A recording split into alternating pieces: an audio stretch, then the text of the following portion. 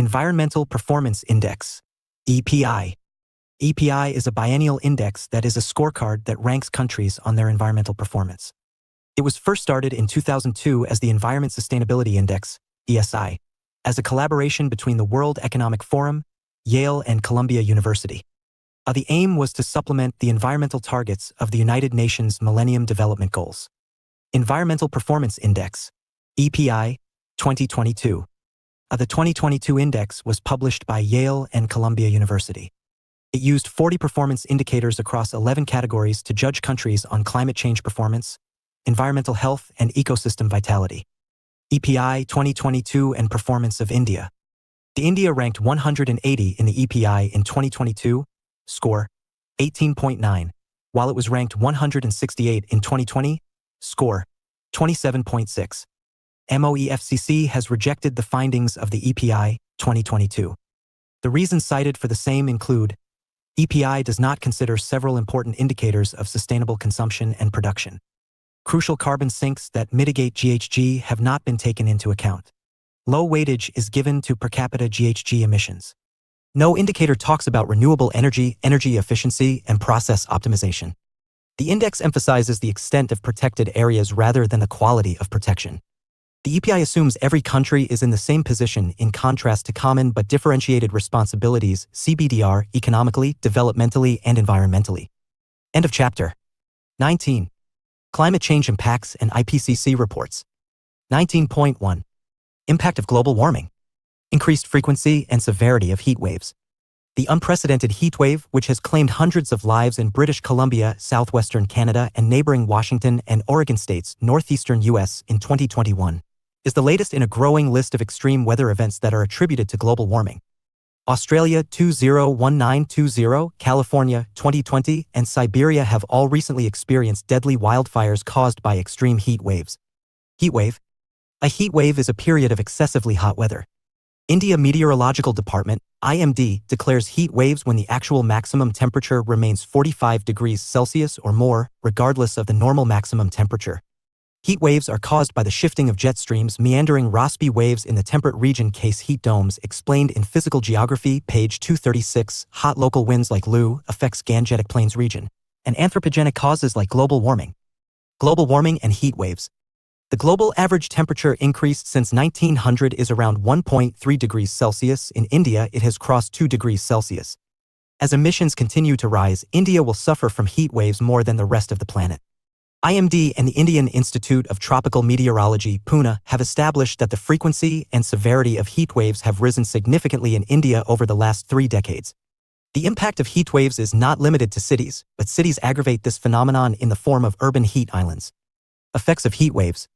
Sunstroke results in body temperature greater than 40 degrees Celsius and vital organ failure. In 2015, over 2,300 people died in India, reportedly due to heat waves. A record heat wave in July 2021 killed more than 500 people in Western Canada. Reduced human output. Due to adverse effects on mental health, the body works best in a narrow range of body temperature, 36 to 37.5 degrees Celsius. Economic cost. Increased expenditure on cooling appliances creates a positive feedback mechanism and enhances global warming. Heat wave, more cooling appliances, more emissions, severe heat waves, and the cycle repeats. Ecological damage, reduced biological activity and carbon sequestration. Forest fires. One of the worst consequences of heat waves in temperate regions are wildfires. This is evident in the 2019 to 2020 Australian bushfires and July 2021 Western Canada wildfires. Urban heat islands. An urban heat island is an urban or an industrial area that has temperatures considerably higher than its surrounding rural areas. Both share the same climate, primarily due to anthropogenic reasons. Causes behind urban heat islands. Heat-trapping concrete and asphalt have very low albedo or low reflectivity, replace natural vegetation and water, reduced evaporation and evapotranspiration. High-rise buildings that offer more surface area for heat absorption. High vehicle density and heat released from their engines. High pollution levels and high concentrations of GHGs like CO, thermal power plants, and vehicles. GHGs, aerosols, particulate matter, etc. are good at absorbing outgoing infrared radiation. Cooling appliances like air conditioners release heat into the surroundings. Bad monsoons because of less evaporation of water from vegetation, evapotranspiration, and soil. Heat islands at night. Cities used to cool down during the night, but nowadays they are trapping this heat overnight. ACs, pollution, and a close and dense network of buildings are the primary reasons for the urban heat islands at night. UPSC 2013 bring out the causes for the formation of heat islands in the urban habitat of the world. 2013. Albedo of different surfaces. Of a surface is the proportion of sunlight that the surface can reflect back into space. Fresh snow has the highest albedo, reflects back 80 to 90% of the incident sunlight. Dark asphalt used to road construction and in the roofing of buildings has very low albedo, 5%. Marine heat waves. UPSC 2019, how do ocean currents and water masses differ in their impacts on marine life and the coastal environment? Give suitable examples. Answer in 250 words. Marine heat waves occur when ocean temperatures for a particular oceanic location are unusually extremely warm for an extended period and time of year. They can occur in summer or winter and have a significant impact on marine ecosystems and world weather patterns. IPCC Special Report on the Ocean and Cryosphere in a Changing Climate (SROC) on Marine Heat Waves. Today's oceans are experiencing unprecedented conditions with increased temperatures, further ocean acidification, marine heat waves, and more frequent extreme El Niño and La Niña events. Communities close to coastal environments, small island nations, polar areas, and high mountains are particularly vulnerable to changes such as rising sea levels and shrinking glaciers. Communities in other areas are affected by extreme weather events exacerbated by ocean warming. Marine heat waves. Marine heat waves have become twice as frequent in the past 4 decades and are lasting longer. The report finds that human activities are responsible for 84 to 90% of the marine heat waves that occurred in the last decade. By 2081, the frequency of marine heat waves could jump by 20 to 50 times. Impact on marine productivity. Marine heat waves have resulted in large-scale coral bleaching, which takes more than 15 years for corals to recover from. Marine heat waves reduce the mixing between water layers and, consequently, the supply of oxygen and nutrients for marine life. The Pacific Ocean, which had seen such unusually warm water, had boosted the growth of toxin-producing algae and suppressed the growth of small organisms at the base of the ocean food chain. Impact on weather patterns. The direct cause of marine heat waves is weak winds. A more pronounced effect of marine heat waves would be on global wind circulation and ocean currents. The IPCC report indicates the Atlantic Meridional Overturning Circulation (AMOC) explained in PMF IAS Physical Geography, page 308, which ensures a northward flow of warm, salty water in the upper layers of the Atlantic and a southward flow of colder, deep waters has already weakened. Any substantial weakening of the AMOC would cause a further decrease in productivity in the North Atlantic, more storms in northern Europe, less Sahelian, southern part of Sahara Desert, summer rainfall and South Asian summer rainfall, a reduced number of tropical cyclones in the Atlantic, an increase in regional sea level along the northeast coast of North America, the report warns. More severe cyclonic storms. IPCC says there is emerging evidence of an annual increase in the percentage of Category 4 and 5 storms. These storms sustain their strength further by feeding on the moisture over warm ocean waters. Increased incidence of wildfires. Increased incidence of wildfire creates a positive feedback loop exacerbating global warming. Australia's bushfires are getting severe. Australia, where the summer starts around October, is known to be the most fire-prone of all continents. This is mainly because Australia is also the driest inhabited continent.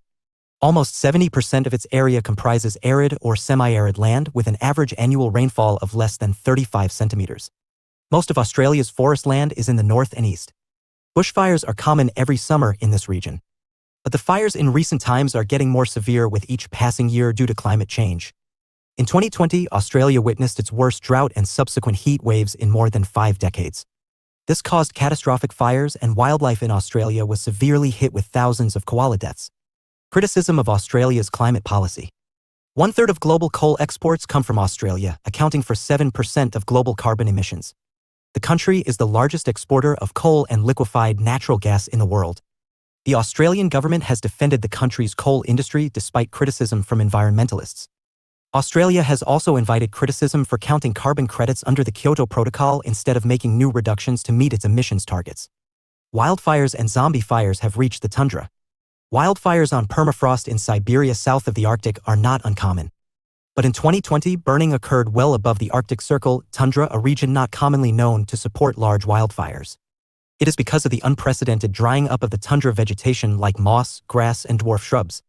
Also, the zombie fires are becoming more frequent in the once frozen tundra north of the Arctic Circle.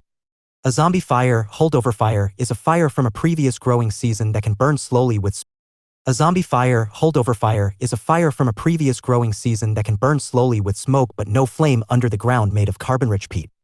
Concerns: the fires and record temperatures have the potential of turning the carbon sink into a carbon source. Shrinking cryosphere. The areas of snow or ice which are subject to temperatures below 0 degrees Celsius for at least a part of the year compose the cryosphere. Continental ice sheets found in Greenland and Antarctica, ice caps, glaciers, areas of snow, glaciers of Alps, Himalayas, and permafrost, Siberia, frozen parts of the ocean, rivers, lakes, etc. are all part of the cryosphere. Glaciers from almost half of natural world heritage sites, such as the Campa Glacier in the Himalayas, may disappear entirely by 2100 if emissions continue at the current rate, an IUCN study warns. The study predicts glacier extinction in 21 of the 46 natural world heritage sites with glaciers. Role of cryosphere. Snow and ice have the highest albedo, reflect heat from the sun, heat budget. Glaciers and high snow-covered mountains supply freshwater to many parts of the world. The cryosphere is most sensitive to climate shifts. Hence, it acts as the Earth's black box. Ice accumulates layer over layer. Studying the vertical ice column helps understand past global changes in climate. Consequences of shrinking cryosphere: glaciers. Water scarcity and water wars between nations. Loss of ecologically rich and important coastal wetlands. Distress migration of coastal inhabitants due to the submergence of major coastal cities. Submergence of small island developing states, first to suffer the consequences of climate change. Disastrous changes in major weather patterns. Groundwater resources of the coastal regions will also be severely affected by salinization. Reduced hydroelectric power generation due to the abnormal behavior of glaciers will further increase dependence on fossil fuels. The widespread vanishing of animal populations due to habitat loss will add more species to the threatened and extinct list. Vegetation change. As a result of the thawing of snow, the amount of arable land in high-latitude regions is likely to increase with the reduction of the amount of frozen land. At the same time, arable land along the coastlines is bound to be reduced as a result of rising sea levels and saline water inundations. The tundra will return to swamps, loss of forest, loss of carbon sink, and the permafrost is thawing, exposing the subsurface carbon sinks. Surge-type glaciers and disasters. Surge-type glaciers are glaciers that have shown advancement in volume and length over a period. They go against the normal trend of considerable reduction in the volume and length of most glaciers. Surging glaciers do not flow at a constant speed but rather are subjected to cyclical flow instabilities. These types of glaciers can give rise to catastrophic glacial lake outburst floods when they break due to global warming. New sea routes in the Arctic region. The Arctic region is warming up twice as fast as the global average. The Northern Sea Route, NSR, which would connect the North Atlantic to the North Pacific through a short polar arc, is slowly opening due to ice melting. Models predict that this route could be ice-free in summer by 2050. New shipping routes. The opening of the Arctic presents huge commercial and economic opportunities, particularly in shipping, energy, fisheries, and mineral resources. Commercial navigation through the NSR is the most tempting. The distance from Rotterdam to Yokohama will be cut by 40% compared to the Suez route.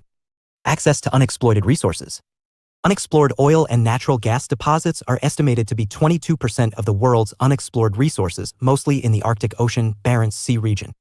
Mineral deposits, including 25% of the global reserves of rare earths, are buried in Greenland. Challenges associated with the new opportunities. Mining and deep-sea drilling carry massive costs and environmental risks. UPSC 2017, How does the cryosphere affect global climate? 2017. Unlike Antarctica, the Arctic is not a global common. No treaty governs it, only the UN Convention of Law of the Sea, UNCLOS, deals with it. Large parts of it are under the sovereignty of the 5 littoral states, Russia, Canada, Norway, Denmark, Greenland, and the US, and exploitation of the new resources is well within their rights and can trigger fresh territorial conflicts. UPSC 2018, Why is India taking keen interest in resources of Arctic region?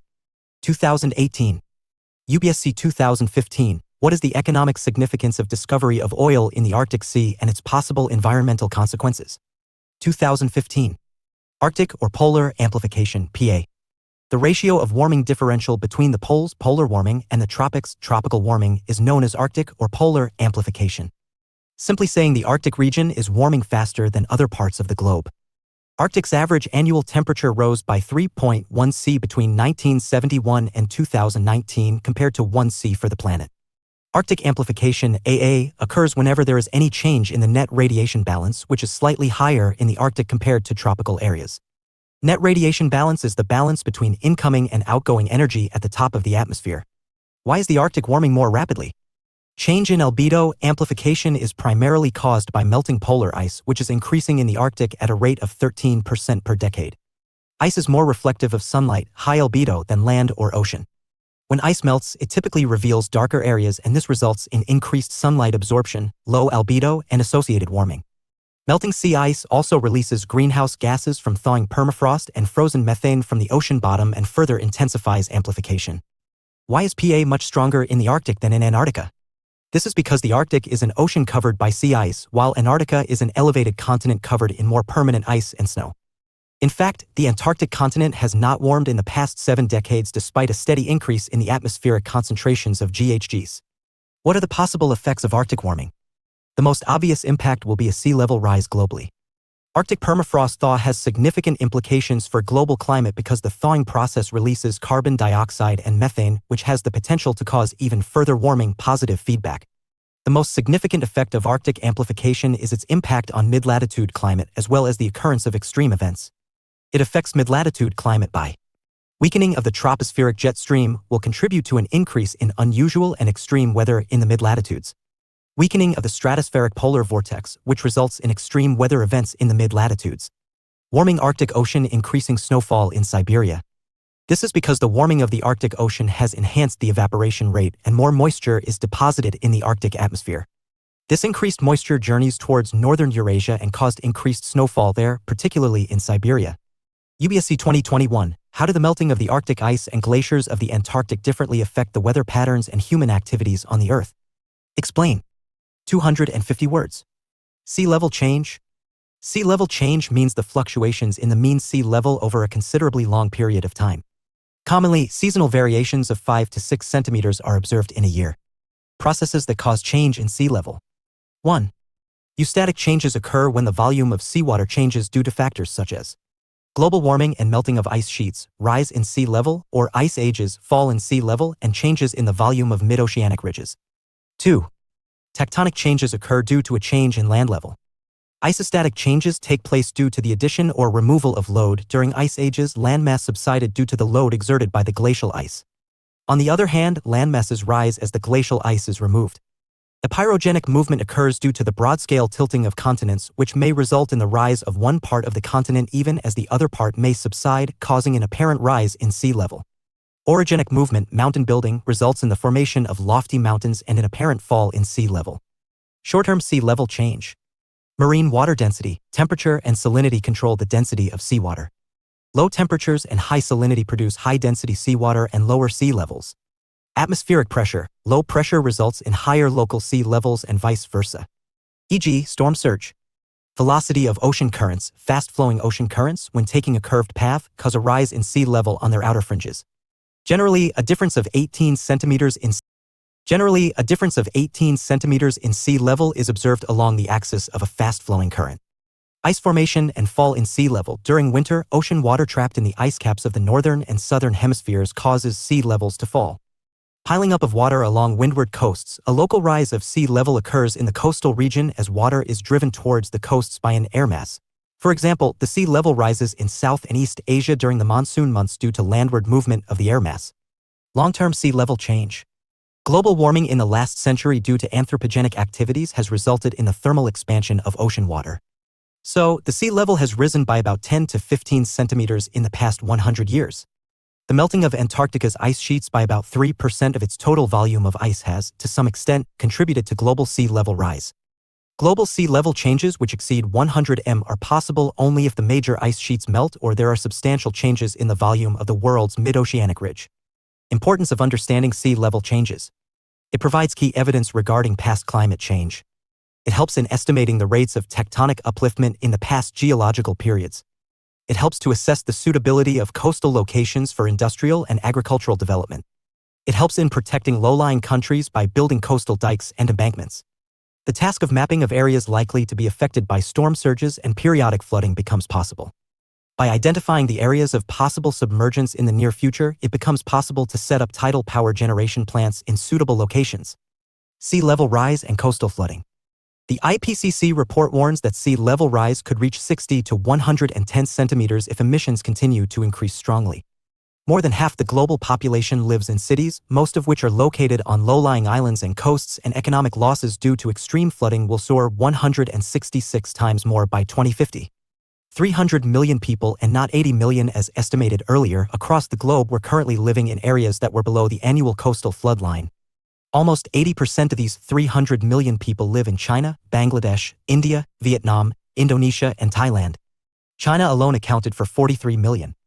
In each of several dozen major cities, including Bangkok, Hong Kong, Shanghai, Taizhou, Surabaya, Dhaka, Mumbai, Ho Chi Minh City, and Osaka, millions will find themselves in flood zones. Vulnerable areas in India. 36 million people along the Indian coastlines currently live on land that will fall below the annual flood level by 2050, exposing them to risks of flooding. Bhuj, Jamnagar, Porbandar, Surat, Bharuch, and Mumbai are much more susceptible to rising sea levels. On the eastern side, almost the entire coastline of West Bengal and Odisha have been found under threat. UPSC 2017 Climate Change is a global problem. How India will be affected by climate change. How Himalayan and coastal states of India will be affected by climate change. UPSC 2023, the Intergovernmental Panel on Climate Change, IPCC, has predicted a global sea level rise of about 1 meter by AD 2100. What would be its impact on India and the other countries in the Indian Ocean region? Answer in 250 words. Small island developing states are the biggest losers. Small island developing states, SIDS, are islands that are relatively remote, vulnerable to environmental challenges such as climate change, and generally small in size. The SIDS were recognized as a distinct group of developing countries in June 1992 at the UN Conference on Environment and Development, 1992 Earth Summit. Most of the SIDS are coral islands formed on shallow atolls. Hence, they are highly vulnerable to sea level rise. Barbados Program of Action, 1994. The United Nations Program of Action on the Sustainable Development of Small Island Developing States is popularly referred to as the Barbados Program of Action, BPA. It is a policy document that addresses the economic, environmental, and social developmental vulnerabilities facing islands and outlines a strategy to mitigate those vulnerabilities. It remains the only internationally approved program specific to small island developing states, SIDS. Mauritius Strategy, 2005. It is a 10-year comprehensive review of the Barbados Program of Action, BPA. The outcome was the adoption of the Mauritius Strategy for the further implementation of the BPA. In 2016, the Marshall Islands sued India, Pakistan, and Britain in the International Court of Justice for failing to halt the nuclear arms race. To check the phenomenon of sea level rise, the Oceans and Coastal Areas Program Activity Center was set up in 1987 under the aegis of the United Nations Environment Program, UNEP, to identify the countries facing the maximum risk of submergence. Small island developing states. Regional sea level rise, SLR. Globally, of the 68% area that is prone to coastal flooding, over 32% can be attributed to regional SLR. SLR is not uniform across the world. For instance, the gravitational pull of the polar ice sheets has different effects on sea levels in different parts of the world, which means regional SLR can be higher or lower than the global SLR. How much of a threat is SLR? Cities that regularly feature in the lists endangered by climate change are Guangzhou, Jakarta, Miami, and Manila. In 2019, Indonesia's President Joko Widodo announced that the country's capital would be relocated from Jakarta to the province of East Kalimantan on the lesser populated island of Borneo. The combination of climate change and heavy congestion continues to bury Jakarta, the world's fastest sinking city, by about 25 centimeters into the ground every year. The situation looks grim for Mumbai as well. As per some projections, climate change is expected to inundate significant sections of Mumbai by 2050. Ways of protecting against SLR. A special report on the ocean and cryosphere in a changing climate published by the IPCC noted that well-designed coastal protection could both reduce expected damages and be cost-efficient for urban and densely populated areas. Indonesia's government launched a coastal development project called a Giant Sea Wall or Giant Garuda. Garuda is the name of a bird from Hindu mythology and is Indonesia's national symbol in 2014. Northern European Enclosure Dam, NEED, enclosing all of the North Sea, is a planned measure to protect 25 million people and essential European economic regions from rising seas due to CC. The idea involved constructing 2 dams of a combined length of 637 kilometers to protect Northern Europe against unstoppable SLR. It was identified that other regions such as the Persian Gulf, the Mediterranean Sea, the Baltic Sea, and the Red Sea that could benefit from similar enclosures. Tropical cyclones are becoming more severe.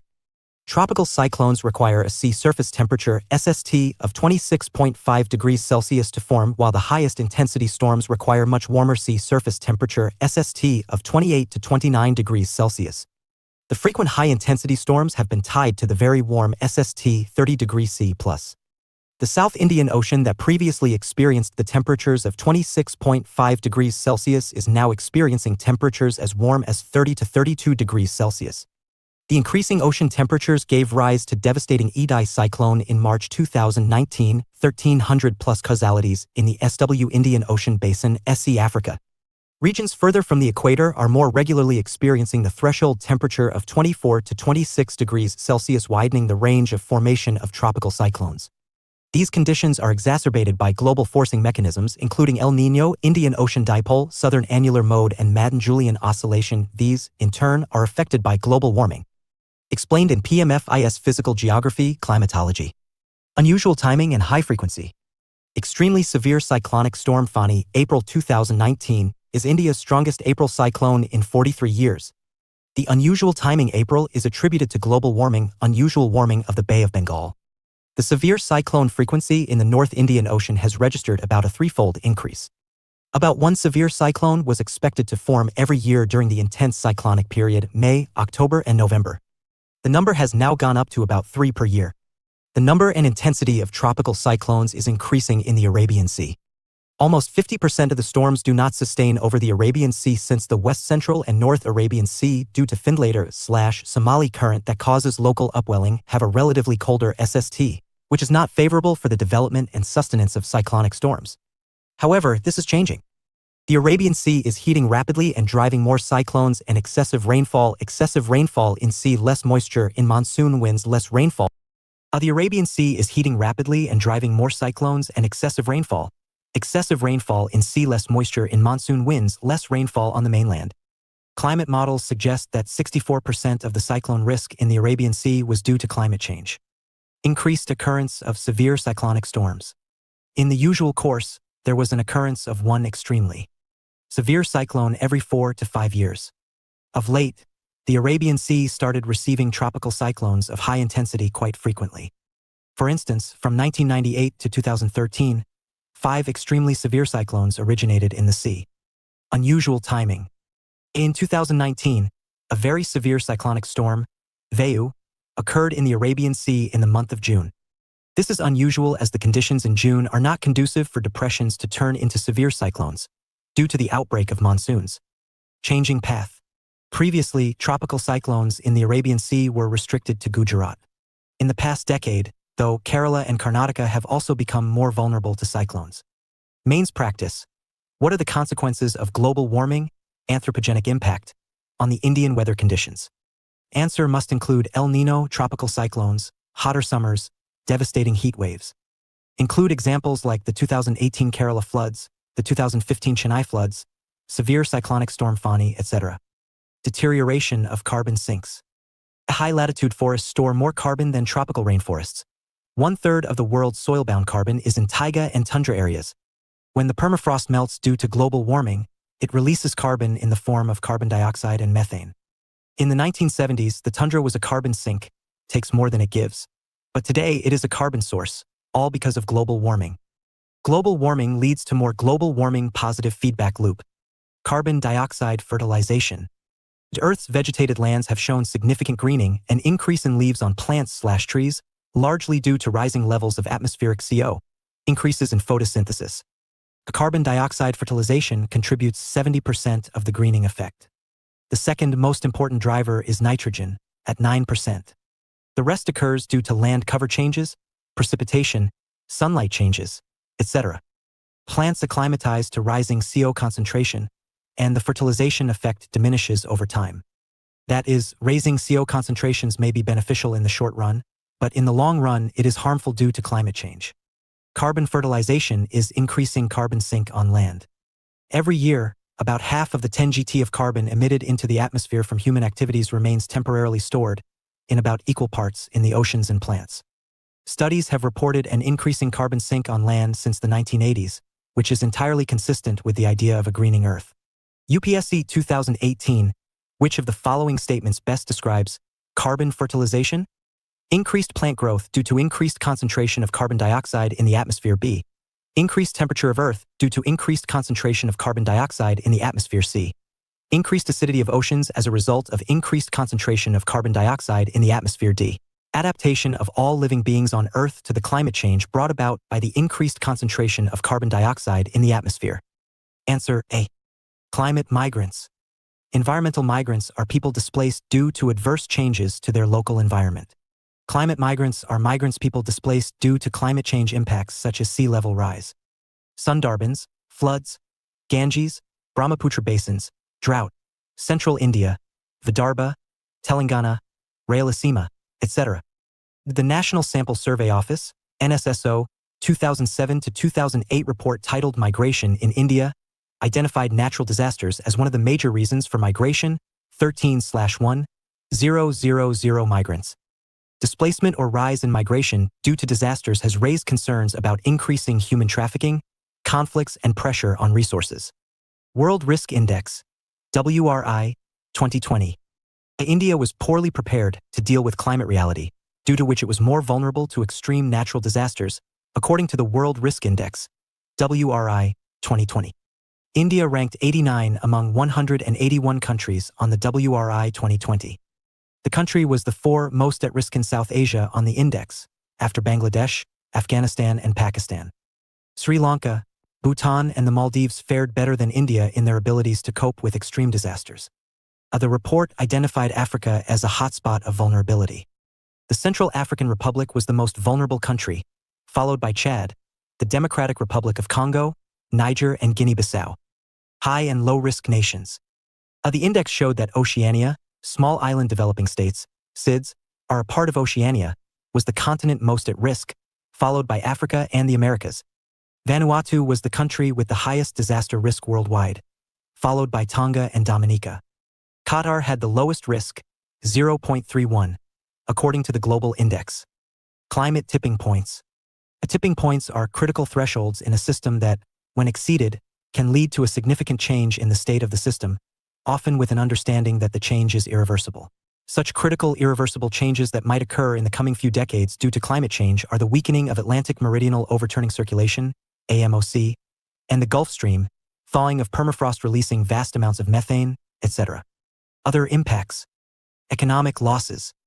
Economic losses suffered involve money spent on adaptation to climate change, costs involved in moving from submerging areas to higher ground, rebuilding post-extreme climatic events, money spent on climate change mitigation, like carbon sequestration. The economic losses suffered due to the emission of 1 ton of carbon dioxide into the atmosphere is termed the social cost of carbon. It is expressed as the dollar value of the losses suffered. India's country-level social cost of carbon emission was estimated to be the highest at $86 per ton of CO. It means the Indian economy will lose $86 by emitting each additional ton of CO. India is followed by the US, where the economic damages would be $48 per ton of CO emissions. UPSC 2020. Which one of the following statements best describes the term social cost of carbon? It is a measure in monetary value of a long-term damage done by a ton of CO emissions in a given year. B. Requirement of fossil fuels for a country to provide goods and services to its citizens, based on the burning of those fuels. C. Efforts put in by a climate refugee to adapt to live in a new place. D. Contribution of an individual person to the carbon footprint on the planet Earth. Answer A. Ocean deoxygenation. Ocean deoxygenation is the expansion of oxygen minimum zones, OMZs, in the world's oceans as a consequence of anthropogenic emissions of carbon dioxide. OMZs are found in areas where an interplay of physical, ocean stratification, and biological, less photosynthesis, processes create a pool of water where oxygen concentrations fall, anoxic zones. The warmer oceans cause deoxygenation both because oxygen is less soluble in warmer water and through temperature-driven stratification. Effects of deoxygenation of oceans. As oceans lose oxygen, they become more acidic, resulting in shellfish having their shells degraded. Reduction in the cycling of elements such as carbon, nitrogen, and phosphorus, which are essential for life forms. Dying of fish in large numbers due to less phytoplankton to feed on. Biodiversity loss. The bleaching of coral reefs, ocean rainforests, and loss of plankton due to warming seas will adversely affect marine food chains, causing a great loss of marine biodiversity. Food and health security at risk. A climate change affects crops by impacting irrigation, insolation, as well as the prevalence of pests. Increased frequencies of droughts, floods, storms, and cyclones are likely to increase agricultural production variability. Rising temperature would increase fertilizer requirement and result in higher GHG emissions, ammonia volatilization, and cost of crop production. A moderate warming, an increase of 1 to 3 degrees Celsius in mean temperature, is expected to benefit crop yields in temperate regions, while in lower latitudes the crops will take a hit. However, the natural calamities due to global warming can offset the benefits in temperature regions. A lack of fresh water during droughts and contamination of supplies during floods compromise hygiene, thus increasing rates of diseases like cholera and diarrhea. The spread of diseases, like malaria, etc., in the tropics will put more pressure on the healthcare sector. 19.2. Coral bleaching or coral reef bleaching. Coral reef bleaching is a typical stress response of corals to various disturbances. However, in recent times, global warming and its associated phenomena like marine heat waves, changing rainfall patterns, etc., have resulted in large-scale coral bleaching, which takes more than 15 years for corals to recover from. Coral reefs. Coral reefs are made up of calcareous skeletons of thousands of tiny marine organisms called coral polyps. They belong to the phylum Cnidaria and are related to anemones and jellyfish, cnidarians. Polyps occur in different forms and colors, depending upon the nature of the salts they are made of. Polyps are shallow, warm-water organisms with soft bodies covered by calcareous skeletons. The polyps extract calcium salts from seawater to form these hard, tubular skeletons. Small marine plants, algae, also deposit calcium carbonate, contributing to coral growth. Polyps live in colonies on the seafloor as a cemented calcareous rocky mass, collectively called corals. When the coral polyps die, they shed their skeleton, coral, on which new polyps grow. The cycle is repeated for millions of years, leading to the accumulation of layers of corals. The shallow layers of corals created by the depositions of corals are called coral reefs.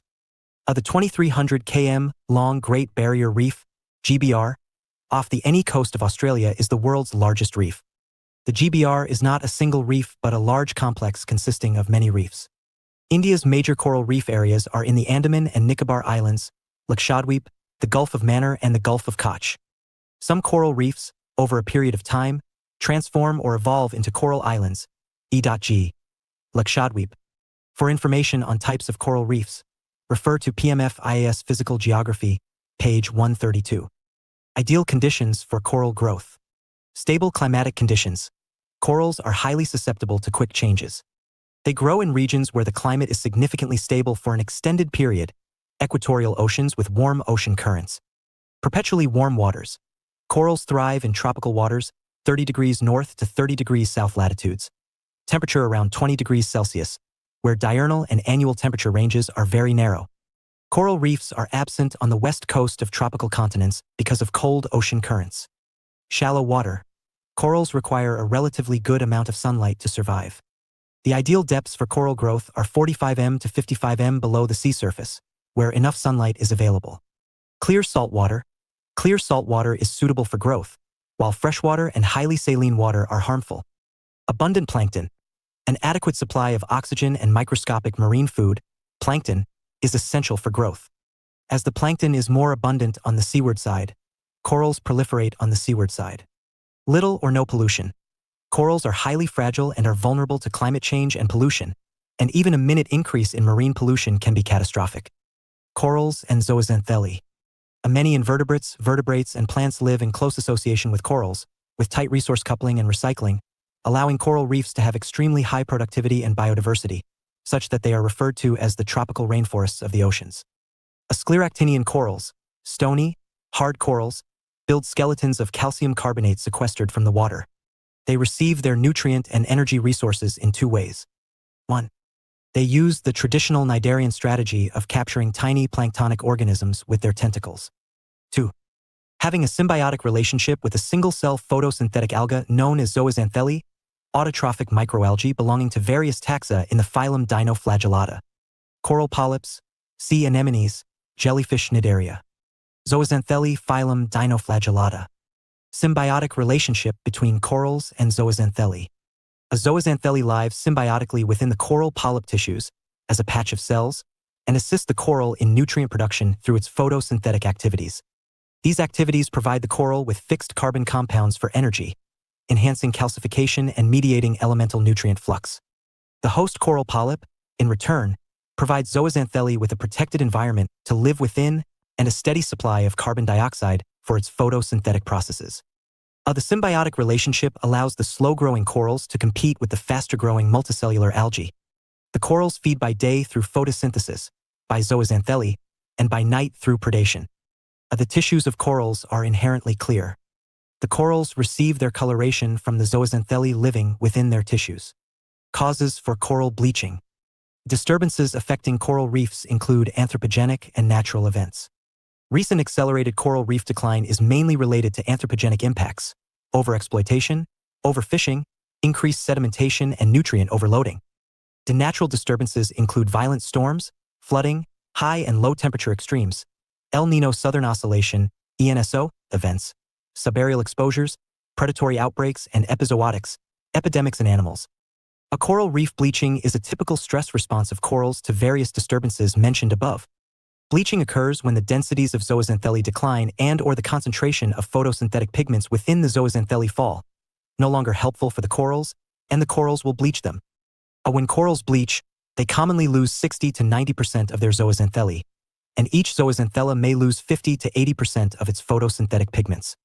If the stress-causing bleaching is not too severe and decreases in time, the affected corals usually regain their symbiotic algae within several weeks or a few months. If zooxanthellae loss is prolonged, i.e., if the stress continues, zooxanthellae populations do not recover, and the coral host eventually dies. Ecological causes of coral bleaching. Temperature changes. A coral species, similar to most marine species, live within a relatively narrow temperature range. Small temperature changes over many weeks or anomalously large changes, 3 to 4 degrees Celsius, over a few days will result in coral dysfunction and subsequent coral bleaching. Coral bleaching events have occurred mainly during the protracted warming periods, summer seasons. They are also reported to have occurred during low wind velocity, clear skies, calm seas, and low turbidity. These conditions favor localized heating and high ultraviolet UV radiation, which readily penetrates clear sea waters. The corals contain UV-absorbing compounds, but rising temperatures mean a reduction in their concentration. Bleaching events also occur during sudden temperature drops accompanying intense upwelling episodes, El Niño, and seasonal cold air outbreaks. Ocean acidification. While the rising temperatures have increased the frequency and intensity of bleaching, acidification has reduced corals' calcifying ability. UPSC 2019 assessed the impact of global warming on the coral life system with examples. Subaerial exposure. Sudden exposure of corals to the atmosphere during extreme low tides, ENSO-related sea level drops, or tectonic uplift can potentially induce bleaching. The consequent exposure to high or low temperatures, increased solar radiation, desiccation, and seawater dilution by heavy rains could all play a role in zooxanthellae loss. Inorganic nutrients. Rather than causing coral reef bleaching, an increase in ambient elemental nutrient concentrations, e.g., ammonia and nitrate, increases zooxanthellae densities 2 to 3 times. Although eutrophication, excessive nutrients that result in harmful algal blooms, is not directly involved in zooxanthellae loss, it could cause secondary adverse effects such as lowering corals' resistance to diseases. Xenobiotics. Xenobiotics are chemical substances that are foreign to animal life. When corals are exposed to high concentrations of chemical contaminants like copper, herbicides, and oil, coral bleaching happens. Epizootics. Most coral diseases cause patchy or whole colony death due to sloughing, shedding of soft tissues resulting in a white skeleton, not to be confused with bleached corals. Bleaching may also be beneficial. Research has revealed that corals consistently exposed to lower stress levels may develop some resistance to bleaching. Australia's Great Barrier Reef. The Great Barrier Reef, with over 2,900 individual coral reefs, is the world's largest reef system. It is located in the Coral Sea off Queensland, Australia. It is the world's most prominent single structure made by living organisms and can be seen from outer space. The reef is a habitat of the dugong, sea cow, and green turtle. It was selected as a World Heritage Site in 1981. According to IUCN, Australia's Great Barrier Reef is in a critical state and deteriorating as climate change warms up the waters in which it lies. Its IUCN conservation status has been downgraded from significant concern to critical because of frequent mass bleaching events in the past 6 years. An UN-backed mission recommended that the Great Barrier Reef be added to the list of endangered World Heritage Sites. Not yet. The threat of coal mining. Australia is one of the world's largest exporters of fossil fuels. The reef has been under threat due to coal mining, gas extraction, and port construction for mining ships. In 2018, the Australian government approved Adani's $16.5 billion Carmichael coal mining project in Galilee Basin, one of the largest untapped coal reserves in Queensland, Australia. The mine will be connected to the Abbott port operated by Adani. The project produces thermal coal, coal for power generation, metallurgical coal, coke is used in steelmaking. There were massive protests against the project. In February 2023, Australia, which is highly dependent on coal for electricity generation, for the first time rejected a new coal mining application, citing the open-pit mine's potential harm to the nearby Great Barrier Reef. The project would have had unacceptable impacts on fragile seagrass meadows that feed dugongs. Biorock technology for coral restoration. The Zoological Survey of India attempted to restore coral reefs using biorock in the Gulf of Kutch. If successful, biorock technology could potentially help to restore the degraded coral reefs. Biorock is the substance formed by mineral accretion or electroaccumulation of minerals on steel structures that are placed on the seabed and are connected to a power source like floating solar panels. The technology works by passing a small amount of electrical current through electrodes in the water. When electric current flows between the anode plus V and cathode V placed on the sea floor, calcium ions combine with carbonate ions and adhere to the cathode as calcium carbonate (CaCO). This electroaccumulated calcium carbonate is termed biorock.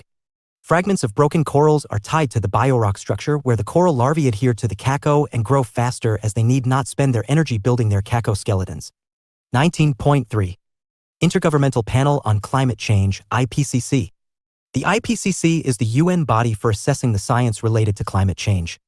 It was established by the United Nations Environment Programme (UNEP) and the World Meteorological Organization (WMO) in 1988. The IPCC produces reports that support the UNFCCC. IPCC reports cover all relevant information to understand the risk of human-induced climate change, its potential impacts and options for adaptation and mitigation.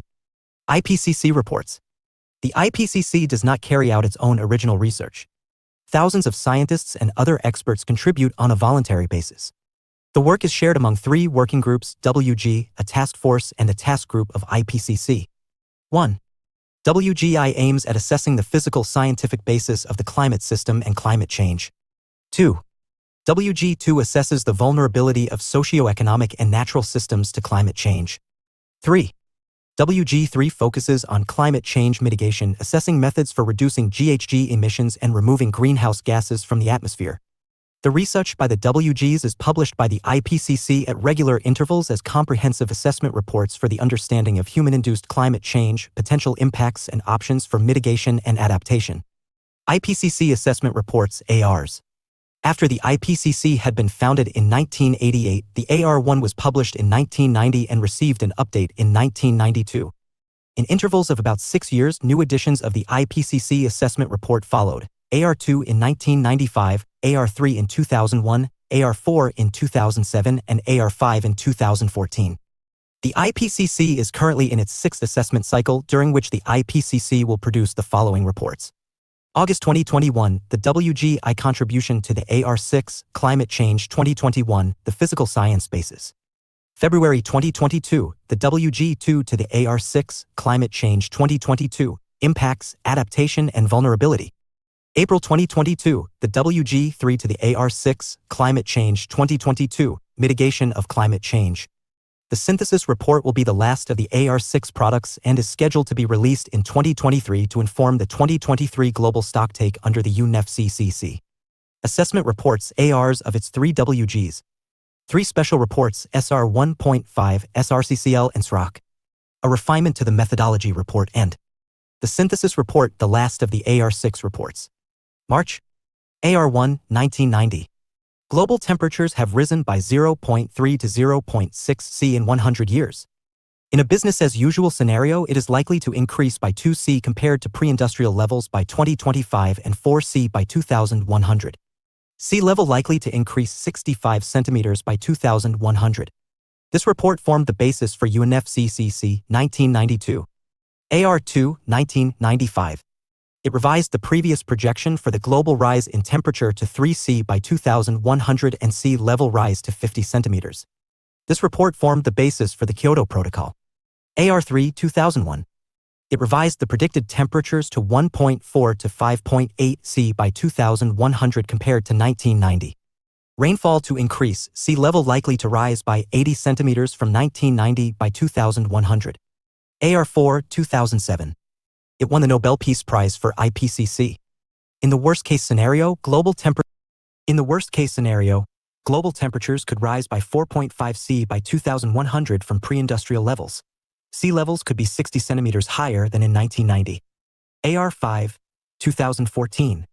Temperatures rise by 2100 could be 4.8 C from pre-industrial times. Atmospheric concentrations of CO2, CH4 and N2O were at unprecedented levels in the last 800,000 years. To more frequent and longer heat waves, virtually certain. A large fraction of species faces extinction. This report formed the scientific basis for the Paris Agreement. WGI to AR6, February 2021. The global average air temperature may rise by more than 1.5 degrees Celsius mark over pre-industrial levels between 2021 and 2040. For the first time, IPCC has said that the 1.5 degrees Celsius warming was inevitable even in the best-case scenario. With 1.5 degrees Celsius of global warming, there will be increased heat waves, longer warm seasons, and shorter cold seasons.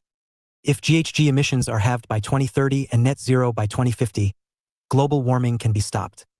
The report supports India's argument that historical cumulative emissions are the source of the climate crisis the world faces today.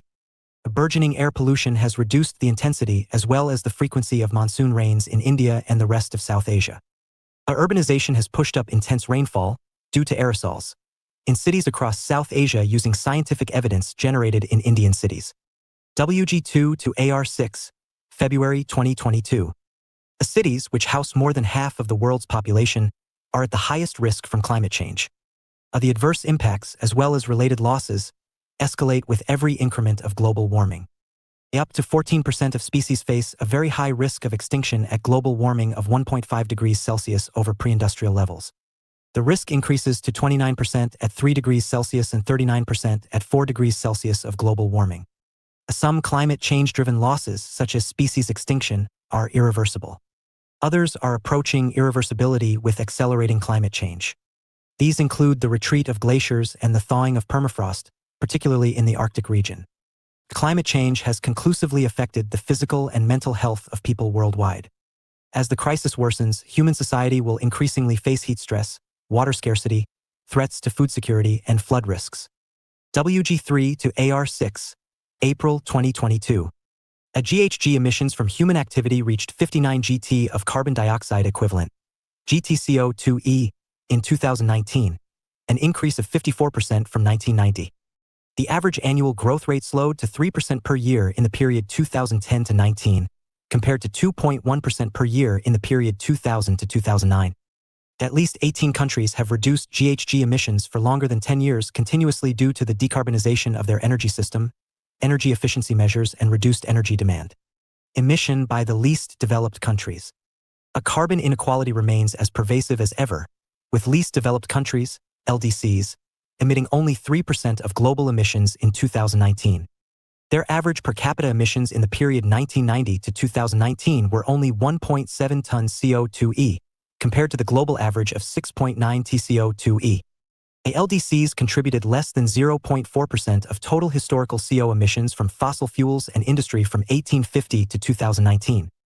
Globally, 41% of the world's population lived in countries emitting less than 3 TCO2e per capita in 2019.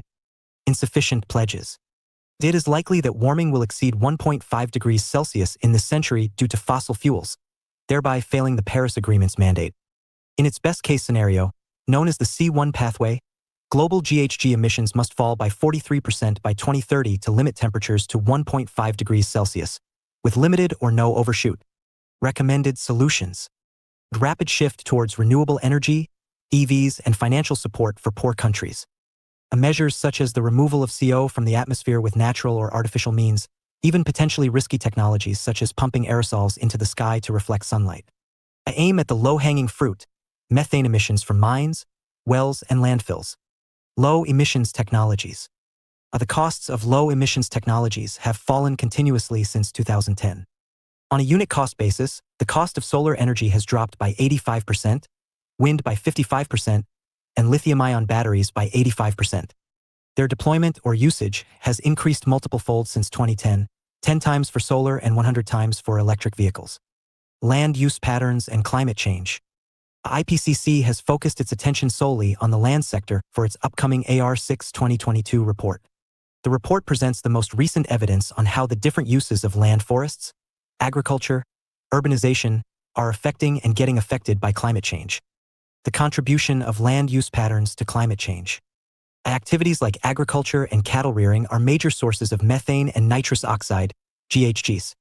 If pre-production activities like cattle rearing and post-production activities like transport and food processing are considered, then food production could contribute as much as 37% of all GHG emissions every year.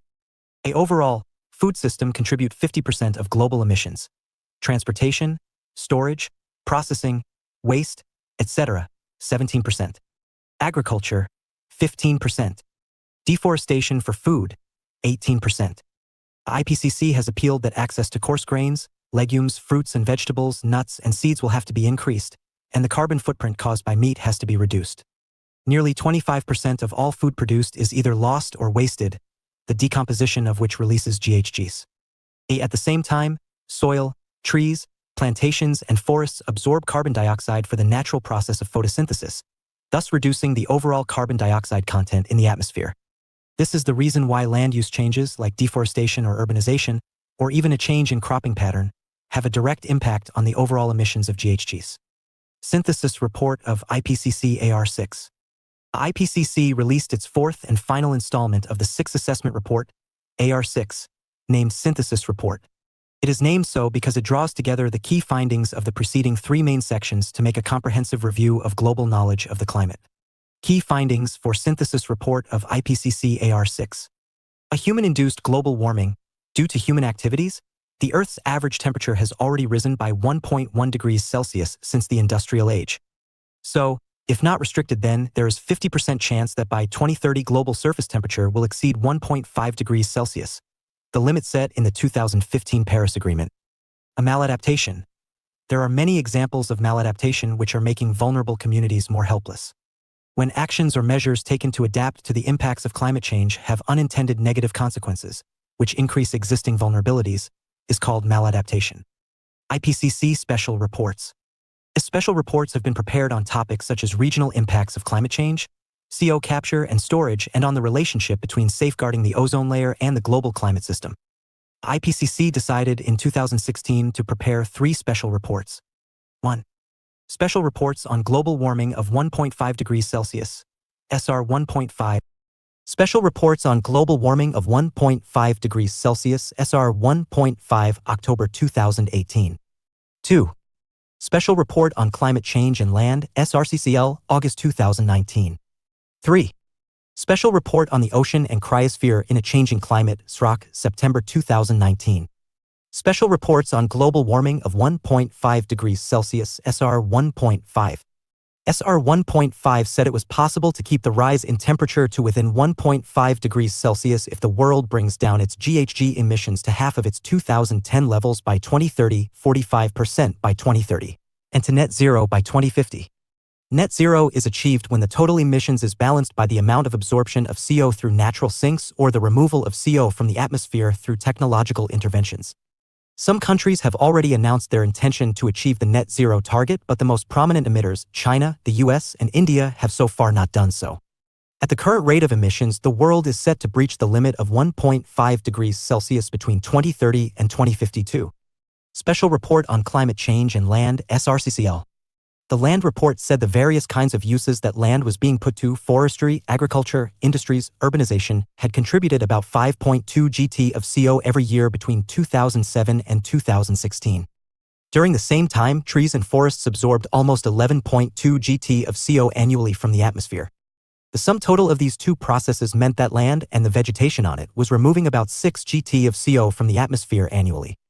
The land report also pointed out that the global food system, including agriculture, cattle rearing, food processing, transportation, and energy, could account for as much as a third of all greenhouse gases. It said nearly 25% of all food produced globally was either lost or wasted. IPCC Special Report on the Ocean and Cryosphere in a Changing Climate, SROC. IPCC SROC report updates scientific literature available since 2015 since the 5 assessment report. The SROC report summarizes the disastrous impacts of warming based on current projections of global GHG emissions. Ocean warming. The global ocean has taken up more than 90% of the excess heat in the climate system. Since 1993, the rate of ocean warming has more than doubled. Marine heat waves have very likely doubled in frequency since 1982 and are increasing in intensity. The ocean is warming, becoming more acidic and losing oxygen. The rising temperatures are starving the upper layers of the water of oxygen, suffocating marine life, creating growing dead zones, and disrupting the circulation of ocean currents, disruptive weather on land. Long lag times at work in oceans mean that some of these changes will inevitably intensify over centuries, even if the world stopped emitting all its GHGs tomorrow. Sea level rise. The sea levels are rising because of the thermal expansion of ocean waters due to rising temperatures as well as due to the melting of glaciers and polar ice. 50% of coastal wetlands have already been lost over the last 100 years. Globally, sea levels are estimated to rise 1.1 meters by 2100 if countries are not able to restrict emissions well below 2 degrees Celsius above pre-industrial levels, as stated in the 2015 Paris Climate Agreement. But even if countries are able to restrict emissions, it is still estimated to rise 30 to 60 centimeters by 2100. Cryosphere. The cryosphere is the frozen water part of the Earth's water system. Polar regions and snow caps of high mountain ranges are all part of the cryosphere. Between 2006 and 2015, the Greenland ice sheet lost ice mass at an average rate of 278 billion tons every year, while the Antarctic ice sheet lost a mass of 155 billion tons on average every year. Snow over areas outside of these two regions, like the glaciers in the Himalayas, together lost an average of 220 billion tons of ice every year.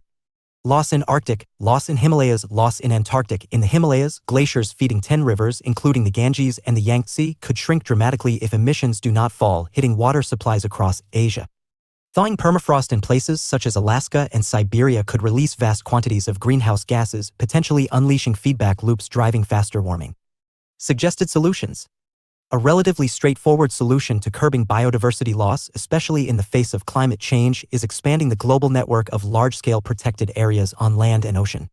The report also highlights an even more challenging component of the solution: rapid reduction of greenhouse gas emissions must be achieved across institutional boundaries. The report calls for a 5-fold increase in nationally determined contributions (NDCs) volunteered by countries under the 2015 Paris Agreement. End of chapter. 20. Climate change mitigation. 20.1. Climate change mitigation measures.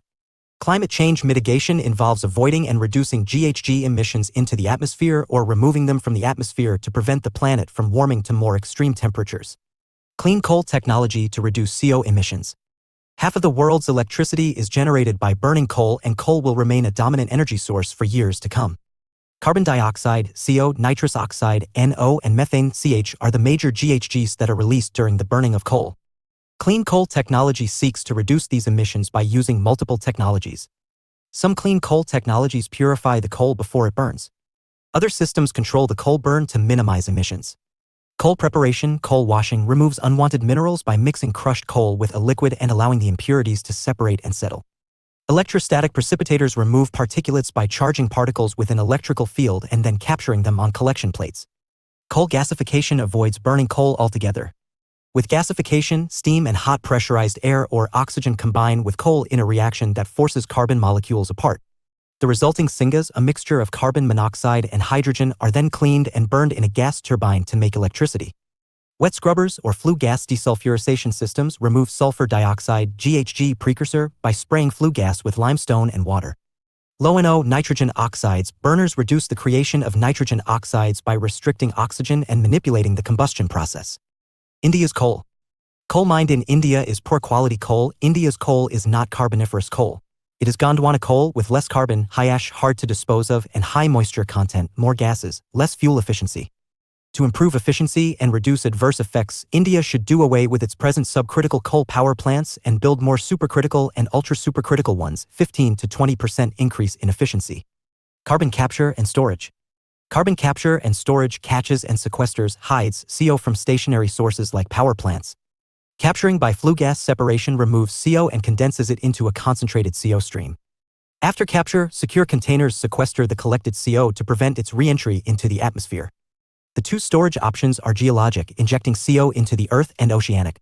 Depleted oil or gas fields and deep saline aquifers safely store CO while coal seams absorb it.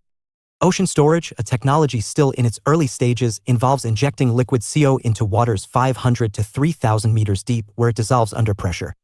However, this method would slightly decrease pH acidification and potentially harm marine habitats. Carbon Capture Utilization and Storage, CCUS. CCUS is the process of capturing CO emissions and either using them to make useful things, utilization, or permanently storing them thousands of feet below the surface, carbon sequestration. According to NITI Aayog, CCUS has a critical role to play in the country to have CO emissions by 2050. It will help India to achieve net zero CO emissions by 2070, which India pledged in COP26. CCUS will enable sunrise sectors such as coal gasification and the hydrogen economy in India. It will support the transition from blue hydrogen to green hydrogen by creating technologies and infrastructure for hydrogen production, storage, and transportation. It will make valorization, creating value, of the CO by converting it into different value-added products like green urea, green ammonia, concrete and aggregates, methanol and ethanol, polymers like bioplastics, etc. This contributes towards a circular economy: make, use, reuse, recycle, reduce. Sunrise sector is a new business or business sector showing potential for substantial and rapid growth. Blue hydrogen is hydrogen produced from fossil fuels with carbon sequestration. Green hydrogen is hydrogen produced from renewable power sources. Carbon sink and carbon sequestration. A carbon sink is a natural or artificial reservoir that accumulates and stores some carbon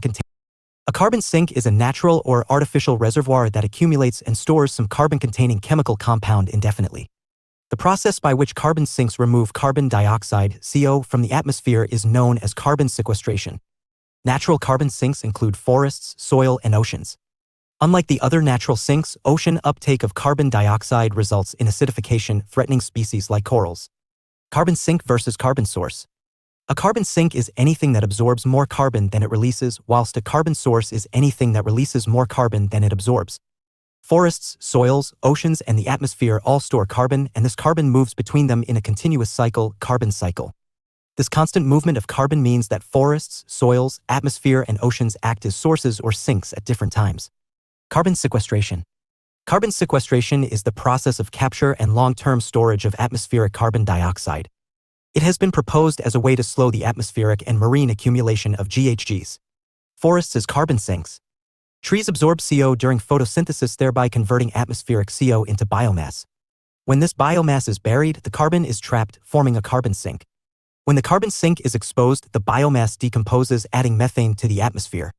When biomass is used as fuel, coal, petroleum, it releases CO into the atmosphere, carbon source. Forests are carbon dioxide sinks when they increase in density or area and become carbon sources when they are degraded, forest degradation. Oceans is carbon sink. Blue carbon is the term for carbon captured by the world's ocean and coastal ecosystems, seagrasses, mangroves, salt marshes, etc. The coastal systems, though much smaller in size than the planet's forests, sequester carbon at a much faster rate and can continue to do so for millions of years. When these systems are damaged, an enormous amount of carbon is emitted back into the atmosphere. UPSC 2017, in the context of mitigating the impending global warming due to anthropogenic emissions of carbon dioxide, which of the following can be the potential sites for carbon sequestration? 1. Abandoned and uneconomic coal seams. 2. Depleted oil and gas reservoirs. 3. Subterranean deep saline formations. Select the correct answer using the code given below. A. 1 and 2 only. B. 3 only. C. 1 and 3 only. D. 1, 2, and 3. Explanation. From the figure it is clear that abandoned coal seams, depleted oil and gas reservoirs can be used for carbon sequestration. Answer, D. All. UPSC 2014, the scientific view is that the increase in global temperature should not exceed 2 degrees Celsius above pre-industrial level. If the global temperature increases beyond 3 degrees Celsius above the pre-industrial level, what can be its possible impacts on the world? 1. Terrestrial biosphere tends toward a net carbon source. 2. Widespread coral mortality will occur. 3. All the global wetlands will permanently disappear. 4. Cultivation of cereals will not be possible anywhere in the world.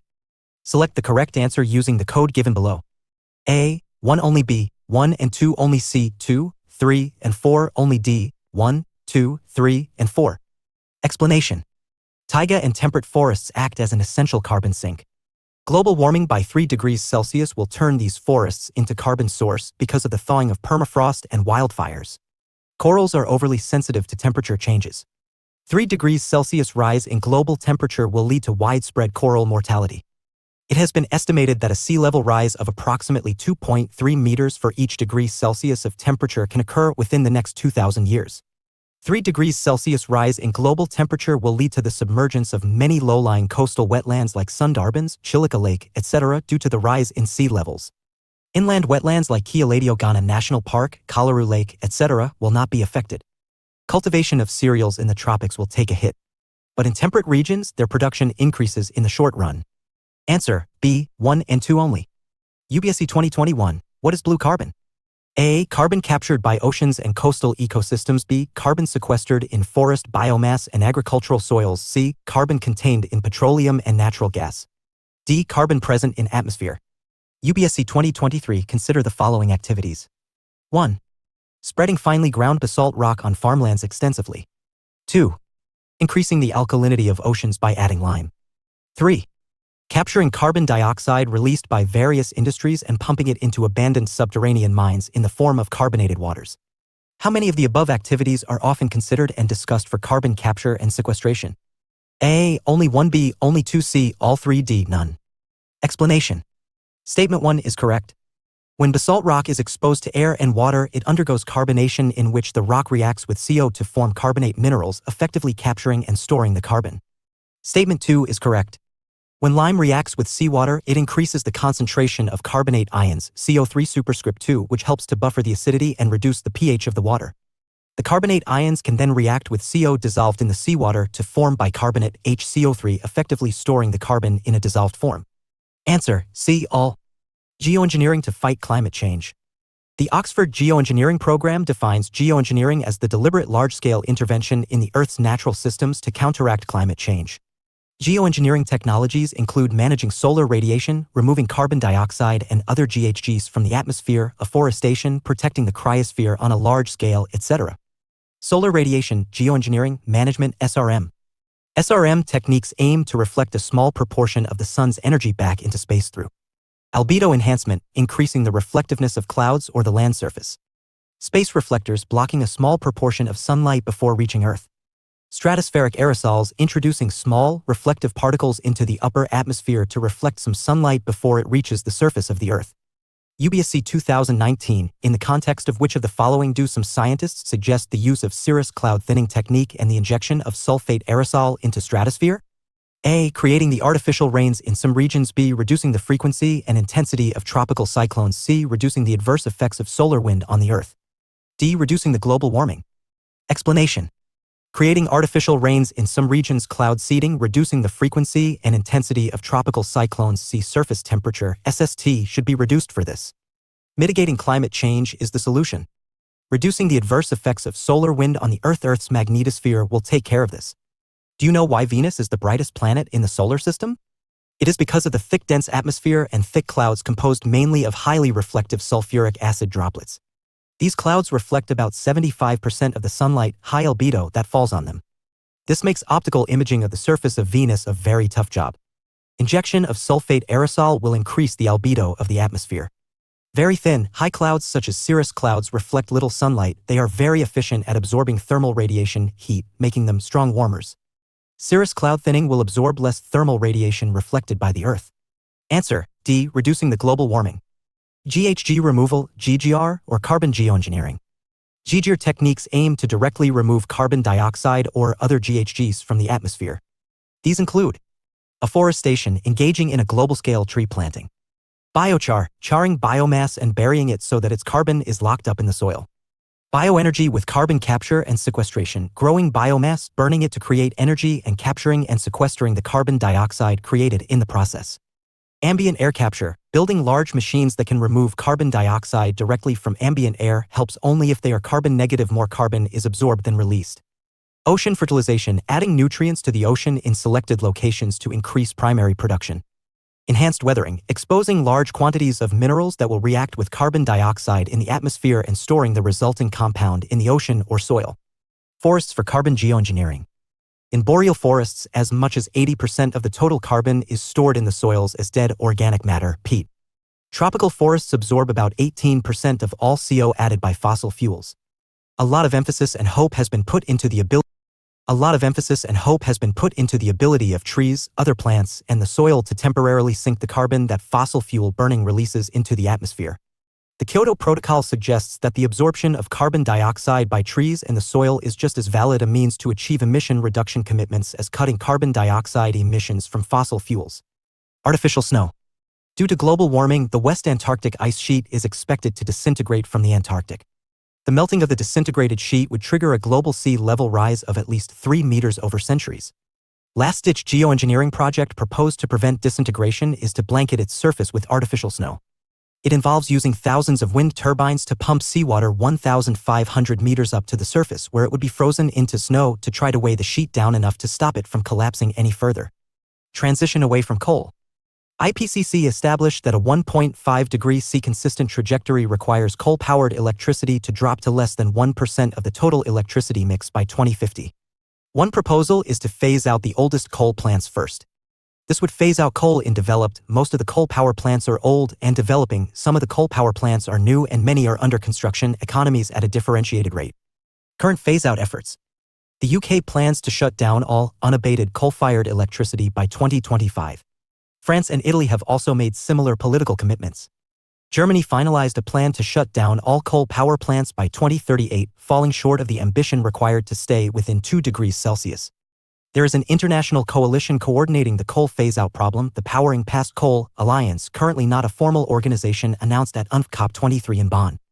The alliance is based on a commitment to phasing out coal in the OECD by 2030 and globally by 2050.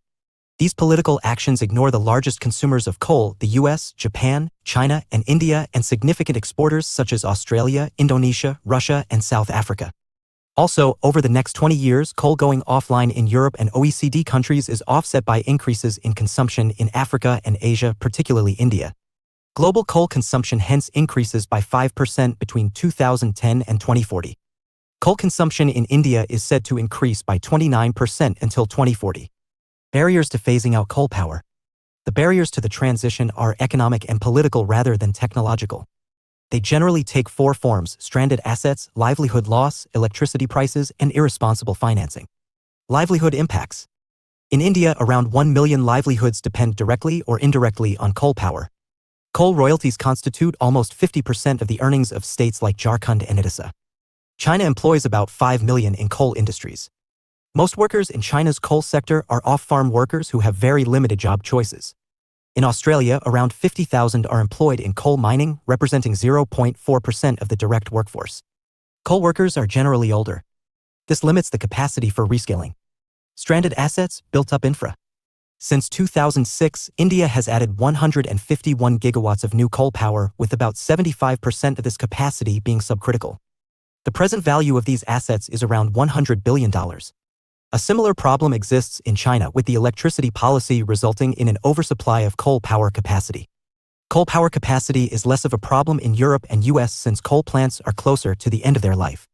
Coal accounted for about 15% of Australia's total export value in 2017. Indonesia is the world's 5th largest producer of coal. Around 80% of Indonesia's coal is exported. Electricity prices. In India, the cost of electricity from recently built coal power plants is still cheaper than that from renewables, although new renewable power is cheaper than proposed new coal power. In addition, investments in battery/storage technology are required for renewable electricity to match the continuous availability of coal-fired power. Electricity tariffs for residential consumers are much lower than tariffs for industrial consumers, making residential consumers less likely to transition to renewable sources. Irresponsible financing. The number of countries using coal power has risen from 66 in 2000 to 78 in 2018. This is driven by larger economies providing finance for fossil-based growth in the developing world. Moreover, G20 members provided higher finance for overseas coal projects than that for renewables. Africa, in particular, is witnessing a rise in coal plants being planned from 2018 onwards. These plants require more than 8 times the region's existing coal capacity. Developed countries are shutting down their coal plants and finding newer markets for their coal in the developing world. Climate-smart cities. Climate-smart refers to an integrated approach to managing landscapes, urban centers, and ecosystems to address interlinked challenges of sustainable development and climate change. Making cities more Resilient, sustainable, inclusive, and safe is one of the United Nations Sustainable Development Goals, SDG 11. Cities are responsible for 70% of GHG emissions, UNDP report, and face severe consequences because of it: heat waves, urban heat islands, water crises, flooding, epidemics, conflicts, etc. Modifying the heat-generating and heat-retaining nature of cities is a critical part of making them resilient, sustainable, inclusive, and safe, climate-smart, ultimately reducing their carbon footprint. Lower emissions because of the reduced electricity consumption. Measures required to reduce the heat-retaining nature. Use light asphalt instead of dark asphalt in road construction and roofing. Cool pavements and rooftops designed to reflect more sunlight and absorb less heat. Green roofing, roofs covered with green vegetation. Both the above methods reduce air conditioning. Transition away from heat-absorbent materials towards alternative construction materials and technologies. Decentralization of development and building green cities, e.g., Dallara Smart City Gujarat. Relocate polluting industries away from cities. Increasing tree and vegetation cover within cities. Consider heat waves as natural disasters. Improve the overall ventilation of the cities. Stuttgart, Germany, which is located in a weak wind flow region, has progressively implemented policies to improve ventilation. In Singapore, the government is using urban environmental modeling to design and orient blocks of flats to maximize wind flow and shade in estates. Develop a strategy to incorporate the green belt concept in urban planning and implement building codes that entail passive cooling practices, use energy from the environment to dissipate heat. Double glazing, reducing heat transfer by using 2 panes of glasses with space between them filled with heat-trapping gases like argon. Evaporative cooling via fountain, heat is lost in the form of latent heat of evaporation. Indirect radiant cooling, heat is transferred from low-conducting materials like humans and furniture to high-conducting materials like metals. Cooling Singapore, a case study. Multi-institute initiative called Cooling Singapore aims at developing a roadmap towards reducing the urban heat island (UHI) effect in Singapore and thereby also improving outdoor thermal comfort (OTC). Components of Cooling Singapore. Green roofs/eco-roofs. It involves the placing of a vegetative layer such as plants, shrubs, grass, and/or trees on rooftops. Vertical greenery. It involves the growing of vegetative elements on the external facade of the building envelope. They are also called living walls and vertical gardens. Vegetation around buildings. It can provide shade to pedestrians, buildings, and ground surfaces. Green pavements. They reduce the amount of artificial material on urban pavements by replacing natural soil elements with grass. Macro-scale urban greening. The large-scale vegetation increase in urban areas focusing on big urban parks, forests, and natural reservoirs. Urban farming. It involves producing food within urban areas. Singapore district cooling. Centralizing the cooling plants saves 40% of electricity. Measures taken in India. Cool roof and cool pavement programs, which are already a component of Indian cities' heat action plans, involve lightening roof and pavement colors to reduce heat absorption. The National Mission on Sustainable Habitat is aimed at transitioning away from heat-absorbent materials. The Building Material and Technology Promotion Council, BMTBC, under the Union Ministry of Housing and Urban Affairs, MHUA, promotes many alternative materials and technologies. Climate Smart Cities Assessment Framework for a climate-sensitive approach to urban planning. Climate Smart Cities Assessment Framework, CSCF. By 2030, 40% of India's population is expected to live in cities. The MHUA has initiated several missions to manage this growth. Climate Smart Cities Assessment Framework, CSCF, is one such measure. The CSCF initiative intends to inculcate a climate-sensitive approach to urban planning and development.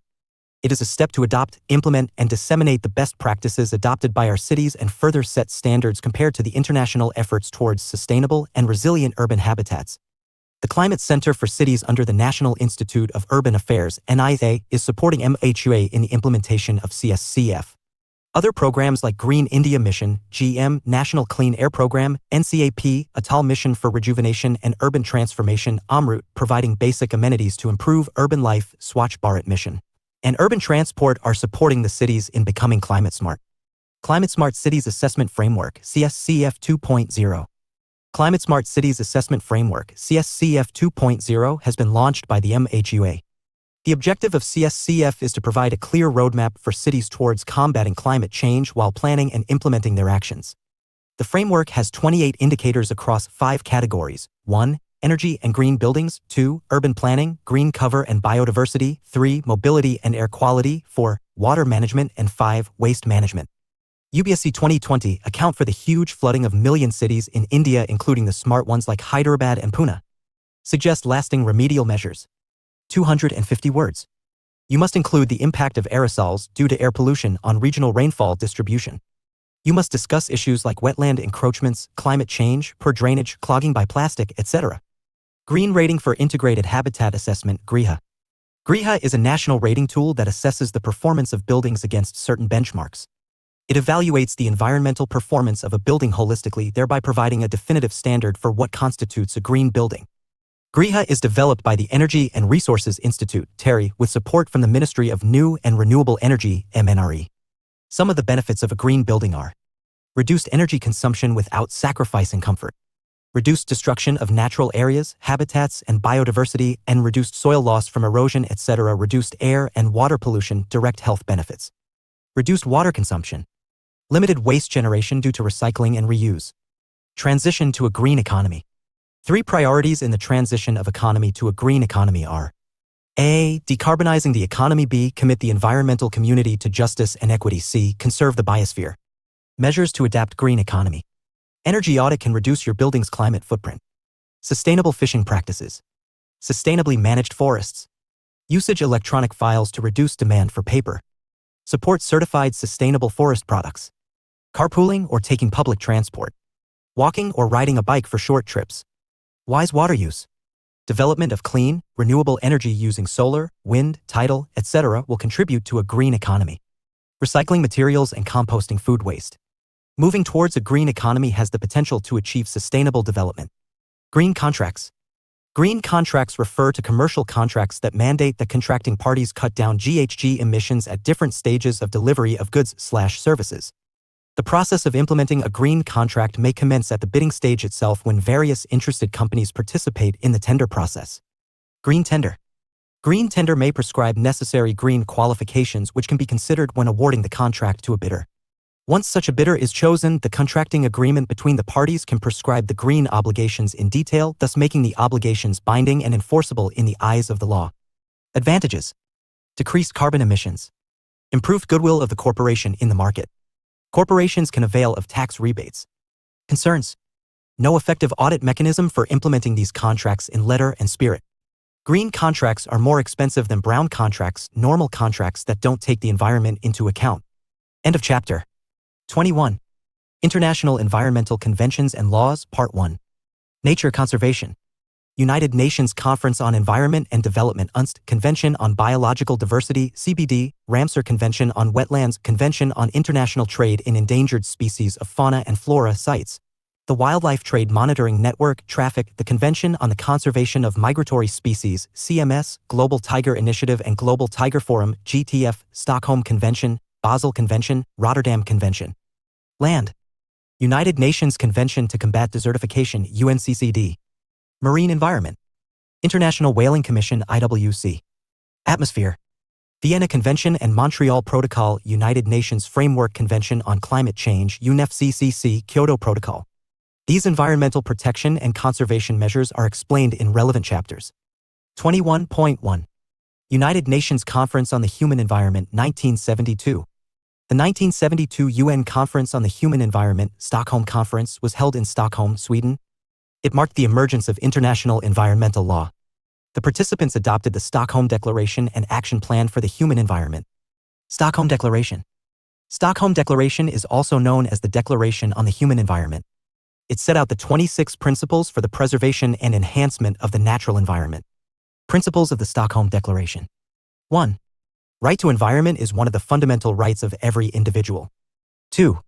Natural resources must be safeguarded for the benefit of the present and future generations. 3. The Earth's capacity to produce renewable resources must be maintained. 4. Wildlife must be safeguarded. 5. Non-renewable resources must be shared and not exhausted. 6. Pollution must not exceed the environment's capacity to clean itself. 7. Marine pollution must be prevented. 8. Create conditions on Earth conducive to human living and socio-economic development. 9. Support by developed countries to tackle underdevelopment and natural calamities. 10. Developed countries must maintain price stability and availability of raw materials for environmental management. 11.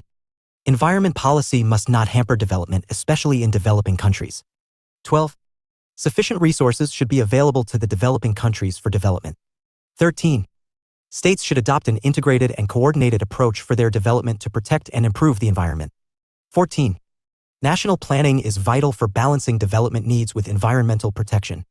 15. Human settlements and urbanization must be planned to avoid environmental problems. 16. Appropriate population policies to balance environmental concerns and development needs. 17. A national institution should manage environmental resources. 18. Create awareness about environmental matters. 19. States must promptly inform potentially affected parties about activities with significant adverse cross-border environmental effects. 20. Promote scientific research and development on matters related to environmental problems. 21. Urgent development in the legal control of acid rain, greenhouse effect, and ozone depletion. 22. Enhance international laws on liability and compensation for victims of environmental pollution. 23. Implement international community standards that are not against the developing states' interests. 24. States should take action for the protection and improvement of the environment on an equal footing. 25. States should ensure the protection of the environment against pollution by appropriate means. 26. Weapons of mass destruction must be destroyed. Importance. The Stockholm Conference motivated countries, including India, to create environmental ministries and agencies. The Department of Environment was created in 1980. Ministry of Environment and Forests, MOEF, in 1985. In 2014, the MOEF was renamed to the Ministry of Environment, Forest, and Climate Change, MEFCC. The Stockholm Conference led to the establishment of the UN Environment Programme, UNEP. 21.2. United Nations Environment Programme, UNEP. UNEP is an agency of the UN. It coordinates the UN's environmental activities. It assists developing countries in implementing environmentally sound policies and practices. It has overall responsibility for environmental problems among UN agencies. UNEP's activities cover various issues related to the atmosphere, marine and terrestrial ecosystems, environmental governance, and the green economy. Other specialized UN agencies like the UNFCCC and UNCCD oversee climate change or combating desertification.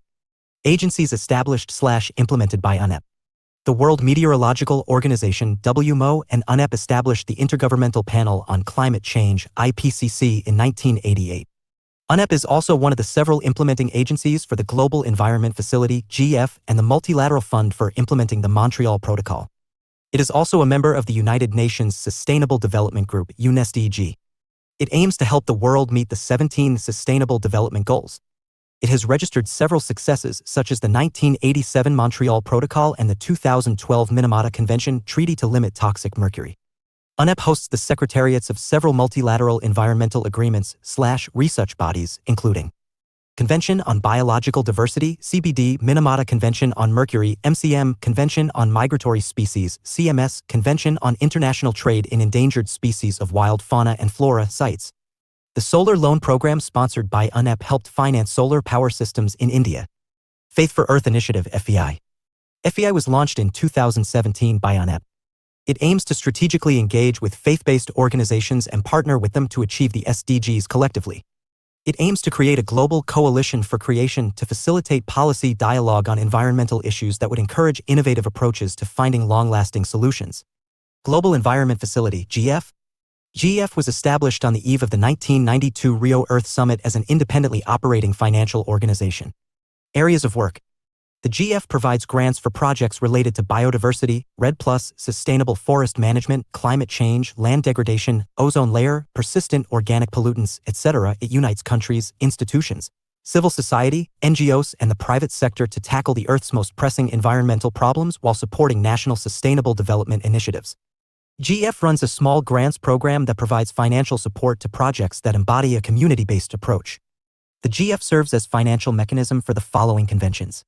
Convention on Biological Diversity, CBD, United Nations Framework Convention on CC, UNFCCC, UN Convention to Combat Desertification, UNCCD.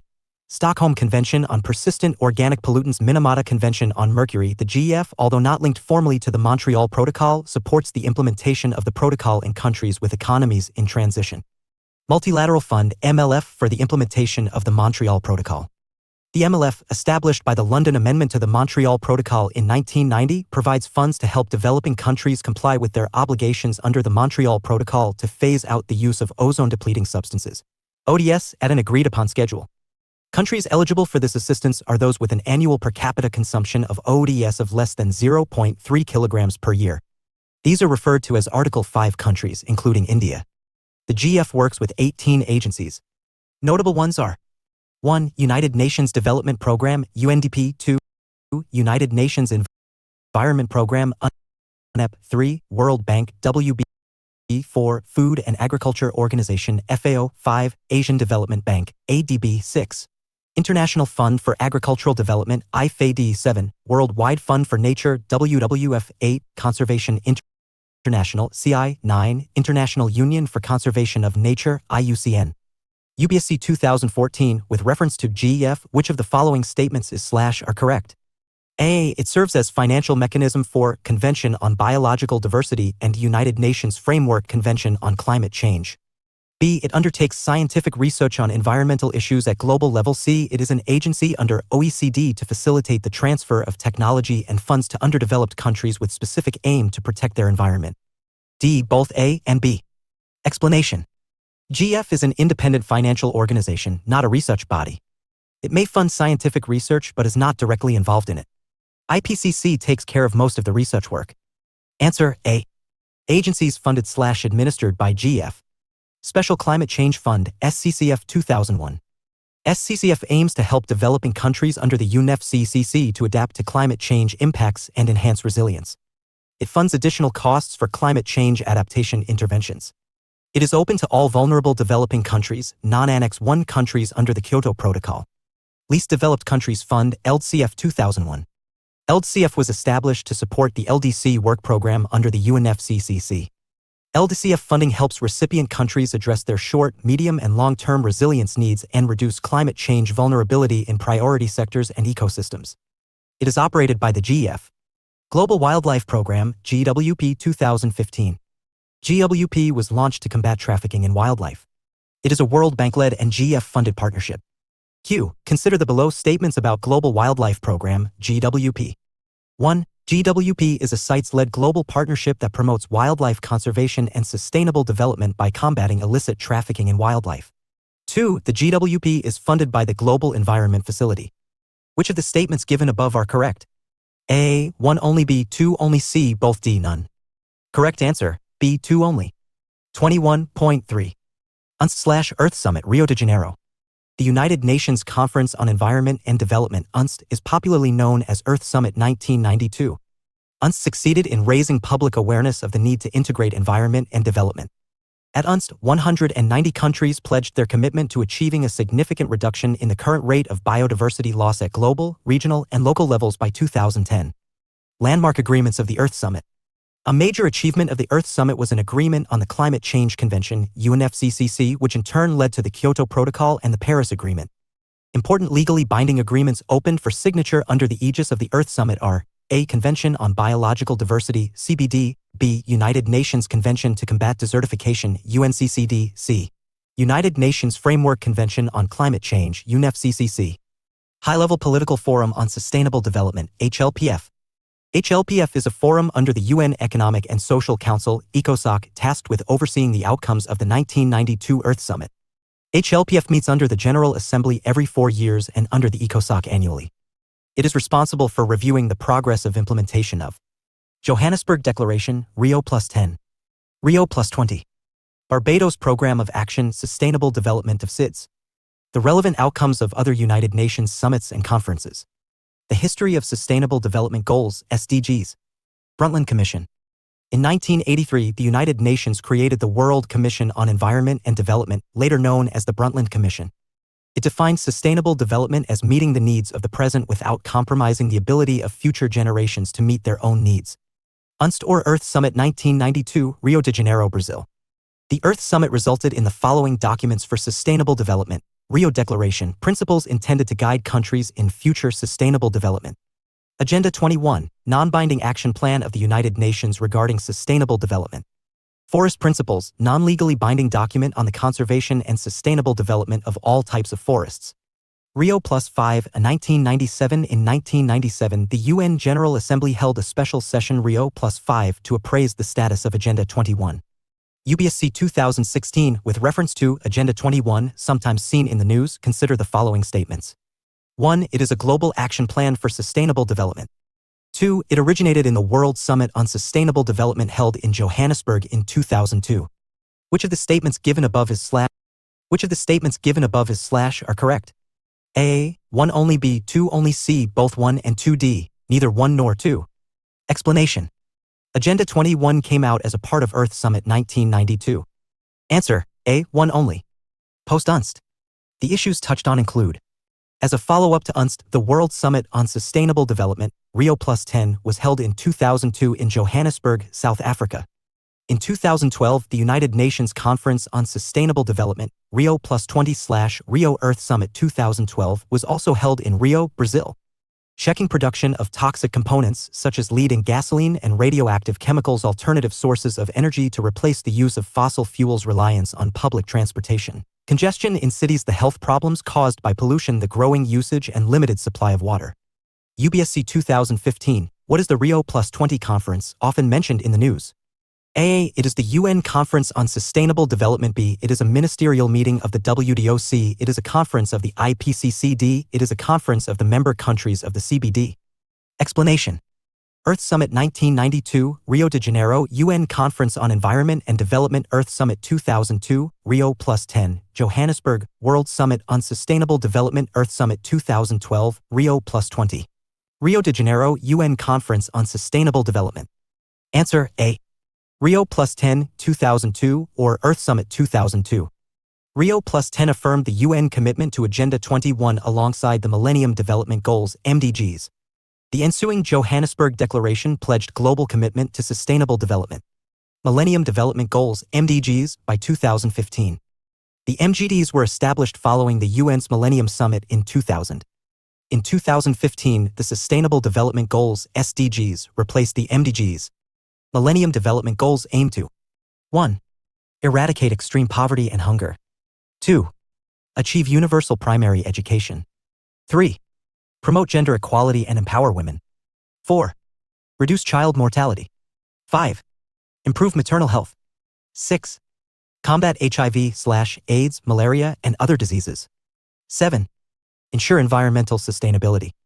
8. Develop a global partnership for development. Rio +20, 2012, or Earth Summit 2012. Rio +20, or Earth Summit 2012, was a 20-year follow-up to the Earth Summit 1992 and a 10-year follow-up to the Earth Summit 2002. The Sustainable Development Goals, SDGs, were born at Rio +20. Since 2015, the SDGs have been included in the Agenda 2030. Partnership for Action on Green Economy page, launched in 2013, is a direct response to the Rio +20 Declaration, The Future We Want. It seeks to assist countries in achieving SDG Agenda 2030, especially SDG 8, promote sustained, inclusive, and sustainable economic growth, full and productive employment. UPSC 2016, consider the following statements. 2016. 1. The SDGs were first proposed in 1972 by a global think tank called the Club of Rome. 2. The SDGs have to be achieved by 2030. Which of the above statements is / are correct? A. 1 only, B. 2 only, C. Both 1 and 2, D. Neither 1 nor 2. Answer. B. 2 only. UPSC 2018, the Partnership for Action on Green Economy page, a UN mechanism to assist countries in transition towards greener and more inclusive economies, emerged at 2018. A. The Earth Summit on Sustainable Development 2002, Johannesburg. B. The United Nations Conference on Sustainable Development 2012, Rio de Janeiro. C. The United Nations Framework Convention on Climate Change 2015, Paris. D. The World Sustainable Development Summit 2016, New Delhi. Answer. B. UN Agenda 2030 Sustainable Development Goals. SDGs are a collection of 17 global goals and their 169 targets set by the UN General Assembly UNGA in 2015 for the year 2030, UNGA Resolution 2030 Agenda. They aim to eradicate poverty in all forms and seek to realize the human rights of all and achieve gender equality. Goal 1. No poverty. End poverty in all its forms everywhere by ensuring equal rights to ownership, essential services, technology, and economic resources. Building resilience to environmental, economic, and social disasters. Goal 2. Zero hunger. Achieve food security and improved nutrition and promote sustainable agriculture by Doubling agricultural productivity and incomes of small-scale food producers, women, tribals, etc. by increasing access to land and eliminating wastage. Maintaining the genetic diversity of seeds and improving land and soil quality. Preventing trade restrictions and distortions in world agricultural markets. Goal 3. Good health and well-being. Ensure healthy lives and promote well-being for all at all ages by reducing maternal mortality and ending all preventable deaths under 5 years of age. Reducing mortality from communicable and non-communicable diseases. Preventing and treating substance abuse. Promoting mental health. Reducing road injuries and deaths. Granting universal access to sexual and reproductive care, family planning, and education. Achieving universal health coverage. Reducing illnesses and deaths from hazardous chemicals and pollution. Implementing the WHO framework on tobacco control. Supporting research, development, and universal access to affordable vaccines and medicines. Increasing the health financing and workforce in developing countries. Improving early warning systems for global health risks. Goal 4. Quality education. Ensure inclusive and equitable quality education and promote lifelong learning opportunities for all by providing free, equal access to pre-primary, primary, and secondary education as well as affordable technical, vocational, and higher education.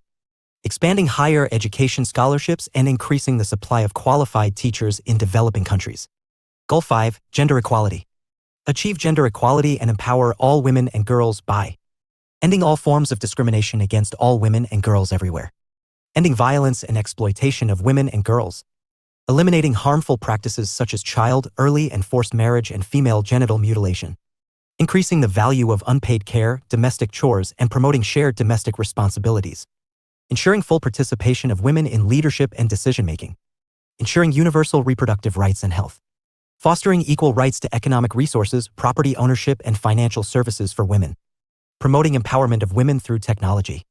Adopting and strengthening policies and enforcing legislation for gender equality. Goal 6. Clean water and sanitation. Ensure availability and sustainable management of water and sanitation for all by providing safe and affordable drinking water. Ending open defecation and providing access to sanitation and hygiene. Ensuring equitable sanitation for addressing the specific needs of women and girls, disabled, aged, etc. Improving water quality, wastewater treatment, and reuse. Increasing water use efficiency and freshwater supplies. Integrated water resources management (IWRM). Protecting and restoring water-related ecosystems. IWRM is a process that promotes the coordinated development and management of water, land, and related resources to maximize the resultant economic and social welfare equitably without compromising the sustainability of vital ecosystems. Goal 7. Affordable and clean energy. Ensure access to affordable, reliable, sustainable, and modern energy for all by increasing the share of renewables. Goal 8. Jobs and growth. Promote sustained, inclusive, and sustainable economic growth, full and productive employment by resource efficiency in consumption and production. Providing full employment and decent work with equal pay. Promoting youth employment, education, and training. Ending modern slavery, trafficking, and child labor. Labor rights and promoting safe working environments. Promoting beneficial and sustainable tourism. Ensuring universal access to banking, insurance, and financial services. Goal 9. Industry, innovation, and infrastructure. Build resilient infrastructure, promote inclusive and sustainable industrialization and foster innovation by increasing access to financial services and markets.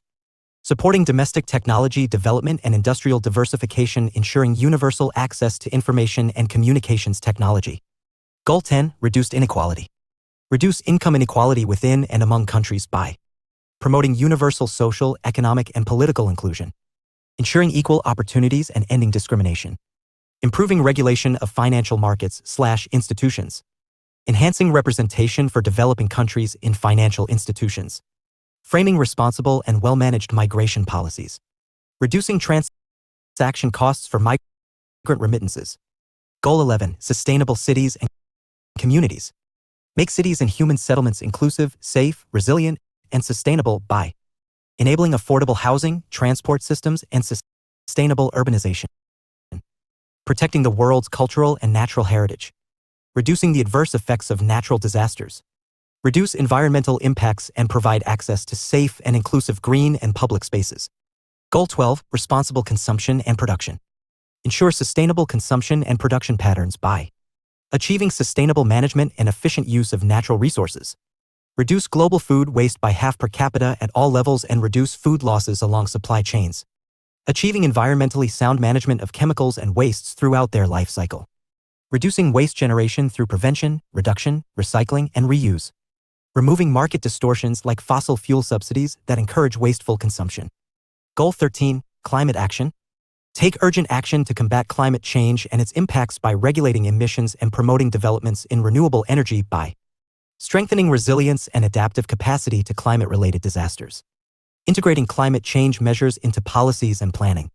Building knowledge and capacity to meet climate change. Implementing the UN Framework Convention on Climate Change, UNFCCC. Goal 14, Life Below Water. Conserve and sustainably use the oceans, seas, and marine resources for sustainable development by marine pollution and ocean acidification and protecting and restoring ecosystems. Supporting sustainable fishing and small-scale fishers. Ending subsidies contributing to overfishing. Increasing the economic benefits from the sustainable use of marine resources. Goal 15, Life on Land.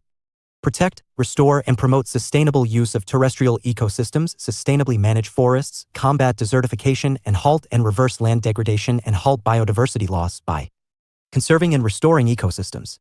Ending desertification and restoring degraded land. Conserving mountain ecosystems, biodiversity, and natural habitats. Reducing urbanization. Protecting access to genetic resources and fair sharing of the benefits. Eliminating poaching and trafficking of protected species. Preventing invasive alien species in all ecosystems. Increasing financial resources to conserve and sustainably use ecosystems and biodiversity. Financing/incentivizing sustainable forest management. Goal 16, Peace, Justice, and Strong Institutions. Promote peaceful and inclusive societies for sustainable development, provide access to justice for all, and build effective, accountable, and inclusive institutions at all levels by protecting children from abuse, exploitation, trafficking, and violence. Promoting the rule of law and ensuring access to justice. Combating organized crime and illicit financial and arms flows. Substantially reducing corruption and bribery. Developing accountable and transparent institutions. Ensuring inclusive and representative decision-making. Providing universal legal identity. Ensuring public access to information and protecting fundamental freedoms. Goal 17, Partnership for the Goals. Strengthen the means of implementation and revitalize the global partnership for sustainable development by assisting developing countries in attaining debt sustainability and investing in least developed countries. Knowledge sharing and cooperation for access to science, technology, and innovation. Sustainable technologies to developing countries. Promoting a universal trading system under the WTO. Removing trade barriers for least developed countries. UPSC Mains 2019 define the concept of carrying capacity of an ecosystem as relevant to an environment. Explain how understanding this concept is vital while planning for sustainable development of a region. Carrying capacity of an ecosystem refers to the maximum levels of the ecological/ecosystem services that an ecosystem can offer sustainably. Beyond the carrying capacity, the ecosystem is severely constrained/degraded. Examples. Indian metropolitan cities have far exceeded their carrying capacity. Agroecosystems in Punjab and Haryana are severely stressed due to rampant groundwater depletion and increased alkalinity. Deforestation and plantation agriculture have exceeded the natural tolerance limits of the Western Ghats. Poverty in the Indo-Gangetic Plains can be attributed to excessive population stress. Hydroelectric power projects and tourism in the Himalayas have exacerbated the disaster potential. The recent case of Joshimatha's geological stresses causing it to sink. Understanding the concept of the carrying capacity of an ecosystem is important for urban planning, sustainable resource extraction, development, population control, wildlife management, etc. 21.5. United Nations Framework Convention on Climate Change, UNFCCC. The UNFCCC is an international environmental treaty that was created under the UN's aegis. It was negotiated in New York in 1992 and signed in 1992 at the Rio Earth Summit, UNST. As of March 2024, the UNFCCC has 198 parties. Role: provide a framework for negotiating specific international treaties called protocols that aim to set binding limits on greenhouse gases, GHGs. UNFCCC itself sets no binding limits. Objective: stabilize GHG concentrations in the atmosphere at a level that would prevent dangerous consequences. Legal effect: it is considered legally non-binding. Conferences of the parties, COP, to UNFCCC. The CP is the UNFCCC's decision-making body. All states parties to the convention are represented at the COP. The COP reviews the implementation of any legal instruments it adopts and promotes the effective implementation of the convention. The parties to the convention met annually from 1995. The 2020 COP was rescheduled to 2021. List of major UNFCCC summits. 1995, COP1, Berlin, Germany. The Berlin Mandate calls to establish specific, legally binding targets and timetables for reducing GHG emissions by developed countries. 1997, COP3, Kyoto, Japan. The Kyoto Protocol established legally binding obligations for developed countries to reduce their GHG emissions. 2002, COP8, New Delhi, India. 2005, COP11/CMP1, Montreal, Canada. Kyoto Protocol was ratified. 2009, COP15/CMP5, Copenhagen, Denmark. 2011, COP17/CMP7, Durban, South Africa. 2012, COP18/CMP8, Doha, Qatar. 2013, COP19/CMP9, Warsaw, Poland. 2014, COP20/CMP10, Lima, Peru. 2015, COP21/CMP11, Paris, France. Concluded the Paris Agreement. 2016, COP22/CMP12, Marrakesh, Morocco. 2017, COP23/CMP13, Bonn, Germany. 2018, COP24/CMP14, Katowice, Poland. 2019, COP25/CMP15, Madrid, Spain. 2021,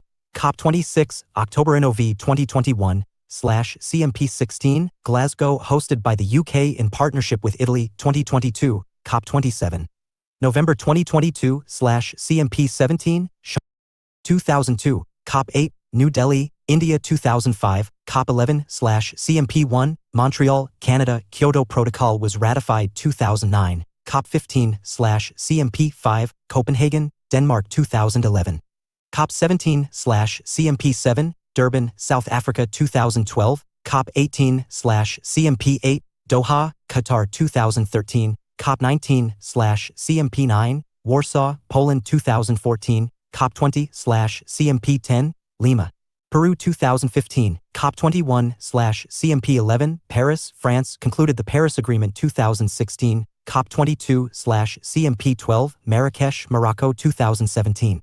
COP23/CMP13, Bonn, Germany. 2018, COP24/CMP14, Katowice, Poland. 2019, COP25/CMP15, Madrid, Spain. 2021, COP26, October. NOV 2021/CMP16, Glasgow, hosted by the UK in partnership with Italy. 2022, COP27, November 2022/CMP17, Sharm el-Sheikh, Egypt. 2023, COP28, NOVDEC 2023/CMP18, Dubai, UAE. COP, Conference of the Parties to the UNFCCC CMP, COP serving as the meeting of the parties to the Kyoto Protocol.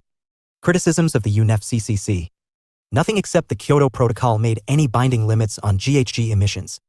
Never achieved its stated goals of reducing the emission of carbon dioxide. It does not cover developing countries that now include the largest CO emitters. Negotiations are governed by consensus, and a small group of countries often block the negotiations. It is easy for developed countries to escape from their responsibility. The United States, one of the biggest polluters, never ratified the Kyoto Protocol.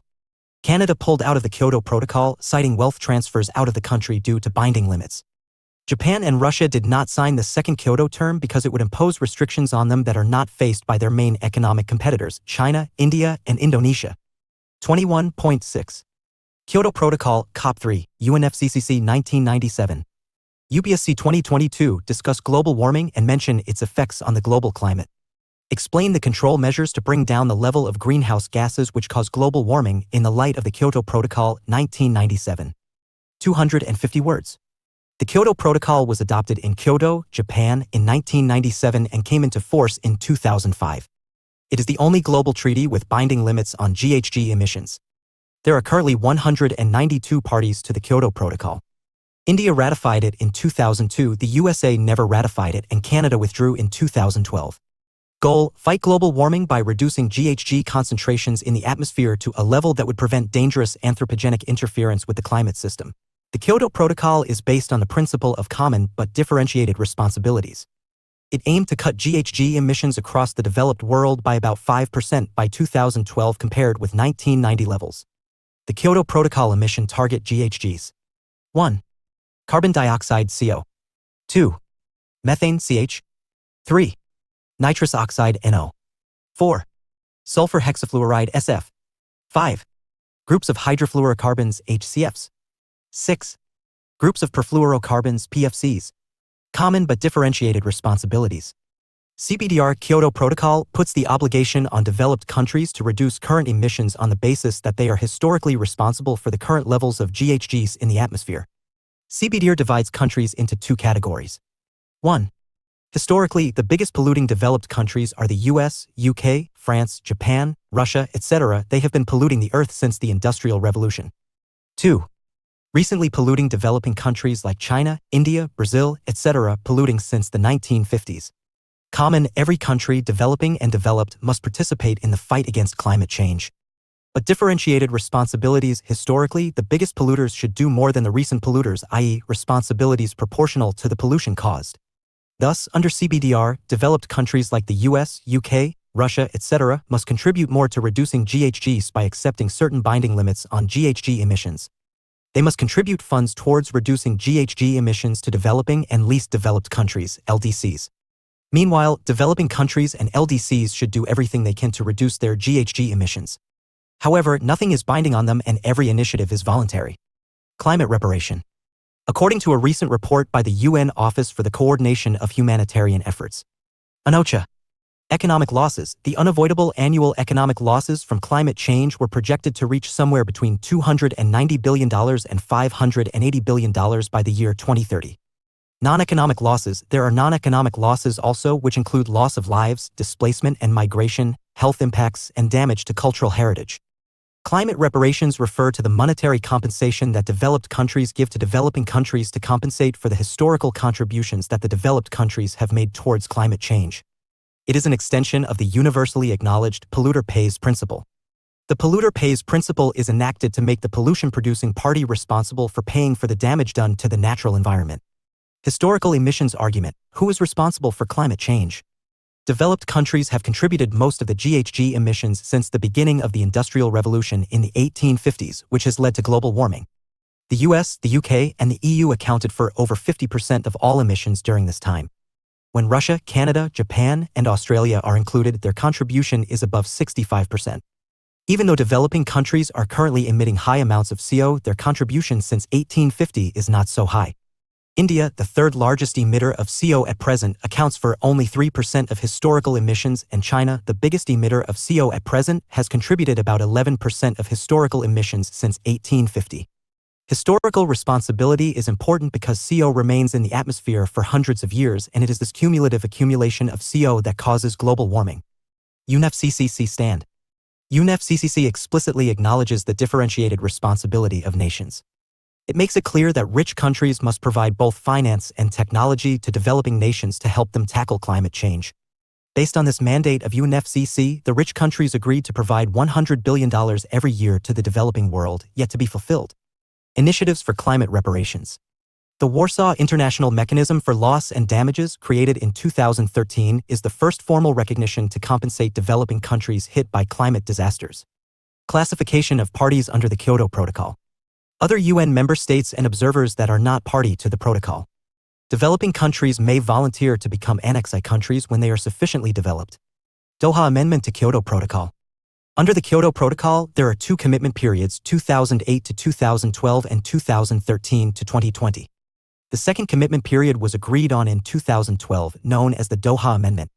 Each commitment period has its binding targets set for developed countries.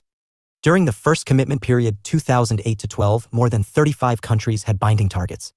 Nations that missed their Kyoto target in 2012 incurred a penalty of an additional third added to whatever cut they agreed under a new treaty. Canada withdrew in 2012 after the first commitment period. Japan, New Zealand, and Russia participated in Kyoto's first round but did not take on new targets in the second commitment period. The Doha Amendment needed acceptance by at least 144 states to enter into force. As of October 2020, 147 states had accepted the Doha Amendment. It entered into force on December 31, 2020 and ended on the same day. Thus, the second commitment period is an abject failure. Negotiations were held in Lima in 2014 to agree on a post-Kyoto legal framework. China, India, and the US, three big villains, have all signaled that they will not ratify any treaty that legally commits them to reducing CO emissions. Flexible market mechanisms under the Kyoto Protocol. Countries bound to Kyoto targets have to meet them largely through domestic action, that is, to reduce their emissions onshore. But they can meet part of their targets through three market-based mechanisms. 1. Clean Development Mechanism, CDM. 2. Emission Trading. 3. Joint Implementation, JI. Expected benefits of flexible market mechanisms. Stimulating green investment in developing countries. The private sector is included in this endeavor to cut and hold steady GHG emissions at a safe level. It also makes leapfrogging the possibility to skip older, dirtier technology for newer, cleaner infrastructure and systems with obvious longer-term benefits. Clean Development Mechanism, CDM. CDM allows a country with an emission reduction commitment under the Kyoto Protocol Annex B party like Australia to implement an emission reduction project in developing countries like India. Such projects can earn certified emission reduction (CR) credits, each equivalent to 1 ton of CO, which can be counted towards meeting Kyoto targets. In simple terms, developed countries emit more and lose carbon credits. They provide financial assistance to developing countries and LDCs to create clean energy and gain some carbon credits, thereby meeting their Kyoto quota Kyoto units emissions without violations. Suppose a developed country has a Kyoto quota of 100 carbon credits, then it can emit 100 tons of county. Due to negligence, it emits 110 tons of county, i.e., 10 carbon credits are lost, Kyoto quota violation. The country must compensate for its lost carbon credits to avoid penalties. So, it invests some money equal to 10 carbon credits in developing countries and LDCs to build clean energy infrastructure like solar plants, wind farms, etc., and will make up for its 10 lost carbon credits and avoid penalties. Carbon credits trading, carbon/emission trading. Carbon credit. A carbon offset is a tradable certificate or permit. 1 carbon credit is equal to 1 ton of CO. Carbon credits can be acquired through afforestation, renewable energy, CO sequestration, methane capture, buying from an exchange, carbon credits trading, etc. Carbon trading. Carbon trading is the name given to the exchange of emission permits, carbon credits. This exchange may take place within the economy or may take the form of an international transaction. Under the carbon credits trading mechanism, countries that emit more carbon than the quota allotted to them buy carbon credits from those that emit less. In carbon trading, 1 credit gives the country or a company the right to emit 1 ton of CO. A developing nation, such as India, turns out to be a seller of such credits. Carbon credits are traded at various exchanges across the world. The Multi-Commodity Exchange of India launched futures trading in carbon credits in 2009. Types of carbon trading. 1. Emission trading. 2. Offset trading. Emission trading/cap-and trade. Sell/purchase. Emissions trading allows countries to sell unused emission units to countries that have exceeded their targets. Offset trading/carbon project/baseline and credit. Create. A country can earn a carbon credit by investing some amount of money in projects, known as carbon projects, which will emit a lesser amount of GHGs into the atmosphere. Joint Implementation, JI Kyoto Protocol. The mechanism known as joint implementation allows a country with an emission reduction commitment under the Kyoto Protocol Annex B party to earn emission reduction units (ERUs) from an emission reduction project in another Annex B party, each equivalent to 1 ton of CO. Joint implementation offers parties a flexible and cost-efficient means of fulfilling a part of their Kyoto commitments, while the host party benefits from foreign investment and technology transfer. UPSC 2011-12 regarding carbon credits, which one of the following statements is not correct? A. The carbon credit system was ratified in conjunction with the Kyoto Protocol. B. Carbon credits are awarded to countries or groups that have reduced GHGs below their emission quota. C. The goal of the carbon credit system is to limit the increase of carbon emission quota. D. Carbon credits are traded at a price fixed from time to time by the United Nations Environment Program. Explanation. Carbon credit prices are traded on an exchange. So, their prices are never fixed. Answer D. Issues with the flexible market mechanisms. Carbon markets. There are no measurable reductions in GHG emissions that can be attributed to carbon markets. The 2 most important carbon markets so far, the EU Emissions Trading System (EUTS) and the UN's Carbon Offsetting Scheme, Clean Development Mechanism (CDM), are failures. The EUTS power stations and factories have been allocated more allowances, higher quota, than they actually need due to intense industry lobbying. The influx of cheap CDM carbon credits, particularly from China and India, has driven down the price of carbon significantly, making it a negligible cost to industries. Consequently, there is little incentive for investments in low-carbon technologies. The carbon markets have been infested by corruption and non-transparency. In fact, carbon markets have created much income for consultants, carbon brokers, NGO professionals, etc. Non-compliance of Kyoto and penalties. If a country does not meet the requirements for measurements and reporting, the country loses the privilege of gaining credit through joint implementation projects. If a country exceeds its emissions cap and does not try to make up the difference through any of the available mechanisms, it must make up the difference plus an additional 30% during the next period. The country could also be banned from participating in the cap and trade program. Criticism of the Kyoto Protocol. Under the Kyoto Protocol, Annex 1 countries can meet their targets by cutting emissions or buying in used allowances, carbon credits, carbon trading from other countries. This approach neglects long-term socio-economic costs akin to only making half-hearted commitments. Kyoto Protocol is based on the common but differentiated responsibility approach to global warming. Under CBDR, many countries were allowed to increase pollution. It excluded most polluting countries, such as China and India, which have since become the world's largest and fourth largest polluters, respectively. Proposed carbon tax as an alternative to carbon trading. A carbon tax imposes a tax on each unit of GHG emissions and gives countries an incentive to reduce pollution whenever doing so would cost less than paying the tax. A carbon tax is proposed in many developed and developing countries. The proposal has faced severe political resistance, politician, corporate nexus, people fear more burden. Proposed differential global carbon tax, DGCT. Similar to common but differentiated responsibilities under the Kyoto Protocol, DGCT would put higher obligations on countries with higher per capita emissions. Those countries that emit more than the global per capita average would pay a transition fund as part of the energy transition to those who are below this average. Thus, those who suffer from climate injustice are duly compensated and the entire world transitions to a greener Earth as a result of this carbon tax sharing process. Proposed finance energy transition, FET, similar to DGCT. Currently, the global average of carbon emissions is 4.97 metric tons per capita. All the countries with emissions above this level, 68 in all, are payers to finance energy transition, FET, for beneficiary countries, 135 in number, that are emitting below this level. The total amount of carbon compensation made by the payer nations would be around $570 billion. The distribution of the amount across the payer countries is based on their distance from the global average, i.e., based on how high their emissions are in comparison to the global average.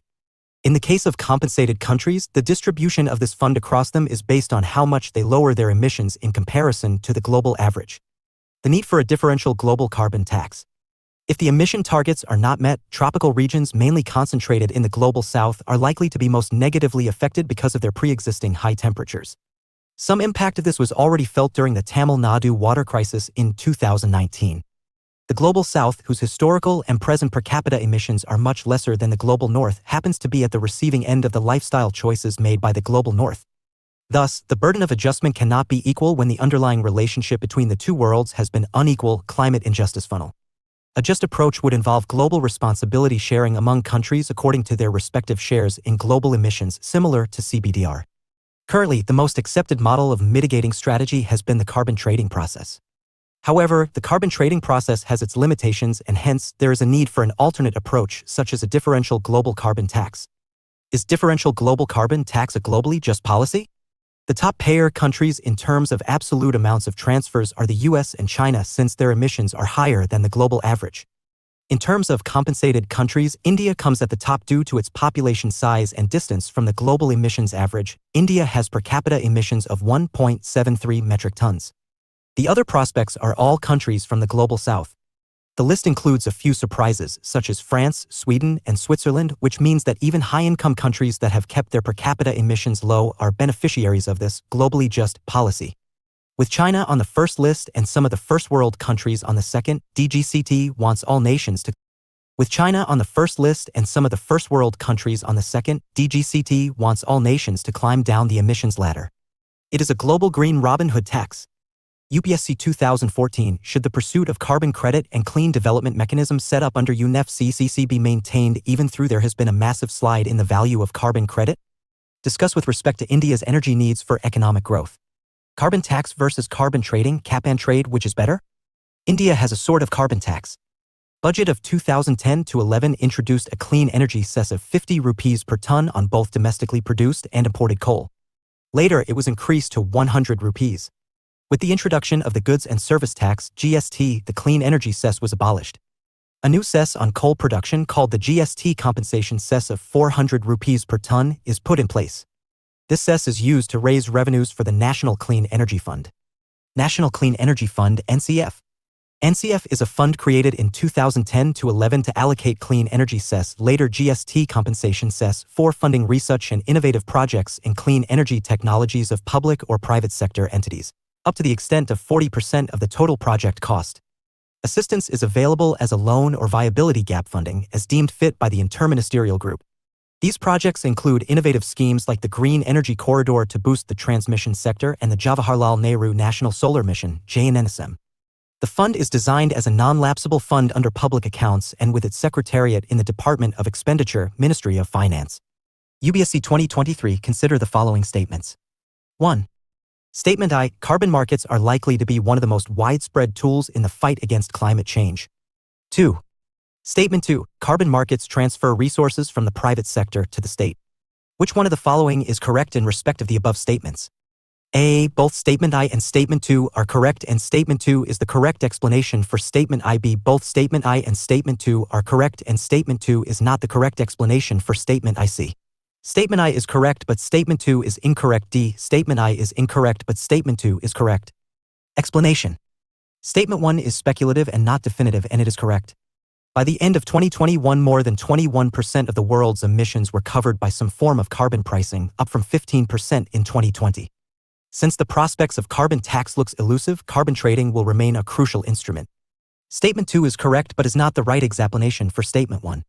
In any kind of a market transaction, resources are transferred from the private sector to the states by the means of tariffs. Since there are no definitive worlds like only, the statement remains open-ended. Answer B. 21.7. UNFCCC summits post-Kyoto. After the Kyoto Protocol, parties to the convention have agreed to further commitments. CCC Climate Change Conference. Conference of the parties serving as the meeting of the parties to the Kyoto Protocol. 21.8. Major summits before the 2015 Paris Summit. Montreal, Canada, CCC 2005, COP11, CMP1. The rulebook of the Kyoto Protocol was adopted. Bali, Indonesia, CCC 2007, COP13, CMP3. The Bali Roadmap, a 2-year process aimed at finalizing a binding agreement at COP15, 2009, was adopted. The Bali Roadmap includes the Bali Action Plan, guiding a new climate change negotiation process. The Bali Action Plan aims for full, effective, and sustained convention implementation through long-term cooperative action extending beyond 2012. The plan is divided into 5 main categories: shared vision, mitigation, adaptation, technology, and financing. Poznan, Poland, CCC 2008, COP14, CMP4. It launched the Adaptation Fund under the Kyoto Protocol. The fund is financed partly by the government and private donors and also from a 2% share of proceeds of certified emission reductions (CRs) issued under Clean Development Mechanism projects. Copenhagen, Denmark, CCC 2009, COP15, CMP5. The Copenhagen Accord included the goal of limiting the maximum global average temperature increase to no more than 2 degrees Celsius above pre-industrial levels, subject to review in 2015. Developed countries promised to provide $30 billion for the period 2010 to 2012 and to mobilize long-term finance of a further $100 billion a year by 2020.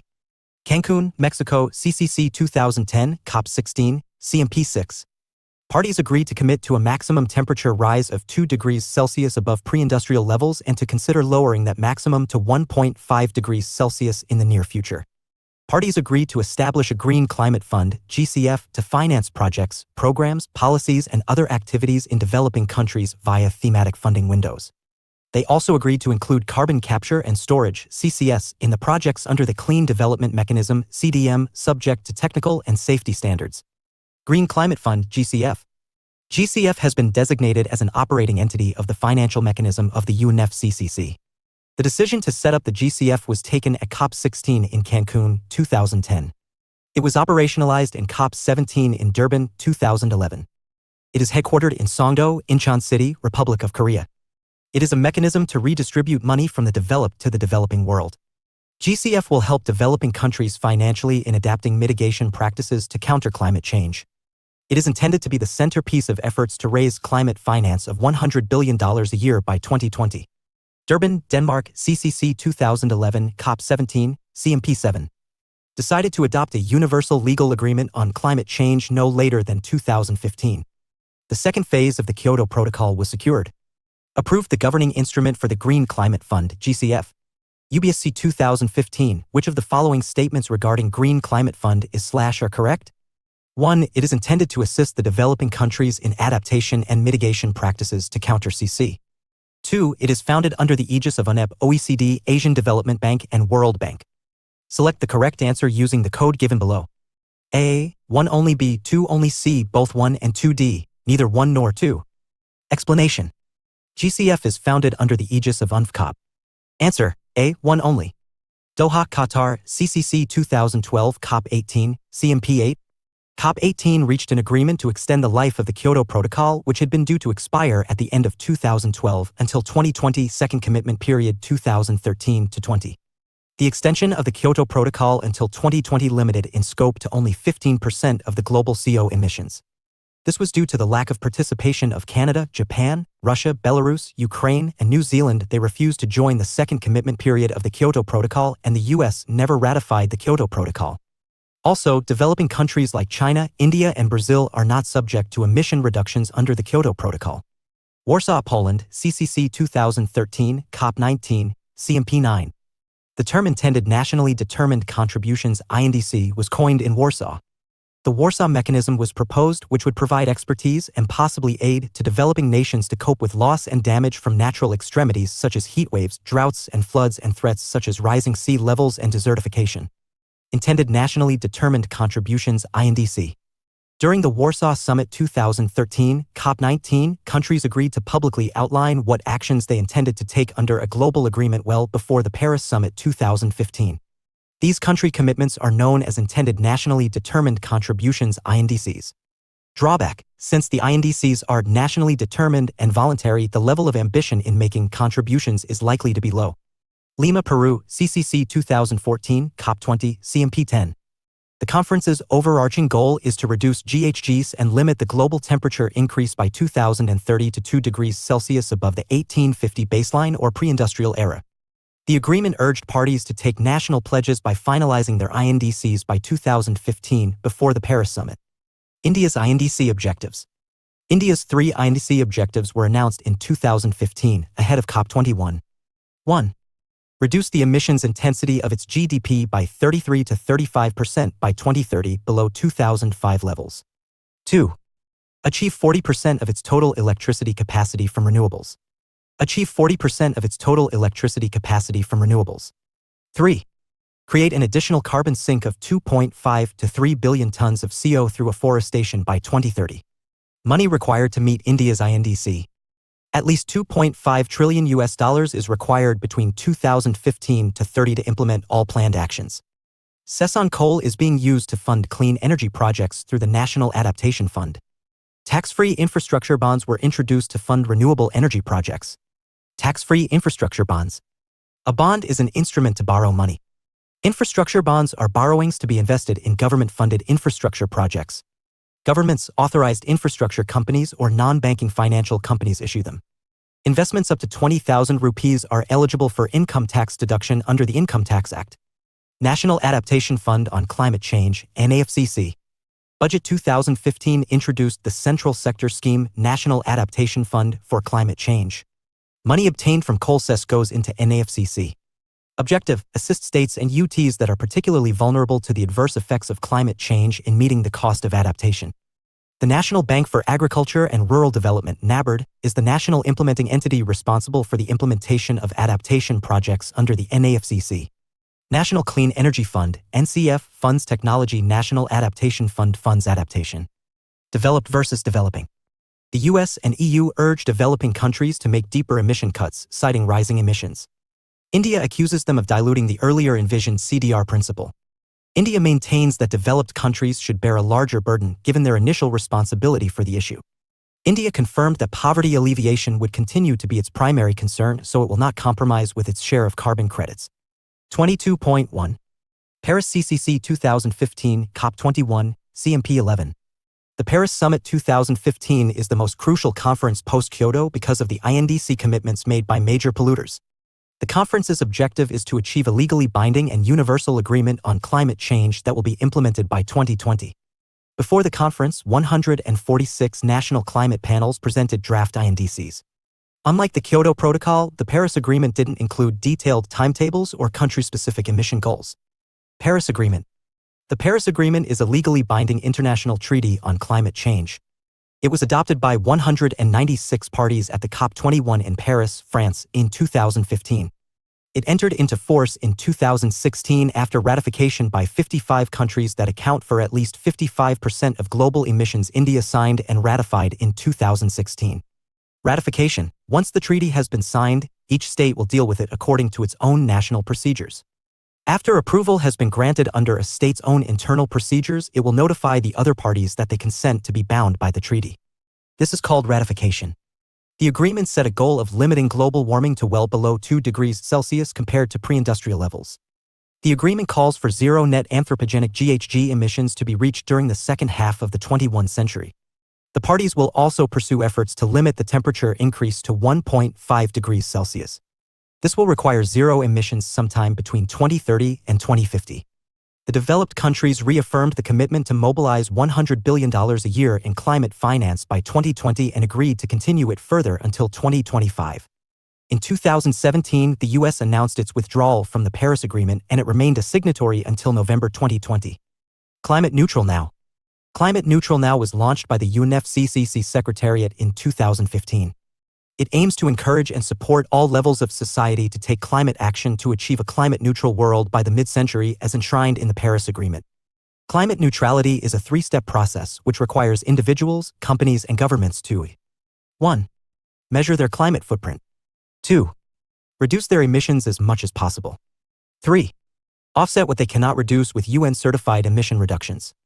UPSC 2016, with reference to the agreement at the UNFCCC meeting in Paris in 2015, which of the following statements are correct? 1. The agreement was signed by all the member countries of the UN and it will go into effect in 2017. 2. The agreement aims to limit the greenhouse gas emissions so that the rise in average global temperature by the end of the century does not exceed 2 degrees Celsius or even 1.5 degrees Celsius above pre-industrial levels. 3. Developed countries acknowledged their historical responsibility in global warming and committed to donate $1,000 billion a year from 2020 to help developing countries to cope with climate change.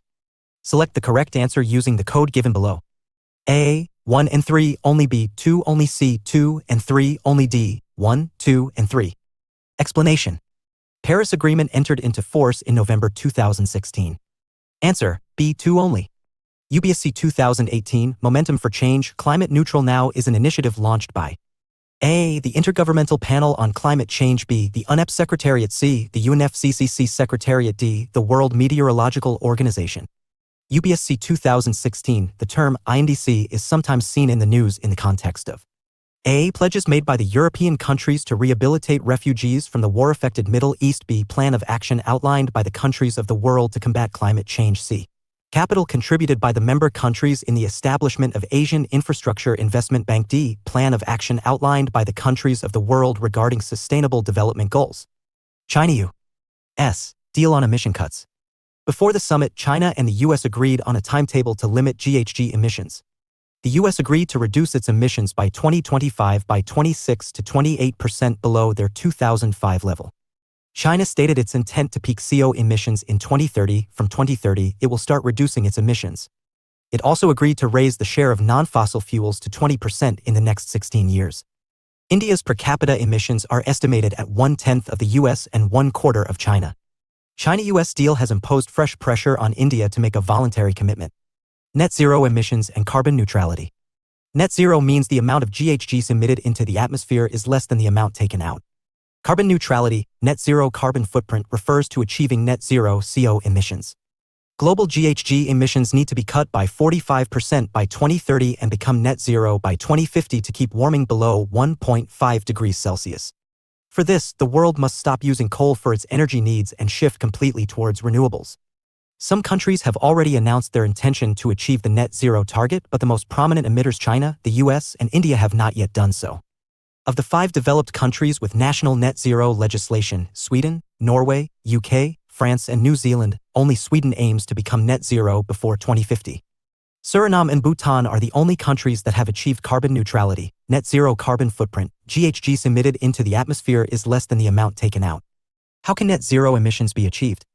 Clean coal technology to reduce CO in the atmosphere, short-term measure, carbon sequestration, long-term sustainable measure, afforestation, forests as carbon sinks, long-term sustainable measure, geoengineering to fight climate change.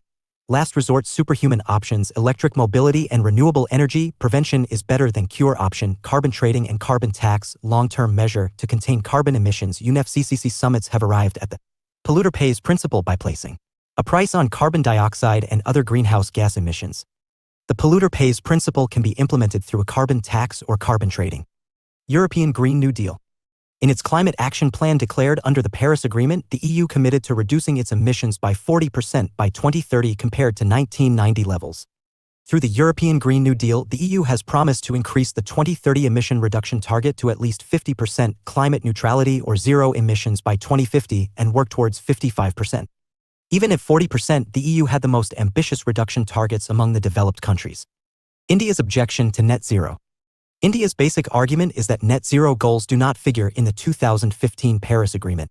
The Paris Agreement only requires every signatory to take the best climate action it can, INDC. India argues that instead of opening up parallel discussions on net zero targets outside the Paris Agreement, countries must focus on delivering what they have already promised. India, as a developing country, needs to achieve higher economic growth. Most carbon removal technologies are unreliable or very expensive. With an increase in India's growing energy demands, net zero emissions in the immediate future is impossible. India is already well on its way to overachieve its 3 targets under the Paris Agreement. The UNEP releases the Emissions Gap Report (EGR) annually. The UNEP Copenhagen Climate Center manages the flagship report. EGR measures the gap between what we need to do and what we are actually doing to tackle climate change and keep the Earth's temperature within the Paris Agreement. Findings from the EGR 2022. Current policies point to a 2.8 degrees Celsius temperature rise by the end of the century. Implementation of the current pledges will only reduce this to a 2.4 to 2.6 degrees Celsius temperature rise by the end of the century. The NDC pledges only to reduce the emissions by 1% by the decade's end. While other sectors dominate the global climate action plans, food systems are neglected. In 2020, the top 7 emitters, China, the EU 27, India, Indonesia, Brazil, the Russian Federation, and the US, plus international transport, accounted for 55% of global GHG emissions. Collectively, G20 members are responsible for 75% of global GHG emissions. The global average per capita GHG emissions was 6.3 tons of CO2 equivalent, TCOE, in 2020. India remains far below the world average at 2.4 TCO. Findings of the EGR 2023. Temperature rise. With current climate policies, the world will become warmer by 3 degrees Celsius by the end of the century. There is only a 14% chance of limiting global warming to 1.5 degrees Celsius even in most optimistic scenarios. Global GHG emissions. Global GHG emissions increased by 1.2% from 2021 to 22, setting a new record of 57.4 gigatons of CO2 equivalent, GECOE. The primary contributor to this increase is emissions from fossil fuels and industrial processes.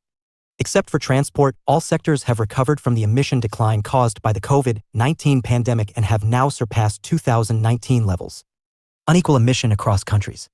China, the US, and the EU are the largest emission contributors, while the least developed countries contributed only 3 to 4%. Globally, 10% of the population with the highest income accounted for 48% of emissions. Lack of commitment. There has been negligible movement on nationally determined contributions (NDCs), with only 9 countries having submitted new or updated NDCs since COP27. The number of net zero pledges is increasing, but confidence in their implementation remains low. India has an 8% implementation gap between current policies and NDC pledges. Suggestions by the Emissions Gap Report 2023. Low-carbon development. Low-income countries should be supported in their clean energy transition while they strive for development.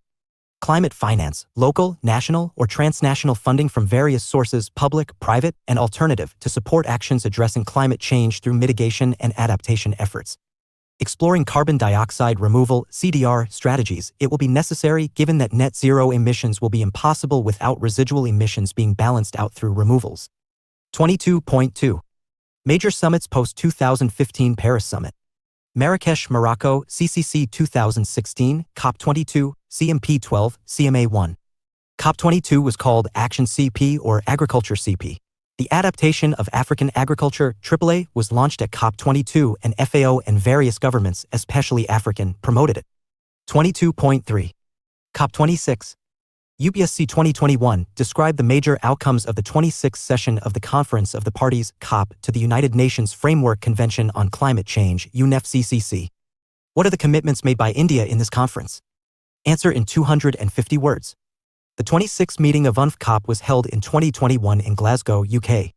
It is the 3 meeting of the parties to the 2015 Paris Agreement, CMA3, and the 16 meeting of the parties to the Kyoto Protocol, CMP16. Its main task was to finalize the rules and procedures for implementing the Paris Agreement. The Paris Agreement states that every 5 years, parties must set out increasingly ambitious climate action. This meant that, by 2020, countries needed to submit or update their plans for reducing emissions, known as Nationally Determined Contributions, NDCs. The Glasgow Climate Pact. The Glasgow Climate Pact is an agreement reached at COP26. It recognizes the enormous importance of the IPCC's latest reports. It reaffirms the Paris Agreement's goal of keeping the global average temperature well below 2 degrees Celsius above pre-industrial levels and pursuing efforts to limit the temperature increase to 1.5 degrees Celsius above pre-industrial levels. To secure global net zero emissions by mid-century 2050, it has asked countries to strengthen their 2030 climate action plans, or NDCs, by 2022. It asked countries to reduce the usage of coal as fuel, i.e., phase down of coal, not phase out. It has also asked countries to abolish inefficient subsidies on fossil fuels. It has asked the developed countries to fulfill their past commitments and arrange $100 billion every year till 2025.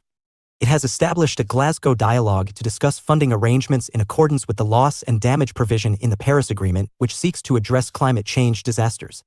It welcomed the operationalization of the Santiago Network to avert, minimize, and address loss and damage associated with the adverse effects of climate change. Carbon markets. A carbon market existed under the Kyoto Protocol but is no longer there because the protocol itself expired in 2020. A new market under the Paris Agreement is yet to be functional. Developing nations like India, China, and Brazil hold significant surplus carbon credits due to decreased demand, as many countries have abandoned their emission reduction targets. Developing nations sought to transition their unused carbon credits to the new market, which is opposed by developed nations, causing a deadlock in finalizing Paris Agreement procedures. What does the Glasgow Pact say? The Glasgow Pact has allowed unused carbon credits to be used to meet countries' first NDC targets. However, these credits cannot be used to meet targets in subsequent NDCs. That means if a developed country wants to buy these credits to meet its targets, it can do so until 2025. Major outcomes of COP26. COP26 finalized the Paris Rulebook, resolving the critical outstanding political decisions needed for parties to begin implementing the Paris Agreement. It signaled the start of a vital stock-taking process to assess the parties' progress against the Paris goals on implementation over the next 2 years. It will culminate in 2023 at the global stocktake. Collaboration. It recognizes the vital role of non-party stakeholders, including civil society, indigenous peoples, nature, local communities, youth, children, etc. Action for climate empowerment and youth. It agreed to a new 10-year Glasgow Work Programme on Action for Climate Empowerment, ACE. It focused on advancing climate education, training, public awareness, etc. The most notable outcome is its recognition of youth as critical agents of change. Gender. At CP25, parties agreed on a 5-year enhanced Lima work program on gender and its Gender Action Plan. At CP27, parties agreed to review the Gender Action Plan for 2022. The plan encourages parties to increase women's meaningful and equal participation in climate action. Marrakesh Partnership. At CP26, the high-level champions launched their 5-year plan for the improved Marrakesh Partnership for enhancing ambition. The Marrakesh Partnership is the space within the UN climate change body for collaboration between parties, businesses, local governments, investors, and civil society. Paris Rulebook. One of the key achievements of COP26 includes the finalization of the Paris Agreement Rulebook. This set of rules lays out how countries are held accountable for delivering on their climate action promises and self-set targets under their nationally determined contributions, NDCs. Article 6. Article 6.2 regulates bilateral and mini-multilateral markets by setting up conditions under which carbon credits can be used to achieve a country's NDCs. Article 6.4 creates a centralized, global market, the Sustainable Development Mechanism, SDM, which effectively succeeds the Clean Development Mechanism, CDM, under the Kyoto Protocol.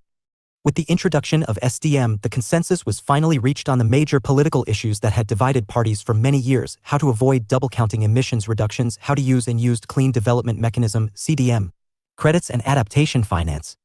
Global methane pledge. Nearly 100 countries signed a voluntary pledge. Nearly 100 countries signed a voluntary pledge, the Global Methane Pledge, to cut methane emissions by at least 30% by 2030 compared to 2020 levels. India is not a signatory to this pledge. A 30% reduction in methane emissions by 2030 is a 30% reduction in methane emissions by 2030 is a 30% reduction in methane emissions. A 30% reduction in methane emissions by a 30% reduction in methane emissions by 2030 is a 30% reduction in methane emissions by a 30% reduction in methane emissions by 2030 is expected to avoid a 0.2 degrees Celsius rise in temperature by 2050. It is essential to keep the temperature increase below the 1.5 degrees Celsius target Paris Agreement target. Enhance climate actions by other countries. Over 30 countries signed a declaration promising to work towards a transition to 100% zero-emission cars by the year 2040, at least in the world's leading markets. Brazil, for example, said it would advance its net zero target year from 2060 to 2050. China promised to develop a detailed roadmap for its commitment to letting emissions peak in 2030 and for its 2060 net zero target. Israel announced a net zero target for 2050. Glasgow Breakthrough Agenda.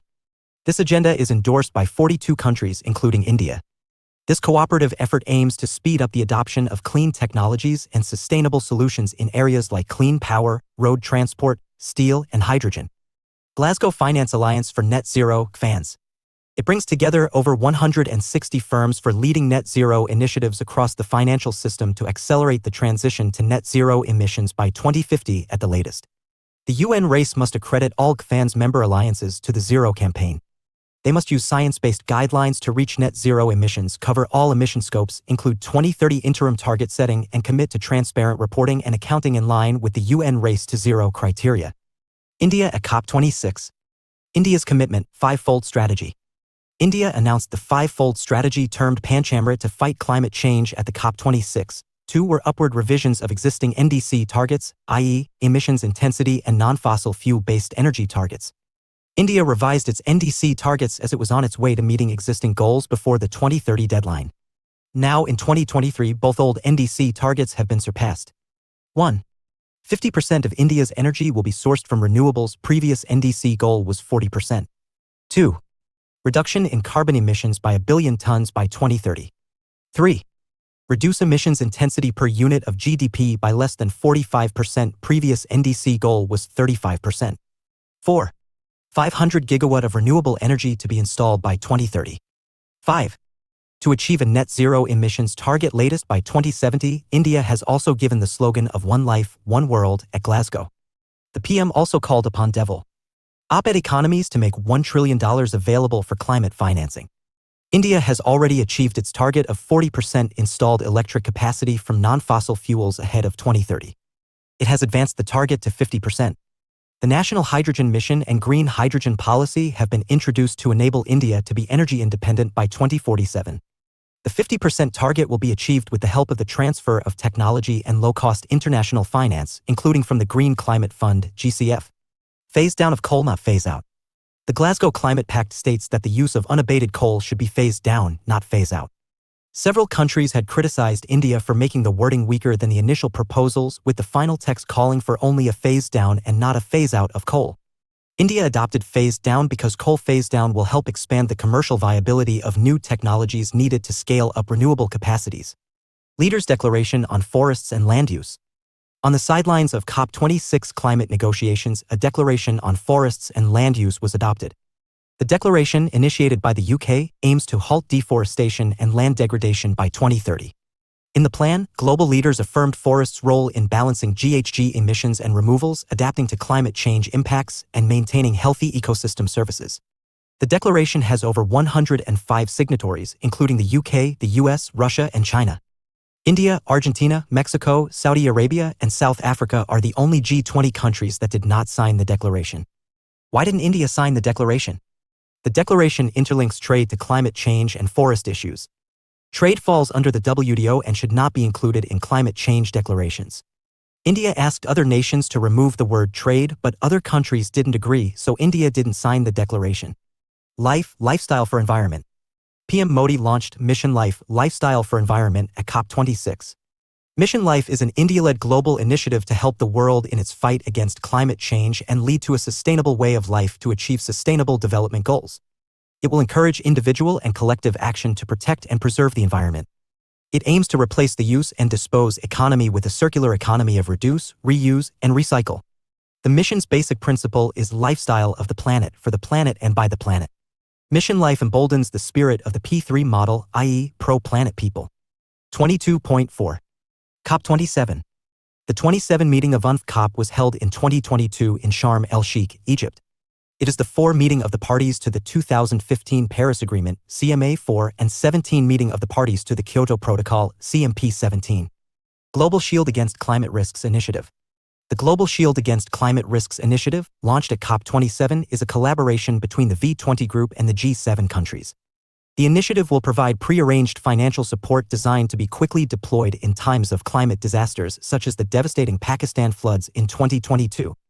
Pakistan, Bangladesh, Costa Rica, Fiji, Senegal, Philippines, and Ghana will be the first countries to receive assistance from this initiative.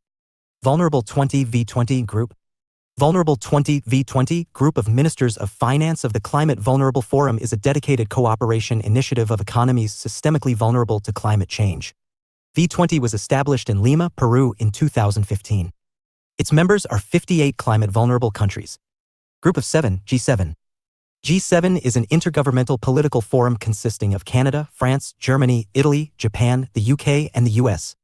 It is not based on a treaty and has no permanent secretariat. It is organized through a presidency that rotates annually among the member states.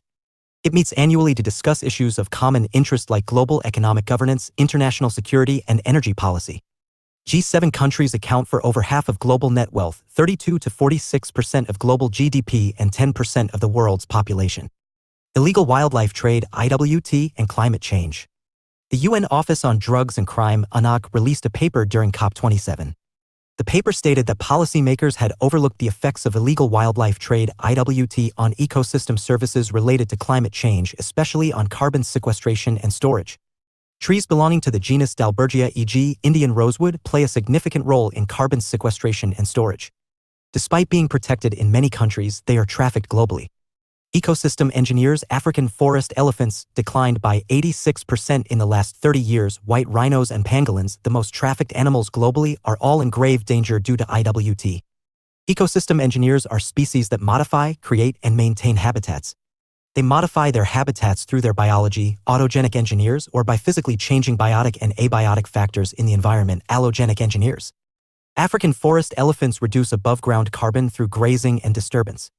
They influence nutrient transport and plant communities and can increase carbon stocks. White rhinoceros affect the carbon cycle through soil compaction and disturbance, bioturbation. Pangolins feed on termites and regulate their population. Termites, while decomposing things, release 1 to 3% of natural global annual emissions. Long-Term Low-Emission Development Strategy, LT-LEDs. India submitted its Long-Term Low-Emission Development Strategy, LT-LEDs, to the UNFCCC. India submitted its Long-Term Low-Emission Development Strategy, LT-LEDs, to the UNFCCC during COP27. LT-LEDs are qualitative requirements emanating from the 2015 Paris Agreement. Under the 2015 Paris Agreement, countries must explain how they will transition their economies beyond achieving near-term NDC targets and work towards the larger climate objective of cutting emissions by 45% by 2030 and achieving net zero around 2050. The Paris Agreement signatories were obliged to submit the long-term document by 2022. India's Long-Term Low-Emission Development Strategy, India's LT-LEDs. India's LT-LEDs is based on the following 4 considerations. 1. India's historical contribution to cumulative global GHG emissions is minuscule despite having a share of 17% of the world's population. 2. India has significant energy needs for development. 3. India is committed to pursuing low-carbon strategies and is actively pursuing them. 4. India needs to build climate resilience. India's focus will be on the rational utilization of resources with due regard to energy security. The transition from fossil fuels will be undertaken in a just, smooth, sustainable, and inclusive manner. The strategy is to increase the use of biofuels, especially ethanol blending in petrol, 20% by 2025, electric vehicles, a 3-fold increase in nuclear capacity by 2032, and green hydrogen to achieve low-carbon development in the transport sector. Smart city initiatives, which enhance efficiency, effective green building codes, and innovative waste management, will drive future sustainable and climate-resilient urban development. The focus will be on improving energy efficiency through the Perform, Achieve and Trade (PAT) scheme, the National Hydrogen Mission, the circular economy, and exploring options for hard-to-abate sectors such as steel, cement, aluminium, and others. Ethanol blending in petrol. Ethanol contains oxygen, which aids in complete combustion. So, when petrol is blended with ethanol, the vehicle uses less fuel and releases less emission. Green hydrogen is hydrogen produced from renewable power sources. Hard-to-abate sectors are sectors where decarbonization options are limited and more expensive in comparison to other sectors of the economy. Loss and Damage Fund. COP27 decided to establish and operationalize the Loss and Damage Fund. This fund will assist poor and developing countries that are vulnerable to the adverse effects of climate change. COP established this fund to address the issue of climate reparations. History of loss and damage. Establishing liability and compensation for loss and damage has been a long-standing goal for vulnerable countries in the Alliance of Small Island States (AOSIS) and the Least Developed Countries Group. In 2009, developed countries agreed to provide $100 billion every year starting in 2020 to help developing nations fight climate change. However, they are struggling to fulfill this promise. The Warsaw International Mechanism (WM), established in 2013, is the first formal recognition of compensating developing countries affected by climate disasters. Methane Alert and Response System (MARS). Methane Alert and Response System (MARS) was launched during COP27. MARS is a satellite-based monitoring system for tracking methane emissions and alerting governments and corporations. It is an initiative to accelerate the implementation of the Global Methane Pledge. MARS is a platform set up as part of the UNEP's International Methane Emissions Observatory (IMEO). It will be the first publicly available global system to provide methane emissions notification. It will be implemented with partners, including the International Energy Agency and the UNEP-hosted Climate and Clean Air Coalition. International Methane Emissions Observatory (IMEO). IMEO creates a global public dataset of methane emissions and interconnects this data with actions on research and regulation. It collects methane data from various public and private sources. UNEP launched it with support from the European Union at the G20 summit in 2021. New Zealand to tax agricultural emissions. New Zealand recently planned to tax agricultural emissions, which includes those from livestock burps and waste, in an attempt to fulfill its promise to price agriculture emissions from 2025. New Zealand is one of the world's largest exporters of dairy and meat products and is responsible for significant biogenic methane and nitrous oxide emissions. Hence, a pricing mechanism will be introduced to achieve the emissions reduction target by 2050. Carbon border tax. A carbon border tax is a duty on imports based on the amount of carbon emissions resulting from the production of the product in question. From 2026, the EU plans to tax carbon-intensive products like iron, steel, cement, fertilizer, aluminium, and electricity generation. This aims to create fair competition for EU firms against those operating in countries with lax environmental regulations. At CP27, the basic group, comprising India, China, Brazil, and South Africa, opposed carbon border tax as it goes against the principle of common but differentiated responsibility (CBDR), enshrined in the Paris Agreement. 22.5. COP28. The 28th meeting of the UNFCCC was held in November 2023 in Dubai, UAE. It was the 5th meeting of the parties to the 2015 Paris Agreement, CMA5, and the 18th meeting of the parties to the Kyoto Protocol, CMP18. Key highlights of the COP28. Global Stocktake. COP28 marked the conclusion of the first-ever Global Stocktake. Global Stocktake, GST, is an evaluation process established by the Paris Agreement 2015 to assess the collective progress made by countries in achieving their goals. Under the Paris Agreement, nations pledge to limit global warming to well below 2 degrees Celsius above pre-industrial levels, with an aspirational target of 1.5 degrees Celsius. Starting in 2023, the agreement mandates a GST every 5 years to ensure accountability and encourage increased efforts. The 5th iteration of the GST text was released at COP28 and adopted with no objection. The text proposes 8 steps to keep the global temperature rise within the ambit of 1.5 degrees Celsius. 1. Triple global renewable energy capacity and double the annual energy efficiency rate by 2030. 2. Rapidly phasing down unabated coal and restrict new coal power generation permits. 3. Accelerate global efforts for net zero emissions energy systems using zero and low carbon fuels by mid-century. 4. Accelerate zero and low emissions technologies, including renewables, nuclear, carbon capture, and low carbon hydrogen to replace fossil fuels in energy systems. 5. transitioning away from fossil fuels in energy systems fairly and equitably to achieve net zero emissions by around 2050, aligned with scientific findings. 6. Accelerate and significantly reduce global non-CO emissions, mainly methane, by 2030. 7. Accelerate emissions cuts in road transport through infrastructure development and swift deployment of zero and low-emission vehicles. 8. Phase out inefficient fossil fuel subsidies that promote wasteful consumption, addressing neither energy poverty nor just transitions as soon as possible. Global Renewables and Energy Efficiency Pledge. Signatory countries of the pledge have agreed to 1. Triple installed global renewable energy capacity to a minimum of 11,000 gigawatts. 2.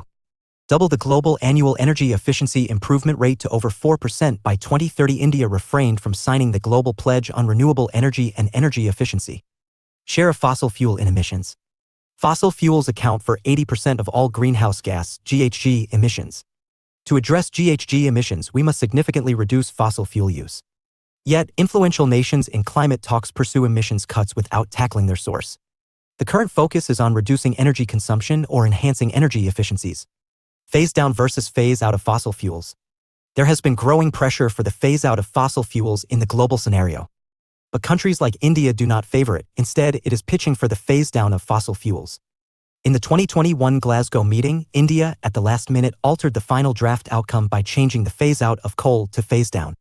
Arguments of India for not phasing out fossil fuels. Low per capita emissions. India, the third largest emitter of GHGs, has low per capita emissions. This suggests it has limited access to energy, reduced consumption, and comparatively lower living standards. India is not a historical contributor. Developed nations grew at the expense of the global climate and sought to transfer the responsibility of climate change mitigation to developing countries. This is against the common but differentiated responsibilities and respective capabilities (CBDRRC) principle enshrined in the Earth Summit 1992. Lack of infrastructure for a complete renewable energy switch detrimental for economic growth. Global Cooling Pledge. 63 countries, including the US, have committed to the world's first-ever Global Cooling Pledge at COP28. India is not a signatory. The Global Cooling Pledge mandates countries to cut cooling emissions by at least 68% by 2050. Cooling emissions are generated from refrigerants used in appliances like ACs and refrigerators and the energy used for cooling. Currently, cooling emissions account for only 7% of global greenhouse gas (GHG) emissions. Declaration to triple nuclear energy. At COP28, 22 countries, led by the US, including France, the UK, Japan, Canada, Korea, and Ukraine, pledged to triple global nuclear capacity by 2050 to achieve a net zero emissions goal. India abstains from the nuclear energy commitment, aligning with its position not to join alliances outside the COP process. Commitments under the pledge mobilize investment and urge financial institutions like the World Bank to back nuclear power efforts to extend the life of existing plants. Support for new technologies like small modular reactors (SMRs). Small modular reactors (SMRs) are smaller, simpler, and more affordable than traditional nuclear reactors. They typically have a power capacity of up to 300 MWe, which is about one-third of the generating capacity of traditional nuclear power reactors. Loss and Damage Fund. On CP28, member countries agreed to operationalize a Loss and Damage (L&D) fund. The L&D fund was first announced at the conclusion of COP27 in Sharm el-Sheikh, Egypt. The World Bank will oversee the L&D fund in the beginning. Funding will come from developed nations like the US, UK, EU, and some developing countries. The scale or the replenishment cycle of the fund remains unclear. Declaration on Climate and Health. The Declaration on Climate and Health was signed at COP28. It aims to promote sustainable practices within the health sector to contribute to broader climate goals. The COP28 summit marks the first time in 28 years that the climate health nexus will be a focal point in negotiations. India refrains from signing it because the declaration included reducing GHGs in healthcare cooling applications. This may impede meeting India's growing medical demands, especially in remote areas and underserved areas. First Health Day at a COP. COP28 is the first COP to host a Health Day and Climate Ministerial at a COP. At the first ever Health Day, participants tried progress solutions to reduce carbon emissions, limit air pollution, and prevent premature deaths. Global Goal on Adaptation, GGA. The Paris Agreement, 2015, established the Global Goal on Adaptation, GGA, to enhance adaptive capacity, strengthen resilience, and reduce vulnerability to climate change.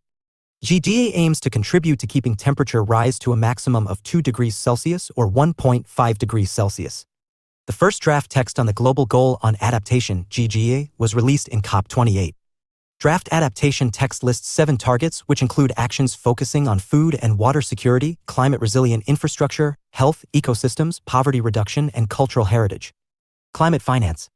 Climate finance refers to large-scale investments required for actions aimed at mitigating or adapting to the consequences of climate change.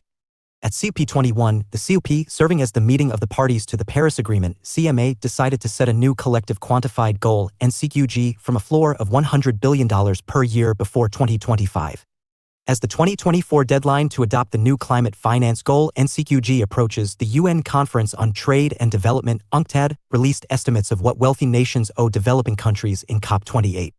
The UN agency calculated that $500 billion should be channeled to developing countries in 2025 under the new finance goal to support climate action. Other highlights of the COP28. Santiago Network. Santiago Network for Loss and Damage is a technical assistance network established at the COP25 Spain. It focuses on coordinating technical assistance from organizations, bodies, networks, and experts to implement strategies addressing climate change-induced loss and damage in vulnerable developing countries at local, national, and regional levels. In COP28, countries finally agreed to host the Santiago Network. Coal Transition Accelerator. France, in collaboration with various countries and organizations, has launched the new initiative Coal Transition Accelerator. Its goal is to leverage expertise, develop policies, and secure funding to facilitate just transitions from coal to clean energy. Coalition for High Ambition Multilevel Partnership (CHAMP) for Climate Action. 65 national governments signed CHAMP commitments to enhance cooperation with subnational governments in the planning, financing, implementation, and monitoring of climate strategies. India at COP28. Global River Cities Alliance, GRCA. Global River Cities Alliance, GRCA, was launched at COP28 of UNFCCC. It will be led by the National Mission for Clean Ganga, NMCG, which is under the Ministry of Jal Shakti. GRCA is a unique alliance covering 275+ global river cities, international funding agencies, and knowledge management partners. Its member countries are India, Egypt, Netherlands, Denmark, Ghana, Australia, Bhutan, Cambodia, Japan, and Hungary.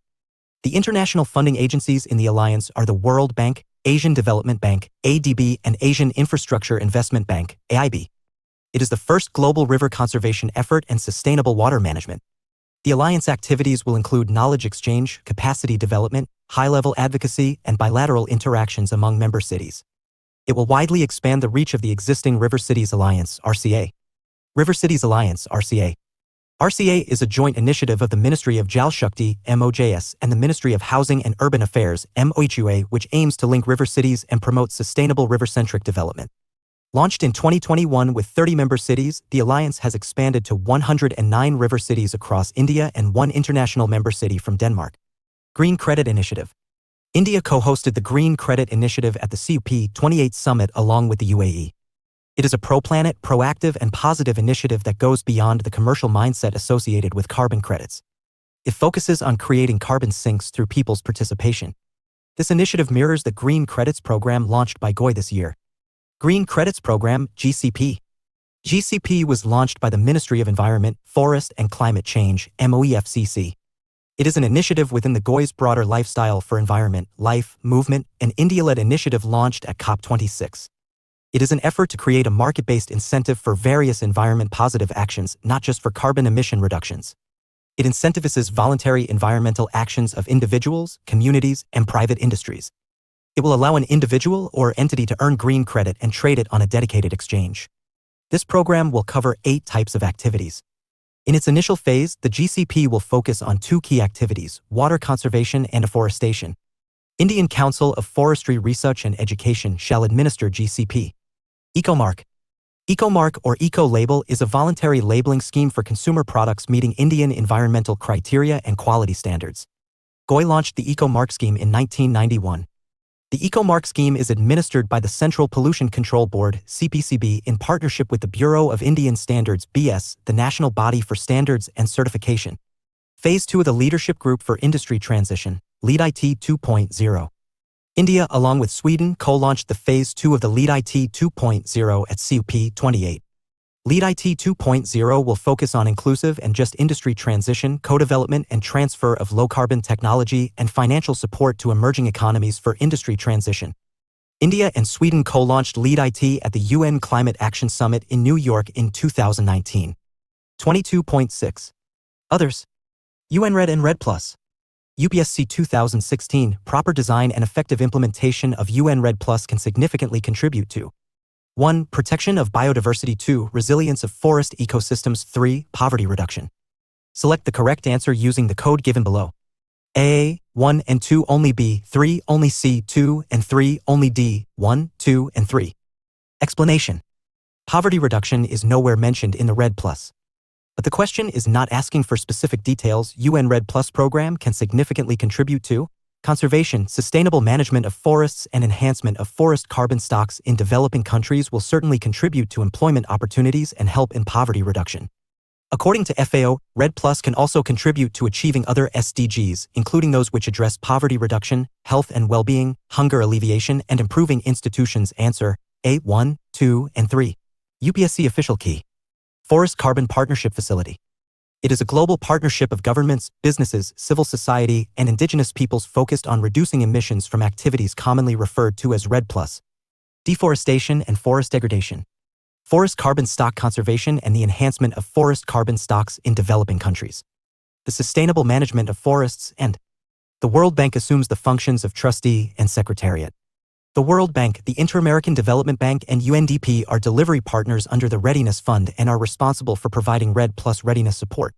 Objectives: to assist countries in their Red Plus efforts by providing them with financial and technical assistance. To pilot a performance-based payment system for Red Plus. To test ways to sustain or enhance the livelihoods of local communities and to conserve biodiversity.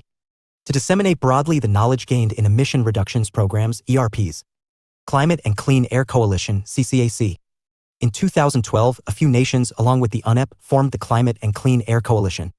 It is a partnership of governments, public and private sectors, scientific institutions, civil society organizations, etc., committed to protecting the climate through actions to reduce short-lived climate pollutants. Short-lived climate pollutants, SLCPs. SLCPs have relatively short lifetime in the atmosphere, a few days to a few decades. Though short-lived, their potential to warm the atmosphere can be many times greater than CO.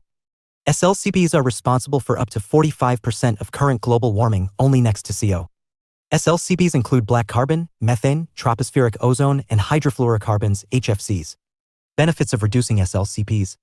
Reducing methane and black carbon will prevent crop losses. Reducing SLCPs could slow down the warming expected by 2050 by about 0.5 degrees Celsius and play an important role in achieving the 2 degrees Celsius target set by the Paris Agreement. Other minor initiatives. Biocarbon Fund Initiative. Biocarbon Fund Initiative for Sustainable Forest Landscapes, ISFL, is a multilateral fund supported by donor governments and managed by the World Bank. It seeks to promote reduced GHG emissions from the land sector, from deforestation and forest degradation in developing countries, Red Plus, and sustainable agriculture, as well as smarter land use planning, policies, etc. It promotes reducing GHG emission from the land sector, including efforts to reduce deforestation and forest degradation in developing countries, Red Plus, sustainable agriculture, as well as smarter land use planning, policies and practices. Cool Coalition. It aims to inspire ambition and accelerate action on the transition to clean and efficient cooling. It was launched at the first global conference on synergies between the 2030 Agenda and the Paris Agreement in 2019. It is a global effort led by 1. UNEP. 2. Climate and Clean Air Coalition. 3. Kigali Cooling Efficiency Program. 4. Sustainable Energy for All, SFOALL. Global Climate Change Alliance Plus, GCCA Plus. GCCA Plus is a European Union initiative. It helps vulnerable countries on the front line of climate change. GCCA Plus initiatives help mainly small islands, developing states, SIDS, and least developed countries, LDCs, increase their resilience to climate change. It also supports these group of countries in implementing their commitments resulting from the 2015 Paris Agreement, COP21. Global Alliance for Climate Smart Agriculture, GACSA. GACSA is promoted by FAO along with various governments. Its vision is to improve food security, nutrition, and resilience in the face of climate change. GACSA works towards 3 aspirational outcomes to 1. Improve farmers' agricultural productivity and incomes in a sustainable way. 2.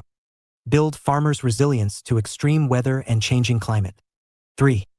Reduce greenhouse gas emissions associated with agriculture, when possible. GHG Protocol. A GHG protocol is developing standards, tools, and online training that helps countries, cities, and companies track progress towards their climate goals. A GHG protocol establishes frameworks to measure and manage greenhouse gas, GHG, emissions from private and public sector operations, value chains, and mitigation actions. A GHG protocol arose when World Resources Institute, WRI, and World Business Council for Sustainable Development, WBCSD, recognized the need for an international standard for corporate GHG accounting and reporting in the late 1990s. Arctic Council. A Arctic Council is an intergovernmental forum promoting cooperation, coordination, and interaction among the Arctic states, Arctic indigenous communities, and other Arctic inhabitants on common Arctic issues, in particular on issues of sustainable development and environmental protection in the Arctic.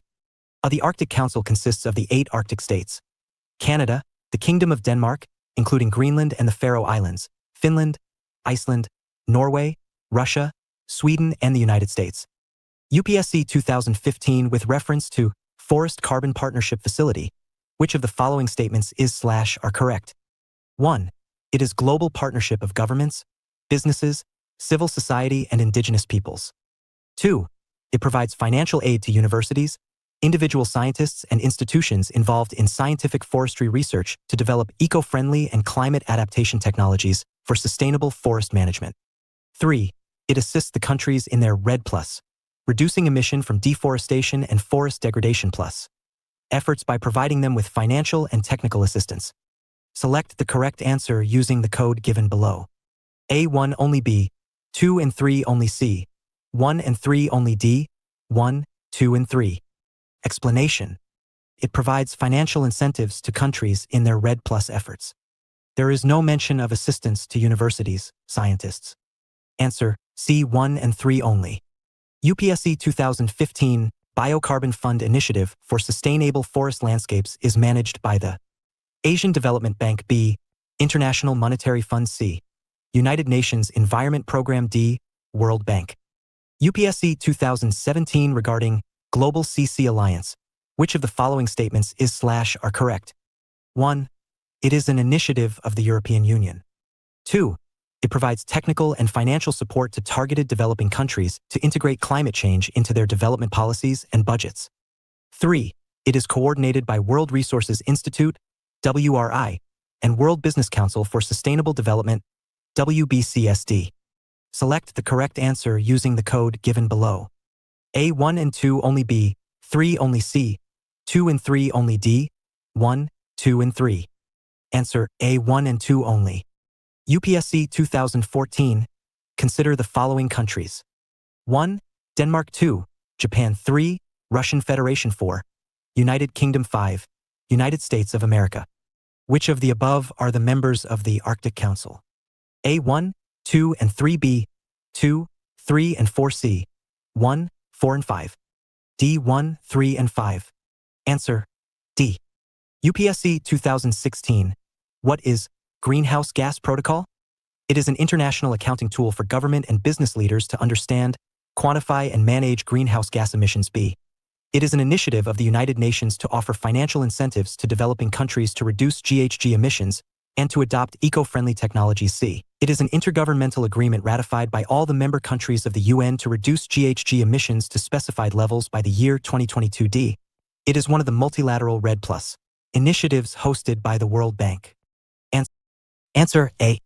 UPSC 2018 with reference to the Global Alliance for Climate Smart Agriculture, GACSA, which of the following statements is/are correct?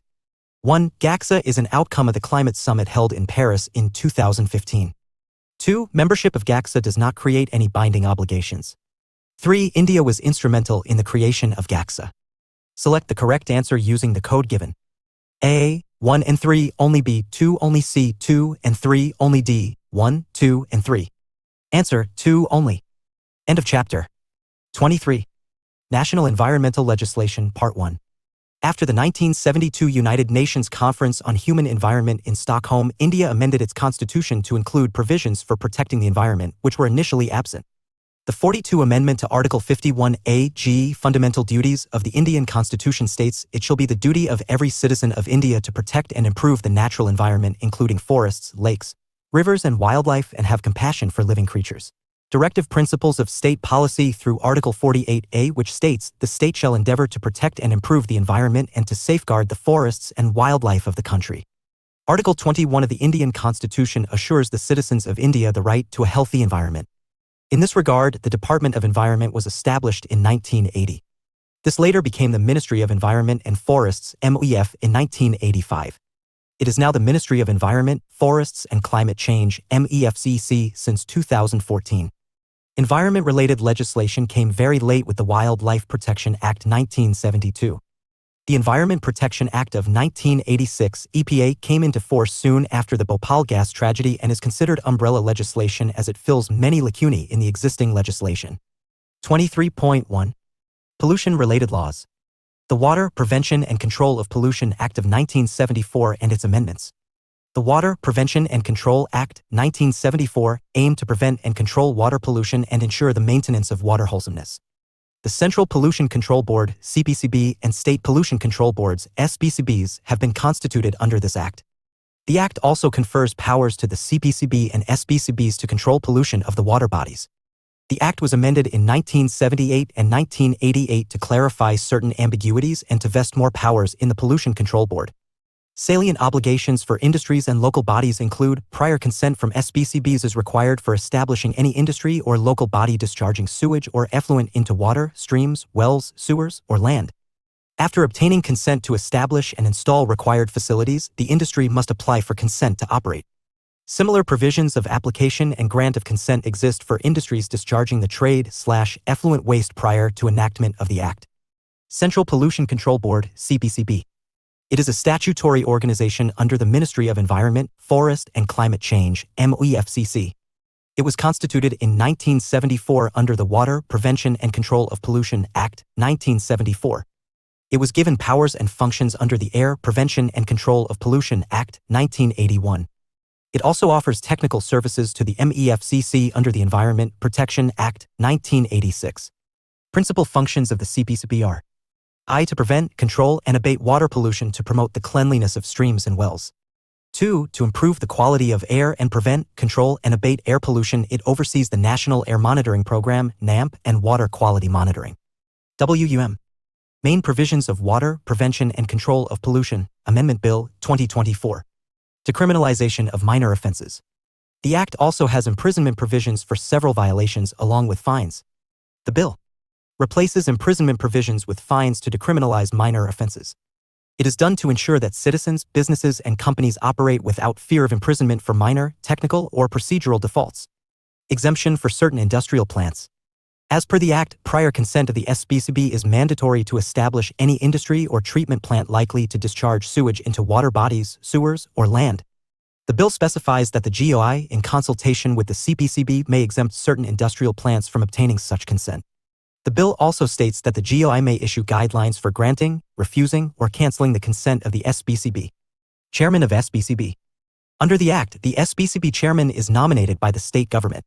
The bill specifies that the GOI will prescribe the nomination process and terms of service for the SPCB chairman. The Water Cess Act of 1977. The Water Prevention and Control of Pollution, Cess Act, enacted in 1977, levies and collects a cess on water consumption by certain industrial activities. Every local authority, including municipal corporations, councils, cantonment boards, and other bodies responsible for supplying water, is also liable to pay the cess. Objective: to augment the resources for the CPCB and the SPCBs for the prevention and control of water pollution as mandated under the Water Prevention and Control of Pollution Act, 1974. To encourage capital investment in pollution control, the Act gives a polluter a 70% rebate of the applicable cess upon installing effluent treatment equipment. The Air Prevention and Control of Pollution Act of 1981 and its amendment. The Air Prevention and Control of Pollution Act of 1981 was enacted to implement decisions made at the UN Conference on the Human Environment, Stockholm, 1972. Objective of the Act: to improve air quality and prevent, control, and abate air pollution. Important provisions of the Act. The Act entrusted powers and functions to the CPCB and SPCBs to prevent and control air pollution. It allows for the constitution of SPCBs in states where they are not formed. CPCB will exercise the same powers and perform as an SPCB in the UTs. All industries operating within designated air pollution control areas must obtain consent, permit, from the SPCBs. The SPCBs are required to prescribe emission standards for industry and automobiles after consulting the CPCB and noting the state's ambient air quality standards. Amendment of 1988. The 1987 Amendment Act empowered SPCB and CPCB to close a defaulting industrial plant. Prior to this, the act was enforced through criminal prosecutions initiated by the boards. It introduced a citizen suit provision into the AIR Act. Citizen suits allow individuals or NGOs to approach the court to address environmental wrongs, serving as a tool for environmental activism. It extended the AIR Act to include noise pollution. 23.2. Environment Protection Act of 1986. The Environment Protection Act of 1986, EPA 1986, was enacted in the backdrop of the UN Conference on the Human Environment, Stockholm, 1972, and the Bhopal gas tragedy of 1984. The act was passed by the GI under Article 253 of the Constitution of India. The objective of the act is to provide protection and improve the environment. EPA 1986 serves as an umbrella legislation coordinating central and state authorities established under the Water Prevention and Control Act, 1974, and Air Prevention and Control Act, 1981. Article 253 of the Constitution of India, legislation for giving effect to international agreements. Parliament has the power to make any law for the whole or any part of the territory of India for implementing any treaty, agreement or convention with any other country or countries or any decision made at any international conference, association, or other body. Definitions under the EPA 1986. Environment is defined to include water, air, and land and the interrelationships that exist among water, air, and land and human beings and other living creatures, plants, microorganisms, and property. Environmental pollution is the presence of a pollutant defined as any solid, liquid, or gaseous substance present in such a concentration as may be or may tend to be injurious to the environment. Hazardous substances include any substance or preparation that may harm human beings, other living creatures, plants, microorganisms, property, or the environment. Major provisions of the EPA 1986. Powers of the central government. Through the EPA 1986, the central government gets full power for the purpose of protecting and improving the quality of the environment. The powers include 1. Coordination of actions by the state governments, officers, and other authorities. 2. Planning and execution of nationwide programs. 3. Laying down emission or discharge standards of environmental pollutants from various sources. 4. Placing restrictions on the location of industries, operations, or processes.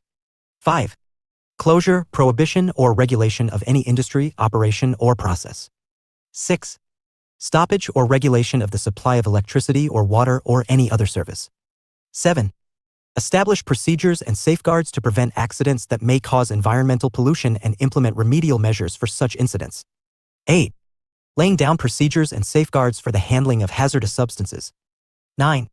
Inspection of any premises, plant, equipment, machinery, manufacturing, or other processes, materials, or substances. 10. Establishment or recognition of environmental laboratories and institutes. 11. Preparation of codes, guides, and manuals. 12. The GI may make rules through official gazette notifications to fulfill the Act's purposes. 13. Other matters as the central government deems necessary for effective implementation of the Act. This provision truly makes the EPA 1986 an umbrella legislation. Protection of action taken in good faith. No legal action can be taken against the government, its officers, employees, or any authority constituted under this Act for actions done in good faith under the provisions of the Act. Cognizance of offense. No court shall take cognizance of any offense under this Act except on a complaint made by A. The central government or any authority or officer authorized on this behalf by that government. B. Any person who has given notice of not less than 60 days of the alleged offense to the central government or the authority or officer authorized. Citizen suit. Bar of jurisdiction. No civil court has jurisdiction over suits or proceedings concerning actions, orders, or directions issued by the central government or any authority or officer under this Act. UPSC 2019. Consider the following statements. The Environment Protection Act, 1986 empowers the Government of India to 1. State the requirement of public participation in the process of environmental protection and the procedure and manner in which it is sought. 2. Lay down the standards for emission or discharge of environmental pollutants from various sources. Which of the statements given above are correct? A. 1 only, B. 2 only, C. Both 1 and 2D, neither 1 nor 2. Answer, B. 2 only. Environmental Impact Assessment, EIA. EIA is a tool for predicting the likely environmental impacts that may arise from the proposed developmental activities and suggesting mitigation measures and strategies. It was introduced in India in 1976 to 77 for assessing river valley projects, later enhanced to include other developmental sections. Till 1994, environmental clearance (EC) from the GI was an administrative decision and lacked legislative support. In 1994, under the Environmental Protection Act 1986, the Ministry of Environment and Forests (MEF) made EC mandatory for expansion, modernization, or establishment of new projects listed in Schedule 1 of an EIA notification. EIA is now mandatory for 30 categories of projects, and these projects are granted EC only after the EIA requirements are fulfilled. EC or the go-ahead signal is granted by the Impact Assessment Agency in the MEF. The important aspects of EIA are risk assessment, environmental management, post-product monitoring, classification of projects that require EIA clearance. Expert committees are formed for diverse sectors to ensure multidisciplinary input in the environmental appraisal of development projects. 1. Mining projects. 2. Industrial projects. 3. Thermal power projects. 4. River valley, multipurpose, irrigation, and HE projects. 5. Infrastructure development and miscellaneous projects. 6. Nuclear power project. EIA process and procedures. Steps in the EIA process. EIA process is cyclical with the interaction between the various steps. Screening. The project plan is screened for investment scale, location, development type, and statutory clearance requirements. Scoping. Identifying potential impacts, impact zones, mitigation options, and monitoring needs. Collection of baseline data. Baseline data refers to the environmental status of the study area. Impact prediction. Predictions must be made for positive/negative, reversible/irreversible, and temporary/permanent impacts. Mitigation measures. The EIA report should outline actions to prevent, minimize, or compensate for environmental impacts. Public hearing. After completing the EIA report, nearby public and environmental groups may be informed and consulted. Decision-making. The Impact Assessment Authority, with expert input, consults the project in charge to make decisions considering the EIA and Environment Management Plan, EMP. Monitoring and implementation of EMP assessment of alternatives, delineation of mitigation measures, and EIA report mitigation plan. After reviewing alternatives, a mitigation plan is developed for the chosen option, supplemented by an environmental management plan, EMP. Risk assessment, inventory analysis, and hazard probability and index are integral to EIA procedures. Environment management plan. It involves outlining mitigation measures for each environmental component, including prevention and control, as well as a rehabilitation and resettlement plan. Environmental appraisal. The MEF's appraisal committee reviews a project based on data provided by project authorities. The MEF may also consult with investors and experts on specific issues as needed. After reviewing all aspects of a project, EC is granted subject to the implementation of the specified environmental safeguards. If project proponents provide complete information, a decision is reached within 90 days. EIA of coasts. Coastal states or UTs prepare coastal zone management plans, CZMPs, according to CRZ notification rules. These plans categorize coastal areas for various activities before submission to the MEF for approval. Single window clearance. Projects requiring both EC and approval under the Forest Conservation Act 1980 must submit proposals for both simultaneously. Processing for clearance or rejection is done concurrently. If the project doesn't involve forest land diversion, it's processed solely for EC. Single window clearance equals environmental clearance, EC, plus forestry clearance. The main participants of EIA. 2. The project proponent. 3. The environmental consultants. 4. The State Pollution Control Board/Pollution Control Committees, PCCs. 5. The public. 6. The Impact Assessment Agency. Benefits of EIA. EIA connects the environment with development for sustainable development, offering a cost-effective way to reduce adverse impacts of projects. EIA promotes mitigation strategies and ensures development within capacity of assimilation and regeneration of the ecosystem. Shortcomings of EIA. Applicability. Several projects with significant environmental impacts are exempted if they are not listed in Schedule 1 of EPA or if their investments fall below the notification threshold. Schedule 1 of EPA 1986 specifies emission or discharge standards for pollutants from industries, processes, or operations along with their maximum allowable concentration limits. Composition of expert committees. EIA teams often lack field experts such as environmentalists, wildlife experts, anthropologists, and social scientists. Public hearing. Problems with public hearings are public comments are not considered at the early stage, which leads to conflict at a later stage. Several projects with significant environmental and social impacts have been excluded from the mandatory public hearing process. Documents to which the public is entitled are seldom available on time. Data collectors often disregard the indigenous knowledge of local people. Quality of EIA reports. EIA reports are often incomplete, with false data and reliance on single-season data. The documents are overly technical and cumbersome to understand. Lack of credibility. The project proponent funds the EIA preparation aiming to secure project clearance, which raises concerns about potential bias. Moreover, the lack of accreditation for EIA consultants also undermines the credibility of the assessment. Recommendations to improve the EIA process. Independent EIA authority and sector-wide EIA's transparency, full disclosure of project information from notification to clearance to the public. Applicability. All projects causing major ecosystem alteration must undergo the EC process. Public hearing. Public hearings should apply to all previously exempt project categories. Easy to understand. EIA reports must clearly outline the adverse impacts of proposed projects in a separate chapter, distinct from technical details. Avoid conflict of interest. Independence of EIA preparation from the project proponent is crucial. Composition of expert committees. Replace current executive committees with experts from diverse stakeholder groups renowned in environmental and related fields. Stringent punishments. The EIA notification should incorporate automatic clearance withdrawal for violations and enforce stricter penalties for noncompliance. Salient features of the 2006 amendment to the EIA notification. The 2006 EIA notification decentralizes environmental clearance (EC) by categorizing developmental projects into two groups. 1. Category A, national level appraisal. 2. Category B, state level appraisal. After the 2006 amendment, the EIA cycle comprises 4 stages. 1. Screening. 2. Scoping. 3. Public hearing. 4. Appraisal. Category A projects require mandatory EC and thus they do not undergo the screening process. Category B projects undergo the screening process and they are classified into 2 types. 1. Category B1 projects mandatorily requires EIA. 2.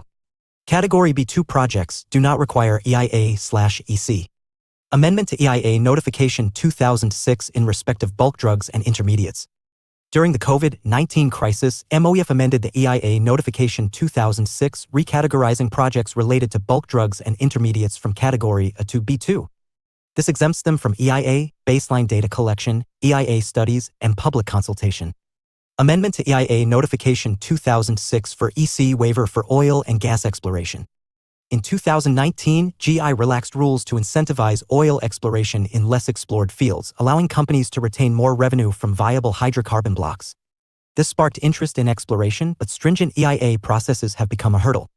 So, MOEF amended the 2006 EIA notification exempting both onshore and offshore drilling explorations by oil and gas firms from EIA by downgrading exploratory projects from Category A to B2.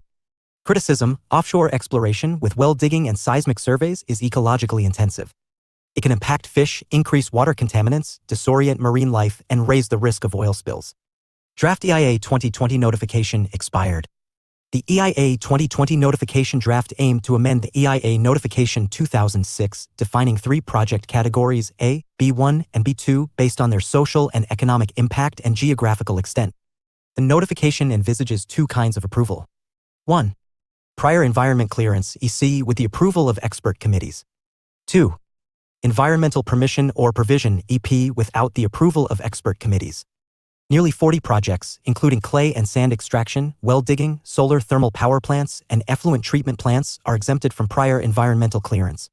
Projects such as B2 projects, irrigation, halogen production, chemical fertilizers, acids, biomedical waste treatment facilities, building construction, elevated roads, highways, and expressways are exempted from public consultation.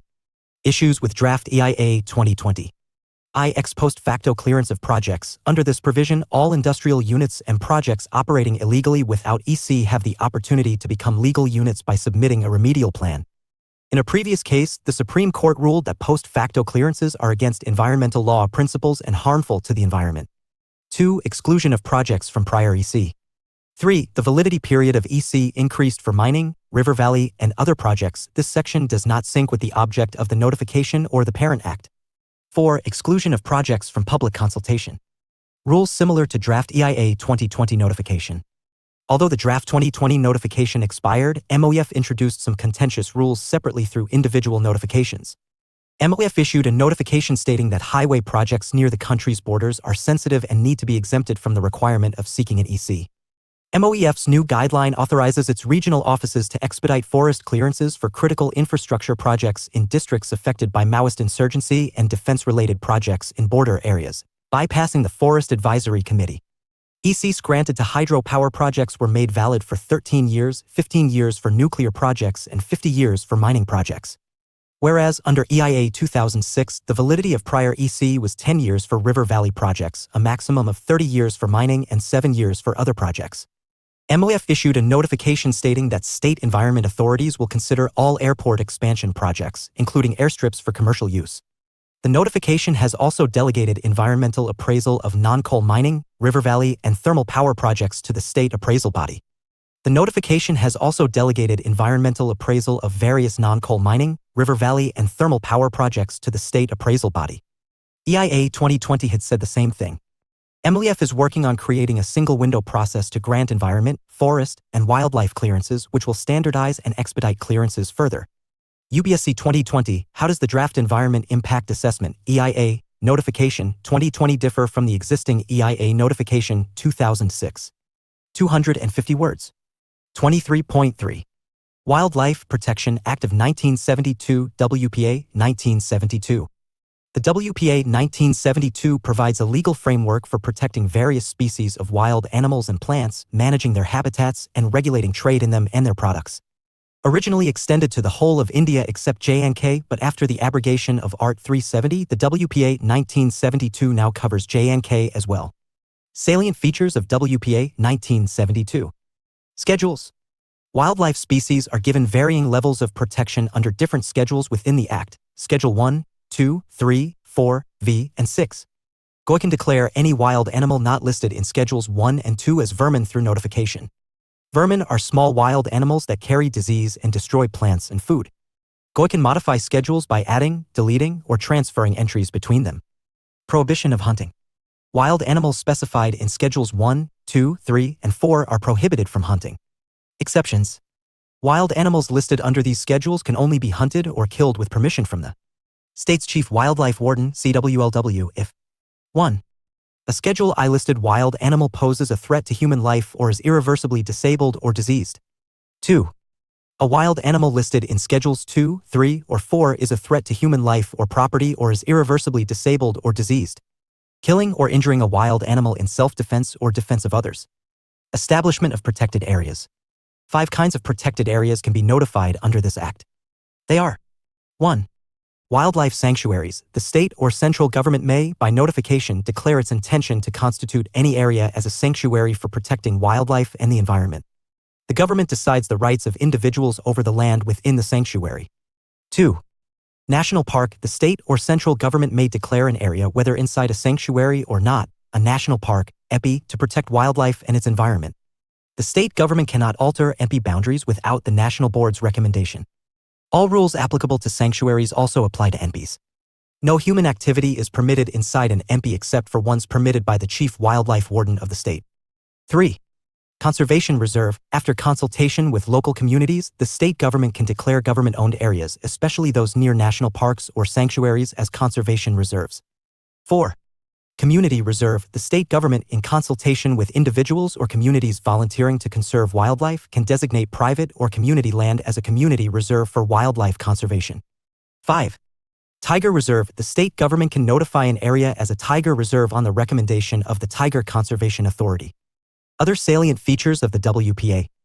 Regulation of trade and commerce. The Act controls trade and commerce in wildlife and its products via permits and licenses. Authorities appointed under the Act. The state government appoints the Chief Wildlife Warden and the central government appoints directors and assistant directors. Penalties. The Act imposes severe penalties, including imprisonment and fines, for illegal activities such as hunting, trade, and commercial exploitation of wildlife. Bodies constituted under the WPA.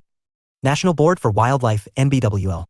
Due to the rapidly declining wildlife population, the GOI formed the Indian Board for Wildlife, IBWL, in 1952, chaired by the Prime Minister. The Wildlife Protection Amendment Act of 2002 replaced the IBWL with the National Board for Wildlife, NBWL, a statutory body. Members of NBWL include the Prime Minister is the Members of NBWL include The Prime Minister is the chairperson. The minister in charge of the MOEF and GOI is the vice chairperson. 3 MPs, 2 from Lok Sabha and 1 from Rajya Sabha, 5 persons representing NGOs, 10 eminent ecologists, conservationists, and environmentalists. The Chief of the Army Staff. Duties of NBWL. It acts as the apex body for reviewing wildlife matters and approving projects within national parks and sanctuaries. The board advises the GOI and state governments on wildlife conservation policymaking.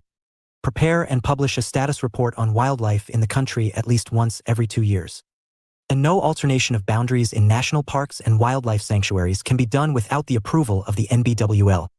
State Board for Wildlife, SBWL. The Wildlife Protection Amendment Act of 2002 provided for the constitution of the State Board for Wildlife, SBWL. WPA 2002 amendment substituted Wildlife Advisory Board with SBWL. Members of SBWL include: the Chief Minister is the chairperson. The Minister in charge of Forests and Wildlife is the vice chairperson. 3 members of the state legislature, or, in the case of a UT with legislature, 2 members of the Legislative Assembly of that UT. 3 persons representing NGOs, 10 eminent ecologists, conservationists, and environmentalists, including at least 2 representatives of the scheduled tribes, a representative of the armed forces not below the rank of a brigadier nominated by the GOI. It shall be the duty of the SBWL to advise the state government in the selection and management of areas to be declared as protected areas, in the formulation of the policy for the protection and conservation of wildlife, in any matter relating to the amendment of any schedule, in balancing the needs of forest-dwelling tribes and other residents with wildlife conservation, in any other wildlife protection matter referred by the state government. Central Zoo Authority, CZA. WPA 1972 provided for the constitution of the Central Zoo Authority by the central government. Accordingly, CZA was established as a statutory body under the Ministry of Environment, Forest and Climate Change, MOEFCC. Authority shall consist of chairperson, environment minister, 10 members, member secretary. Functions: it can recognize or derecognize any zoo in the country. It regulates the zoos across the country. It sets minimum standards for housing, upkeep, and veterinary care of zoo animals. It sets rules for national and international animal transfers/exchanges among zoos. It identifies endangered species of wild animals for purposes of captive breeding and assigning responsibility in this regard to a zoo. It identifies endangered wild animal species for captive breeding and assigns responsibility to a zoo for this purpose. National Tiger Conservation Authority, NTCA.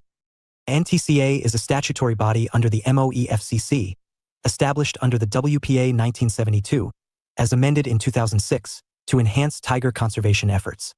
It provides statutory authority to Project Tiger to ensure legal compliance with its directives. State governments notify tiger reserves under WPA 1972 on the advice of the NTCA. NTCA consists of the minister in charge of the MOEFCC as chairperson and the Minister of State in the MOEFCC as vice chairperson. Wildlife Crime Control Bureau, WCCB.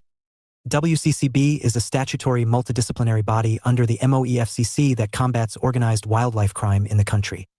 It is constituted under the WPA 1972, as amended in 2006.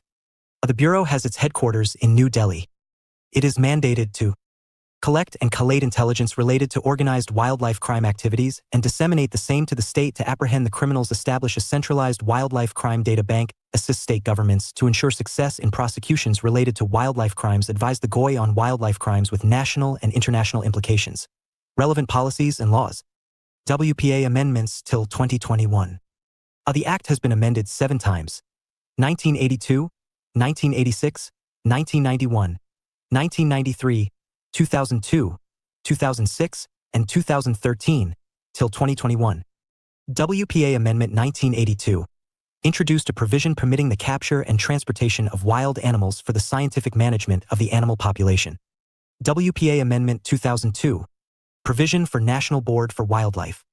WPA Amendment 2006, provision for National Tiger Conservation Authority and Wildlife Crime Control Bureau. WPA Amendment 2013, protects hunting rights of scheduled tribes in Andaman and Nicobar Islands. Wildlife Protection Amendment Act, 2022.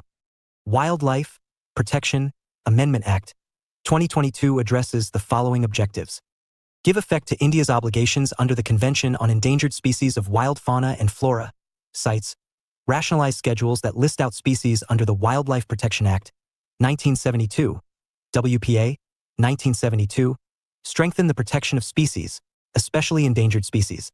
Conserve and protect wildlife through better management of protected areas. Benefit the local tribal communities. WPA 1972 versus WPA 2022. Aspects of conservation and management of wildlife. WPA 1972. The 1972 Act provided for the protection of wild animals, birds, and plants to ensure the nation's ecological and environmental security. WPA 2022. The words protection of wild animals, birds, and plants have been substituted with protection, conservation, and management of wildlife. Invasive alien species. WPA 1972. The 1972 Act did not have any provision for invasive alien species. WPA 2022. The 2022 Act defines invasive alien species as non-native animals or plants in India that could harm wildlife or its habitat through their introduction or spread. It empowers the central government to regulate or prohibit the import, trade, possession, or proliferation of invasive alien species. Non-prohibited activities in a sanctuary. WPA 1972. No one can harm or take wildlife or alter their habitat in a sanctuary, or change the flow of water into or outside the sanctuary without a permit from the chief wildlife warden. Permits can be issued only for local residents' personal bona fide needs, not for commercial use. Non-prohibited activities. Grazing or movement of livestock. WPA 2022. The 2022 Act increased non-prohibited activities in a sanctuary. Now it includes grazing or movement of livestock, hunting of wild animals without violating the conditions of the permit, exercise of land rights, whose continuance is permitted within the sanctuary, bona fide use of drinking and household water by local communities. Wild animals, etc. to be government property. WPA 1972. The state government owns hunted wild animals, their parts, hunting equipment, and wild animals kept or bred in captivity. If hunted in a national park or sanctuary declared by the GOI, they belong to the GOI. WPA 2022. When government property is a live animal that cannot be released to its natural habitat, the state government must house and care for it in a recognized zoo or rescue center. Hunted wild animal parts, including meat, must be disposed of by the concerned state government or GOI as prescribed by the GOI. Such disposal shall not include any commercial sale. Regulation of transfer of animal. WPA 1972. The person with a certificate of ownership for a captive animal or an animal article cannot sell or offer them for commercial purposes. Exemptions. Tail feather of peacock and articles made from it. Transfer of captive animals between recognized zoos or amongst zoos and public museums. WPA 2022. The 2022 Act allows people with valid certificates of ownership to transfer or transport captive elephants for religious or other purposes, subject to GOI terms and conditions. Criticism. Dilution of elephant protection. The provision for the transfer of elephants for religious and other purposes has legalized the misuse of elephants. This other purpose term is broad and vague. Although the WPA still prohibits the commercial trade of elephants, this new provision dilutes the former. Now, elephants can be acquired by any malicious individual or institution. Regulation of international trade in endangered species of wild fauna and flora, as per CITES, Convention on International Trade in Endangered Species of Wild Fauna and Flora. WPA 1972. The 1972 Act did not have any provision for obligations under CITES. WPA 2022. The 2022 Act provides for proper implementation of the provisions of the CITES in India. Provides for the GOI to designate a 1. Management Authority, MA grants export or import permits for trade of specimen. 2. Scientific Authority, provides advice on how trade affects the survival of traded species. Traders of scheduled specimens must report details of transactions to the Management Authority. As per CITES, the Management Authority can use an identification mark for specimens. The Act forbids altering or removing a specimen's identification mark. Possessors of live scheduled animals must obtain a registration certificate from the MA. Breeders and artificial propagators of Appendix I Schedule 4 species must apply for a license. Criticism. No clear connection between endangerment and conservation. The 1972 Act aimed to regulate species use, including hunting and control trade and trafficking. The 2022 Act extends this by aligning with CITES and including its appendices. But nowhere in the Act is there a clear connection between endangerment and conservation. Rationalization Amendment of Schedules. WPA 1972. The 1972 Act has 6 schedules which are given varying degrees of protection. WPA 2022. The 2022 Act reduces the number of schedules to 4 by reduce the schedules for specially protected animals to 2, 1 for greater protection level. Remove the schedule for vermin species, inserts a new schedule for specimens listed in the appendices under CITES. 1. Schedule 1. Animal species that receive the highest level of protection, including critically endangered species. 2. Schedule 2. Animal species that receive a lower level of protection. 3. Schedule 3. Protected plant species. 4. Schedule 4. Specimens listed in the appendices under the Convention on International Trade in Endangered Species of Wild Fauna and Flora, CITES. Criticism. No rationale behind the listing of species in schedules. The main motive for scheduling of species is prioritization for conservation. However, the new Act has placed numerous species under the same schedule without any justification. For e.g., the same level of protection is given to tigers, jackals, great Indian bustards, and barn owls. All these will create confusion while allocating resources for conservation. Help propagate invasive species. The 2022 Act has placed the species in schedules without regard to their ecological roles, potentially aiding the spread of invasive species. For e.g., the spotted deer, cheetal, is now in Schedule 1 despite being invasive in the Andaman Islands, hindering legal culling or removal. Control of sanctuaries. WPA 1972. The 1972 Act entrusts the Chief Wildlife Warden to control, manage, and maintain all sanctuaries in a state. The Chief Wildlife Warden is appointed by the state government. WPA 2022. The 2022 Act states that chief wardens must act in accordance with sanctuary management plans developed following GOIS guidelines and the chief warden's approval. In special areas must be prepared after consulting the Gram Sava. Special areas include 1.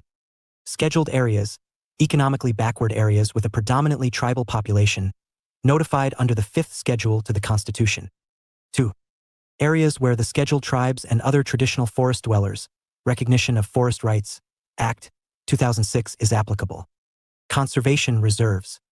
WPA 1972.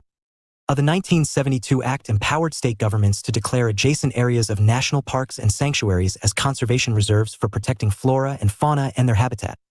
WPA 2022. The 2022 Act empowers the GOI to notify a conservation reserve. Surrender of captive animals. WPA 1972. The 1972 Act had no provision for surrender of captive animals. WPA 2022.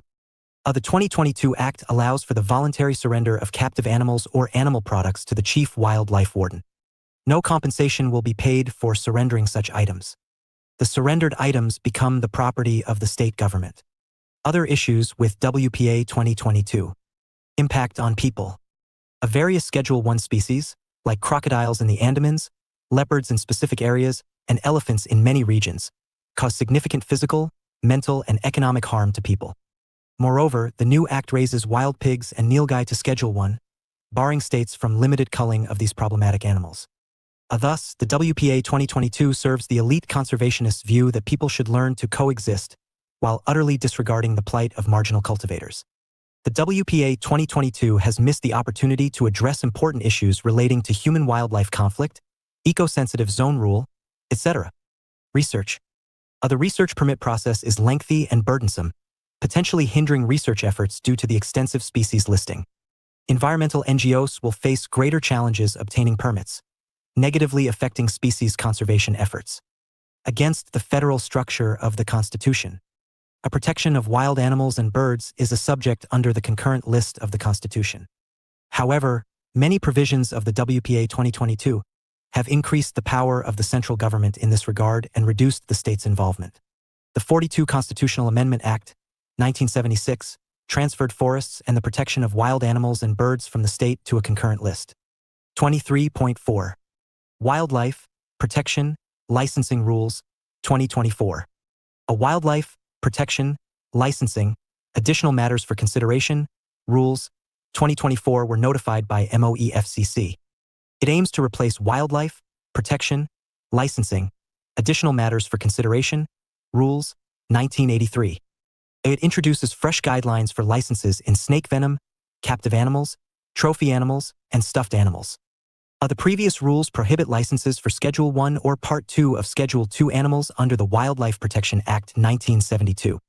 The licenses were granted in exceptional cases with previous approval of the central government.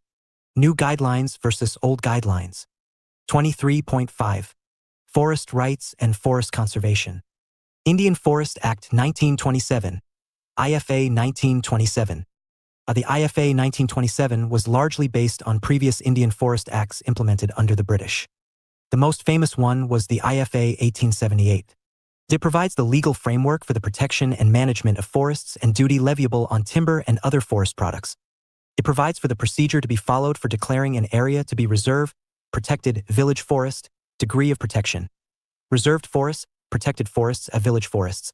The Indian Forest Amendment Act 2017 amended the definition of tree to remove the word bamboo. It means that bamboo grown outside forest areas can be felled or transported for economical use without needing permission. Reserve forest, RF. State governments can designate any forest land or wasteland as reserved forest belonging to the government and can sell their produce. Before official notification, a forest settlement officer, with powers of a civil court, must be appointed to inquire and settle the claims of local residents. All activities are prohibited unless permitted in RFs. Protected forest, PF. A state government may constitute any forest land or wasteland not included in reserve forest as protected forest. Protected forests are of two kinds. 1. Demarcated protected forests. 2. Undemarcated protected forests. All activities are permitted unless prohibited in PFs. Village forest. State governments can grant village communities rights over government land designated as reserved forest. They can also establish rules for managing village forests, including conditions for community access to timber, forest produce, or pasture. Criticism. The 1927 Act primarily served British interests, granting states control over tribal rights without aiming to protect the nation's forests. Its focus was on regulating and taxing forest produce, which became a key revenue source for the government. Forest Conservation Act 1980, FCA 1980. FCA 1980 was enacted to protect India's forests and regulate forest resource extraction by industries and forest-dwelling communities. The Act deals with the four categories of forests, namely reserved forests, village forests, protected forests, and private forests. Features of the FCA 1980. Restriction on dereservation. The Act restricts the states and other authorities from allowing dereservation, i.e., use of forest land for non-forest purposes, without permission from the central government. Non-forest purposes include using land for cultivating horticultural crops or for any purpose other than reforestation. Appeal to National Green Tribunal. The Act provided that any aggrieved person may file an appeal to the National Green Tribunal against the decision of the state government or any authority. Constitution of Advisory Committee. The Act empowered the central government to constitute a committee to advise the government regarding forest conservation. Penalties. The Act levies penalties in case of violations of the provisions of FCA. Power to make rules. The Act empowers the central government to make rules for carrying out the provisions of this Act. 1992 Amendment. It provisioned for allowing some non-forest activities in forests, without cutting trees or limited cutting with prior approval of the central government. FCA includes forests that are not notified protected.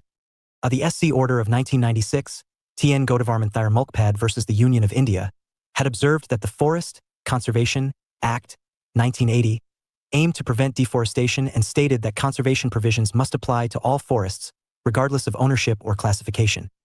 The court also specified that forests encompass not only areas officially recorded as such in government records but also any areas resembling the dictionary definition of a forest. The responsibilities and powers of states. Under the Godavarman Order, the states are supposed to identify and notify forests. The Forest Advisory Committee FAC of MOEF, the apex body that deliberates on granting permission to fell forests, said, criteria finalized by a state need not be subject to approval by MOEFCC. Forest Conservation Amendment Bill 2003. The bill renames the Forest Conservation Act 1980 to Van Sanrakshan Evam Samvardhan Adhinium or Forest Conservation and Augmentation Act. The new name reflects a new focus on afforestation and reforestation activities. Objectives of the 2023 bill. To broaden the horizons of the Act to boost India's forest cover to 33% and to create a carbon sink of additional 2.5 to 3.0 billion tons of CO by 2030 as part of its Paris Agreement commitments. To balance industrial development and the conservation of forests.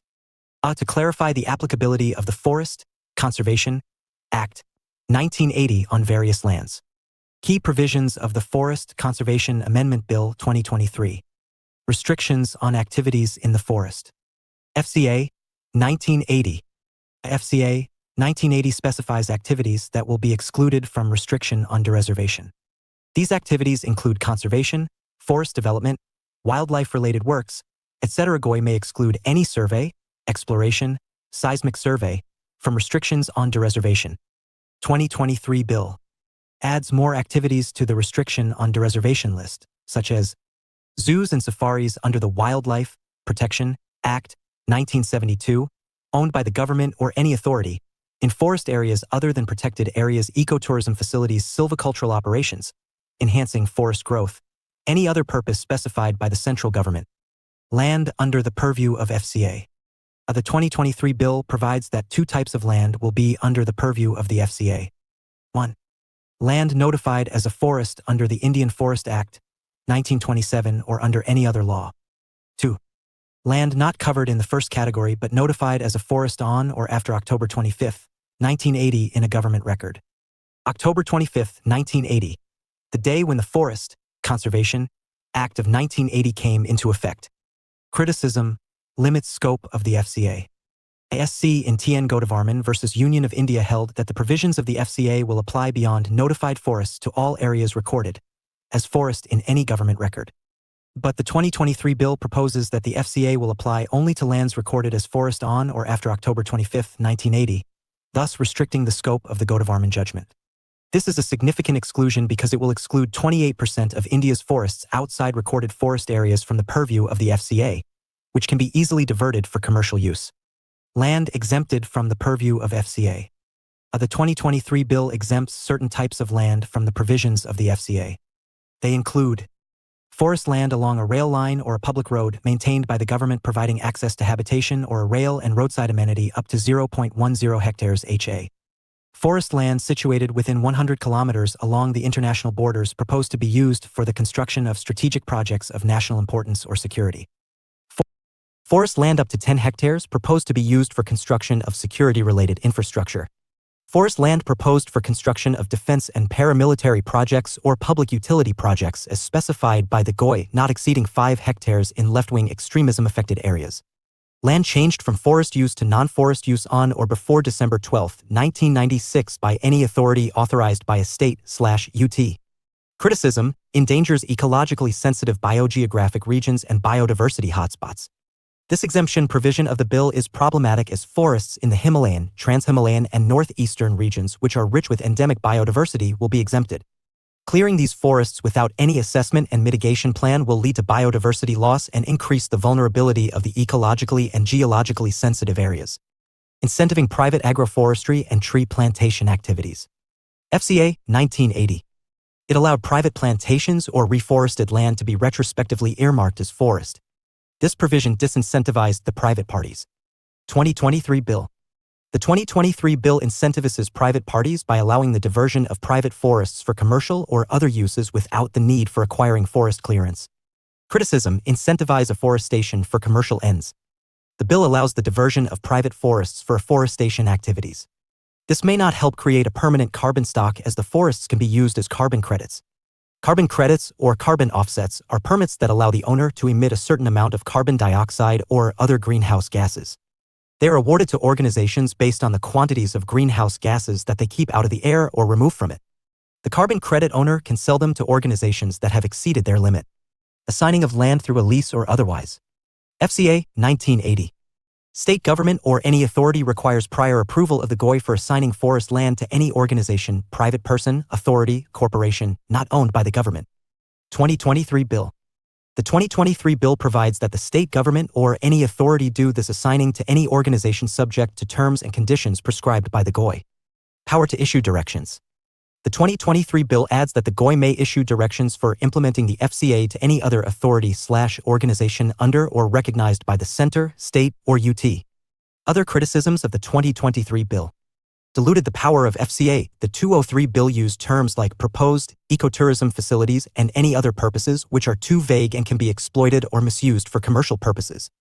Biodiversity loss. Though the 2023 bill proposes to ease the land transfer for compensatory afforestation, it will not serve the ecological purpose until fundamental changes are made. Generally, monoculture is practiced in compensatory afforestation, which leads to biodiversity loss. Violation of constitutional rights. The provision of exemptions without the consultation of local individuals violates the Forest Rights Act, 2006, FRA 2006, the Panchayat Act, and constitutional provisions for the STs. Requiring consent for forest land diversion legally acknowledges the rights of forest dwellers, which is recognized by the FRA 2006. FCA 2023 and the any states. The Mizoram Assembly passed a resolution opposing the Forest Conservation Amendment Act, FCA, 2023 to protect the rights of the people of Mizoram. What are the concerns of Northeast against amended FCA? Land exempted from FCA clearance. The amended FCA allows the diversion of forest land for strategic projects of national importance and security within 100 kilometers of India's international borders without a forest clearance under the Forest Conservation Act. FCA, 1980. Most of any falls in this 100 kilometers range. Land deprived of FCA protection. The amended FCA protects only notified forests, land notified as a forest under the Indian Forest Act, 1927, or under any other law, or land not covered in the first category but notified as a forest on or after October 25, 1980 in a government record. FCA 1980 came into effect on October 25, 1980. This goes against the SC judgment in the Godavarman case, 1996, which says FCA will apply beyond notified forests to all areas recorded as forests in government records irrespective of ownership. Thus, this judgment brought unclassed forests under the purview of FCA. More than 50% of the Northeast is recorded forest area, RFA. Of this, 53% are unclassed forests. Controlled by individuals, clans, and village councils according to customary law and procedures. Recorded forest area, it refers to all geographic areas recorded as forests in government records. Notified forest, any forest area notified under the provisions of the Indian Forest Act 1927 or State Forest Acts. Unclassed forests, these are recorded forests but not notified as forests. Is FCA applicable to the Northeast? Such as Article 371A for Nagaland and Article 371G for Mizoram. Prohibit the application of any law enacted by Parliament that impinges on Naga and Mizo customary law and procedure. Ownership and transfer of land and its resources. Extended only if their legislative assemblies decide so through a resolution. Nagaland.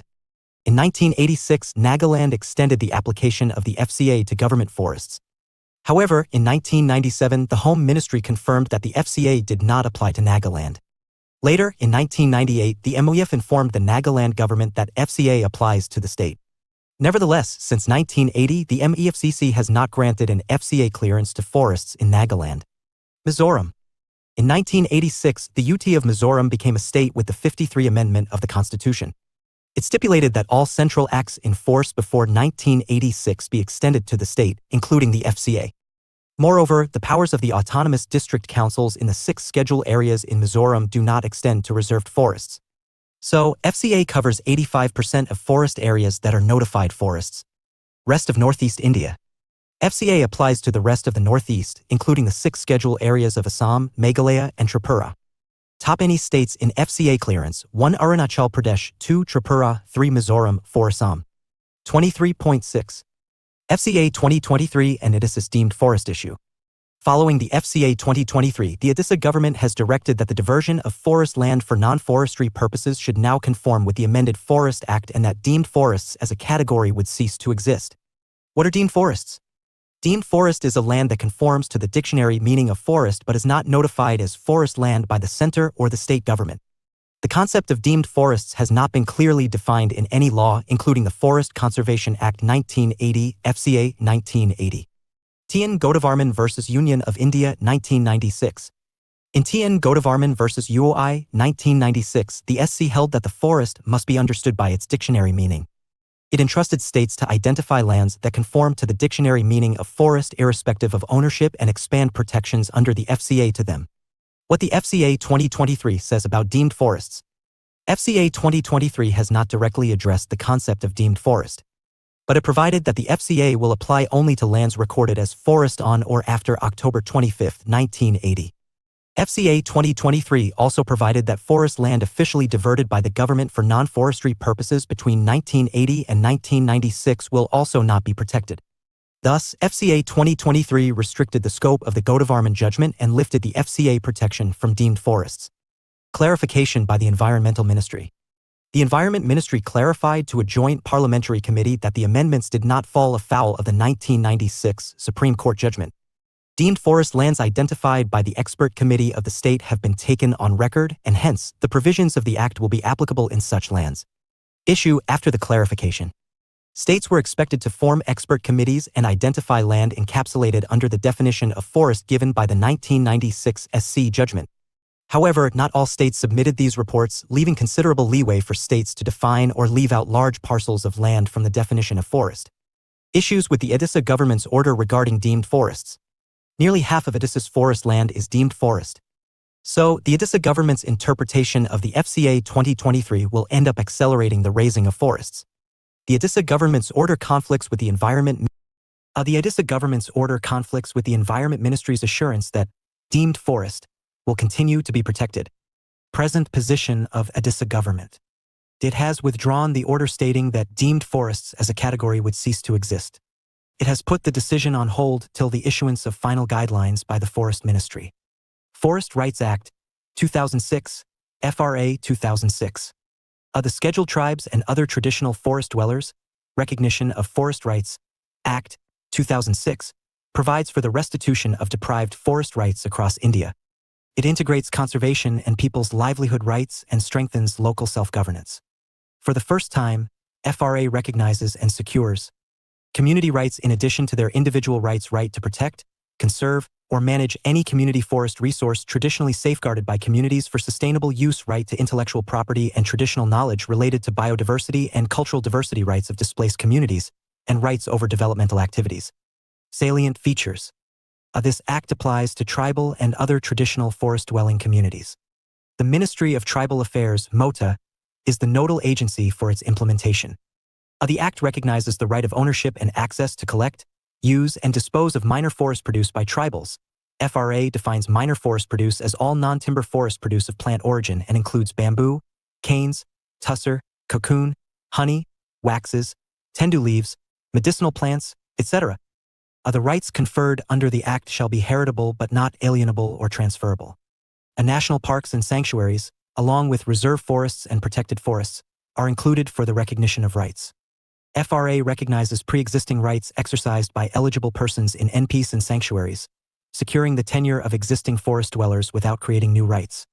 UPSC 2021 at the national level, which ministry is the nodal agency to ensure effective implementation of the Scheduled Tribes and Other Traditional Forest Dwellers, Recognition of Forest Rights, Act, 2006, a Ministry of Environment, Forest and Climatic Change. B. Ministry of Panchayat Raj. C. Ministry of Rural Development. D. Ministry of Tribal Affairs. The FRA Act identifies 4 types of rights. 1. Title rights. Grants land ownership rights to forest-dwelling farmers, capped at 4 hectares. 2. Use rights. The dwellers' rights extend to extracting minor forest produce, grazing areas, etc. 3. Relief and development rights. Right to rehabilitation in case of illegal eviction or forced displacement, and to basic amenities, subject to restrictions for forest protection. 4. Forest management rights. Right to protect, regenerate, conserve or manage any community forest resource traditionally safeguarded by communities for sustainable use. Criteria to claim rights under FRA. A criteria and evidence for forest-dwelling scheduled tribes, FDST. To claim rights under FRA. Must be ST in an area. Primarily resided in forest or land prior to December 2005 depend on forest or forest land for livelihood needs. A criteria for other traditional forest dwellers, OFTD, to claim rights under FRA. Primarily resided in the forest for 3 generations, 75 years, prior to December 2005 depend on forest for livelihood needs. If an OTFD village establishes its eligibility under the Act, there is no need for every individual to establish its eligibility separately. Gram Sava. And as per the Act, the Gram Sabha has been designated as the competent authority for initiating the process of determining the nature and extent of individual or community forest rights. The decision of the Gram Sabha to reject or allow a claim can be appealed before the court. UPSC 2016 Rehabilitation of Human Settlements is one of the important environmental impacts which always attracts controversy while planning major projects. Discuss the measures suggested for mitigation of this impact while proposing major developmental projects. Community Forest Resources Guidelines. Community Forest Resource (CFR) rights are given under the Scheduled Tribes and Other Traditional Forest Dwellers Recognition of Forest Rights Act 2006, FRA 2006. In community forestry, the local community plays a significant role in forest management and land use decision-making by facilitating the support of government and NGOs. It gained prominence in the mid-1970s in countries like Nepal, Indonesia, Korea, Brazil, India, and North America. Forest Rights Act in Northeast. In the FRA 2006, forest land includes unclassified forests, undemarcated forests, existing or deemed forests, protected forests, reserved forests, sanctuaries, and national parks. This complied with the 1996 Supreme Court redefinition of forest. However, none of the Northeast states have implemented FRA except for Assam and Tripura. Reasons why FRA is being irrelevant in the Northeast. Communities, clans, etc. own most forest lands and already enjoy the rights. A lack of forest dwellers who are totally forest dependent.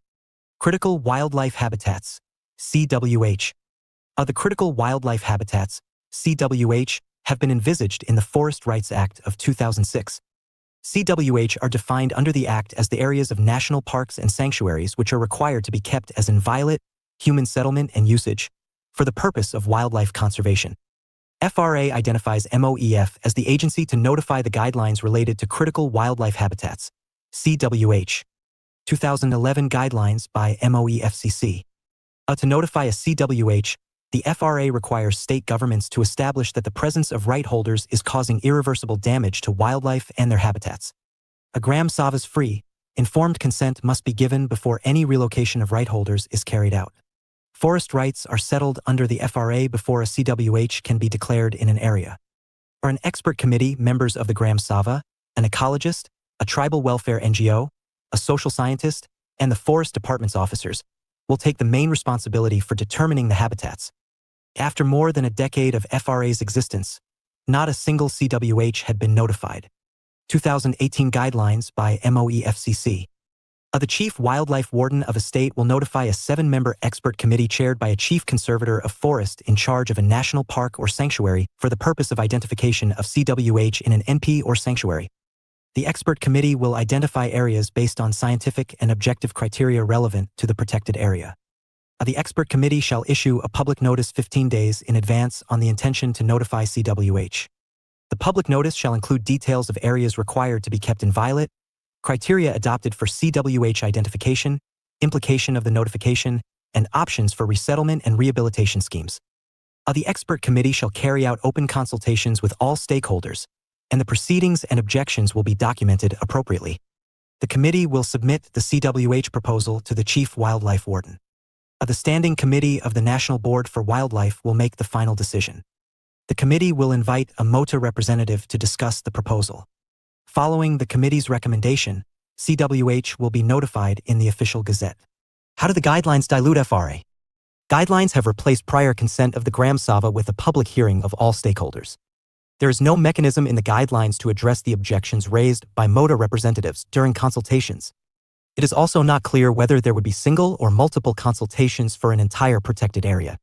In the existing guidelines, CWH notification is not subject to public scrutiny once open consultations have been carried out in the contract. The draft notification of every eco-sensitive zone, ESZ, is put up in the public domain for at least 60 days before its finalization. The guidelines are silent on the issue of settlement of rights before notifying CWHs. UPSC 2018 consider the following statements.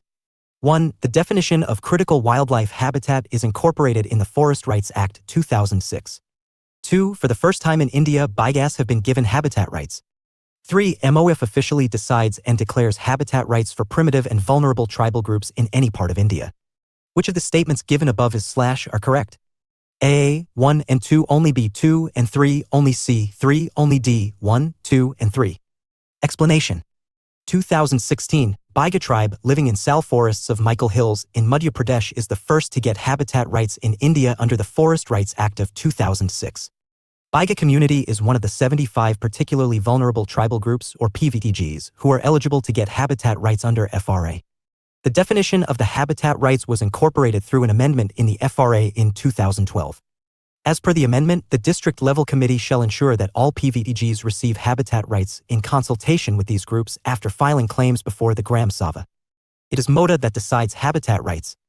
Answer: A, 1 and 2 only.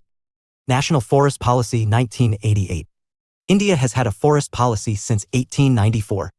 The policy was revised in 1952 and again in 1988. The principal aim of the 1988 policy was to ensure environmental stability and maintenance of ecological balance, including atmospheric equilibrium. The derivation of direct economic benefit must be subordinated to this principal aim. For the first time, the policy considered forest land or land with tree cover as a national asset. The diversion of forest land for any non-forest purpose should be subject to the most careful examination. It mandates that 33%, one-third, of the GA of India should be under forest or tree cover. Other aims and objectives of 1988 policy. Conservation of natural heritage and checking soil erosion and denudation in catchment areas, checking extension of sand dunes in desert areas of Rajasthan and along coastal tracts, increasing forest/tree cover through massive afforestation and social forestry programs, ensuring the symbiotic relationship between tribal people and forests and including tribal people closely in the protection, regeneration and development of forests, taking steps to meet requirements of fuel, wood, fodder, minor forest produce, soil and timber of rural and tribal populations, taking steps to create a massive people's movement with the involvement of women to achieve the objectives and minimize pressure on existing forests. Greater impetus for forestry education and research. Draft National Forest Policy 2018. It's an update to the National Forest Policy of 1988, which has been pending. Aims and objectives of 2018 policy. Reverse the degradation of forests and contribute towards achieving forestry-related, nationally determined contribution targets, NDCs. Maintenance of the health of forest vegetation and forest soils for augmenting water supplies through recharge of underground aquifers and regulation of surface water. Manage protected and other wildlife-rich areas with the primary objective of biodiversity conservation and enriching other ecosystem services. Include green accounting, ecosystem service valuation, and climate change considerations in planning and managing forests and protected areas. Integrate climate change mitigation/adaptation measures in forest management through the mechanism of REDD+, so that the impacts of climate change are minimized. Sustainable use of non-timber forest produce, NTFP, such as medicinal and aromatic plants, oilseeds, resins, wild edibles, fiber, bamboo, grass, etc. Expanding and managing green spaces in urban and peri-urban areas to enhance citizen well-being. Credible certification process to enhance the value of forest products harvested sustainably. Greater emphasis on protecting forests of the Northeast. Establishing a National Board of Forestry, headed by the Environment Minister, and State Boards of Forestry, headed by the State Environment Minister, to ensure convergence and conflict resolution. Integration and assimilation of international multilateral agreements and commitments. Private intervention for maintaining the forest quality. Afforestation programs. The MOEFCC implements afforestation schemes in the forest areas with a participatory approach. Plantation species are selected by Joint Forest Management Committee, JFMC, members based on needs, ecological conditions, etc. Native forest species with multiple uses are encouraged. The ministry is implementing 3 significant schemes for the development of forest areas. 1. National Afforestation Program, NAP, scheme, for the afforestation of degraded forest lands. 2. National Mission for a Green India, GIM, Green India Mission to improve the quality of forests and increase forest cover. 3. Forest Fire Prevention and Management Scheme, FFPM, for forest fire prevention and management measures. 4. Scientific forest management. The states prepare a working plan, which MOEFCC approves.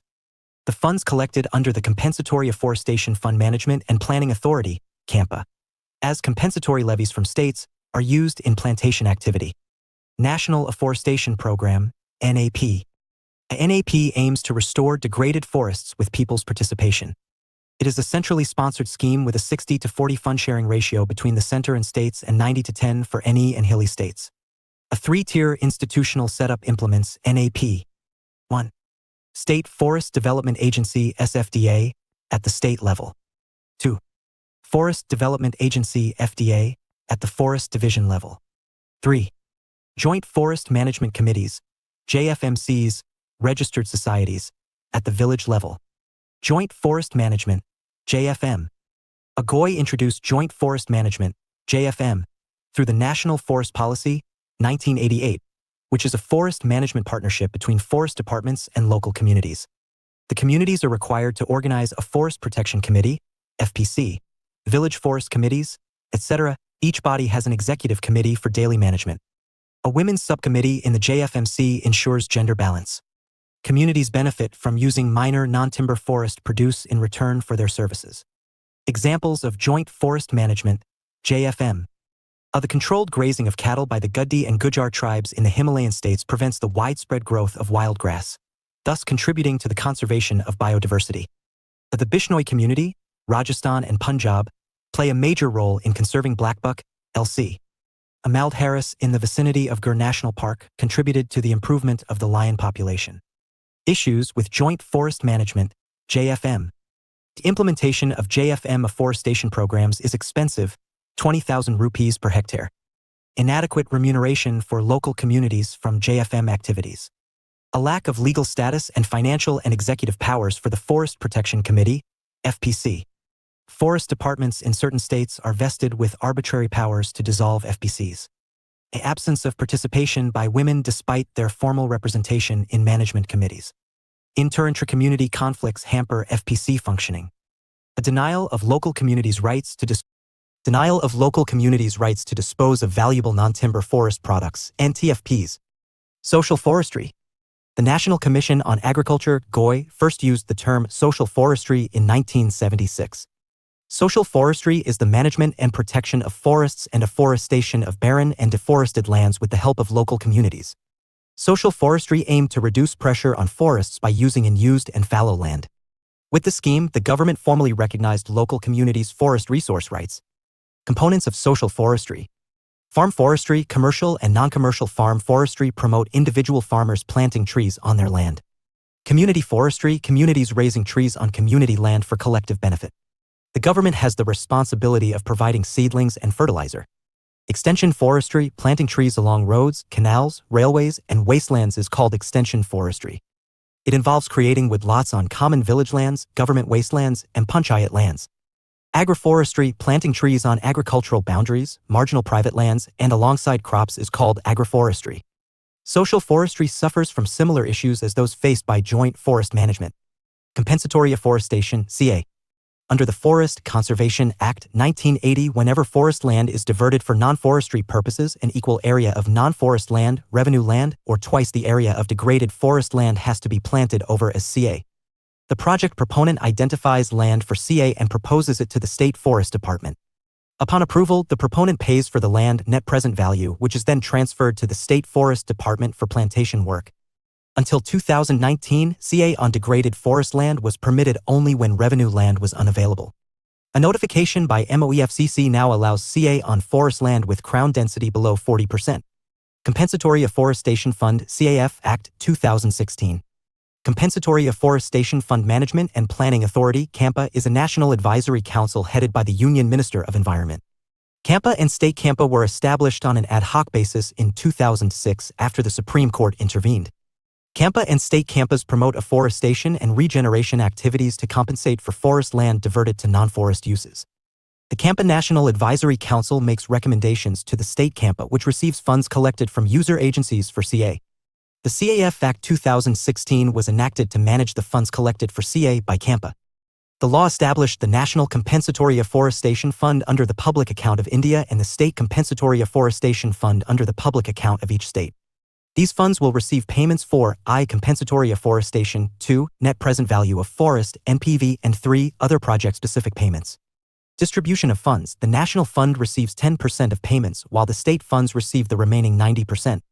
Use of funds. The funds are used for the treatment of catchment areas, assisted natural generation, forest management, wildlife protection and management, relocation of villages from protected areas, managing human-wildlife conflicts, training and awareness generation, supply of wood-saving devices, and allied activities. Net present value, NPV, of forests. The Act acknowledges that newly afforested land cannot immediately start delivering the range of goods and services like fuelwood, timber, bamboo, carbon sequestration, soil conservation, water recharge, etc. that the diverted forests were providing. So, project developers need to pay for the NPV of the forests being cleared. UPSC 2019 consider the following statements.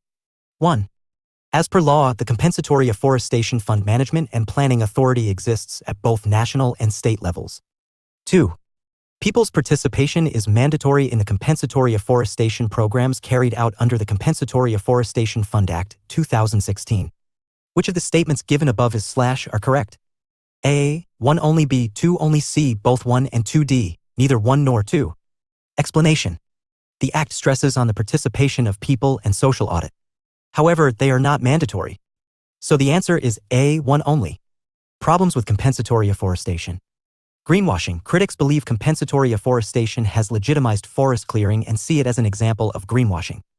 Greenwashing is the act of making a product, policy, activity, etc. appear to be more environmentally friendly or less environmentally damaging than it really is.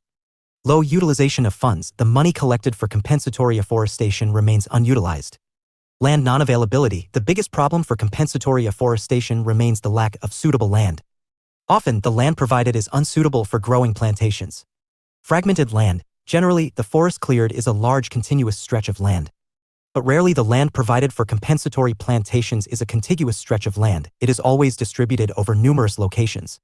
Monoculture plantations. Generally, the compensatory plantations are monocultures, meaning they contain only one species of plants. This is insufficient for biodiversity and carbon capture stability. Biotic pressure. It refers to the challenge the compensatory plantations face from nearby human habitations and cattle. Negative edge effects. Campa-funded projects endanger landscape connectivity and biodiversity corridors and expose forest patches to edge effects. The edge effect refers to the changes in population or community structures that occur at the boundary of two habitats, ecotone. Carbon storage is highest in species-rich evergreen forests. Eucalyptus plantations had relatively lower carbon storage, while teak plantations stored nearly as much carbon as deciduous forests. Green Credit Scheme. The Forest Advisory Committee, FAC, an apex body under MEFCC that adjudicates requests to raise forest land for commercial purposes, has approved the Green Credit Scheme, which allows forests to be traded as commodities. FAC has recommended that private players be allowed to raise plantations to be later used towards CA. If implemented, it allows the Forest Department to outsource its responsibilities of reforesting to non-government participating agencies, private companies, village forest communities, etc. after 3 years. If they meet the Forest Department's criteria, the plantations would be eligible to be considered compensatory forest land. The participating agency can trade its plantation parcels with project proponents needing forest land. The land is then transferred to the Forest Department and recorded as forest land, RFA. If plantations meet the criteria after 3 years, they can be considered compensatory forest land. The participating agency can trade these parcels with project proponents, transferring the land to the Forest Department as recorded forest land, RFA. FAC's arguments for the Green Credit Scheme. FAC recommended accepting such plantations in non-forest areas to encourage individual planting and meet international commitments like SDGs and NDCs. The Green India mission aims to sequester 2.523 billion tons of carbon by 2030, adding 30 million hectares of forest. The Green Credit Scheme could help achieve this. Criticism of the Green Credit Scheme. The scheme would privatize forests, promote their destruction, and fail to address core compensatory afforestation issues. Forests are treated as mere commodities without any social or ecological character. If the economic value of these plantations becomes lucrative, it could threaten agricultural land by diverting it to plantations. Private companies might grow fast-maturing, invasive species like eucalyptus to trade plantations after 3 years. Aerial seeding for reforestation. The Delhi High Court asked about using dart shots from helicopters to plant seeds. The Forest Department concluded this technology is unnecessary for accessible areas. Aerial seeding, aerial reforestation, is a reforestation technique in which seeds or seed balls, seed bombs made of compost, clay, and seeds are sprayed using aerial devices like helicopters, drones, etc. Seeds planted through this procedure have a success rate of 50%. Aerial seeding can spread grasses and plants to large areas after wildfires. It is adopted because it is quicker and more effective than planting manually. It also allows access to difficult areas like rocky terrain and high elevation. Dart seeding. Dart seeding is used with the same broad objective as aerial seeding. The process involves throwing darts containing seeds onto open ground. In aerial seeding, many seeds fail to germinate. If dart plantation is done from a low-flying helicopter, seeds have a relatively better chance of survival as they reach deeper into the ground. Plantation with both aerial and dart plantations is carried out close to the onset of monsoon. End of chapter. 24. National Environmental Legislation Part 2. 24.1. Biodiversity Act 2002, BDA 2002.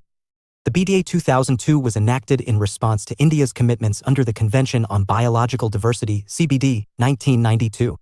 It regulates access to biological resources to ensure equitable sharing of benefits arising from their use. Aim, to safeguard India's biodiversity and knowledge from exploitation by foreign entities without sharing resulting benefits, thus preventing biopiracy. Biopiracy is the unethical or unauthorized commercial exploitation of biological resources, traditional knowledge, or genetic resources from indigenous or local communities without prior informed consent or fair compensation. Three-tier structure. BDA 2002 established a three-tier structure to regulate India's biodiversity and associated knowledge. 1.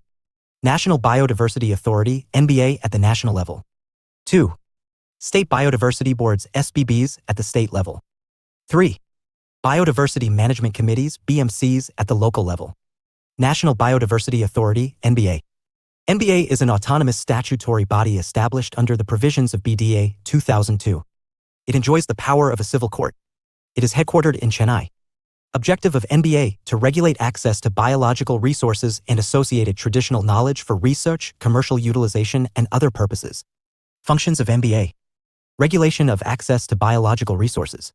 The NBA regulator is a must to carry out biodiversity-related activities. Benefit sharing. The NBA establishes mechanisms to ensure fair and equitable sharing of benefits from using biological resources and traditional knowledge. Conservation and sustainable use.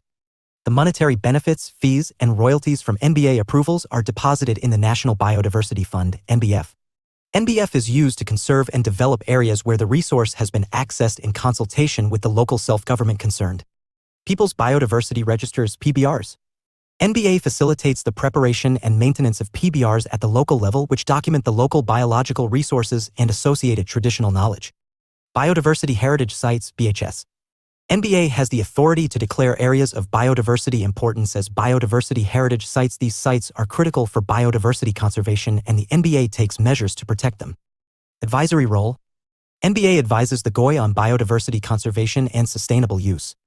UPSC 2011-12, how does National Biodiversity Authority, NBA, help in protecting the Indian agriculture? 1. NBA checks the biopiracy and protects the indigenous and traditional genetic resources. 2. NBA directly monitors and supervises the scientific research on genetic modification of crop plants. 3. Application for intellectual property rights related to genetic/biological resources cannot be made without the approval of NBA. Which of the statements given above is / are correct? A. 1 only B, 2 and 3 only C, 1 and 3 only D, 1, 2 and 3. Explanation. The top biotech regulator in India for genetically modified organisms is Genetic Engineering Appraisal Committee, GAC, functioning under the aegis of EPA, 1986. Answer, C, 1 and 3 only. UPSC 2023, consider the following statements. 1. In India, the biodiversity management committees are key to the realization of the objectives of the Nagoya Protocol. 2. The biodiversity management committees have important functions in determining access and benefit sharing, including the power to levy collection fees on the access of biological resources within its jurisdiction.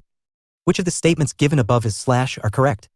A. 1 only B, 2 only C, both 1 and 2 D, neither 1 nor 2. Explanation. Statement 1 is correct. As per the Biological Diversity Act 2002, Biodiversity Management Committees, BMCs, are created for promoting conservation, sustainable use, and documentation of biological diversity by local bodies. They are key to the realization of the objectives of Nagoya Protocol, access and benefit sharing. Statement 2 is correct. The BD Act grants BMCs the independent powers to levy charges by way of collection fees from persons collecting biological resources from their territorial jurisdiction. Answer, C.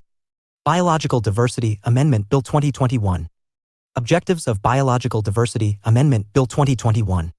Encourage the Indian system of medicine and cultivation of wild medicinal plants, facilitate fast tracking of processes for research, patent application, and transfer of research results, to criminalize offenses, encourage foreign investment in the sector to include references to the Nagoya Protocol. Key features of the Biological Diversity Amendment Bill 2021. Access to biological resources and associated knowledge. BDA 2002. The Act mandates obtaining prior approval from regulatory authorities, namely the National Biodiversity Authority, NBA, and State Biodiversity Boards, SBB, for accessing biological resources or associated knowledge in India. 2021 Bill. The 2021 bill amends the classification of entities and activities requiring prior approval while introducing exemptions to certain cases. It exempts registered AYU-SAGE practitioners and people accessing codified traditional knowledge from getting prior approval from SSBs for accessing biological resources for certain purposes. It provides that only foreign-controlled companies will need permission to use biodiversity resources. It exempts all domestic companies. Criticism, ambiguity regarding codified knowledge. Though the 2021 bill exempts people accessing codified traditional knowledge from getting prior approval from SSBs, it has not defined the term codified traditional knowledge. So, this ambiguity can be used by exploiters of biological resources for their benefit. Criticism, exemption for domestic companies. The exemption for all domestic companies from seeking permission to use biological resources will create a loophole for domestic companies with foreign shareholding. Approval for intellectual property rights, IPR. BDA 2002. The Act specifies that approval of NBA is required before applying for IPR involving biological resources obtained from India. 2021 Bill. The 2021 bill provides that approval of NBA will be required before the grant of IPR instead of before the application itself. Benefit sharing. BDA 2002. The Act mandates benefit sharing with benefit claimers and local people. The terms of benefit sharing are decided by the NBA during approval. The Act provides that the terms of benefit sharing are mutually agreed between the applicant, local bodies concerned, and the benefit claimers. 2021 Bill. Removes the applicability of benefit sharing from research, biosurvey, and bioutilization. It also gives SBBs the authority to determine terms of benefit sharing while granting approvals to domestic entities. It provides that the benefits sharing terms are mutually agreed upon between the applicant and the Biodiversity Management Committee, BMC, represented by NBA. Criticism. The 2021 bill removes the direct role of local bodies and benefit claimers in determining mutually agreed upon terms. These bodies and benefit claimers are the actual preservers of biodiversity. Offenses and penalties. BDA 2002. Under the Act, offenses include failing to take approval or providing prior intimation for various activities. These offenses are punishable with imprisonment or a fine or both. 2021 bill. Decriminalizes the offenses and makes offenses punishable only with a penalty. Criticism. Exploitation of biological resources will become easier. 24.2. National Green Tribunal Act 2010, NGT Act 2010. The NGT Act 2010 enables the creation of the NGT to handle the expeditious disposal of cases pertaining to environmental issues. It was enacted under Article 21 of the Indian Constitution, which assures the citizens of India the right to a healthy environment. The NGT's specialized architecture ensures fast-track resolution of environmental cases, boosting sustainable development. It must dispose of cases within 6 months of appeals. The NGT's principal bench has been established in New Delhi with regional benches in Pune Western Zone Bench, Bhopal Central Zone Bench, Chennai Southern Bench, and Kolkata Eastern Bench. Members of NGT. The tribunal's sanction strength is 10 expert and 10 judicial members, though the Act permits up to 20 each. Each bench must include at least 1 expert and 1 judicial member. The chairman must be a serving or retired Chief Justice of a High Court or a Supreme Court judge. The chairman also serves as a judicial member. Jurisdiction.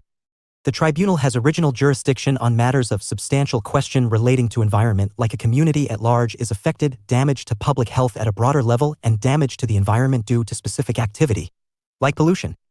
Drawback. The term substantial is not clearly defined in the Act. Powers. The tribunal's orders are binding. It has the power to grant relief in the form of compensation and damages to affected persons. It can hear all civil cases related to environmental issues and implementation of laws listed in Schedule 1 of the NGT Act. These include the following. 1. The Water Control of Pollution Act, 1974. 2. The Water Control of Pollution (CES) Act, 1977. 3. The Forest Conservation Act, 1980. 4. The Air Prevention and Control of Pollution Act, 1981. 5.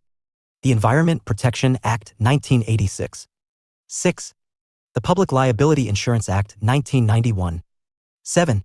The Biological Diversity Act, 2002. NGT has not been vested with powers to hear any matter relating to Wildlife Protection Act 1972, various laws enacted by states relating to forests, tree preservation, etc. Indian Forest Act 1927. Principles of justice adopted by NGT. The NGT follows principles of natural justice and is not bound by the Civil Procedure Code 1908. Further, the NGT is not bound by the rules of evidence in Indian Evidence Act 1872. When passing orders/decisions/awards, the NGT will apply the principles of sustainable development, the precautionary principle, and the polluter pays principle.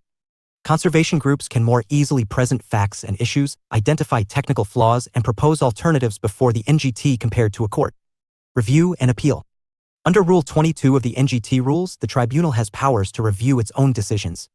If this fails, an NGT order can be challenged before the Supreme Court within 90 days. Success of NGT. Since its inception, the NGT has protected vast acres of forest land and halted polluting construction activities in metros and smaller towns. It has penalized negligent officials and held large corporations accountable. It has protected tribal rights and enforced the polluter pays principle. Challenges faced by NGT. Issue of tribunalization, government appointing members, leading to potential conflicts of interest. The government attempts to dilute appointment criteria for the NGT and other tribunals, similar to changes made to the Right to Information Act. UPSC 2011-12, the National Green Tribunal Act 2010 was enacted in consonance with which of the following provisions of the Constitution of India? 1. Right to healthy environment, construed as a part of right to life under Article 21.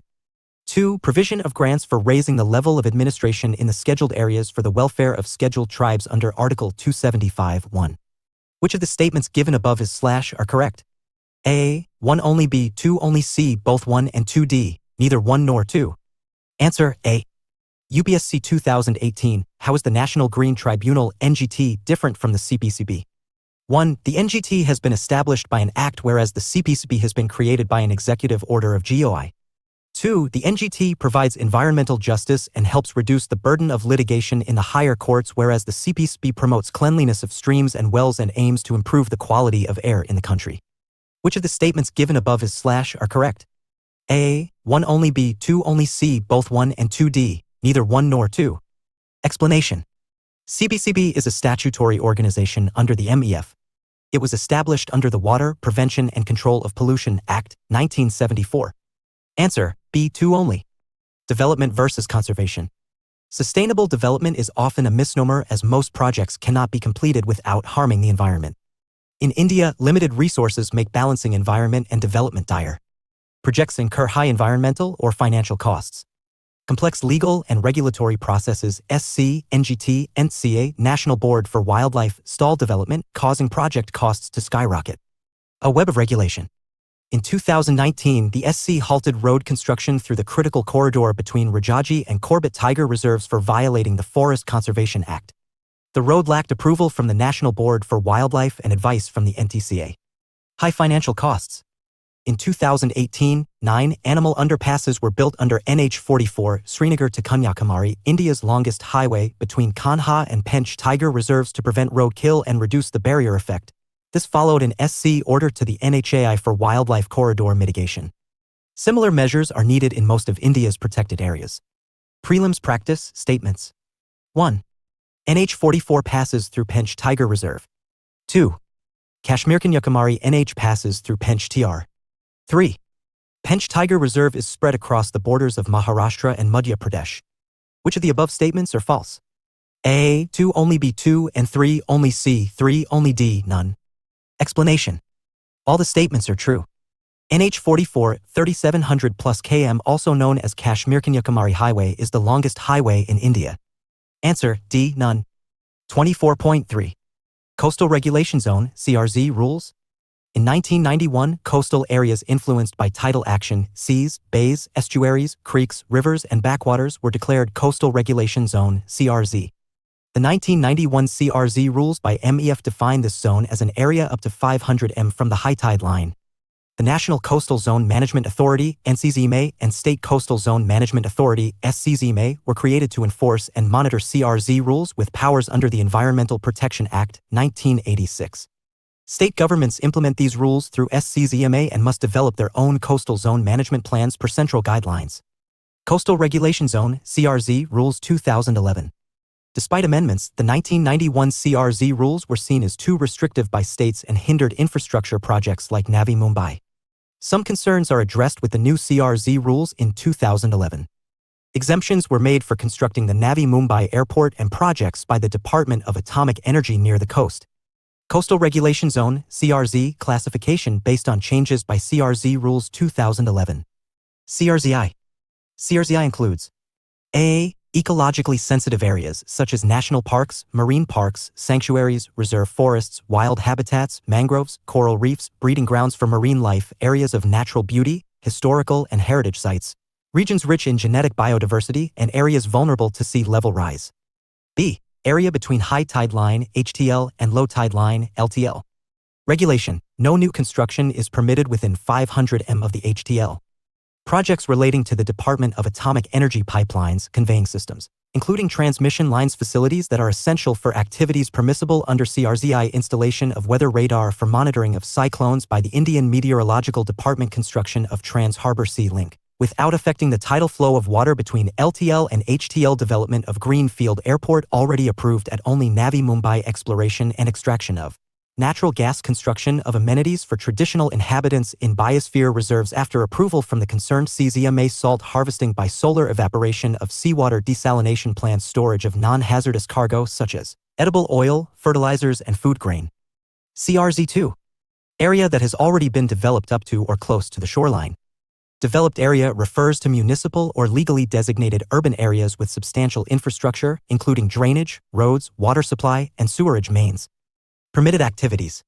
Buildings are permitted only on the landward side of the existing road or authorized structures. Permitted structures are subject to the existing local town and country planning regulations. Reconstruction of authorized building to be permitted subject to the existing floor space index or floor area ratio norms and without change in present use. Facilities for receipt and storage of petroleum products and liquefied natural gas, facilities for regasification of liquefied natural gas. Desalination plants and associated facilities, storage of non-hazardous cargo such as edible oil, fertilizers and food grain, facilities for generating power by non-conventional power sources and associated facilities.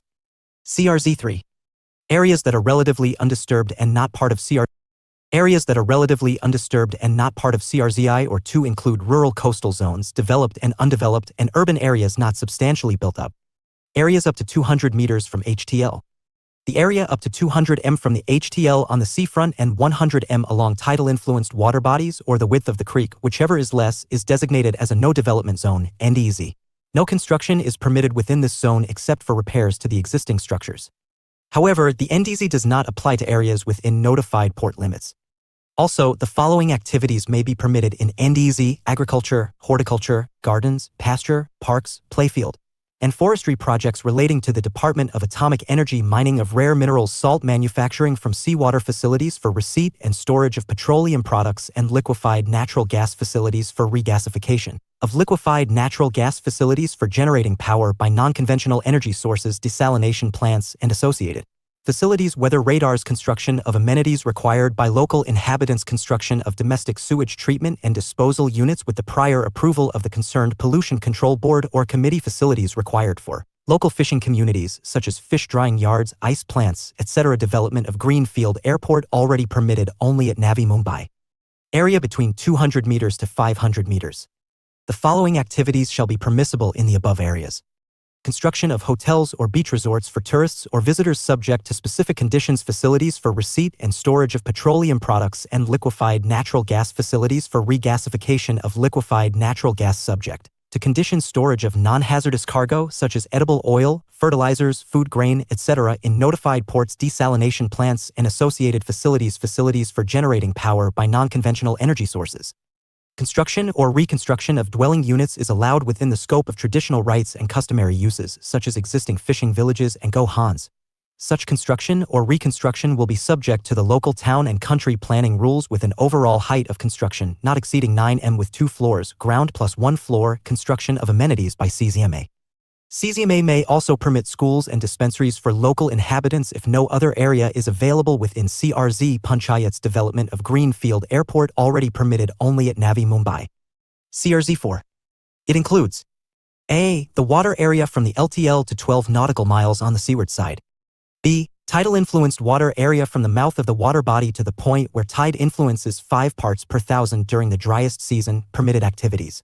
No restriction on the traditional fishing and allied activities undertaken by local communities. Restriction: no untreated sewage, effluents, ballast water, ship washes, fly ash, or solid waste from any activities, including aquaculture, shall be discharged or dumped. Prohibited activities within CRZ. The following activities shall be prohibited, in general, within the entire CRZ. Exceptions to these and other permissible activities in CRZ Categories 1, 2, 3, and 4 will be governed by provisions of CRZ rules. Setting up of new industries and expansion of existing industries, operations or processes, manufacture or handling of oil, storage or disposal of hazardous substances, setting up of new fish processing units, land reclamation, funding or disturbing the natural course of seawater, discharge of untreated waste and effluents from industries, cities or towns and other human settlements, dumping of city or town wastes, including construction debris, industrial solid wastes, and fly ash. 4.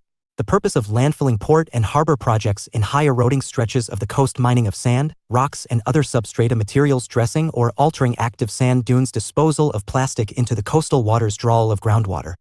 Critical vulnerable coastal areas, CFCA. Sundarban region of West Bengal and other ecologically sensitive areas identified under the Environment Protection Act 1986, such as the Gulf of Campa and Gulf of Kutch in Gujarat, Malvan, Akaratnagiri in Maharashtra, Karwar and Kundapur in Karnataka, Vembanad in Kerala, Gulf of Mannar in Tamil Nadu, Baitarkanika in Odisha, Koringa, East Godavari and Krishna in Andhra Pradesh shall be treated as CFCA.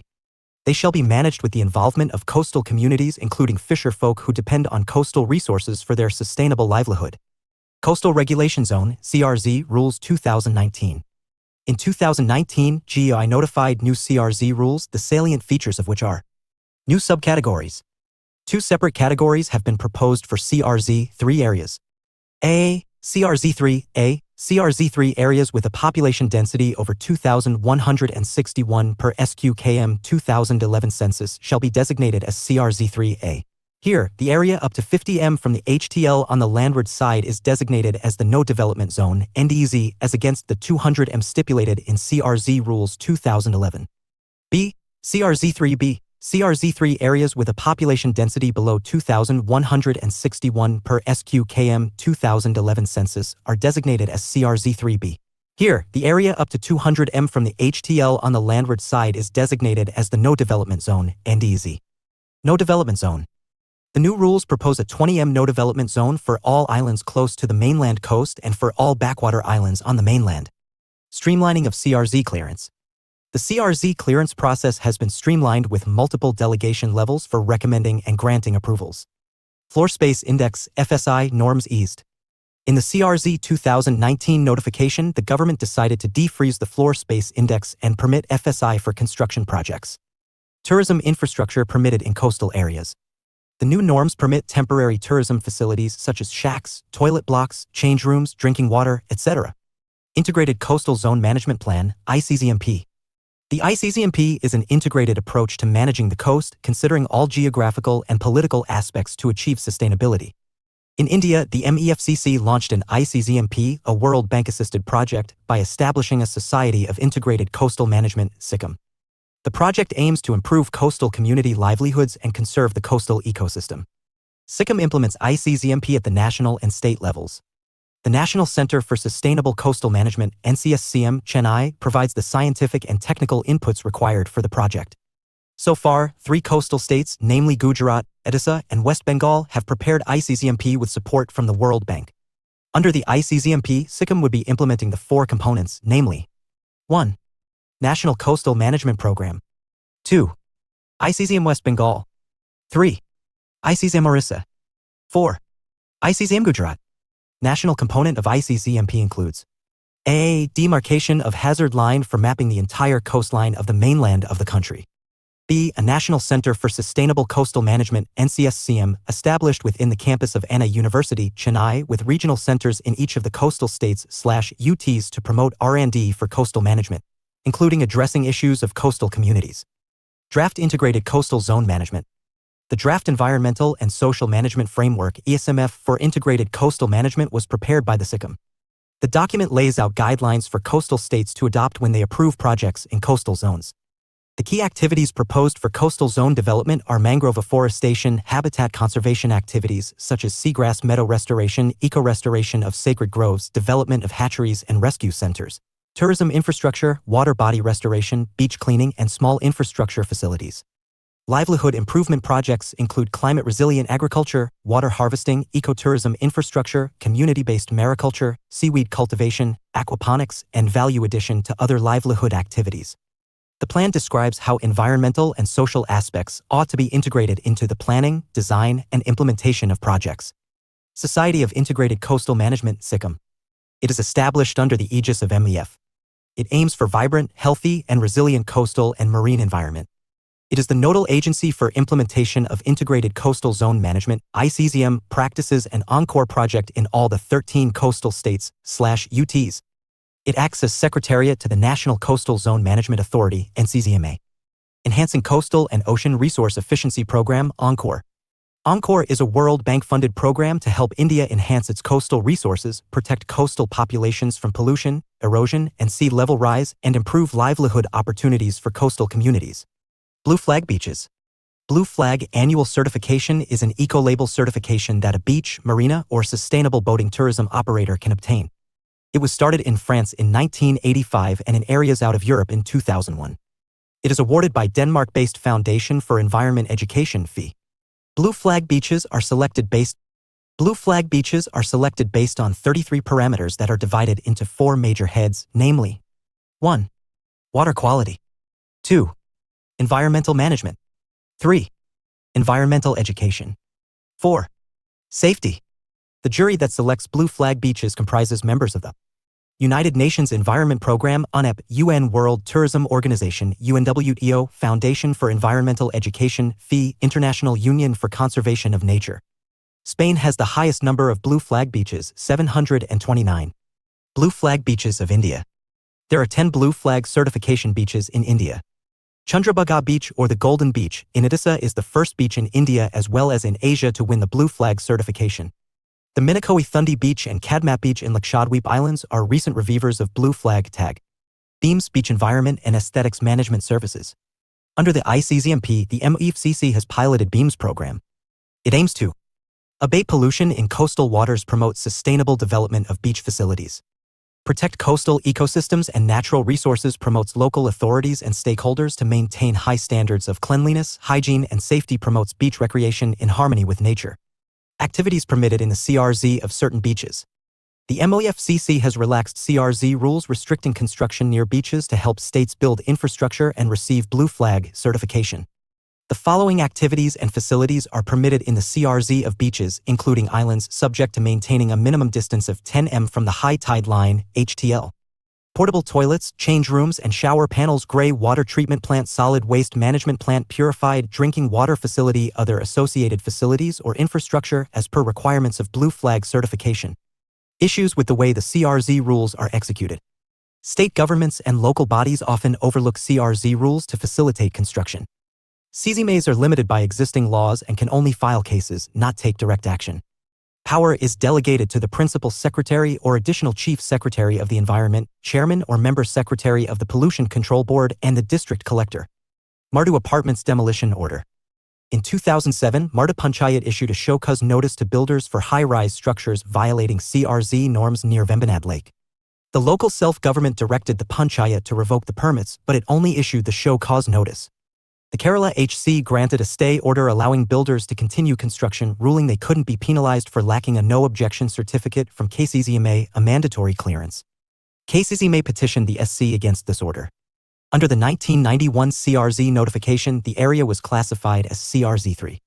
Mardu became a municipality in 2010, reclassified as CRZ2 in the 2011 CRZ notification with UNFCCC approval in 2019.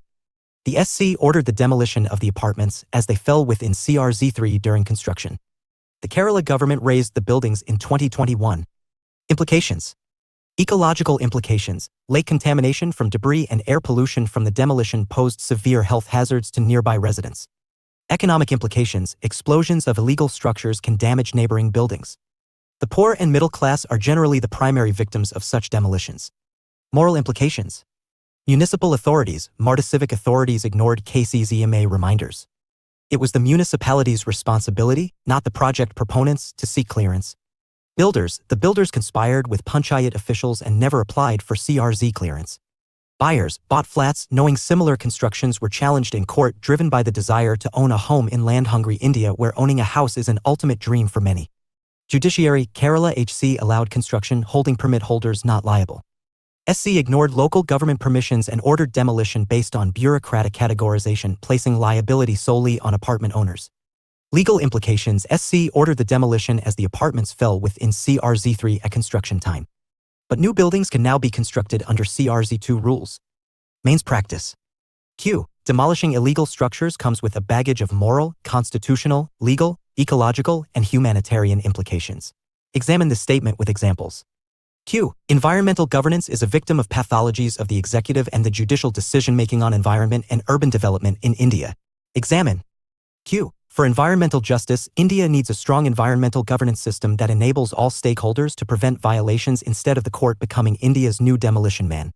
Elaborate this statement. 24.4. Rules for Hazardous Microorganisms/Genetically Engineered Organisms or Cells 1989. The aim of Rules 1989 is to protect the environment, nature, and health biosafety in connection with the application of gene technology and microorganisms. These rules govern research and large-scale applications of GMOs, including field trials and seed production. They also define competent authorities and their composition. Presently, there are 6 committees. 1. Recombinant DNA Advisory Committee (RDC). Its functions are advisory, recommending safety regulations for recombinant research and applications. 2. Review Committee on Genetic Manipulation (RCGM), established under the Department of Biotechnology, Ministry of Science and Technology to monitor the safety aspects of ongoing research projects. 3. Genetic Engineering Appraisal Committee (GAC). It is the statutory body constituted in the MEFCC under Rules 1989, under the Environment Protection Act, 1986. 4. State Biotech Coordination Committee (SBCC). It has powers to inspect, investigate, and take punitive action in case of violations of statutory provisions. 5. District-level committees (DLCs) monitors the safety regulations in installations engaged in the use of GMOs/hazardous microorganisms and their applications in the environment. 6. Institutional Biosafety Committee (IBSC). The National Institute of Environmental Health Sciences (NIES) has established IBC to review projects involving recombinant DNA, RNAi, pathogens, human materials, and transgenic animals. UPSC 2015. The Genetic Engineering Appraisal Committee is constituted under the AA Food Safety and Standards Act, 2006b, Geographical Indications of Goods Registration and Protection Act, 1999c, Environment Protection Act, 1986d, Wildlife Protection Act, 1972. 24.5. Protection against chemical disasters. Environment Protection Act of 1986, EPA 1986. At the time of the Bhopal gas tragedy, the Indian Penal Code was the only relevant law. In the wake of the Bhopal gas tragedy, GOI enacted the Environment Act of 1986. It gives powers to the GOI to undertake measures for improving the environment and set standards and inspect industrial units. Bhopal Gas Leak Processing of Claims Act, 1985. It gives powers to the GOI to secure the claims arising out of or connected with the Bhopal gas tragedy.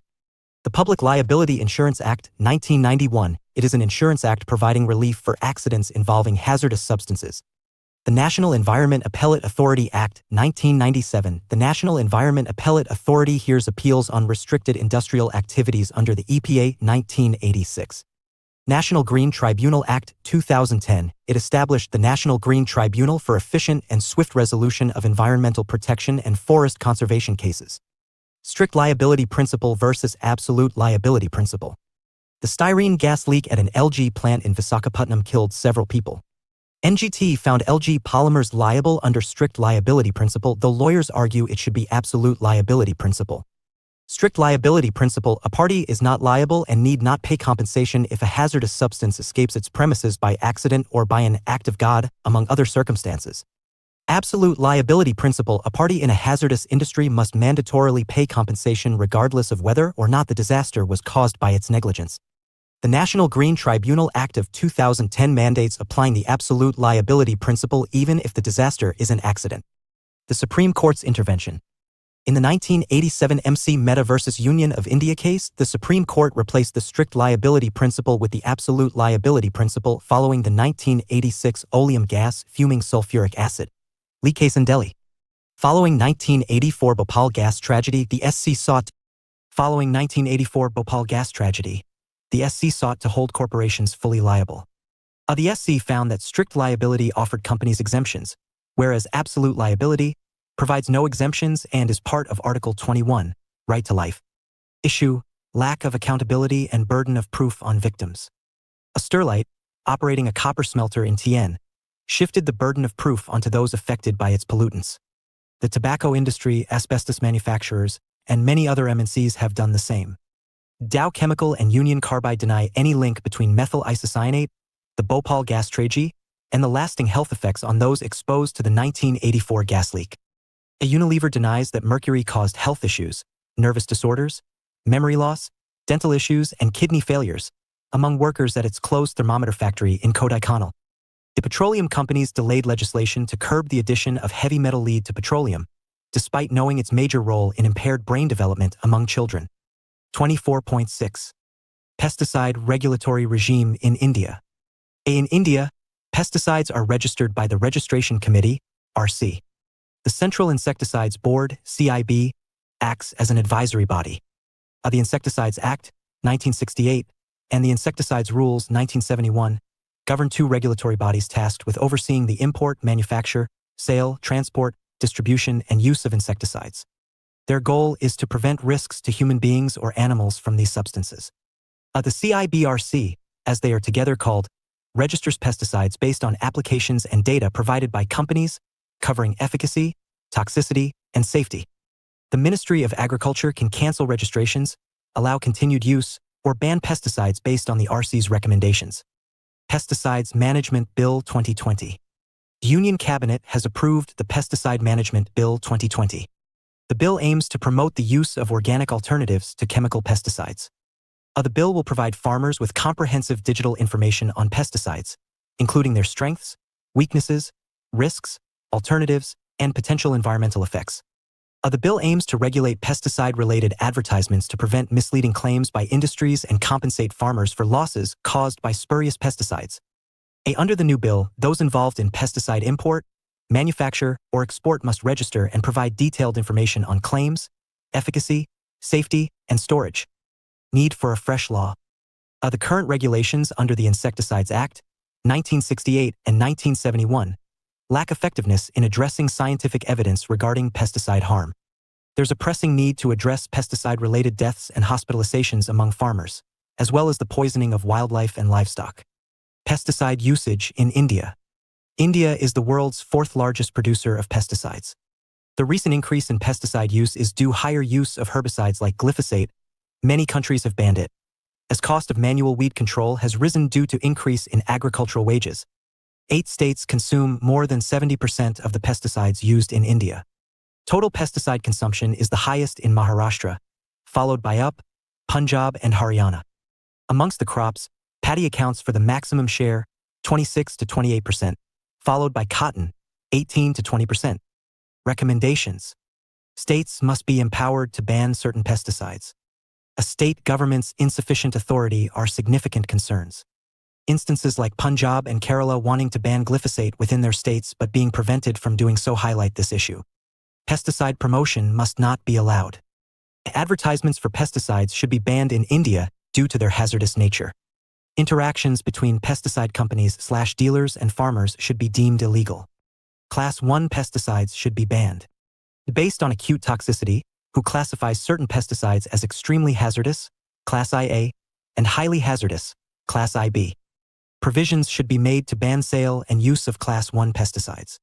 In 2018, the Ministry of Agriculture banned 18 Class 1 pesticides. But it left out 2 heavily used Class 1 pesticides, monocrotophos and carbofuran. Personal protective gear. The bill should make it illegal to sell pesticides without providing personal protective equipment. Polluter pays. The polluter pays principle should be the basis for fixing liability and compensation from the company. Any pesticide registration must follow a transparent assessment procedure. Give powers to Union Ministry of Health. Legislative powers to regulate pesticides should be transferred to the Ministry of Health and Family Welfare from the Ministry of Agriculture and Farmers' Welfare to address health-related concerns without conflict of interest. There is a collapse of pesticide regulation. 2020 notification on draft ban order. In 2020, the Ministry of Agriculture and Farmers' Welfare proposed a ban on 27 pesticides in India, including WHO Class 1 pesticides and probable human carcinogens, due to their hazardous nature and documented toxicity on bees and fish. 24 of the 27 pesticides are banned in other countries. Many of these have been part of 2015 Anupam Verma Committee reviewed 66 bannable pesticides. The Department of Chemicals and Petrochemicals cited COVID-19 pandemic situation as an excuse in proceeding with the draft ban order. Notable pesticides in the list of 27 proposed to be banned pesticides. Carcinogenic. Oxyfluorphane, pendimethalin, causes thyroid follicular cell adenoma, endocrine disruption. Dicophol, carbofuran, oxyfluorphane ecotoxic, carbofuran, monocrotophos, carbofuran, oxyfluorphane. UPSC 2019 in India, the use of carbofuran, methyl parathion phorate and triazophos is viewed with apprehension. These chemicals are used as A. Pesticides in agriculture. B. Preservatives in processed foods. C. Fruit ripening agents. D. Moisturizing agents in cosmetics. Answer A. Deemed to be registered pesticides or DRPs. DRPs are pesticides used prior to the Insecticides Act of 1968, with the expectation of registration once efficacy and toxicity data are available. There are at least 51 such DRPs. 6 of these have been withdrawn, 8 have been banned and 5 are to be phased out by the end of 2020. There are at least 51 DRPs with 6 withdrawn, 8 banned, and 5 to be phased out by the end of 2020. Also, 17 of the 27 proposed to be banned pesticides are DRPs. The list of DRPs is not readily available on any government website, lack of transparency. The biosafety, safety to human health and environment of these DRPs was never assessed, and their data submissions are secretive, even denied under RTI. Yet, they are being considered for registration regardless of the submitted data. 24.7. E-Waste Management Rules, 2022. A MOEFCC revised the E-Waste Management Rules, 2016, and notified the E-Waste Management Rules, 2022.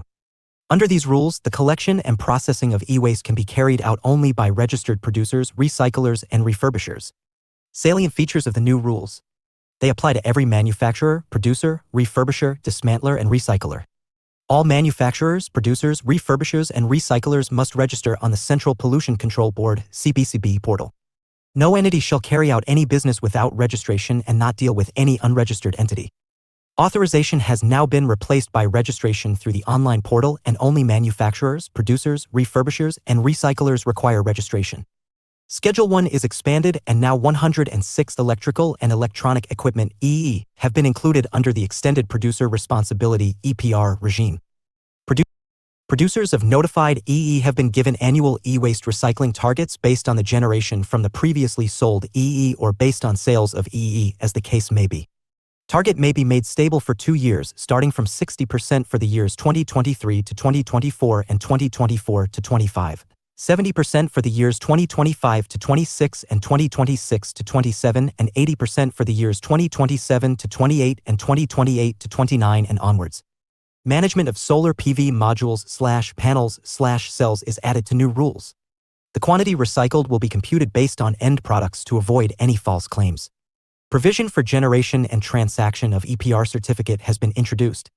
Provisions for environmental compensation, verification, and audit have been introduced.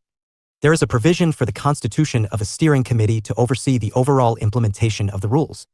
The provision for reducing hazardous substances in the manufacturing of EE mandates that every producer of EE and its components ensure that their products do not contain lead, mercury, and other hazardous substances beyond the maximum prescribed concentration.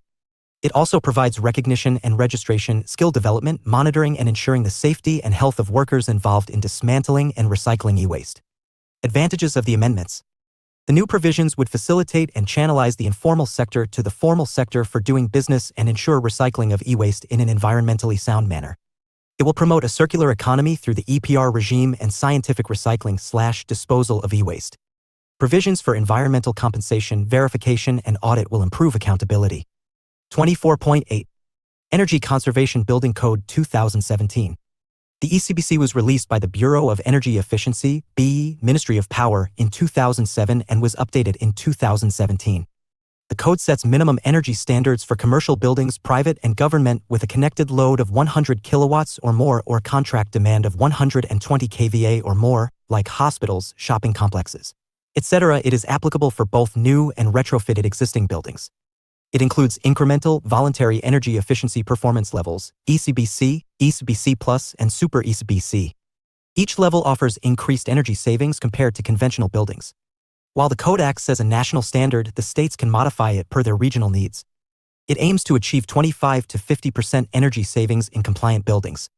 The code focuses on the following building design components: envelope, walls, roofs and windows, lighting systems, HVAC, heating, ventilation, and air conditioning systems, and electric power systems.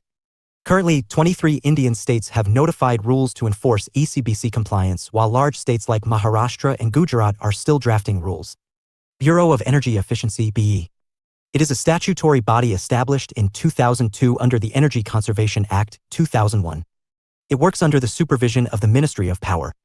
Its function is to develop programs to enhance the conservation and efficient energy use in India. International Energy Agency, IA. It is an autonomous intergovernmental organization established in 1974 in Paris, France. It was set up under the framework of the Organization for Economic Cooperation and Development, OECD, in the aftermath of the 1973 oil crisis. Mandate: tracking and analyzing key global energy trends, promoting sound energy policy, and encouraging multinational energy technology cooperation. 3 E's of IA: economic development, energy security, and environmental protection.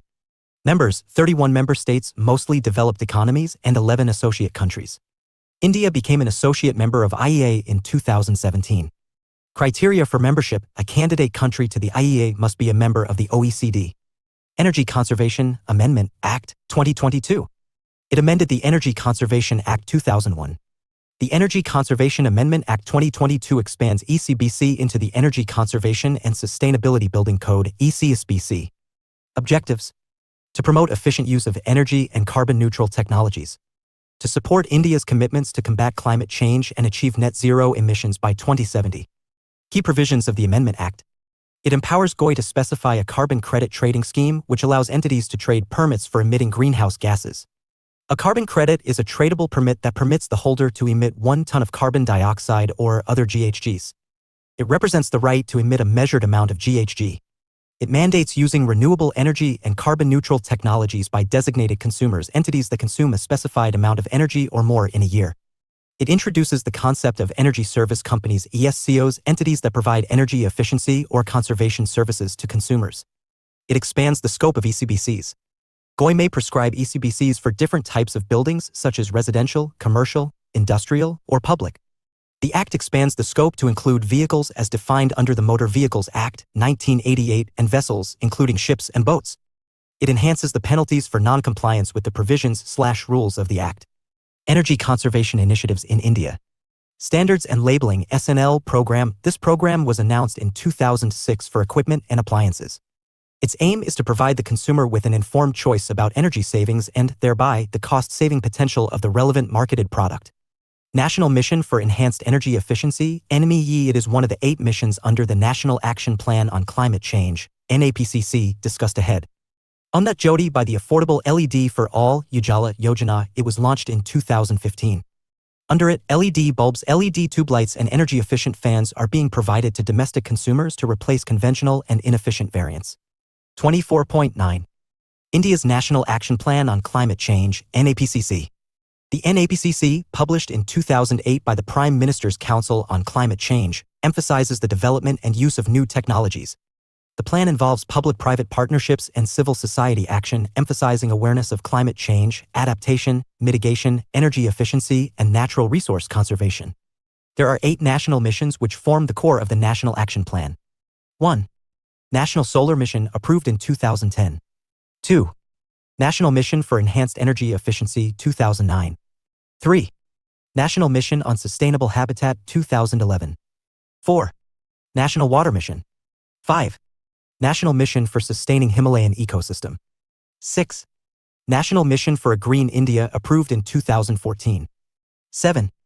National Mission for Sustainable Agriculture 2010. 8. National Mission on Strategic Knowledge for Climate Change National Bioenergy Mission approved in 2017 but not yet legally included under NAPCC. National Coastal Mission under consideration. National Solar Mission JNSM. Also known as the Jawaharlal Nehru National Solar Mission JNSM, it was inaugurated in 2010. Objectives are to establish India as a global leader in solar energy and to promote sustainable growth while addressing India's energy security challenges. Targets are set for 3 phases. 1. First phase 2010 to 13. 2. Second phase 2013 to 17. 3. Third phase 2017 to 22. 100,000 MW, 100 gigawatts by 2022. MNRE has proposed to achieve it through 1. 40 gigawatts through rooftop solar projects. 2. 60 gigawatts through large and medium-scale solar projects. UPSC 2016, net metering is sometimes seen in the news in the context of promoting the A. Production and use of solar energy by the households/consumers.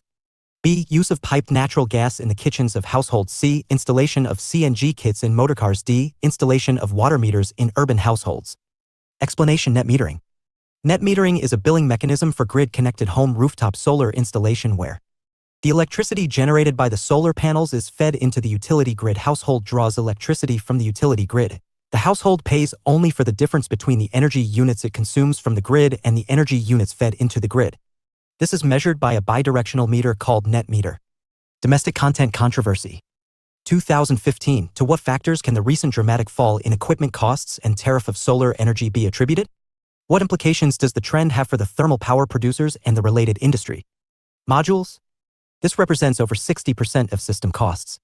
For solar thermal, guidelines mandated 30% project to have domestic content. Guidelines for the solar mission mandated Indian manufacturing for crystalline silicon PV cells, and conflicts arose between power project developers who prefer sourcing modules globally for better pricing and technology and Indian solar PV manufacturers who want developers to buy locally to support the growing industry. U.S. Trade Representative filed a complaint at World Trade Organization challenging India's domestic content requirements, citing discrimination against U.S. exports. WTO ruled in favor of USA. Types of PV modules. Crystalline silicon, semiconductor, PV module, costly and high conversion efficiency. Amorphous silicon, semiconductor, PV module, low cost and low conversion efficiency. National Mission for Enhanced Energy Efficiency. Objective: promote energy efficiency through innovative policies and market instruments. The 2010 NMEE mission document identified India's energy efficiency potential at 74,000 rupees crores. A recent World Bank study estimates India's energy efficiency market at 1.6 rupees lakh crores. NMEE includes 4 efficiency initiatives under its umbrella. 1. Perform, Achieve and Trade (PAT). Assigning energy reduction targets to large energy-intensive industries and distributing energy savings certificates (ES certs) on achievement of the targets. These ES certs can be traded. Consumers who are not able to meet their energy savings targets will buy the ES certs. 2. Market transformation for energy efficiency (MTE). Promoting the adoption of energy-efficient equipment and appliances through innovative business models. Programs that were developed under this scheme include Domestic Efficient Lighting Program, Anna Jeevan by Affordable LEDs for All, Ujala Program to promote the use of LED lighting for households. Super Efficient Equipment Program, SEEP. Under this program, the manufacturers are incentivized by GI to elevate the efficiency standards of the equipment. Bureau of Energy Efficiency, BE, Ministry of Power launched in the 12 5-year plan. The program focused on ceiling fans due to their widespread use and significant impact on domestic energy consumption. 3. Energy Efficiency Financing Platform, EFP. Increasing the confidence of financial institutions and investors to support energy efficiency initiatives. The EFP initiative aims to catalyze energy efficiency financing by addressing market and implementation challenges and providing a platform for financial institutions, investors, and project developers. 4. Framework for Energy Efficiency Economic Development, FEED. Promoting energy efficiency initiatives by hedging against investment risks. B. Institutionalized 2 types of funds in order to protect the confidence of banks and investors in energy efficiency projects and to avoid the stalling of projects. 1. Partial Risk Guarantee Fund for Energy Efficiency, PRG. The fund guarantees risk cover for banks and investors up to 50% of the loan amount or 10 Indian rupees crore per project, whichever is less. 2. Venture Capital Fund for Energy Efficiency (VCF). This fund promotes equity financing in the energy efficiency sector, reducing the impact of unavailable debt financing for small companies and projects, with equity support up to 2 Indian rupees crore or 15% of total equity. National Mission on Sustainable Habitat. The National Mission on Sustainable Habitat was approved in 2010. It seeks to promote improvements in energy efficiency in buildings by extending energy conservation building codes to new and large commercial buildings, better urban planning and efficient and convenient public transport to facilitate the growth of medium and small cities, improved management of solid and liquid waste like recycling and urban waste management, improved ability of habitats to adapt to climate change and measures for improving advance warning systems for extreme weather events, conservation through appropriate changes in the legal and regulatory framework. The mission is being implemented through the following programs of the Ministry of Urban Development. 1. Atal Mission on Rejuvenation and Urban Transformation (AMRUT). 2. Swachh Bharat Mission. 3. Smart Cities Mission. 4. Urban Transport Program. National Water Mission (NWM) Mission. Objective: to ensure integrated water resource management, helping to conserve water, minimize wastage, and ensure more equitable distribution both across and within states.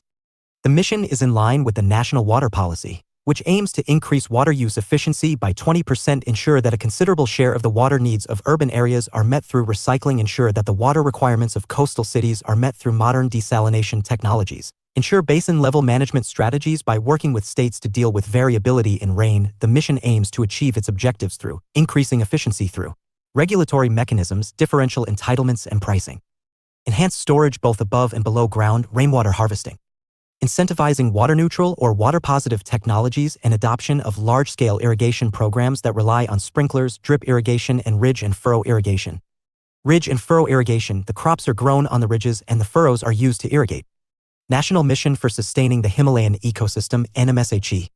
The primary objective of the mission is to develop a sustainable model to assess the health status of the Himalayan ecosystem, continuously enable policy bodies in policy formulation, as also to assist states in the Indian Himalayan region with the implementation of actions for sustainable development.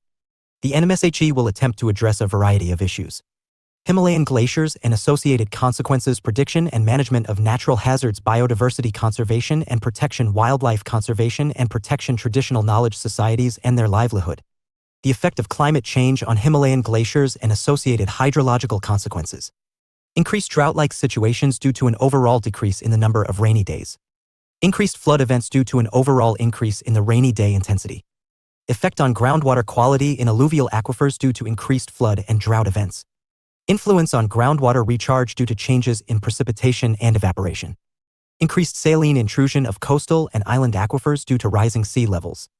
National Mission for a Green India. The Green India Mission aims to sequester 2.523 billion tons of carbon by 2020 to 30, and this involves adding 30 million hectares in addition to existing forest. It aims at protecting, restoring, and enhancing India's diminishing forest cover, responding to climate change by a combination of adaptation and mitigation measures, enhanced annual CO sequestration by 50 to 60 million tons in the year 2020. The mission will be implemented on public and private lands. Local communities will participate in planning, decision-making, implementation, and monitoring.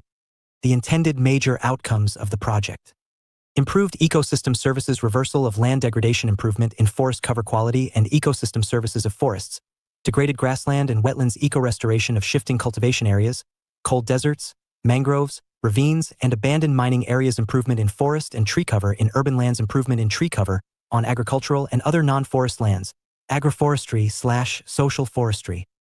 National Mission on Sea Buckthorn. The MOEF and DRDO have launched the initiative for sea buckthorn cultivation in the cold deserts. It is a part of the submission on cold desert ecosystems under the Green India Mission.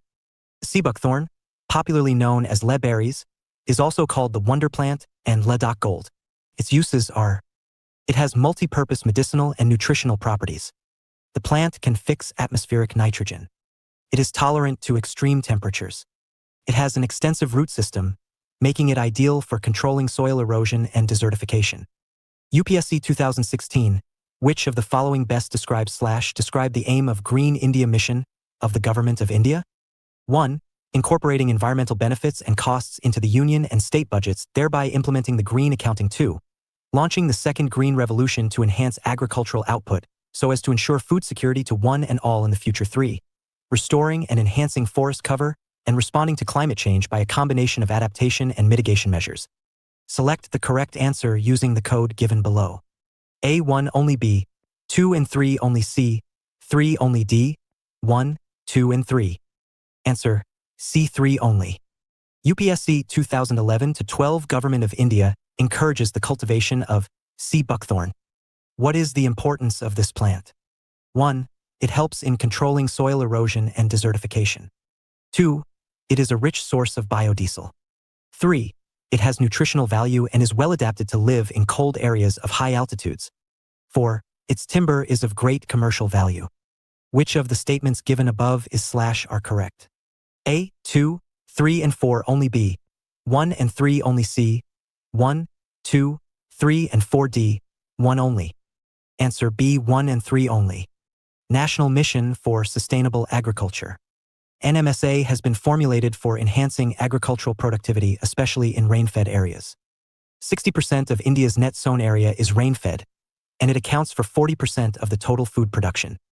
Focus areas are integrated farming, water use efficiency, soil health, and resource conservation. Stated dimensions of NMSA.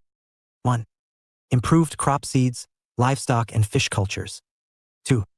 Water use efficiency. 3. Pest management. 4. Improved farm practices. 5. Nutrient management. 6. Agricultural insurance. 7.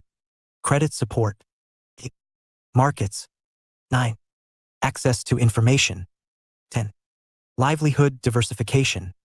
Soil health management, SHM. A soil health management, SHM, is one of the components of NMSA. SHM aims at promote integrated nutrient management, INM, using chemical fertilizers, organic manures, and biofertilizers fertilizer testing facilities to improve soil test-based recommendations to farmers. Soil Health Card, SHC scheme. Implemented in 2015, the SHC scheme provides farmers with a soil health card every 2 years. The card shows soil nutrient status and recommends dosages for better soil health. A village youth and farmers under 40 years old can set up soil health laboratories. The cost is up to 5 rupees lakhs, and the central and state governments fund 75% of the costs. The study conducted by the National Productivity Council, NPC, says the application of soil health card recommendations has led to a decline of 8 to 10% in the use of chemical fertilizers. What does a soil health card contain? It contains the status of soil with respect to 12 parameters. NPK, macronutrients, sulfur, secondary nutrient, Zn, Fe, Cu, Mn, Bo, micronutrients, pH, EC, OC, physical parameters. Based on this, the SHC will provide fertilizer and soil amendment recommendations for the farm. National Mission on National Green Tribunal Act, 2010, NGT Act 2010.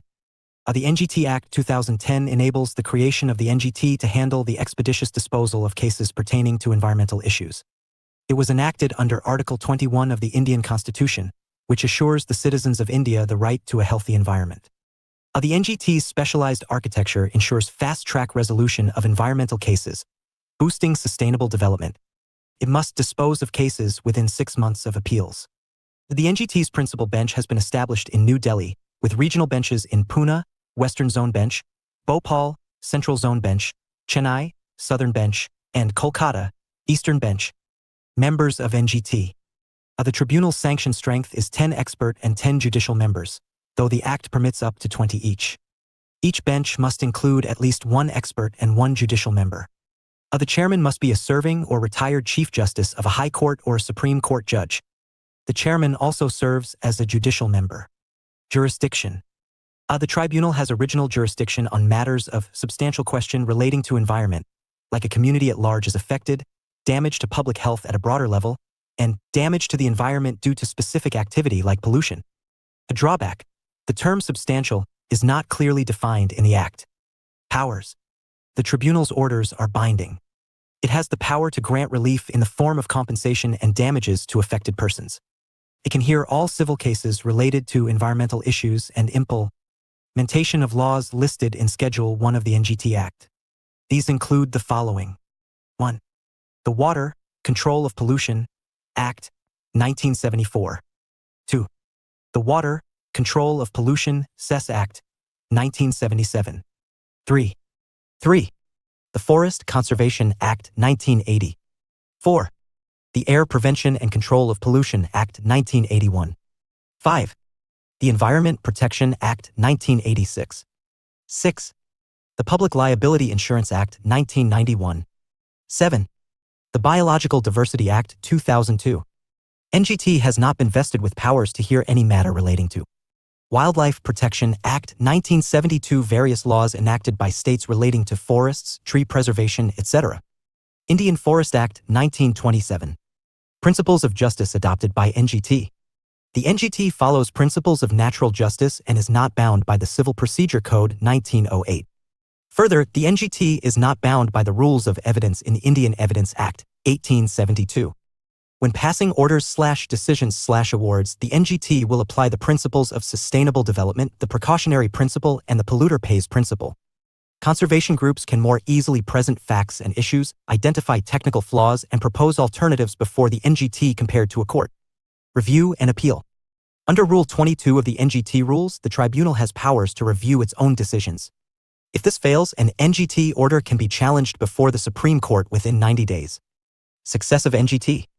Since its inception, the NGT has protected vast acres of forest land and halted polluting construction activities in metros and smaller towns. It has penalized negligent officials and held large corporations accountable. It has protected tribal rights and enforced the polluter pays principle. Challenges faced by NGT. Issue of tribunalization, government appointing members, leading to potential conflicts of interest. The government attempts to dilute appointment criteria for the NGT and other tribunals, similar to changes made to the Right to Information Act. UPSC 2011-12, the National Green Tribunal Act, 2010 was enacted in consonance with which of the following provisions of the Constitution of India? 1. Right to healthy environment, construed as a part of right to life under Article 21. 2. Provision of grants for raising the level of administration in the scheduled areas for the welfare of scheduled tribes under Article 275(1). Which of the statements given above are correct? A. 1 only, B. 2 only, C. Both 1 and 2, D. Neither 1 nor 2. Answer A. UPSC 2018, how is the National Green Tribunal NGT different from the CPCB? 1. The NGT has been established by an act, whereas the CPCB has been created by an executive order of GOI. 2. The NGT provides environmental justice and helps reduce the burden of litigation in the higher courts, whereas the CPCB promotes cleanliness of streams and wells and aims to improve the quality of air in the country. Which of the statements given above are correct? A. 1 only, B. 2 only, C. Both 1 and 2, D. Neither 1 nor 2. Explanation. CPCB is a statutory organization under the MEF. It was established under the Water, Prevention and Control of Pollution Act, 1974. Answer, B. 2 only. Development versus conservation. Sustainable development is often a misnomer, as most projects cannot be completed without harming the environment. In India, limited resources make balancing environment and development dire. Projects incur high environmental or financial costs. Complex legal and regulatory processes, SC, NGT, NCA, National Board for Wildlife, stall development, causing project costs to skyrocket. A web of regulation. In 2019, the SC halted road construction through the critical corridor between Rajaji and Corbett Tiger Reserves for violating the Forest Conservation Act. The road lacked approval from the National Board for Wildlife and advice from the NTCA. High financial costs. In 2018, 9 animal underpasses were built under NH44, Srinagar to Kanyakumari, India's longest highway, between Kanha and Pench Tiger Reserves to prevent roadkill and reduce the barrier effect. This followed an SC order to the NHAI for wildlife corridor mitigation. Similar measures are needed in most of India's protected areas. Prelims practice statements. 1. NH44 passes through Pench Tiger Reserve. 2. Kashmir Kanyakumari NH passes through Pench TR. 3. Pench Tiger Reserve is spread across the borders of Maharashtra and Madhya Pradesh. Which of the above statements are false? A. 2 only, B. 2 and 3 only, C. 3 only, D. None. Explanation. All the statements are true.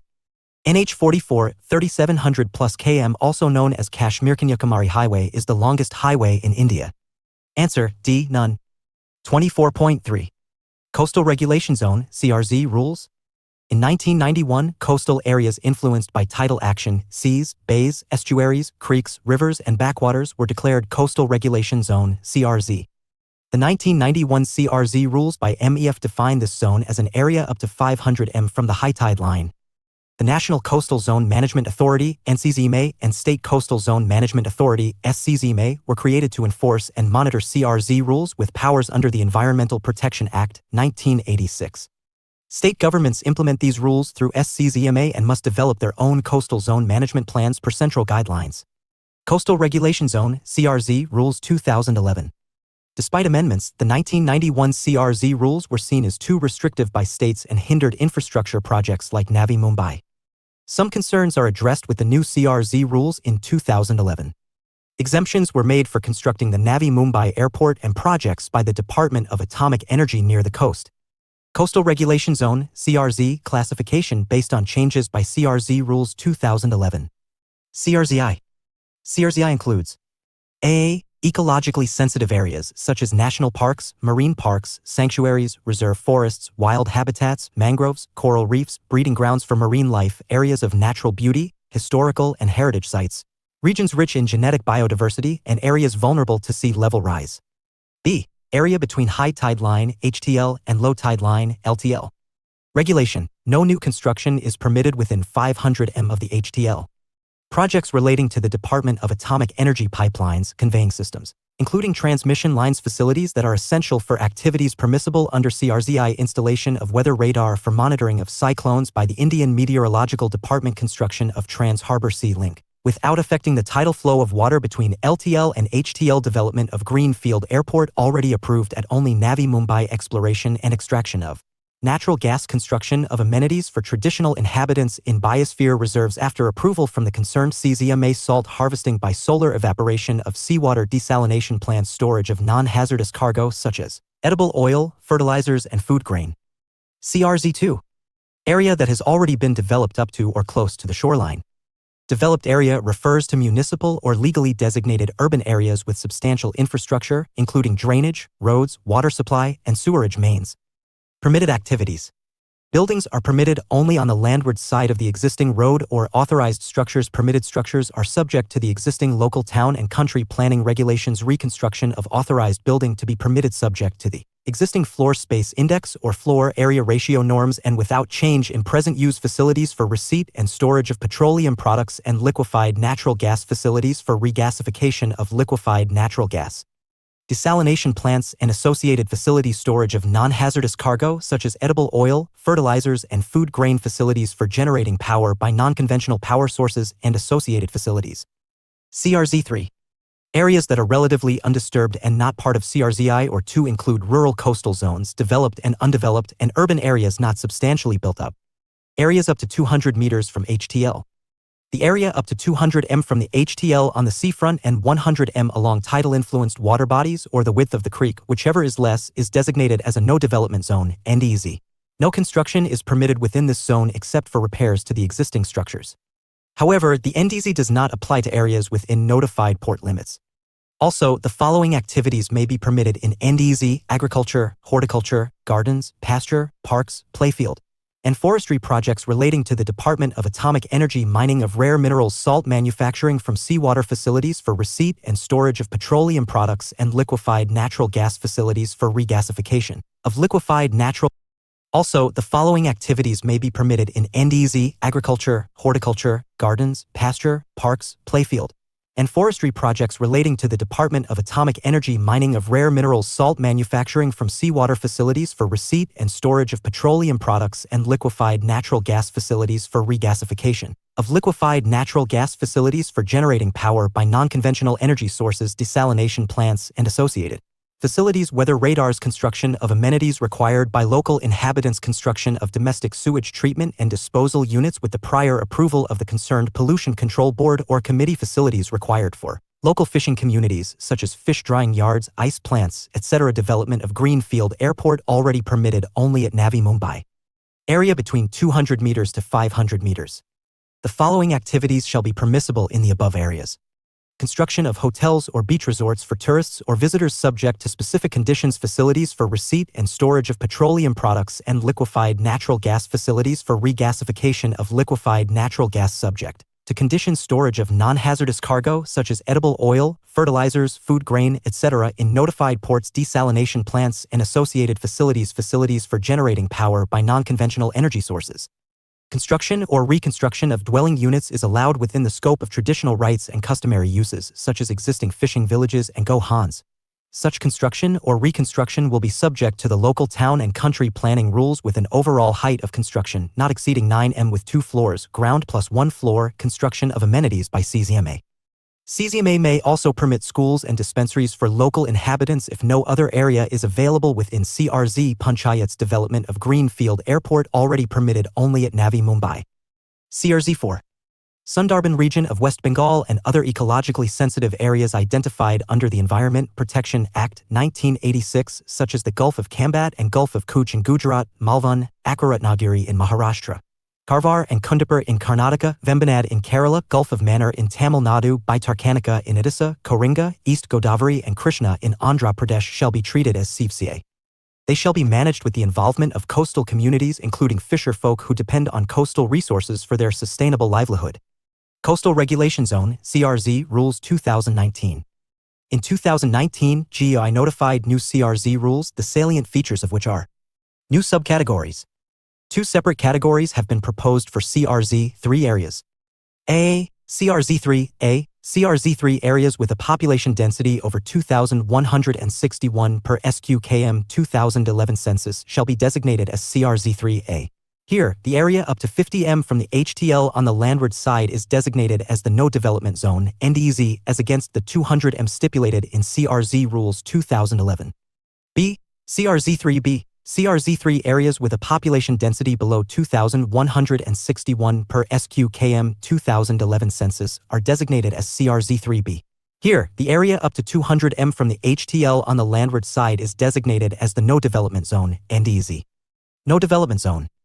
The new rules propose a 20 m no development zone for all islands close to the mainland coast and for all backwater islands on the mainland. Streamlining of CRZ clearance. The CRZ clearance process has been streamlined with multiple delegation levels for recommending and granting approvals. Floor Space Index FSI norms eased. In the CRZ 2019 notification, the government decided to defreeze the floor space index and permit FSI for construction projects. Tourism infrastructure permitted in coastal areas. The new norms permit temporary tourism facilities such as shacks, toilet blocks, change rooms, drinking water, etc. Integrated Coastal Zone Management Plan, ICZMP. The ICZMP is an integrated approach to managing the coast, considering all geographical and political aspects to achieve sustainability. In India, the MEFCC launched an ICZMP, a World Bank-assisted project, by establishing a Society of Integrated Coastal Management, SICM.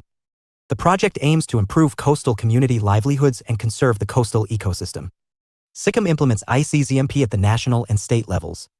The National Center for Sustainable Coastal Management, NCSCM, Chennai, provides the scientific and technical inputs required for the project. So far, 3 coastal states, namely Gujarat, Odisha, and West Bengal, have prepared ICZMP with support from the World Bank. Under the ICZMP, SICM would be implementing the 4 components, namely 1. National Coastal Management Program. 2. ICZM West Bengal. 3. ICZM Orissa. 4. ICZM Gujarat. National component of ICZMP includes A. Demarcation of hazard line for mapping the entire coastline of the mainland of the country. B. A National Center for Sustainable Coastal Management, NCSCM, established within the campus of Anna University, Chennai, with regional centers in each of the coastal states/UTs to promote R&D for coastal management, including addressing issues of coastal communities. Draft Integrated Coastal Zone Management. The Draft Environmental and Social Management Framework (ESMF) for Integrated Coastal Management was prepared by the SICM. The document lays out guidelines for coastal states to adopt when they approve projects in coastal zones. The key activities proposed for coastal zone development are mangrove afforestation, habitat conservation activities such as seagrass meadow restoration, eco-restoration of sacred groves, development of hatcheries and rescue centers, tourism infrastructure, water body restoration, beach cleaning, and small infrastructure facilities. Livelihood improvement projects include climate-resilient agriculture, water harvesting, ecotourism infrastructure, community-based mariculture, seaweed cultivation, aquaponics, and value addition to other livelihood activities. The plan describes how environmental and social aspects ought to be integrated into the planning, design, and implementation of projects. Society of Integrated Coastal Management (SICM). It is established under the aegis of MEF. It aims for vibrant, healthy, and resilient coastal and marine environment. It is the nodal agency for implementation of Integrated Coastal Zone Management (ICZM) practices and Encore project in all the 13 coastal states/UTs. It acts as secretariat to the National Coastal Zone Management Authority (NCZMA). Enhancing Coastal and Ocean Resource Efficiency Program (Encore). Encore is a World Bank-funded program to help India enhance its coastal resources, protect coastal populations from pollution, erosion, and sea level rise, and improve livelihood opportunities for coastal communities. Blue Flag Beaches. Blue Flag Annual Certification is an eco-label certification that a beach, marina, or sustainable boating tourism operator can obtain. It was started in France in 1985 and in areas out of Europe in 2001. It is awarded by Denmark-based Foundation for Environment Education (FE).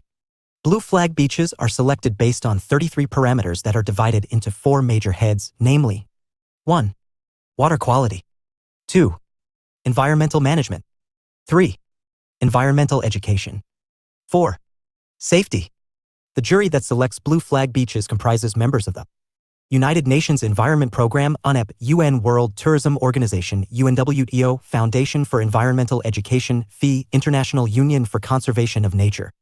Spain has the highest number of Blue Flag beaches, 729. Blue Flag beaches of India. There are 10 Blue Flag certification beaches in India. Chandrabhaga Beach, or the Golden Beach, in Odisha is the first beach in India as well as in Asia to win the Blue Flag certification.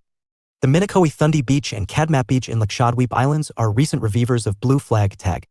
Beams Beach Environment and Aesthetics Management Services. Under the ICZMP, the UNFCCC has piloted BEAMS program. It aims to abate pollution in coastal waters, promote sustainable development of beach facilities, protect coastal ecosystems and natural resources, promotes local authorities and stakeholders to maintain high standards of cleanliness, hygiene, and safety, promotes beach recreation in harmony with nature. Activities permitted in the CRZ of certain beaches. The UNFCCC has relaxed CRZ rules restricting construction near beaches to help states build infrastructure and receive Blue Flag certification. The following activities and facilities are permitted in the CRZ of beaches, including islands, subject to maintaining a minimum distance of 10 m from the high tide line, HTL. Portable toilets, change rooms and shower panels, gray water treatment plant, solid waste management plant, purified drinking water facility, other associated facilities or infrastructure as per requirements of Blue Flag certification. Issues with the way the CRZ rules are executed. State governments and local bodies often overlook CRZ rules to facilitate construction. CZMAs are limited by existing laws and can only file cases, not take direct action.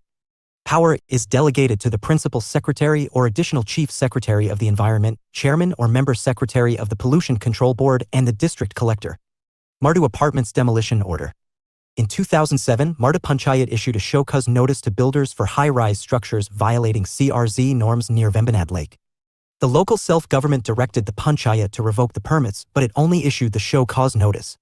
The Kerala HC granted a stay order allowing builders to continue construction, ruling they couldn't be penalized for lacking a no-objection certificate from KCZMA, a mandatory clearance. KCZMA petitioned the SC against this order. Under the 1991 CRZ notification, the area was classified as CRZ3. Mardu became a municipality in 2010, reclassified as CRZ2 in the 2011 CRZ notification with MEFCC approval in 2019. The SC ordered the demolition of the apartments as they fell within CRZ3 during construction. The Kerala government razed the buildings in 2021. Implications. Ecological implications. Lake contamination from debris and air pollution from the demolition posed severe health hazards to nearby residents. Economic implications. Explosions of illegal structures can damage neighboring buildings. The poor and middle class are generally the primary victims of such demolitions. Moral implications. Municipal authorities, Mardu civic authorities ignored KCZMA reminders. It was the municipality's responsibility, not the project proponents, to seek clearance. The builders conspired with Panchayat officials and never applied for CRZ clearance. Buyers bought flats knowing similar constructions were challenged in court, driven by the desire to own a home in land-hungry India, where owning a house is an ultimate dream for many. Judiciary Kerala HC allowed construction, holding permit holders not liable. SC ignored local government permissions and ordered demolition based on bureaucratic categorization, placing liability solely on apartment owners. Legal implications: SC ordered the demolition as the apartments fell within CRZ3 at construction time. But new buildings can now be constructed under CRZ2 rules. Mains practice. Q. Demolishing illegal structures comes with a baggage of moral, constitutional, legal, ecological, and humanitarian implications. Examine this statement with examples. Q. Environmental governance is a victim of pathologies of the executive and the judicial decision-making on environment and urban development in India. Examine. Q. For environmental justice, India needs a strong environmental governance system that enables all stakeholders to prevent violations instead of the court becoming India's new demolition man. Elaborate this statement. 24.4. Rules for Hazardous Microorganisms/Genetically Engineered Organisms or Cells 1989. The aim of Rules 1989 is to protect the environment, nature, and health biosafety in connection with the application of gene technology and microorganisms. These rules govern research and large-scale applications of GMOs, including field trials and seed production. They also define competent authorities and their composition. Presently, there are 6 committees. 1. Recombinant DNA Advisory Committee (RDC). Its functions are advisory, recommending safety regulations for recombinant research and applications. 2.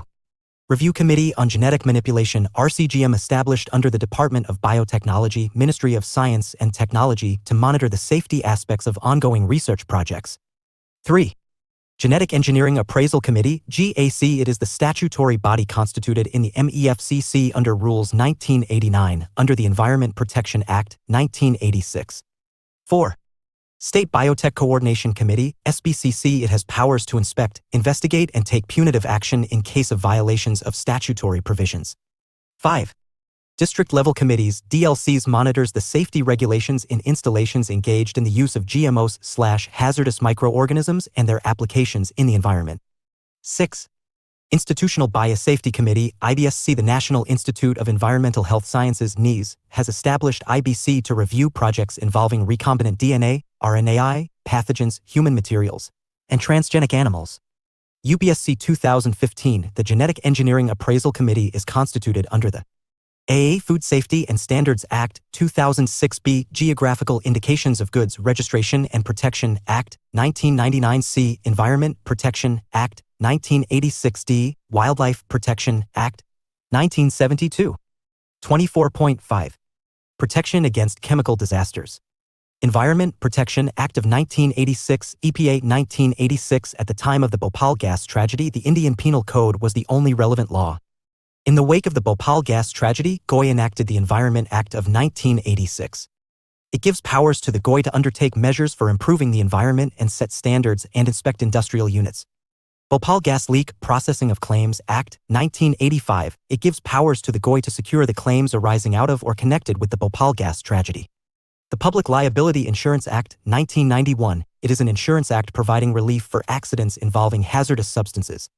The National Environment Appellate Authority Act, 1997. The National Environment Appellate Authority hears appeals on restricted industrial activities under the EPA, 1986. National Green Tribunal Act, 2010. It established the National Green Tribunal for efficient and swift resolution of environmental protection and forest conservation cases. Strict liability principle versus absolute liability principle. The styrene gas leak at an LG plant in Visakhapatnam killed several people. NGT found LG Polymers liable under strict liability principle, though lawyers argue it should be absolute liability principle. Strict liability principle: a party is not liable and need not pay compensation if a hazardous substance escapes its premises by accident or by an act of God, among other circumstances. Absolute liability principle: a party in a hazardous industry must mandatorily pay compensation regardless of whether or not the disaster was caused by its negligence. The National Green Tribunal Act of 2010 mandates applying the absolute liability principle even if the disaster is an accident. The Supreme Court's intervention. In the 1987 MC Mehta vs. Union of India case, the Supreme Court replaced the strict liability principle with the absolute liability principle following the 1986 oleum gas fuming sulfuric acid leak case in Delhi. Following 1984 Bhopal gas tragedy, the SC sought to hold corporations fully liable. The SC found that strict liability offered companies exemptions whereas absolute liability provides no exemptions and is part of Article 21, right to life. Issue: lack of accountability and burden of proof on victims. Sterlite, operating a copper smelter in TN, shifted the burden of proof onto those affected by its pollutants. The tobacco industry, asbestos manufacturers, and many other MNCs have done the same. Dow Chemical and Union Carbide deny any link between methyl isocyanate, the Bhopal gas tragedy, and the lasting health effects on those exposed to the 1984 gas leak. Unilever denies that mercury caused health issues, nervous disorders, memory loss, dental issues, and kidney failures among workers at its closed thermometer factory in Kodaikanal. Petroleum companies delayed legislation to curb the addition of heavy metal lead to petroleum despite knowing its major role in impaired brain development among children. 24.6. Pesticide regulatory regime in India. In India, pesticides are registered by the Registration Committee (RC). The Central Insecticides Board (CIB) acts as an advisory body. The Insecticides Act, 1968 and the Insecticides Rules, 1971 govern two regulatory bodies tasked with overseeing the import, manufacture, sale, transport, distribution, and use of insecticides. Their goal is to prevent risks to human beings or animals from these substances. The CBRC, as they are together called, registers pesticides based on applications and data provided by companies covering efficacy, toxicity, and safety. The Ministry of Agriculture can cancel registrations, allow continued use, or ban pesticides based on the RC's recommendations. Pesticides Management Bill 2020. Union Cabinet has approved the Pesticide Management Bill 2020. The bill aims to promote the use of organic alternatives to chemical pesticides. The bill will provide farmers with comprehensive digital information on pesticides, including their strengths, weaknesses, risks, alternatives, and potential environmental effects. The bill aims to regulate pesticide-related advertisements to prevent misleading claims by industries and compensate farmers for losses caused by spurious pesticides. Under the new bill, those involved in pesticide import, manufacture, or export must register and provide detailed information on claims, efficacy, safety, and storage. Need for a fresh law. The current regulations under the Insecticides Act, 1968 and 1971, lack effectiveness in addressing scientific evidence regarding pesticide harm. There's a pressing need to address pesticide-related deaths and hospitalizations among farmers as well as the poisoning of wildlife and livestock. Pesticide usage in India. India is the world's fourth largest producer of pesticides. The recent increase in pesticide use is due higher use of herbicides like glyphosate. Many countries have banned it as cost of manual weed control has risen due to increase in agricultural wages. 8 states consume more than 70% of the pesticides used in India. Total pesticide consumption is the highest in Maharashtra, followed by Punjab and Haryana. Amongst the crops, paddy accounts for the maximum share, 26 to 28%, followed by cotton, 18 to 20%. Recommendations. States must be empowered to ban certain pesticides. State governments' insufficient authority are significant concerns. Instances like Punjab and Kerala wanting to ban glyphosate within their states but being prevented from doing so highlight this issue. Pesticide promotion must not be allowed. Advertisements for pesticides should be banned in India due to their hazardous nature. Interactions between pesticide companies/dealers and farmers should be deemed illegal. Class 1 pesticides should be banned. Based on acute toxicity, who classifies certain pesticides as extremely hazardous Class IA and highly hazardous Class IB. Provisions should be made to ban sale and use of Class 1 pesticides. In 2018, the Ministry of Agriculture banned 18 Class 1 pesticides. But it left out 2 heavily used Class 1 pesticides, monocrotophos and carbofuran. Personal protective gear. The bill should make it illegal to sell pesticides without providing personal protective equipment. Polluter pays. The polluter pays principle should be the basis for fixing liability and compensation from the company. Any pesticide registration must follow a transparent assessment procedure. Give powers to Union Ministry of Health. Legislative powers to regulate pesticides should be transferred to the Ministry of Health and Family Welfare from the Ministry of Agriculture and Farmers' Welfare to address health-related concerns without conflict of interest. There is a collapse of pesticide regulation. 2020 notification on draft ban order. In 2020, the Ministry of Agriculture and Farmers' Welfare proposed a ban on 27 pesticides in India, including WHO Class 1 pesticides and probable human carcinogens, due to their hazardous nature and documented toxicity on bees and fish. 24 of the 27 pesticides are banned in other countries. Many of these have been part of 2015 Anupam Varma Committee reviewed 66 bannable pesticides. The Department of Chemicals and Petrochemicals cited COVID-19 pandemic situation as an excuse in proceeding with the draft ban order. Notable pesticides in the list of 27 proposed to be banned pesticides. Carcinogenic, oxyfluorphane, pendimethalin, causes thyroid follicular cell adenoma, endocrine disruption, dicophol, carbofuran, oxyfluorphane, ecotoxic, carbofuran, monocrotophos, carbofuran, oxyfluorphane. UPSC 2019, in India, the use of carbofuran, methylparathion phorate and triazophos is viewed with apprehension. These chemicals are used as A. Pesticides in agriculture. B. Preservatives in processed foods. C. Fruit ripening agents. D. Moisturizing agents in cosmetics. Answer A. Deemed to be registered pesticides or DRPs. DRPs are pesticides used prior to the Insecticides Act of 1968 with the expectation of registration once efficacy and toxicity data are available. There are at least 51 such DRPs. 6 of these have been withdrawn, 8 have been banned, and 5 are to be phased out by the end of 2020.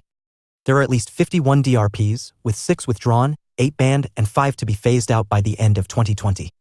Also, 17 of the 27 proposed to be banned pesticides are DRPs. The list of DRPs is not readily available on any government website. Lack of transparency. The biosafety, safety to human health and environment of these DRPs was never assessed, and their data submissions are secretive, even denied under RTI. Yet, they are being considered for registration regardless of the submitted data. 24.7. E-Waste Management Rules, 2022. MOFCC revised the E-Waste Management Rules, 2016 and notified the E-Waste Management Rules, 2022.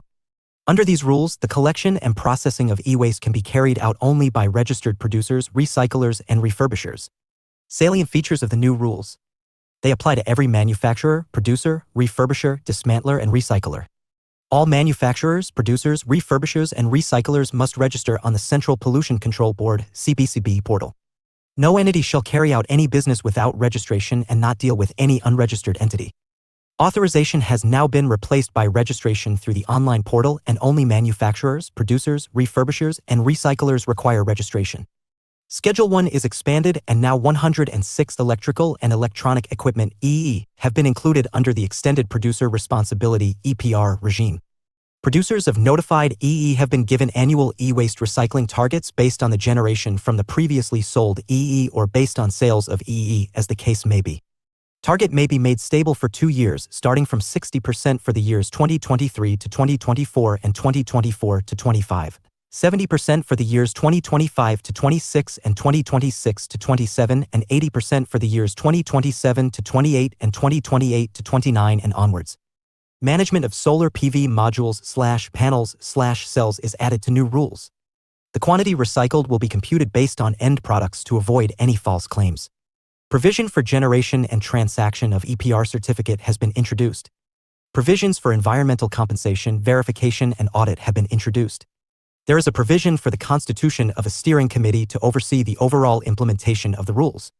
The provision for reducing hazardous substances in the manufacturing of EE mandates that every producer of EE and its components ensure that their products do not contain lead, mercury, and other hazardous substances beyond the maximum prescribed concentration. It also provides recognition and registration, skill development, monitoring, and ensuring the safety and health of workers involved in dismantling and recycling e-waste. Advantages of the amendments. The new provisions would facilitate and channelize the informal sector to the formal sector for doing business and ensure recycling of e-waste in an environmentally sound manner. It will promote a circular economy through the EPR regime and scientific recycling/disposal of e-waste. Provisions for environmental compensation, verification, and audit will improve accountability. 24.8. Energy Conservation Building Code 2017. The ECBC was released by the Bureau of Energy Efficiency, BE, Ministry of Power, in 2007 and was updated in 2017. The code sets minimum energy standards for commercial buildings, private and government, with a connected load of 100 kilowatts or more or contract demand of 120 kVA or more, like hospitals, shopping complexes, etc. It is applicable for both new and retrofitted existing buildings. It includes incremental, voluntary energy efficiency performance levels, ECBC, ECBC+, and Super ECBC. Each level offers increased energy savings compared to conventional buildings. While the code acts as a national standard, the states can modify it per their regional needs. It aims to achieve 25 to 50% energy savings in compliant buildings. The code focuses on the following building design components: envelope, walls, roofs and windows, lighting systems, HVAC, heating, ventilation, and air conditioning systems, and electric power systems. Currently, 23 Indian states have notified rules to enforce ECBC compliance, while large states like Maharashtra and Gujarat are still drafting rules. Bureau of Energy Efficiency (BE). It is a statutory body established in 2002 under the Energy Conservation Act, 2001. It works under the supervision of the Ministry of Power. Its function is to develop programs to enhance the conservation and efficient energy use in India. International Energy Agency (IA). It is an autonomous intergovernmental organization established in 1974 in Paris, France. It was set up under the framework of the Organization for Economic Cooperation and Development, OECD, in the aftermath of the 1973 oil crisis. Mandate: tracking and analyzing key global energy trends, promoting sound energy policy, and encouraging multinational energy technology cooperation. 3 E's of IA: economic development, energy security, and environmental protection. Members: 31 member states, mostly developed economies, and 11 associate countries. India became an associate member of IEA in 2017. Criteria for membership: a candidate country to the IEA must be a member of the OECD. Energy Conservation Amendment Act, 2022. It amended the Energy Conservation Act 2001. The Energy Conservation Amendment Act 2022 expands ECBC into the Energy Conservation and Sustainability Building Code, ECSBC. Objectives: to promote efficient use of energy and carbon-neutral technologies. To support India's commitments to combat climate change and achieve net zero emissions by 2070. Key provisions of the Amendment Act. It empowers GOI to specify a carbon credit trading scheme which allows entities to trade permits for emitting greenhouse gases. A carbon credit is a tradable permit that permits the holder to emit 1 ton of carbon dioxide or other GHGs. It represents the right to emit a measured amount of GHG. It mandates using renewable energy and carbon-neutral technologies by designated consumers, entities that consume a specified amount of energy or more in a year. It introduces the concept of energy service companies, ESCOs, entities that provide energy efficiency or conservation services to consumers. It expands the scope of ECBCs. GOI may prescribe ECBCs for different types of buildings such as residential, commercial, industrial, or public. The Act expands the scope to include vehicles as defined under the Motor Vehicles Act, 1988, and vessels, including ships and boats. It enhances the penalties for non-compliance with the provisions/rules of the Act. Energy Conservation Initiatives in India. Standards and Labeling (SNL) program. This program was announced in 2006 for equipment and appliances. Its aim is to provide the consumer with an informed choice about energy savings and, thereby, the cost-saving potential of the relevant marketed product. National Mission for Enhanced Energy Efficiency (NMEE). It is one of the 8 missions under the National Action Plan on Climate Change (NAPCC) discussed ahead. Amrit Jyoti by the Affordable LED for All Ujala Yojana. It was launched in 2015. Under it, LED bulbs, LED tube lights, and energy-efficient fans are being provided to domestic consumers to replace conventional and inefficient variants. 24.9. India's National Action Plan on Climate Change (NAPCC). The NAPCC, published in 2008 by the Prime Minister's Council on Climate Change, emphasizes the development and use of new technologies. The plan involves public-private partnerships and civil society action, emphasizing awareness of climate change, adaptation, mitigation, energy efficiency, and natural resource conservation. There are 8 national missions which form the core of the National Action Plan. 1. National Solar Mission, approved in 2010. 2. National Mission for Enhanced Energy Efficiency, 2009. 3. National Mission on Sustainable Habitat, 2011. 4. National Water Mission. 5. National Mission for Sustaining Himalayan Ecosystem. 6. National Mission for a Green India, approved in 2014. 7. National Mission for Sustainable Agriculture, 2010. 8. National Mission on Strategic Knowledge for Climate Change. National Bioenergy Mission, approved in 2017 but not yet legally included under NAPCC. National Coastal Mission, under consideration. National Solar Mission, JNNSM. Also known as the Jawaharlal Nehru National Solar Mission, JNNSM, it was inaugurated in 2010. Objectives are to establish India as a global leader in solar energy and to promote sustainable growth while addressing India's energy security challenges. Targets are set for 3 phases. 1. First phase 2010 to 13. 2. Second phase 2013 to 17. 3. Third phase 2017 to 22. 100,000 MW, 100 gigawatts by 2022. MNRE has proposed to achieve it through 1. 40 gigawatts through rooftop solar projects. 2. 60 gigawatts through large and medium-scale solar projects. UPSC 2016, net metering is sometimes seen in the news in the context of promoting the A. Production and use of solar energy by the households/consumers. B. Use of piped natural gas in the kitchens of households. C. Installation of CNG kits in motorcars. D. Installation of water meters in urban households. Explanation: net metering. Net metering is a billing mechanism for grid-connected home rooftop solar installation where the electricity generated by the solar panels is fed into the utility grid. Household draws electricity from the utility grid. The household pays only for the difference between the energy units it consumes from the grid and the energy units fed into the grid. This is measured by a bidirectional meter called net meter. Domestic content controversy. 2015. To what factors can the recent dramatic fall in equipment costs and tariff of solar energy be attributed? What implications does the trend have for the thermal power producers and the related industry? Modules? This represents over 60% of system costs. For solar thermal, guidelines mandated 30% project to have domestic content. Guidelines for the solar mission mandated Indian manufacturing for crystalline silicon PV cells, and conflicts arose between power project developers who prefer sourcing modules globally for better pricing and technology and Indian solar PV manufacturers who want developers to buy locally to support the growing industry. U.S. Trade Representative filed a complaint at World Trade Organization challenging India's domestic content requirements, citing discrimination against U.S. exports. WTO ruled in favor of USA. Types of PV modules. Crystalline silicon, semiconductor, PV module, costly and high conversion efficiency. Amorphous silicon, semiconductor, PV module, low cost and low conversion efficiency. National mission for enhanced energy efficiency. Objective: promote energy efficiency through innovative policies and market instruments. The 2010 NMEE mission document identified India's energy efficiency potential at 74,000 rupees crores. A recent World Bank study estimates India's energy efficiency market at 1.6 rupees lakh crores. NMEE includes 4 efficiency initiatives under its umbrella. 1. Perform, Achieve and Trade (PAT). Assigning energy reduction targets to large energy-intensive industries and distributing energy savings certificates (ES certs) on achievement of the targets. These ES certs can be traded. Consumers who are not able to meet their energy savings targets will buy the ES certs. 2. Market transformation for energy efficiency (MTE). Promoting the adoption of energy-efficient equipment and appliances through innovative business models. Programs that were developed under this scheme include Domestic Efficient Lighting Program, Anna Jeevan by Affordable LEDs for All, Ujala Program to promote the use of LED lighting for households.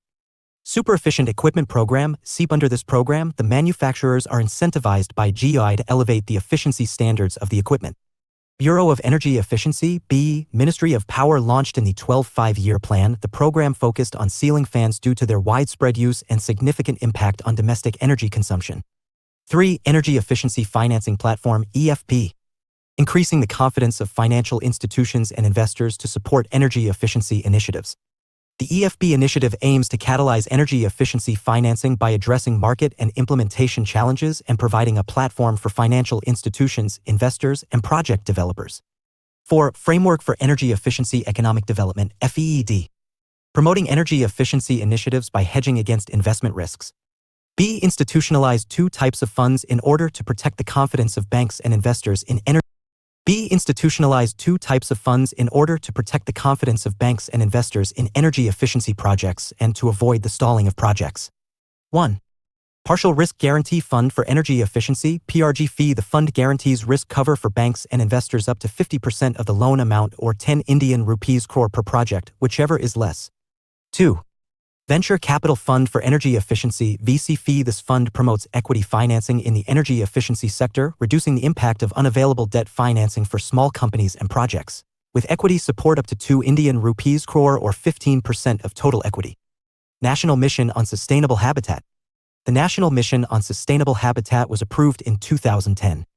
It seeks to promote improvements in energy efficiency in buildings by extending energy conservation building codes to new and large commercial buildings. Better urban planning and efficient and convenient public transport to facilitate the growth of medium and small cities. Improved management of solid and liquid waste like recycling and urban waste management. Improved ability of habitats to adapt to climate change and measures for improving advanced warning systems for extreme weather events. Conservation through appropriate changes in the legal and regulatory framework.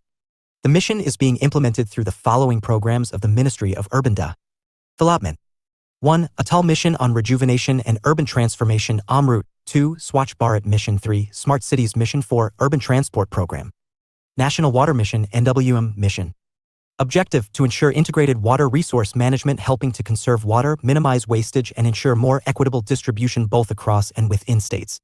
The mission is in line with the National Water Policy, which aims to increase water use efficiency by 20%, ensure that a considerable share of the water needs of urban areas are met through recycling, ensure that the water requirements of coastal cities are met through modern desalination technologies, ensure basin-level management strategies by working with states to deal with variability in rain. The mission aims to achieve its objectives through increasing efficiency through regulatory mechanisms, differential entitlements and pricing, enhanced storage both above and below ground, rainwater harvesting, incentivizing water-neutral or water-positive technologies and adoption of large-scale irrigation programs that rely on sprinklers, drip irrigation, and ridge and furrow irrigation.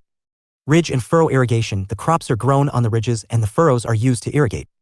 National Mission for Sustaining the Himalayan Ecosystem (NMSHE). The primary objective of the mission is to develop a sustainable model to assess the health status of the Himalayan ecosystem, continuously enable policy bodies in policy formulation, as also to assist states in the Indian Himalayan region with the implementation of actions for sustainable development. The NMSHE will attempt to address a variety of issues: Himalayan glaciers and associated consequences, prediction and management of natural hazards, biodiversity conservation and protection, wildlife conservation and protection, traditional knowledge societies and their livelihood, the effect of climate change on Himalayan glaciers and associated hydrological consequences, increased drought-like situations due to an overall decrease in the number of rainy days, increased flood events due to an overall increase in the rainy day intensity, effect on groundwater quality in alluvial aquifers due to increased flood and drought events, influence on groundwater recharge due to changes in precipitation and evaporation, increased saline intrusion of coastal and island aquifers due to rising sea levels. National Mission for a Green India. The Green India Mission aims to sequester 2.523 billion tons of carbon by 2020 to 30, and this involves adding 30 million hectares in addition to existing forest. It aims at protecting, restoring, and enhancing India's diminishing forest cover, responding to climate change by a combination of adaptation and mitigation measures, enhanced annual CO sequestration by 50 to 60 million tons in the year 2020. The mission will be implemented on public and private lands. Local communities will participate in planning, decision-making, implementation, and monitoring. The intended major outcomes of the project: improved ecosystem services, reversal of land degradation, improvement in forest cover quality and ecosystem services of forests, degraded grassland and wetlands, eco-restoration of shifting cultivation areas, cold deserts, mangroves, ravines, and abandoned mining areas, improvement in forest and tree cover in urban lands, improvement in tree cover on agricultural and other non-forest lands, agroforestry/social forestry. National Mission on Sea Buckthorn. The MOF and DRDO have launched the initiative for sea buckthorn cultivation in the cold deserts. It is a part of the submission on cold desert ecosystems under the Green India Mission. Sea buckthorn, popularly known as leadberries, is also called the wonder plant and Ladakh gold. Its uses are: it has multi-purpose medicinal and nutritional properties. The plant can fix atmospheric nitrogen. It is tolerant to extreme temperatures. It has an extensive root system, making it ideal for controlling soil erosion and desertification. UPSC 2016, which of the following best describe the aim of Green India Mission of the Government of India? 1. Incorporating environmental benefits and costs into the union and state budgets, thereby implementing the green accounting. 2. Launching the second green revolution to enhance agricultural output so as to ensure food security to one and all in the future. 3. Restoring and enhancing forest cover and responding to climate change by a combination of adaptation and mitigation measures. Select the correct answer using the code given below. A. 1 only, B 2 and 3 only, C 3 only, D 1, 2 and 3. Answer: C 3 only. UPSC 2011-12, Government of India encourages the cultivation of sea buckthorn. What is the importance of this plant? 1. It helps in controlling soil erosion and desertification. 2. It is a rich source of biodiesel. 3. It has nutritional value and is well adapted to live in cold areas of high altitudes. 4. Its timber is of great commercial value. Which of the statements given above are correct? A. 2, 3, and 4 only, B 1 and 3 only, C 1, 2, 3, and 4, D 1 only. Answer: B 1 and 3 only. National Mission for Sustainable Agriculture.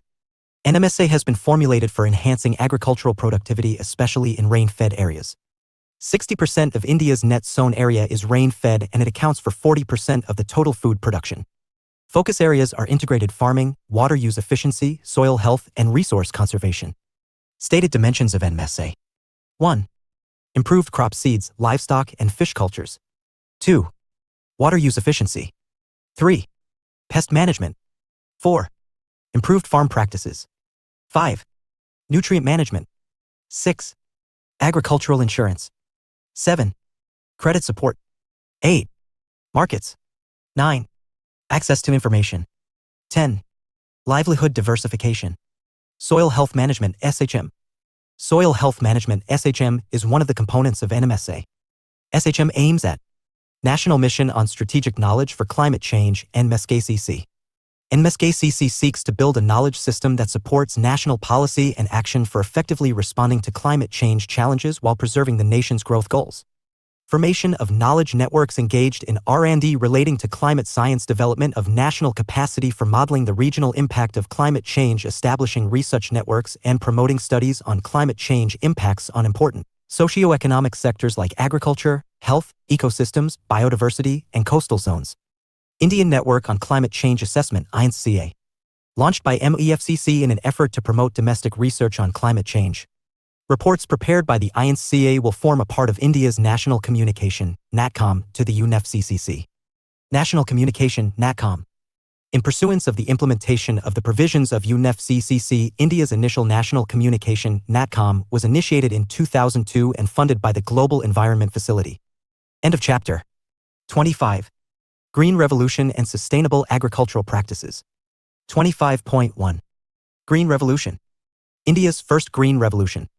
Rapid growth in food grain production from using seeds of high-yielding varieties, HYV, is termed as Green Revolution.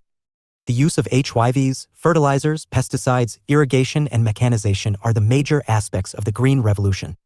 The high-yielding varieties of wheat and rice have been the key elements in the Indian Green Revolution. Though the term Green Revolution refers to wheat and rice, some agricultural scientists include maize and soybean, where spectacular gains in yield have occurred. Introduction of high-yielding varieties HYV. In the 1960s, the yield of wheat was very low compared to the yields of advanced countries. M.S. Swaminathan, former Director General of the Indian Council of Agricultural Research (ICAR), stressed the need for reorientation of the entire breeding program of tall varieties. On the request of Indian breeders Norman E. Borlaug was invited from Mexico in 1963 by the Government of India to assess the possibilities of using dwarf varieties in India. Mr. Borlaug recommended the feasibility of using semi-dwarf wheat of Mexican origin as the agroclimatic conditions prevailing in India are similar to Mexico. On Mr. Borlaug's recommendation, two semi-dwarf varieties, namely Loma Raju and Sonora 64, were chosen and released for cultivation in irrigated fields. These varieties gave high yields and revolutionized wheat production. Norman E. Borlaug was awarded the Nobel Prize in 1970 for the Green Revolution, which also helped India. Through extensive wheat breeding programs carried out during 1970 to 80, new amber-seeded, high-yielding dwarf wheat varieties were developed. These HYVs responded favorably to fertilizer and irrigation. Use of chemical fertilizers and pesticides. Pesticides are chemicals which have been developed to control organisms called pests. Nitrogenous fertilizers, ammonium sulfate, ammonium nitrate, and urea promotes plant growth. Phosphate fertilizers, ammonium phosphate, calcium dihydrogen phosphate, superphosphate, helps in root development, plant maturation, and seed development. Potassium fertilizers, potassium sulfate and potassium nitrate improves plants' abilities to resist disease. It also protects the plant when the weather is cold or dry, strengthening its root system and preventing wilt. Mechanization of agriculture. The increase in productivity on large areas of land brought the idea of farm mechanization. To cope with the shortage of agricultural labor, farm mechanization was the obvious choice for completing agricultural operations. The machines that perform various jobs at the farm are water pumps, plows, combine harvesters, land levelers, cultivators, power-operated tractor sprays, reapers, threshers, trolleys, mechanical pickers, etc. Irrigation. HYVs require a lot of water and hence irrigational facilities were a prerequisite for the Green Revolution. Wells. There are two types of wells, namely dug wells and tube wells. This kind of irrigation is widely practiced in plain regions of India. Overexploitation of wells is well observed in the Punjab-Haryana region. Canals. This is usually an elaborate and extensive irrigation system. In this system, canals receive water from one or more reservoirs or rivers. Canal irrigation is well suited for regions with clay soil as clay soil prevents water percolation. It is mostly practiced in South India and the Ganga-Yamuna region. River lift systems, in areas where canal flow is insufficient or irregular due to inadequate reservoir release, the lift system is more rational. Water is directly drawn from the rivers to supplement irrigation in areas close to rivers. This system is mostly practiced in South India. Tanks, these are small storage reservoirs that intercept and store the runoff of smaller catchment areas. UPSC 2023, from being a net food importer in the 1960s, India has emerged as a net food exporter to the world. Provide reasons? Answer in 250 words. Bringing green revolution in eastern India. BG. Green revolution turned India from a begging bowl to a grain bowl. BG is about binging similar benefits to eastern India, which largely remained untouched. BG is the flagship program under the Rashtriya Krishi Vikas Yojana (RKVY). It was announced in the Union Budget 2010-11. It is intended to address the constraints limiting the productivity of rice-based cropping systems. BG focuses on bringing the green revolution, second, to 7 northeastern states with rich water resources: Assam, Bihar, Chhattisgarh, Jharkhand, Odisha, Eastern UP, and WB. Objective: yield maximization of rice and wheat per unit area by improving agronomy, water harvesting and conservation, and water utilization. Government initiatives to strengthen BG. The ICR has established IRI, Hazaribagh in Jharkhand, the Indian Institute of Agricultural Biotechnology, Ranchi, and the National Research Center for Integrated Farming at Motihari, Bihar, to strengthen research in the eastern region. Second Green Revolution for sustainability. The first Green Revolution was to ensure food security as there was severe food scarcity in the country.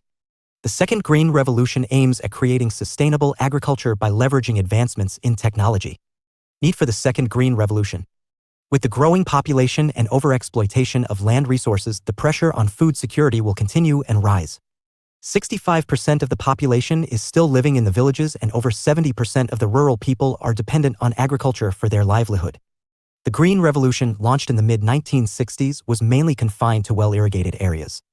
It was not successful in rain-fed areas, which contribute significantly to the total food grain production.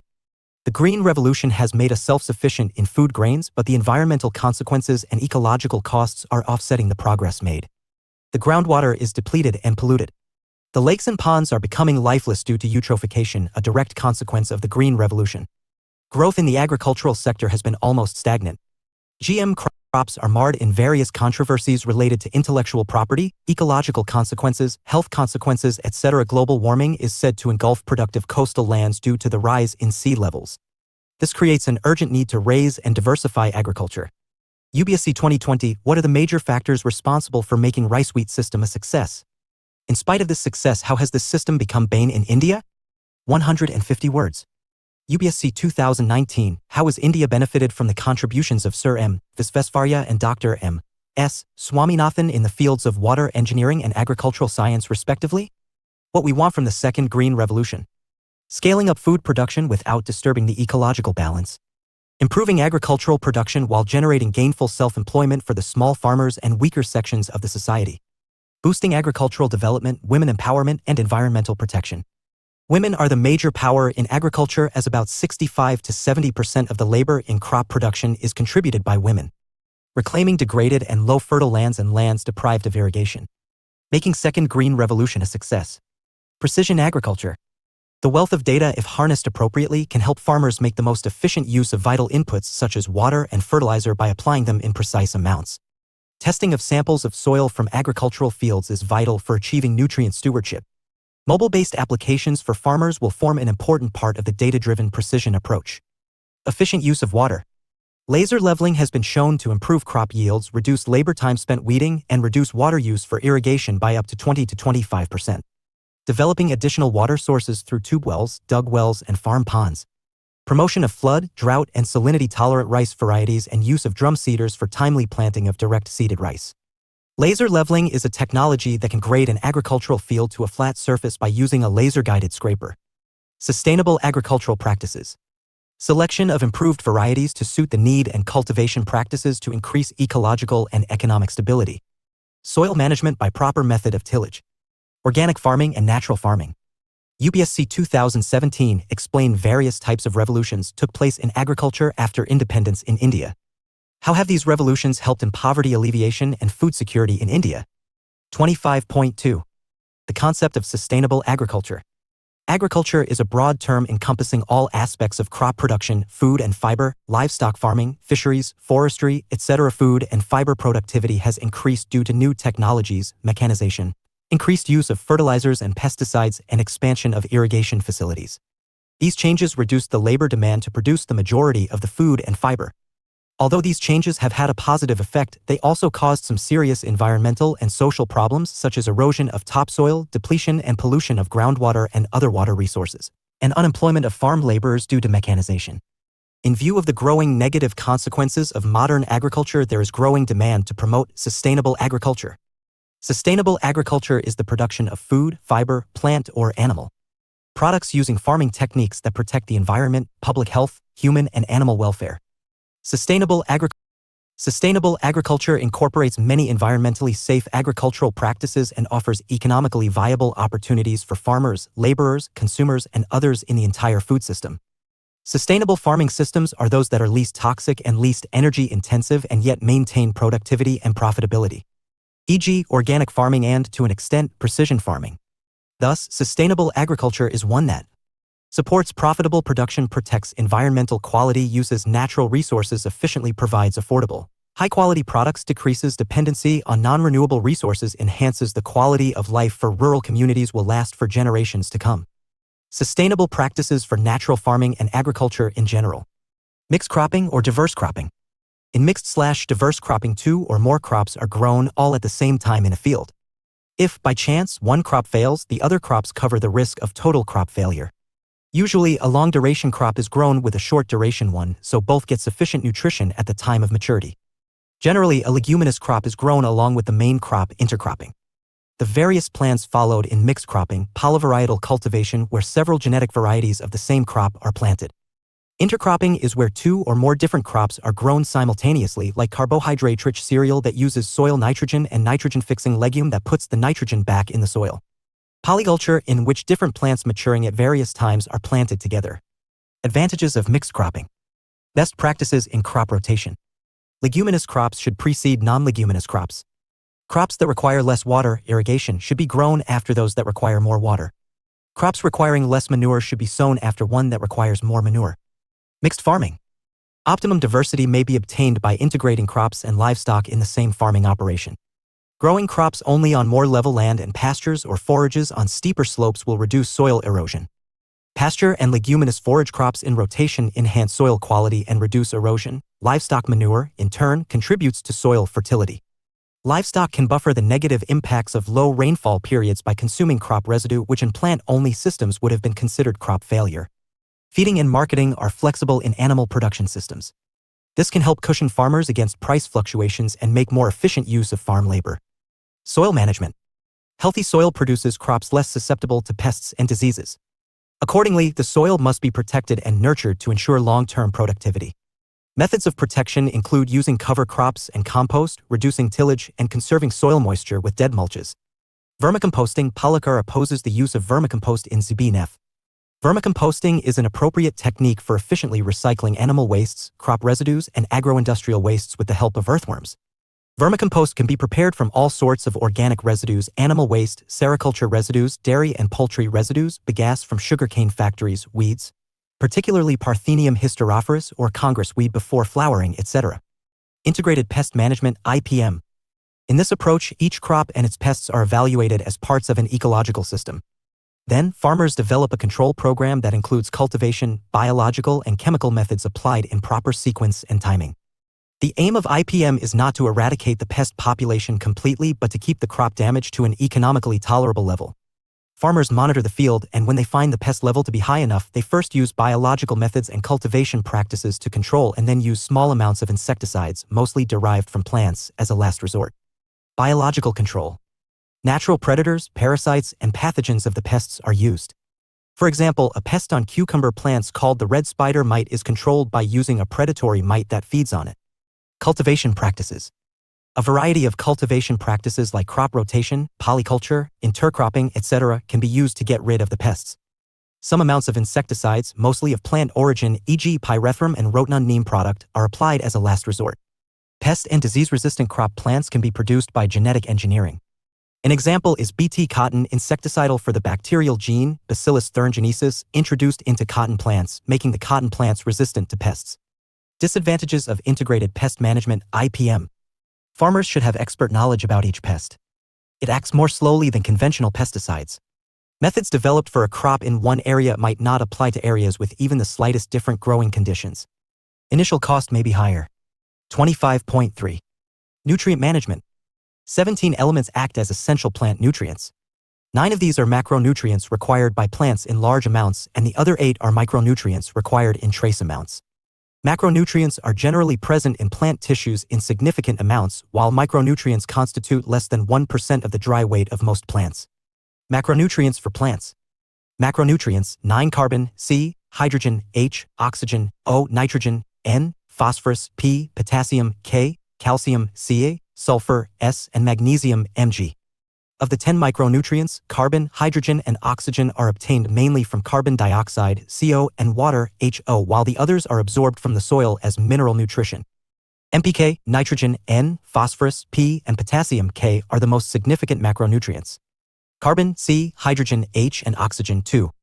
Carbon and hydrogen are the major constituents of most biomolecules, including proteins, starches, and cellulose. Photosynthesis converts carbon dioxide into carbohydrates. Hydrogen obtained from water is also used in photosynthesis. Plants require oxygen for cellular respiration during nighttime. Nitrogen, N. Of NPK, nitrogen has received the maximum attention as it gets easily converted to soluble forms, nitrite, from various fertilizers.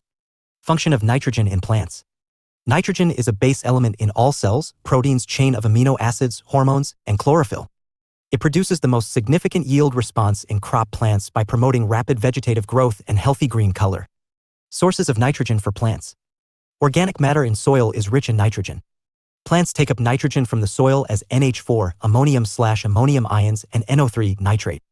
Some plants, such as legumes, fix atmospheric nitrogen. Atmospheric nitrogen is used to make fertilizers like ammonium sulfate, ammonium nitrate, and urea/carbamide. When applied to soil, nitrogen is converted to an easily absorbable mineral form, nitrate.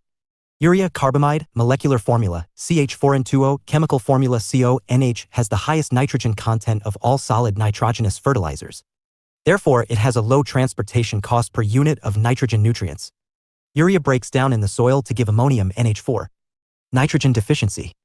Nitrogen deficiency occurs when soil organisms use much nitrogen to break down harmful carbon sources in the soil. It leads to slow growth, small plant parts, and leaves with less chlorophyll. Phosphorus, P. Functions. Phosphorus plays a significant role in capturing and converting the sun's energy, photosynthesis. Adenosine triphosphate, ATP, the energy unit of plants, is formed during photosynthesis. Phosphorus stimulates early root and plant growth and the nitrogen-fixing capacity of legumes.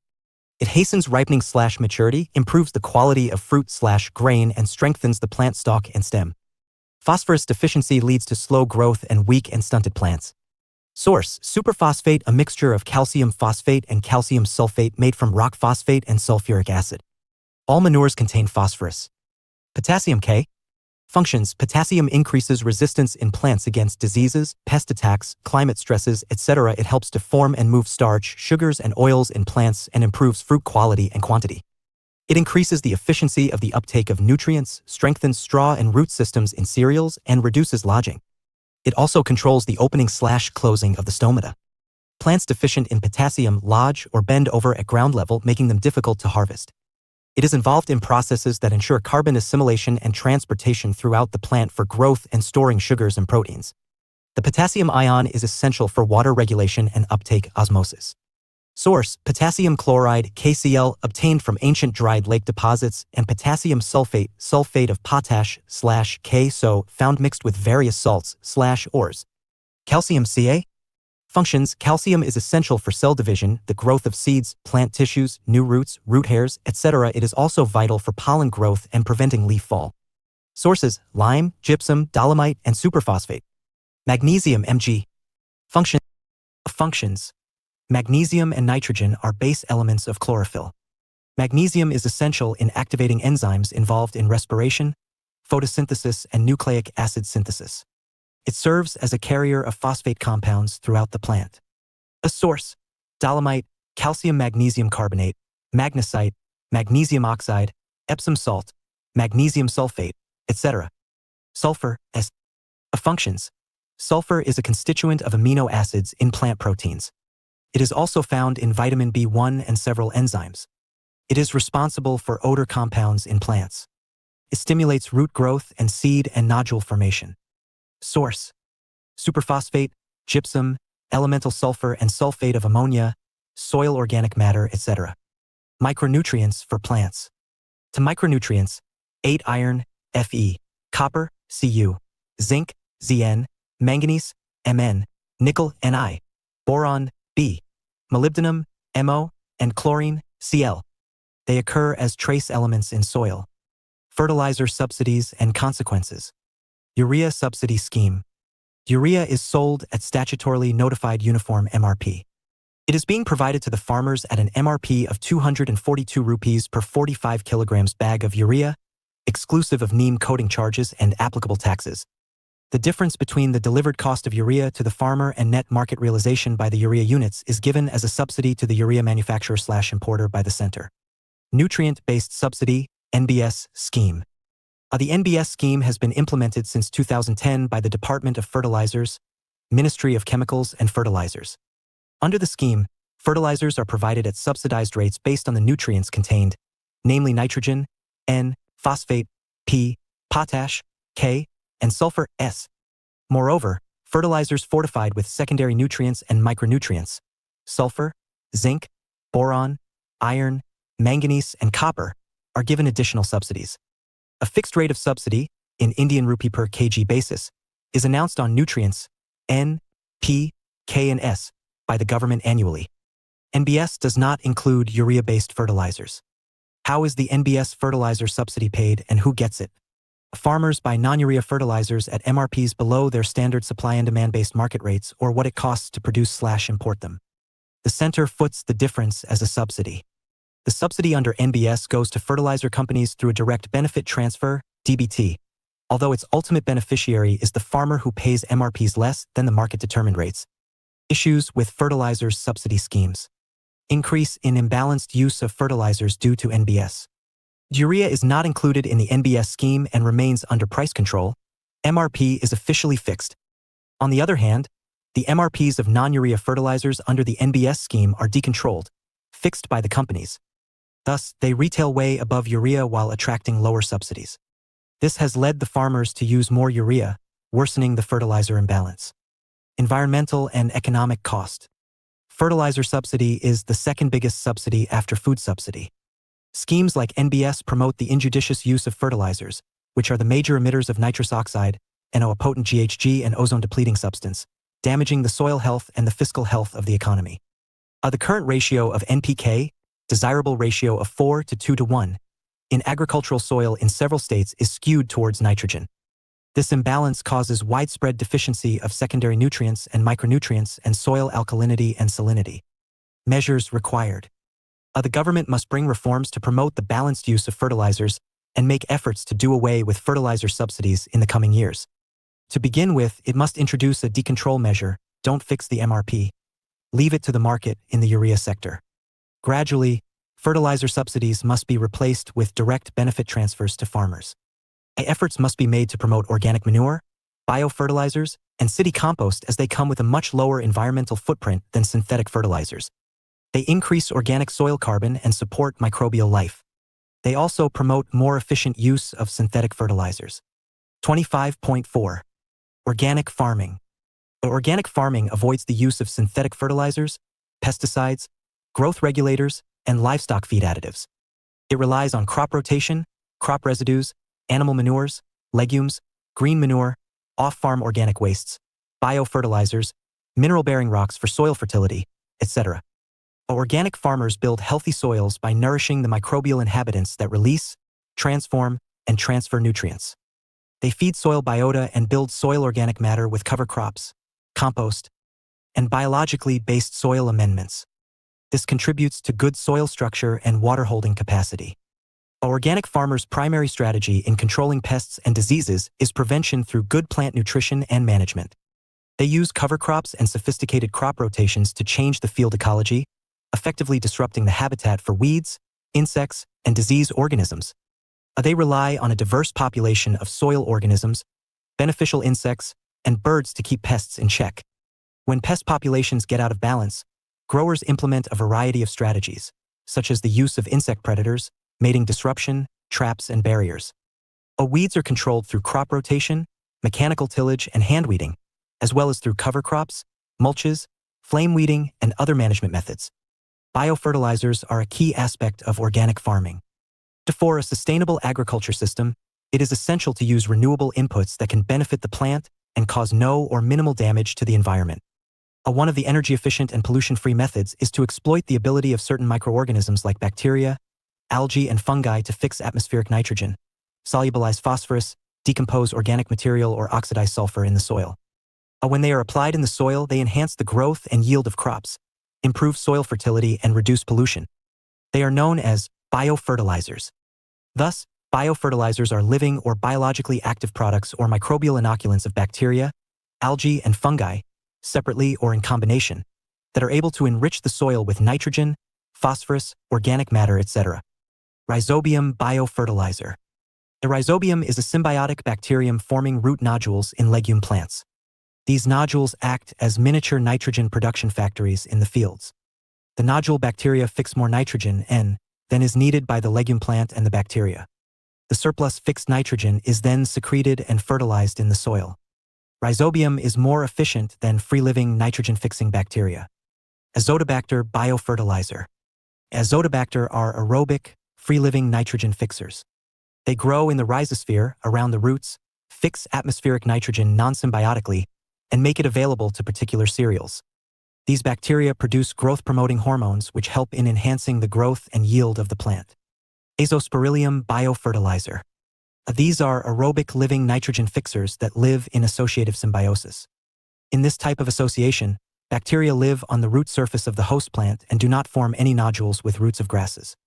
It increases crop yield and its inoculation benefits crop. They also benefit the host plants by supplying growth hormones and vitamins.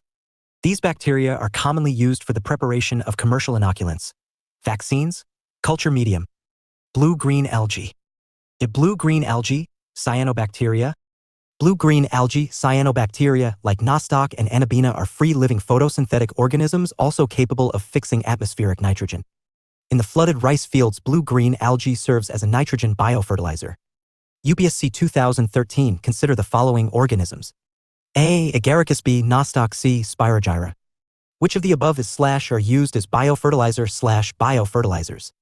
A. 1 and 2. B. 2 only. C. 2 and 3. D. 3 only. Answer: B. 2 only. Azala biofertilizers. Azala is a water fern inside which grows the nitrogen-fixing blue-green algae anabina. It contains 2 to 3% nitrogen when wet and also produces organic matter in the soil. The Azala-anabina combination type biofertilizer is used all over the world. The only constraint in Azala is that it is an aquatic plant and water becomes a limiting factor in growing it, particularly in summer. Phosphorus solubilizing biofertilizer. Phosphorus is an important element required for plant growth. This element is also needed for nodulation by rhizobium. Some microorganisms are capable of solubilizing immobilized phosphorus, making it available to plants for absorption. Mycorrhizal fungi biofertilizer. Mycorrhizal fungi act as biofertilizers and are known to occur naturally on roots of forest trees and crop plants. They resist disease in plants. The plants also show drought and salinity resistance. Plants can tolerate adverse soil, pH, high temperature, and heavy metal toxicity. In soils low in available nutrients, there is an increased absorption of nutrients by plants infected with mycorrhiza. The fungus has the ability to dissolve and absorb phosphorus that plant roots cannot readily absorb. UPSC 2013 mycorrhizal biotechnology has been used in rehabilitating degraded sites because mycorrhiza enables the plants to 1. Resist drought and increase absorptive area. 2. Tolerate extremes of pH. 3. Resist disease infestation. Select the correct answer using the codes given below. A. 1 only. B. 2 and 3 only. C. 1 and 3 only. D. 1, 2 and 3. Answer: D. All. Compost tea. Compost tea is a liquid fertilizer. It is an aerobic in the presence of oxygen, water solution that has extracted the microbe population from compost, dead and decaying matter, along with the nutrients. In simple terms, it is a concentrated liquid created by a process to increase the number of beneficial organisms, bacteria, fungi, protozoa, nematodes as an organic approach to plant/soil care. The concentrated liquid can be sprayed directly onto the leaf surface. The liquid fertilizer occupies the infection sites on the leaf surface. It is held there by simple sugars that the plant puts out that work as a glue to keep the beneficial microorganisms thriving and protecting the plant. Biochar. Natural biochar is found in soils around the world as a result of vegetation fires and historic soil management practices.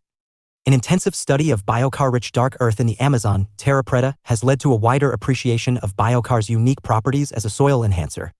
Biochar is charcoal that is used as a soil amendment, minor improvement. It is created using a pyrolysis process, decomposition brought about by high temperatures heating biomass in a low-oxygen environment. Once the pyrolysis reaction has begun, it is self-sustaining, requiring no outside energy input. Byproducts of the process include syngas, H plus CO, minor quantities of methane, CH, organic acids, and excess heat. Once it is produced, biochar is spread on agricultural fields. The syngas and excess heat can be used directly or employed to produce a variety of biofuels. Agricultural benefits. It increases crop yields, sometimes substantially if the soil is in poor condition. It helps to prevent fertilizer runoff and leaching, allowing the use of less fertilizers. It retains moisture, helping plants through periods of drought more easily. It replenishes marginal soils with organic carbon. It fosters the growth of soil microbes essential for nutrient absorption, particularly mycorrhizal fungi. It can increase soil fertility of acidic soils, reduces acidity. The most fertile soils are slightly acidic. However, friendly microbes prefer slightly alkaline/basic medium. It protects the plants from diseases and promotes the growth of friendly microorganisms. Environmental benefits. The use of crop residues for bioenergy production reduces the carbon stocks in cropland. Further, the dedication of cropland to biofuel production increases the area of cultivated land and, thus, carbon loss from soils and vegetation. Soils contain 3.3 times more carbon than the atmosphere. This makes soils an important source of greenhouse gases but also a potential sink if the right management is applied. Biochar remains stable for millennia, providing a simple means to sequester carbon emissions. If biochar is returned to agricultural land, it can increase the soil's carbon content permanently and would establish a carbon sink for atmospheric CO. The present status of organic farming in India. India ranks first in number of organic farmers and 8th in terms of area under organic farming. In January 2016, Sikkim became India's first 100% organic state. Lakshadweep is the first UT to become 100% organic. The NE has traditionally been organic and the consumption of chemicals is far less than in the rest of India. About 2.78 million hectares of farmland are under organic cultivation. This is 2% of the 140.1 million hectares net sown area in the country. MP tops the list with 0.76 million hectares of area under organic cultivation, that is over 27% of India's total organic cultivation area. The top 3 states, MP, Rajasthan, and Maharashtra, account for about half the area under organic cultivation. Flax seeds, sesame, soybeans, tea, medicinal plants, rice, and pulses are India's major organic exports. The major exporting states are Assam, Mizoram, Manipur, and Nagaland. UPSC 2017, Sikkim is the first organic state in India. What are the ecological and economic benefits of organic state? Initiatives to promote organic farming in India. Schemes launched to promote organic farming. 1. Mission Organic Value Chain Development for Northeast Region, MOVCD. 2. Paramparagat Krishi Vikas Yojana, PKVY. Both PKVY and MOVCD are promoting certification under the Participatory Guarantee System, PGS, and National Program for Organic Production, NPOP, respectively, targeting domestic and export markets. The Food Safety and Standards Organic Foods Regulations 2017 are based on the standards of NPOP and PGS. The consumer should look for the logos of FSSAI, Javik Bharat/PGS Organic India on the produce to establish the organic authenticity of the produce.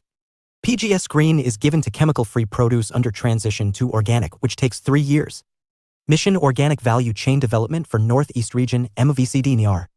MVCD-NIAR is a central sector scheme. It is a submission under National Mission for Sustainable Agriculture. It was launched by the Ministry of Agriculture and Farmers' Welfare for implementation in all the northeastern states, including Sikkim, during the 12-plan period. The scheme aims to develop certified organic production in a value chain mode to link growers with consumers. The scheme supports the development of the entire value chain, starting from inputs, seeds, and certification to the creation of facilities for collection, aggregation, processing, marketing, and brand-building initiatives. Paramparagat Krishi Vikas Yojana (PKVY). PKVY is a subcomponent of the Soil Health Management (SHM) scheme under the National Mission of Sustainable Agriculture. It is a centrally sponsored scheme launched in 2015. It aims at the development and promotion of organic farming by cluster approach and PGS certification. The objectives of the scheme are to promote commercial organic production through certified organic farming to produce pesticide residue-free harvests that will improve the health of the consumer, to raise farmers' income and create a potential market for traders, to ensure long-term soil fertility, resource conservation, and climate change adaptation and mitigation. Under this scheme, 50 or more farmers will form a cluster having 50 acres of land to take up organic farming. Every farmer will be provided 20,000 rupees per acre in 3 years for seeds for the harvesting of crops and transporting of the produce to the market. National Program for Organic Production (NPOP). The Ministry of Industries and Commerce is implementing the NPOP since 2001 with the following objectives. 1. To provide the means of evaluation of certification programs for organic agriculture and products. 2. To accredit certification programs of certification bodies seeking accreditation. 3. To facilitate the certification of organic products in conformity with the prescribed standards. 4. To facilitate organic certification in conformity with the importing country's organic standards. 5. To encourage the development of organic farming and organic processing. The Agricultural and Processed Food Products Export Development Authority, APIDA, is the implementation agency for the NPP. APIDA is providing assistance to the exporters of organic products under various components of its Export Promotion Scheme. Participatory Guarantee Scheme, PGS. Union Agriculture Ministry introduced PGS to incentivize more farmers to grow organic food. PGS is an operational manual for domestic organic certification published by the National Center of Organic Farming, Ghaziabad. PGS is a process in which small producers assess, inspect, and verify the production practices of each other and take decisions on organic certification. PGS operates outside the framework of third-party certification. Advantages of PGS over third-party certification. Procedures are simple, documents are basic, and farmers understand the local language used. As all members are practicing organic farmers themselves, they understand the process as well. Because peer appraisers live in the same village, they have better access to surveillance and the costs are low. Mutual recognition between regional PGS groups ensures better networking for marketing. Unlike the grower group certification system, PGS offers every farmer an individual certificate and the farmer is free to market his own produce independent of the group.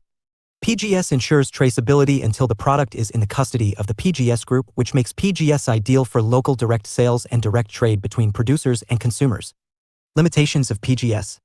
PGS certification is only for farmers that can organize as a group and are applicable only to activities such as crop production, processing, and livestock rearing and off-farm processing by PGS farmers of their products.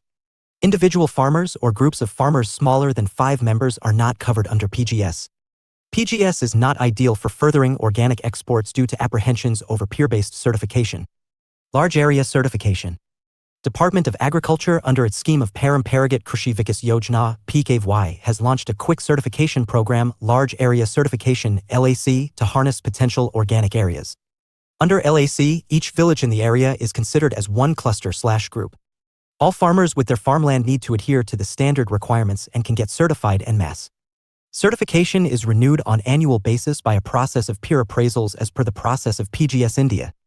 Under the scheme, individual farmers can avail of financial assistance for certification under any of the prevailing certification systems of NPOP or PGS India.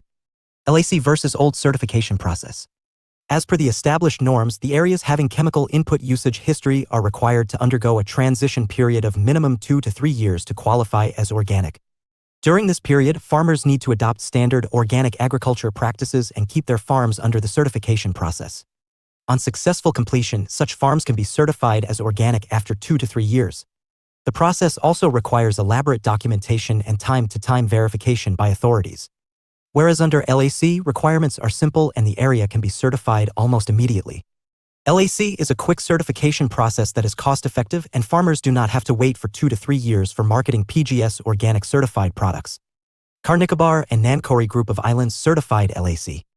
The government has certified 14,491 hectares of area of Car Nicobar and Nancowry Group of Islands in UT of ANN Islands under the Large Area Certification (LAC) scheme of the PGS India Participatory Guarantee System program. Car Nicobar and Nancowry Group of Islands have been traditionally organic for ages. GI has also banned the sale, purchase, and usage of any chemical inputs or GMO seeds in these islands. An expert committee has verified their organic status and recommended for declaration of the area as certified organic under the PGS India program. UPSC 2018, with reference to organic farming in India, consider the following statements. 1. The National Program for Organic Production (NPOP) is operated under the guidelines and directions of the Union Ministry of Rural Development. 2. The Agricultural and Processed Food Products Export Development Authority (APEDA) functions as the secretariat for the implementation of NPOP. 3. Sikkim has become India's first fully organic state. Which of the statements given above is / are correct? A. 1 and 2 only, B. 2 and 3 only, C. 3 only, D. 1, 2 and 3. Answer: B. 2 and 3 only. 25.5. Natural farming. The Green Revolution led to extensive water consumption and aggravated groundwater loss. According to the Central Water Commission, the agriculture sector has already consumed over 83% of the available water resources. Hence, there is a demand to shift to sustainable natural farming systems such as zero-budget natural farming, ZBNF. Natural farming is a chemical-free traditional sustainable farming method. It largely avoids the use of manufactured inputs and equipment. Masanobu Fukuoka established this ecological farming approach in his 1975 book, The One-Straw Revolution. It was referred to as the Fukuoka method or do-nothing farming. Benefits of natural farming. Low cost of production, minimal use of the equipment, and no use of chemical fertilizer and pesticides. Good for health, food produced has higher nutrition density and is chemical-free. Environment conservation, fewer chemical residues and carbon emissions. In this agroecology-based diversified farming system, crops, trees, and livestock are integrated with functional biodiversity. Efficient use of water, modern commercial farming leads to the overextraction of groundwater. But natural farming leads to more efficient use of soil moisture. Promotes soil health. Conventional chemical-based farming depletes macronutrients, nitrogen, phosphorus, potassium, etc., micronutrients, iron, manganese, zinc, copper, etc., organic carbon, and rhizosphere microbiome for nitrogen fixing in the soil. This does not happen in natural farming. Natural farming, on the other hand, helps in the growth of beneficial organisms like earthworms and increases soil enzymes and microbial biomass. All these help in soil restoration. Challenges of natural farming. The decline in yields. Sikkim, the first organic state in India, has seen a decline in yield following conversion to organic farming. Many farmers have switched back to conventional farming after this decline. Shortage of natural inputs. Lack of readily available natural inputs is a barrier to converting to chemical-free agriculture. For profitable farming, this delay and shortage in natural inputs are detrimental. Resistance from chemical inputs industry. It is a well-built-up capital-intensive industry. It naturally discourages any efforts towards natural farming. Zero-budget natural farming, ZBNF. India introduced ZBNF in its budget 2019-20. It was first propagated by Subhash Palekar, who was conferred with Padma Shri in 2016, as a movement for farmers who were in debt due to the Green Revolution. ZBNF is neither chemical-loaded nor organic. It seeks to reduce input costs to zero by avoiding chemical and manufactured inputs and encouraging farmers to rely upon natural products available locally. It is considered a zero budget because there is not much need to spend money on inputs and the costs of raising the main crop are offset by the income that farmers earn from intercrops. Components of ZBNF. ZBNF promotes soil aeration. Minimal watering saves electricity. Intercropping. Bunds and topsoil mulching and ZBNF discourages intensive irrigation and deep plowing. It opposes the use of vermicompost. Instead, it recommends the revival of local deep soil earthworms through increased organic matter. In ZBNF, chemical fertilizers and pesticides make way for locally available cow dung, cow urine, jaggery, etc., and treat seeds with natural ingredients made on the farm by the farmer himself. ZBNF promotes the application of Jivamrita/Jivamrita. It is a fermented microbial culture. It provides nutrients and promotes the activity of microorganisms and earthworms in the soil. It also helps to prevent fungal and bacterial plant diseases. Bijamrita effectively protects young roots from fungus and soil-borne and seed-borne diseases. Jivamrita and Bijamrita are prepared from a mixture of desi cow dung and urine, jaggery, etc. Akadana/mulching, a protective biomass layer on soil. Wapasa/moisture. Wapasa is the condition where there are both air molecules and water molecules present in the soil. It involves reducing irrigation, irrigating only at noon in alternate furrows. Also, ZBNF includes 3 methods of insect and pest management: Agniastra, Brahmastra, and Nemastra preparations using cow urine, cow dung, tobacco, fruits, green chili, garlic, and neem. Bharatiya Prakritik Krishi Padhati (BPKP) scheme for natural farming. BPKP scheme is launched by the Ministry of Agriculture and Farmers' Welfare in 2020-21. It is a subscheme of Paramparagat Krishi Vikas Yojana (PKVY). It is launched for the promotion of traditional indigenous practices. It mainly emphasizes on exclusion of all synthetic chemical inputs on farm biomass recycling with significant stress on biomass mulching, use of cow dung urine formulations, plant-based preparations. Time-to-time working of soil for aeration. Under BPKP, financial assistance of 12,200 rupees per hectare for 3 years is provided for cluster formation, capacity building, and continuous handholding by trained personnel, certification, and residue analysis. Organic farming versus natural farming, ZBNF. Similarities. Both organic and natural farming are sustainable agricultural practices. They focus on producing chemical-free foods by avoiding the application of synthetic fertilizers and chemical pesticides. They encourage farmers to use local breeds of seeds and plants and non-chemical homemade pest methods. Differences. Natural farming is described as the natural way of farming or do-nothing farming. Organic farming, on the other hand, is a holistic system designed to optimize the productivity of diverse communities, plants, livestock within the agroecosystem. Organic farming doesn't discourage basic practices like plowing, tilting, applying bulk organic manures, compost, vermicompost, etc., weeding, etc. In natural farming, the natural agroecosystem is preserved by avoiding plowing, tilling of the soil, weeding, application of bulk organic manures, etc. Organic farming can be capital intensive due to the requirement of bulk organic manures, modified agroecosystems, etc. In contrast, natural farming is extremely low cost. In the case of ZBNF, it is almost zero with locally made preparations. 25.6. Modern agricultural practices. Modern agriculture includes animal husbandry, poultry farming, apiculture, fisheries, mushroom culture, etc. to provide additional food supplements like milk, meat, fish, egg, mushroom, etc. In addition to providing nutritional food for the masses, it also reduces the load on the consumption of cereals and pulses. Precision farming for productivity and sustainability. India's agriculture is focused on production, which isn't necessarily translating into productivity and profitability. Shrinking land and depleting water and other related resources in agriculture are serious causes of concern. Hence, there is a need for promoting farmer-friendly, location-specific, high-tech production systems like precision farming to achieve vertical growth in agriculture with judicious and efficient use of natural resources. The high-tech and farmer-friendly interventions under precision farming include fertigation, greenhouse, soil and leaf nutrient-based fertilizer management, mulching for moisture conservation, micropropagation, high-density planting, drip irrigation, etc. Micropropagation. Micropropagation is the practice of rapidly multiplying a selected plant to produce a large number of progeny plants using modern plant tissue culture methods. High-density planting.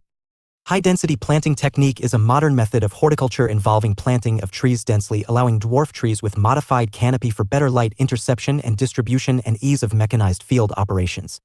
Control of pests and diseases, weeds and pruning of tree canopy is mostly mechanized. Irrigation and fertigation are automatically controlled. Such a system has low labor requirements and produces high and regular yields of good quality fruits. Precision farming uses information-based farm management for optimum profitability, sustainability, and resource utilization. The required information is obtained with the help of technologies like Geographic Information Systems, GIS, Global Positioning Systems, GPS, remote sensing, RS, etc.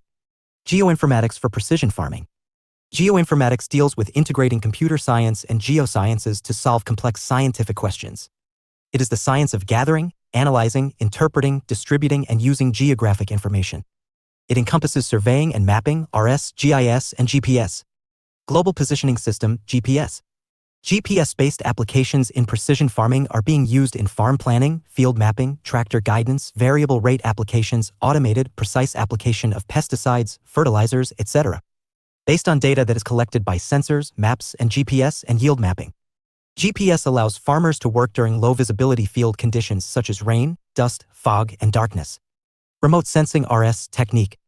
RS is the science of making inferences about material objects from measurements made at a distance without coming into physical contact with the objects under study. The RS system consists of a sensor to collect the radiation and a platform, a drone, aircraft, balloon, rocket, satellite, on which a sensor can be mounted. Remote sensing is precision farming is used for crop yield modeling, identification of pests and disease infestation, soil moisture estimation, irrigation monitoring, assessment of crop damage, etc. UPSC 2019 for the measurement/estimation of which of the following are satellite images/remote sensing data used? 1. Chlorophyll content in the vegetation of a specific location. 2. Greenhouse gas emissions from rice paddies of a specific location. 3. Land surface temperatures of a specific location. Select the correct answer using the code given below. A. 1 only B, 2 and 3 only C, 3 only D, 1, 2 and 3. Explanation. Various sensors can be used in remote sensing. Sensors may use a wide range of frequencies from radio waves to visible light. Methane sensor for Mars Orbiter mission is a radiometer. It was remotely able to measure columnar methane, CH, in the Martian atmosphere at several parts per billion, ppb, levels. Forest Survey of India uses remote sensing to identify canopy density, uses thermal and HD imaging. Thermal sensors uses infrared radiation, can detect GHGs as they trap heat. Answer, D, all. Geographic Information System, GIS. The GIS is a computerized data storage and retrieval system that can be used to manage and analyze spatial data relating to crop productivity and agronomic study of crops and the soil's factors. It can integrate all types of information and interface with other decision support tools. GIS can display analyzed information in maps that allow a better understanding of interactions among yield, fertility, pests, weeds, and other factors and decision-making based on such spatial relationships. Internet of Things. The computers and low-latency Internet 5G are the most important components in precision farming as they are main source of information processing and gathering. Future strategy. Precision farming is practiced in developed countries and it not yet practically adoptable in developing countries like India. Future strategy for adoption should consider the problem of land fragmentation, lack of highly sophisticated technical centers for precision agriculture, specific software for precision agriculture, poor economic condition of the farmers, etc. Protected cultivation of horticulture crops. Protected cultivation practices are cropping techniques wherein the microenvironment is controlled partially/fully as per plant need during their period of growth to maximize the yield and resource saving. Greenhouse. Greenhouses are climate controlled with cooling and heating systems. It is mainly used to grow exotic vegetables, off-season growing of vegetables, floriculture, planting material acclimatization and plant breeding and varietals improvement under adverse agroclimatic conditions. The degree of sophistication of greenhouses includes fully automated systems with polycarbonate sheet roofing, double-walled, heating and cooling systems, etc. Polyhouse. Polyhouse is less sophisticated version of greenhouse with naturally ventilated climate controlled as against the fully climate controlled greenhouses. The usage of polyhouses is similar to greenhouses. Hydroponics. Hydroponics is a method of growing plants without soil using water enriched with balanced mineral nutrients essential for plant growth and yield. The nutrients and pH level are maintained as per the crop for better growth. With increasing water scarcity due to frequent droughts and declining land availability for farming, government agencies are promoting hydroponics for growing vegetables, fruits, and fodder. Advantages of hydroponics. More yield in a smaller patch of land. Hydroponics supports vertical farming. Plants are grown on raised beds and is ideal to grow crops in congested urban environments. The increase in output happens because the cropping cycle is reduced and the plants don't have to grow long roots in search of nutrients. Significantly reduced water usage yet superior yield. In conventional farming, water and nutrients are lost in soil. This leads to groundwater contamination. In hydroponics, the nutrient solution is mixed into the water and is supplied directly to the roots. Hence it requires 90% less water compared to conventional farming. Better quality control and better environment. Hydroponics reduces transportation costs and emissions. It makes the application of organic farming techniques very simple. Sticky pads and a solar-powered insect trap can be used to trap insects. This reduces the use of insecticides. Soil-borne diseases and pests are also low as the crops are grown in a closed environment free of soil. Also, natural ingredients such as neem oil can be used more effectively to control pests, reduces the use of pesticides. Better nutritional value of crops. Fodder produced through hydroponics is more nutritional than the regular fodder. As food production is closer to the consumer, time is not lost in logistics and hence there is no loss of nutrients. Better cultivation techniques and application of science tech. The farms can be indoors or outdoors, a greenhouse. Each hydroponic crop can be given a favorable and individual climatic condition through an automated temperature and humidity controlled greenhouse. The farm can be managed remotely using the Internet of Things, IT, schedule a fertigation session, actively monitor the plants remotely, automated humidity and temperature control, nutrient and input control, etc. The crop can use natural light or artificial lighting, day and night, 24/7 growth period. Disadvantages of hydroponics. Capital intensive. Though hydroponics is typically much cheaper over time, it does require a substantial upfront cost to establish any larger system. Needs uninterrupted power supply. Power failure can cause pumps to stop working. Lack of awareness. Many people fear that hydroponics requires substantial know-how and research when, in fact, it's very similar to traditional gardening. Aquaponics. The method combines aquaculture, cultivating fish and other aquatic animals in tanks with organic inputs, with hydroponics where plants are cultivated in water. The difference between aquaponics and hydroponics is that synthetic fertilizers are used in hydroponics for providing nutrients to plants, and hence, cultivation of fish is not possible in hydroponics. The water from the fish tank is pumped onto the beds where plants grow. While the fish excretions provide nutrients for the plants, hence, no chemical fertilizers are needed, the clean water is recirculated back to the fish tank. While the initial cost to set up the facility would be high, the recurring cost is low in aquaponics. Aeroponics. Aeroponics has been implemented as an alternative to water-intensive hydroponic systems worldwide. Unlike in hydroponics, the roots of plants grown in an aeroponic system are suspended in the air, and the spraying of water and nutrients leads to an oxygen-rich, misty environment. Advantage of aeroponics over hydroponics. Aeroponics can limit disease transmission since plant-to-plant contact is reduced. The enhanced oxygen availability at the root zone leaves disease-causing pathogens dormant. Helps in faster and better growth of plants with a plentiful supply of oxygen, water, and nutrients. Plants in a true aeroponic condition have 100% access to the CO concentrations for photosynthesis. This leads to a multifold increase in plant metabolism, which in turn results in an increase in production. Any species of plants can be grown in a true aeroponic system because the microenvironment of an aeroponic can be finely controlled. Aeroponically grown plants have high dry weight biomass, essential minerals. Aeroponically grown plants require 1/4 the nutrient input compared to hydroponics. Unlike hydroponically grown plants, aeroponically grown plants will not suffer transplant shock, new stresses induced by transplantation when transplanted to soil. Genetically modified organism, GMO. In GMO, genetic material, DNA, is altered or artificially introduced using genetic engineering techniques. Genetic modification involves the mutation, insertion, or deletion of genes to induce a desirable new trait which does not occur naturally in the species. Inserted genes usually come from a different organism, e.g. in Bt cotton, Bt genes from Bacterium Bacillus thuringiensis are induced. GM techniques are used in biological and medical research agriculture, e.g. golden rice, Bt cotton, etc. Production of biofuels from some GM bacteria to produce the protein insulin production of pharmaceutical drugs and experimental medicine, e.g. gene therapy. GM crops. They are the plants used in agriculture whose DNA has been modified to induce a desired new trait. The new trait might help in controlling certain pests and diseases, resistance against certain environmental conditions, reduction of spoilage, inducing resistance to chemical treatments, e.g. resistance to a herbicide. Improving the nutrient profile of the crop, atmospheric nitrogen fixation by cereal crops, inducing tolerance to high salt and flooding in crops, inducing drought resistance in crops, prolonging shelf life and commercial value of fruits and vegetables. Major GM crops. Bt cotton. Bt cotton is an insect-resistant cotton variety. Strains of the Bacterium Bacillus thuringiensis produce different Bt toxins. Bt toxins are insecticidal to the larvae of moths, bollworms, etc., but are harmless to other forms of life. In 2002, a joint venture between Monsanto and Mahiko introduced Bt cotton to India. Advantages. Increases yield of cotton due to effective control of 3 types of bollworms. Reduction in insecticide use in the cultivation of Bt cotton, in which bollworms are major pests. Potential reduction in the cost of cultivation depending on seed cost versus insecticide costs. Problems with Bt cotton. High cost of GM seeds as compared to non-GM seeds. Ineffective against sucking pests like whitefly, rampant in Punjab, Haryana, and elsewhere. The costs of Bt seed and insecticide increase the risk of farmer bankruptcy in low-yield rain-fed settings. Pink bollworm. It is an insect known for being a pest in cotton farming. It is native to Asia but has become an invasive species in most of the world's cotton growing regions. It is now resistant to Bt cotton in India. Bt brinjal.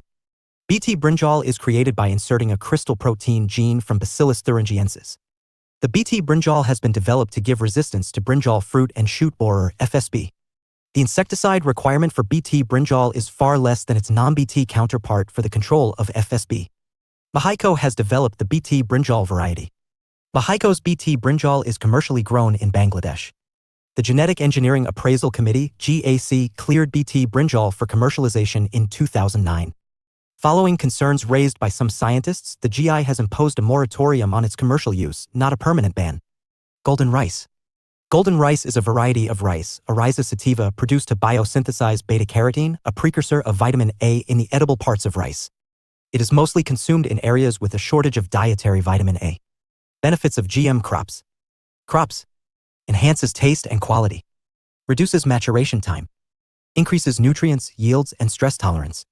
Improves resistance to disease, pests, and herbicides. Animals. Increases resistance, productivity, and feed efficiency. Better yields of meat, eggs, and milk. Improves animal health and diagnostic methods. Environment. Production of friendly bioherbicides and bioinsecticides. Reduces the use of pesticides and insecticides, conservation of soil, water, and energy. Bioprocessing, production of a value-added material from a living source for forestry products. Better natural waste management. Issues surrounding GM crops. Safety. The adverse impacts of genetically modified food are not evident immediately. Potential human health impact, allergens, transfer of antibiotic resistance markers, unknown effects. Potential environmental impact, unintended transfer of transgenes through cross-pollination, unknown effects on other organisms, e.g., soil microbes, and loss of flora and fauna biodiversity. Criticism against the anti-GM lobby. Instead of evaluating the risks, costs, and benefits of hybrids on a case-by-case basis, they propose a blanket ban on genetic modification. Access and intellectual property. Domination of world food production by a few companies. Increasing dependence on industrialized nations by developing countries. Biopiracy, the unethical or unlawful appropriation or commercial exploitation of biological materials such as medicinal plant extracts that are native to a particular country or territory without providing fair financial compensation to the people or government of that country or territory. Ethics. Violation of natural organisms' intrinsic values. Tampering with nature by mixing genes among species. Labeling. Not mandatory in some countries, e.g., United States. Mixing GM crops with non-GM confounds, confuses labeling attempts. Illegal cultivation. There is a grave danger to the environment and health from the illegal cultivation of GM crops. Issues with banning GM crops. The ban on GM crops is also promoting an illegal market to flourish in India. Bangladesh is reaping the benefits of Bt brinjal while its cultivation is banned in India. GMOs have already entered the food chain. Cottonseed oil extracted from Bt cotton plants is being consumed in Gujarat and Maharashtra. Soybean oil is extracted from imported seeds which are produced from GM crops. Soybean oil is extracted from imported seeds which are produced from GM crops abroad. Illegal cultivation. Farmers' rights versus government regulation. The farmers group in Maharashtra marked its protest against the government ban on GM crops by planting Bt brinjal and HT cotton. There is a grave danger of illegal, genetically modified brinjal cultivation proliferating. FSSAI's new draft for GM food regulations. A FSSAI, Food Safety and Standards Authority of India, releases a new draft for GM, genetically modified, food regulations. The proposed draft regulation will be applicable to genetically modified organisms, GMOs, for food use. Highlights of the new draft for GM food regulations. A labeling. FSSAI proposes that food products having individual GM ingredient of 1% or more should be labeled as contains genetically modified organisms, GMO, on the front of the pack. To prior approval, the draft regulation stated that no person shall manufacture, pack, store, sell, market, distribute, or import any food product produced from GMOs without the prior approval of the FSSAI. Moreover, a clearance from the Genetic Engineering Appraisal Committee, GEAC, the National Competent Authority for Environmental Risk Assessment, is required. If GMO is to be used as seeds for cultivation, an application to the GEAC for compliance with Rules 1989, Environment Ministry Notified Rules, needs to be submitted. Various agricultural activities and revolutions in agriculture. Various agricultural activities. Mushroom culture. Mushrooms are a kind of fungus with a short stem and a cap that opens like an umbrella later. They grow on organic matter or waste materials from farms or factories. Out of a large number of mushroom species, only some are edible. They are a good source of high-quality proteins and are rich in vitamins and minerals. End of Chapter 26. Energy Sources, Renewables, and Energy Conservation. 26.1. Conventional and non-conventional sources of energy. Major energy sources. The amount of nutrient-rich silt to the downstream of the dam is reduced. Limited capacity for storage of sunlight. Diurnal and seasonal variations and grid management. Intermittently available. Fans of windmills are visual hazards for flying birds and aeroplanes. Visual pollution. Structures, plants, used for harnessing energy are expensive. Structures, plants, disrupt the natural flow of the estuary and concentrate pollutants in the area. Steam contains hydrogen sulfide, HS, having the odor of rotten eggs. Minerals in the steam are corrosive to pipelines and equipment, causing maintenance problems. Minerals in the water are toxic to fish. Comparatively low level of energy. Bulky, so difficult to transport. Burning wood causes air pollution. Destruction of forests and desertification. Releases a lot of fly ash. This may lead to food shortage because nutrients are not returned to the soil from biomass. Growing maize for ethanol requires more energy expenditure. Solar energy. Wind energy. Tidal energy. Harnessing tidal power by suitable structures. Geothermal and steam from hot springs and geysers is naturally produced underground. Wells are drilled to trap steam, which powers electrical generators. Biomass. Cutting trees for fuel wood and burning them straight away. Cheap and hence popular in underdeveloped and developing countries. Obtaining energy from chemical energy stored in biomass or live material. Renewable energy. Biomass. A biomass is a renewable energy resource derived from plant and animal waste. The energy from biomass conversion, is released by breaking the chemical bonds of organic molecules formed during photosynthesis. Advantages of biomass energy. The burning of biomass does not increase atmospheric carbon dioxide carbon neutral, because to begin with, biomass was formed by atmospheric carbon dioxide and the same amount of carbon dioxide is released on burning. Petrocrops, plants. Hydrocarbon-producing plants can become alternative energy sources. These plants, called petroplants/petrocrops, can be grown on land which are unfit for agriculture and not covered with forests. Jatropha is an important petroplant. Biocrude can be obtained by tapping the latex of Jatropha. Hydrocracking of biocrude can convert it into several useful products like gasoline, automobile fuel, gas oil, and kerosene. Some other potential petrocrop species belong to the family Asclepiadaceae and Euphorbiaceae. Geothermal energy. Geothermal energy is natural heat from the interior of the earth that can be used to generate electricity.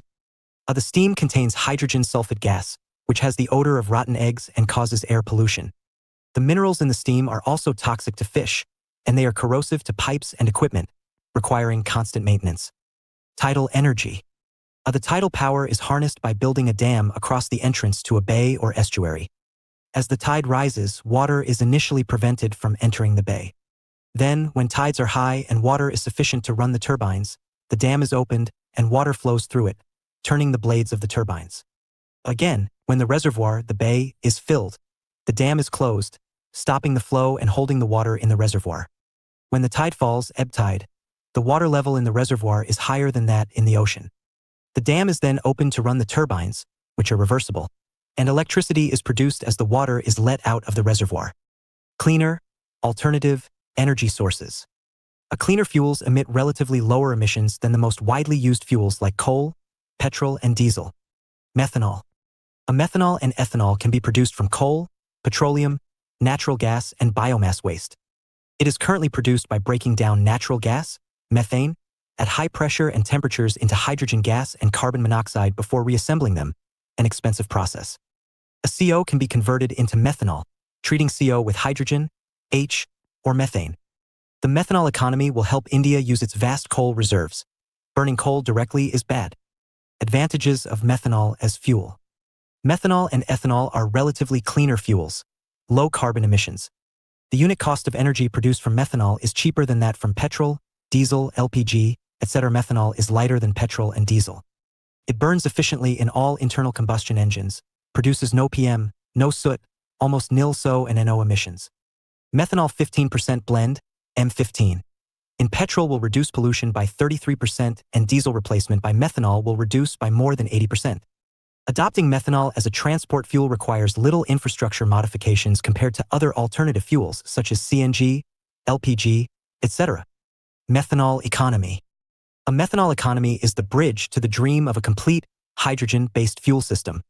The concept of a methanol economy is being actively pursued by China, 10% of fuel in the transport sector. Niti Aayog has drawn out a comprehensive plan to replace 20% of crude imports from methanol alone. GOI aims to increase fuel blending, methanol, ethanol, or biodiesel, to 20% by 2030. Liquefied petroleum gas, LPG. LPG consists mainly of propane, butane, butylene, propylene, etc., in various mixtures. It is produced as a byproduct of natural gas, mostly methane, processing, and petroleum refining. As LPG is heavier than air, places with poor ventilation tend to trap the gas in case of leakage.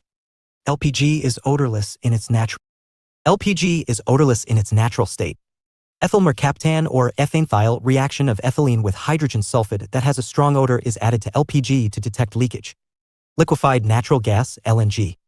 Liquefied natural gas or LNG is natural gas stored as a supercooled liquid cryogenic -120 to 170 degrees Celsius.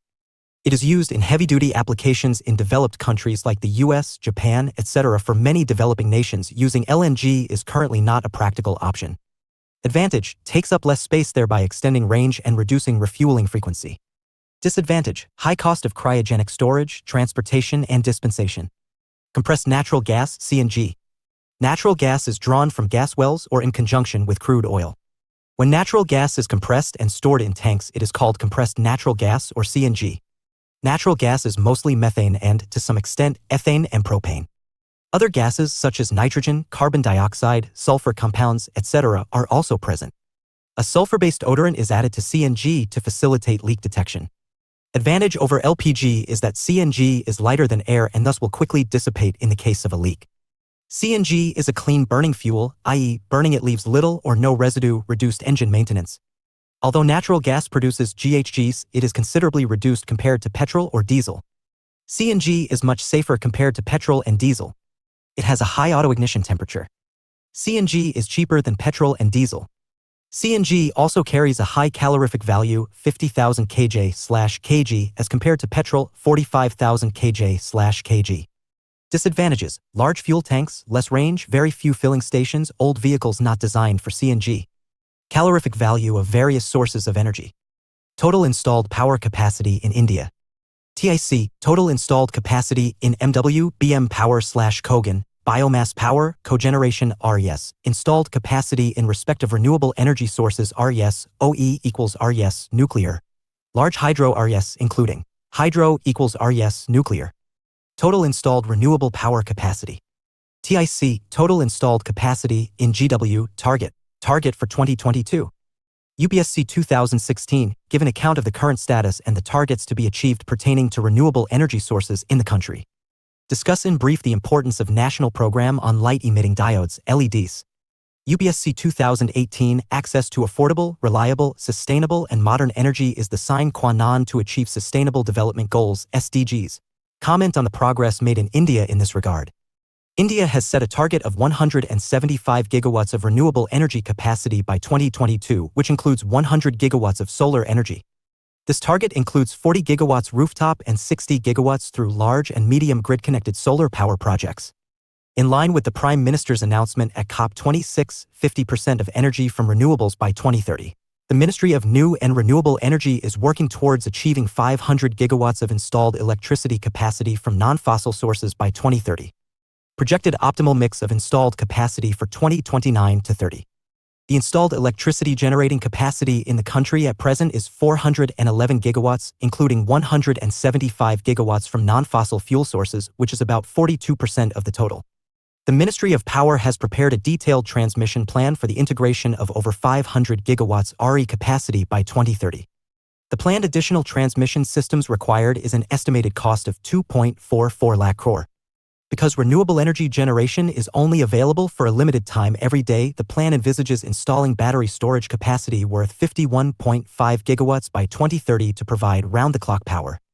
UPSC 2022, do you think India will meet 50% of its energy needs from renewable energy by 2030? Justify your answer. How will the shift of subsidies from fossil fuels to renewables help achieve the above objective? Explain. 250 words.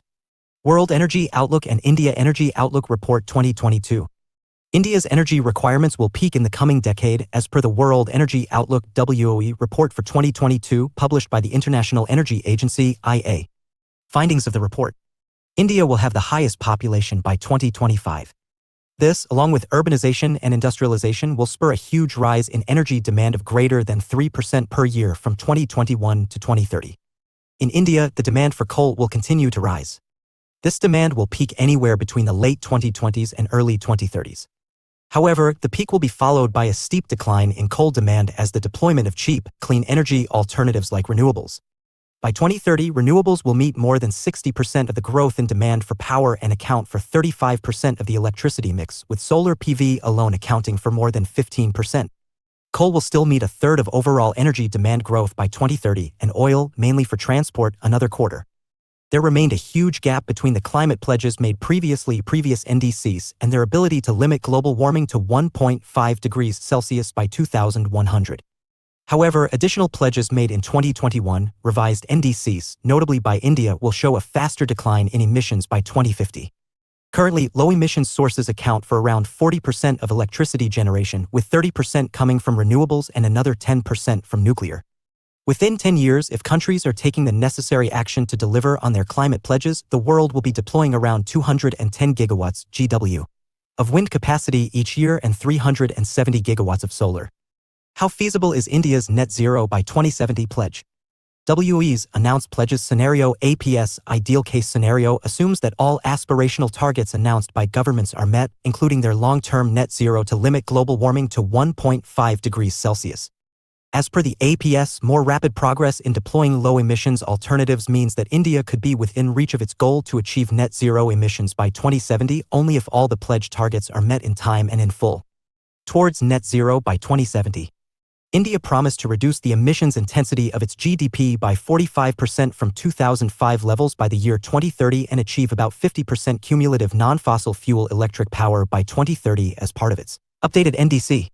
India's steps towards establishing a carbon market and boosting the energy efficiency of buildings and appliances will also help.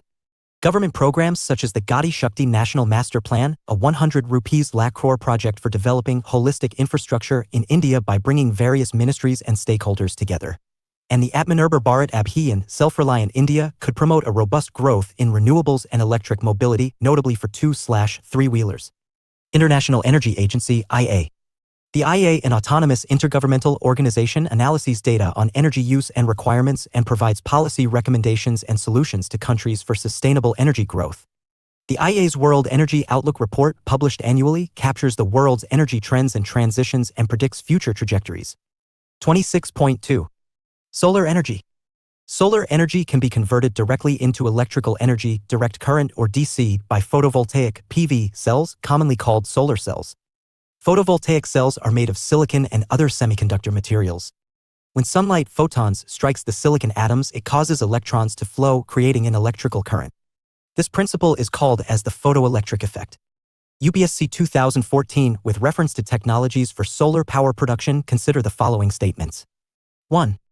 Photovoltaics is a technology that generates electricity by direct conversion of light into electricity, while solar thermal is a technology that utilizes the sun's rays to generate heat, which is further used in electricity generation process. 2. Photovoltaics generates alternating current, AC, while solar thermal generates direct current, DC. 3.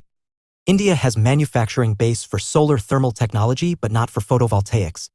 Which of the statements given above are correct? A. 1 only, B 2 and 3 only, C 1, 2 and 3, D none. Explanation.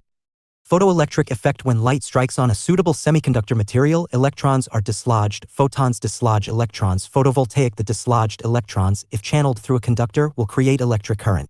Voltage or potential difference: electric current is nothing but the movement of electrons from high potential to low potential area, more electrons to fewer electrons region, rotating AC, station. Photoelectric effect: when light strikes on a suitable semiconductor material, electrons are dislodged, photons dislodge electrons. Photovoltaic: the dislodged electrons, if channeled through a conductor, will create electric current. Voltage or potential difference. Electric current is nothing but the movement of electrons from high potential to low potential area, more electrons to fewer electrons region, rotating AC, stationary DC.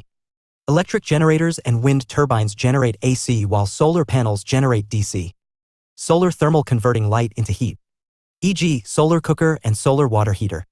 Electricity can be generated by using hot water steam to rotate the turbine AC current. Answer: A. One only. International Solar Alliance ISA, or the International Agency for Solar Policy and Application ISBA, is a treaty-based intergovernmental organization. Its objective is to work for efficient consumption of solar energy to reduce dependence on fossil fuels. ISA was proposed by PM Modi at the India-Africa Summit ahead of the Paris Summit and was launched by India and France at the 2015 UNFCCC COP21 Paris through Paris Declaration.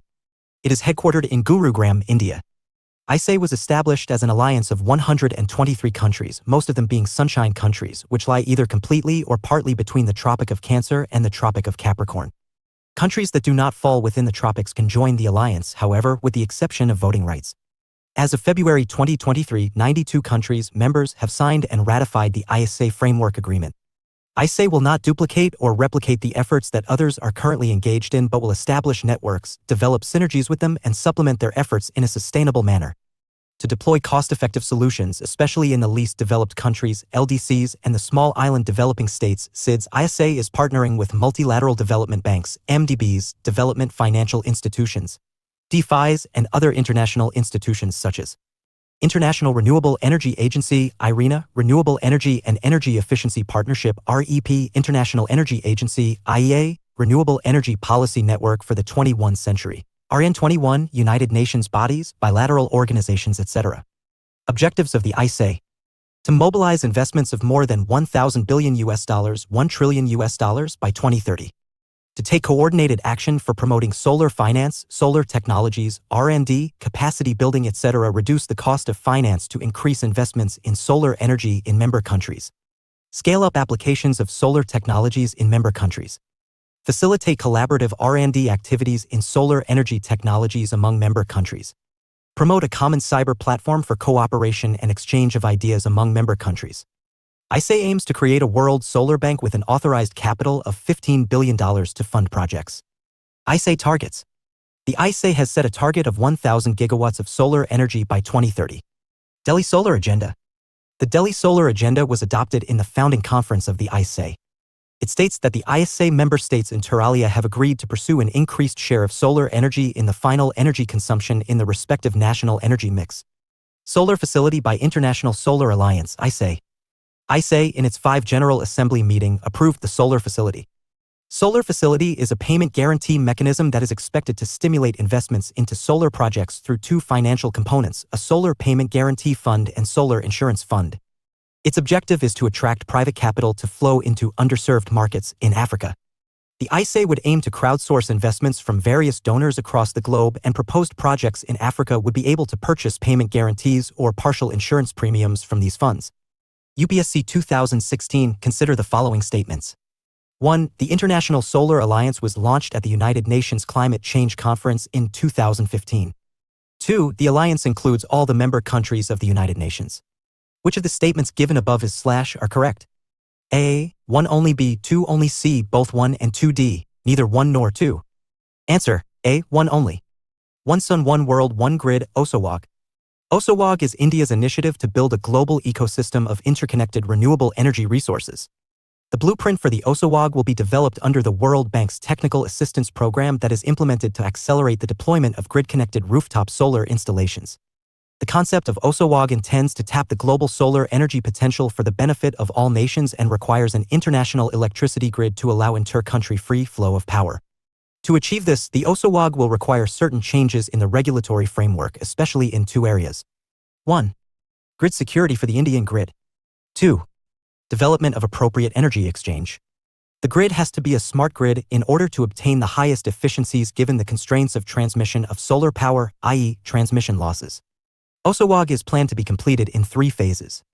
1. The first phase will entail interconnectivity within the Asian continent. 2. The second phase will add Africa, and 3. The third phase will globalize the whole project. Osawag is seen as India's counter to China's Belt and Road Initiative (BRI). Steps taken by India to increase the share of solar energy. Globally, India ranks 4 in terms of installed renewable power, wind power, 4, and solar power. 4. Capacity. The National Institute of Solar Energy has assessed the country's solar potential of about 748 gigawatts, assuming 3% of the wasteland area to be covered by solar PV modules. The Indian government has implemented a scheme named Kusum that aims to replace the use of diesel in our farm sector with solar energy. Under the scheme, India has targeted the solarization of 2.8 million irrigation pumps. India has also set up a project preparation facility to develop bankable solar energy projects in ISA member countries with the help of Exim Bank of India. Solar energy has taken a central place in India's National Action Plan on Climate Change, with National Solar Mission as one of the key missions.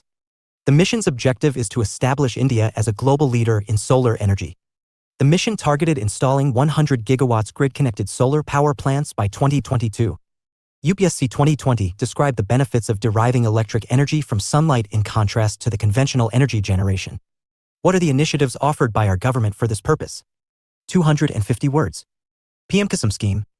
PM Kusum Pradhan Mantri Kisan Urja Suraksha Evam Uthan Mahabhiyan was launched in 2019 by the Ministry of New and Renewable Energy (MNRE) to support the installation of off-grid solar pumps in rural areas and reduce dependence on the grid in grid-connected areas. It consists of 3 components. 1. 10 gigawatts of decentralized ground-mounted grid-connected renewable power plants. 2. Installation of 17.50 lakh standalone, off-grid, solar-powered agriculture pumps. 3. Solarization of 10 lakh grid-connected solar-powered agriculture pumps. All 3 components combined, PM Kusum aim to add a solar capacity of 25.75 gigawatts by 2022. The total central financial support provided under the scheme would be 34,422 rupees crores. Besides reducing emissions, the scheme aims to address challenges of irrigation supply, subsidy burden on discoms Rs 50,000 crores, and farmer income, sale of surplus. Union Budget 2020 sets new targets. The scheme is now extended to 1. Set up 20 lakh standalone solar pumps. Earlier it was 17.5 lakhs. 2. Solarization of 15 lakh grid-connected solar pumps. Earlier it was 10 lakh. The scheme will also allow farmers to set up grid-connected solar power generation on barren land. Expected benefits of the PM Kusum scheme. It reduces farmers' dependence on diesel and kerosene. It enables the farmers to set up solar power generation capacity and sell it to the grid. It enables farmers would be able to earn a livelihood through their barren land also. Besides reducing emissions, the scheme also reduces the subsidy burden on discoms Rs 50,000 crores. Criticism of the PM Kusum scheme. The scheme results in overexploitation of groundwater. PM Kusum may not help reduce discoms' subsidy burden because the installation of pumps is not mandatorily tied to a decrease in subsidized agricultural power supply. The proposed scheme of installing solar plants on farmland might benefit only wealthy farmers, as it requires large investment or the ability to lease land for 25 years. Rooftop Solar RTS Program. The MNRE had, in 2015, approved a program called the Grid Connected Rooftop and Small Solar Power Plants Program, which aimed to install 4.2 gigawatts rooftop solar plants by the year 2019 to 20. But, in the first phase, only 2.1 gigawatts of rooftop solar RTS systems could be installed. The Ministry of New and Renewable Energy issued guidelines to implement the second phase of the Grid-Connected Rooftop Solar Photovoltaic Program. Under the second phase, 22 gigawatts of rooftop solar PV projects must be set up. Karnataka ranked the best for setting up a rooftop solar RTS project, according to the State Rooftop Solar Attractiveness Index, SORAL, released by the Center. Telangana, Gujarat, and Andhra Pradesh scored a rating of A++, while J&K was placed at the bottom. In the second phase, the electricity distribution companies, DISCOMs, will play a key role in the expansion of RTS. This is to ease the consumer's challenge of approaching multiple agencies to get an RTS plant installed. National Program on Solar PV Modules. The Cabinet approved a production-linked incentive (PLI) scheme with an outlay of 4,500 rupees crore to add 10 gigawatts capacity of integrated solar PV modules manufacturing plants. Solar capacity addition presently depends largely upon imported solar PV cells and modules. Expected benefits. Additional 10 gigawatts capacity of integrated solar PV manufacturing plants. Direct investment of around 17 rupees, 200 crore in solar PV manufacturing projects. Increased demand of 17 rupees, 500 crore over 5 years for balance of materials. Direct employment of about 30,000 and indirect employment of about 120,000 persons. Import substitution of around 17 rupees, 500 crore every year. Reduce imports in sectors like fuel. Impetus to research and development to achieve higher efficiency in solar PV modules. It will support the Atmanirbhar Bharat initiative. National Wind-Solar Hybrid Policy. MNRE released a solar wind hybrid policy in 2018. The policy seeks to promote new hybrid projects as well as hybridization of existing wind/solar projects. The policy provides for integration of wind and solar at AC as well as DC level, flexibility in the share of wind and solar components, procurement of power from a hybrid project on a tariff-based transparent bidding process. For a project to be recognized as a hybrid project, the rated power capacity of one resource should be at least 25% of the rated power capacity of another resource. The objective of the policy is to provide a framework for the promotion of a large grid-connected wind-solar hybrid system for efficient utilization of transmission infrastructure and land. It also aims at reducing the variability in renewable power generation and achieving better grid stability. MOEF relaxed the lease norms for wind power projects. Currently, to establish a wind power project over forest land, the existing procedure requires payment of mandatory charges for compensatory afforestation and net present value, NPV. In addition to these charges, the companies had to pay an additional lease rent of 30,000 rupees per megawatt. MOEF has now relaxed the mandatory charging of lease rent of 30,000 rupees only per megawatt for wind power projects. It is expected that this step will boost the investment in wind power projects and make it cheaper. Issues with solar power in India. India is not a major manufacturer of solar panels, and most of them are imported and assembled in India, which makes solar power in India relatively expensive.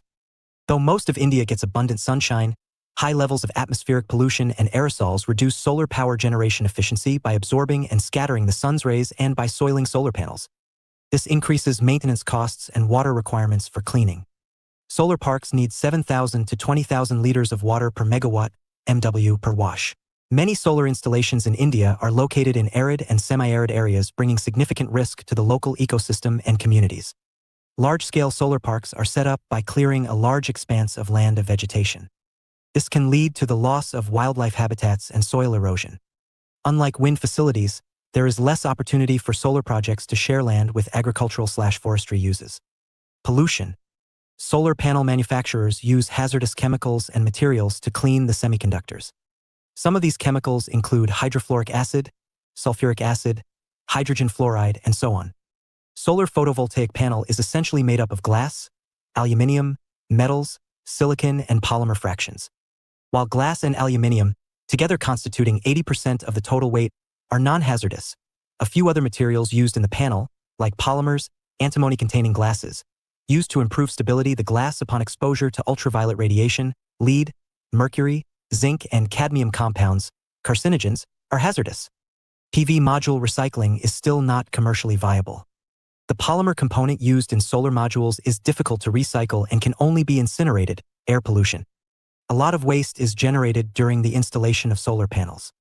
And panels that are damaged are disposed of in an unscientific manner. When buried in the ground, they can contaminate soil, leaching of heavy metals, water bodies, and if burnt, they contaminate the air.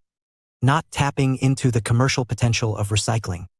India has so far failed to put in a mechanism to address the problem of end-of-life solar waste, including environmentally hazardous materials from solar photovoltaic panels. There are clear environmental and commercial benefits of recycling. High-value materials like silver and solar-grade silicon can be recovered viably. But the problem is that in India we don't have the requisite recycling facilities that can recover these materials. Karnataka's Pavagda. The Pavagda Solar Park, Tumakuru District, Karnataka, is billed as the world's largest solar park spread over 13,000 acres of land.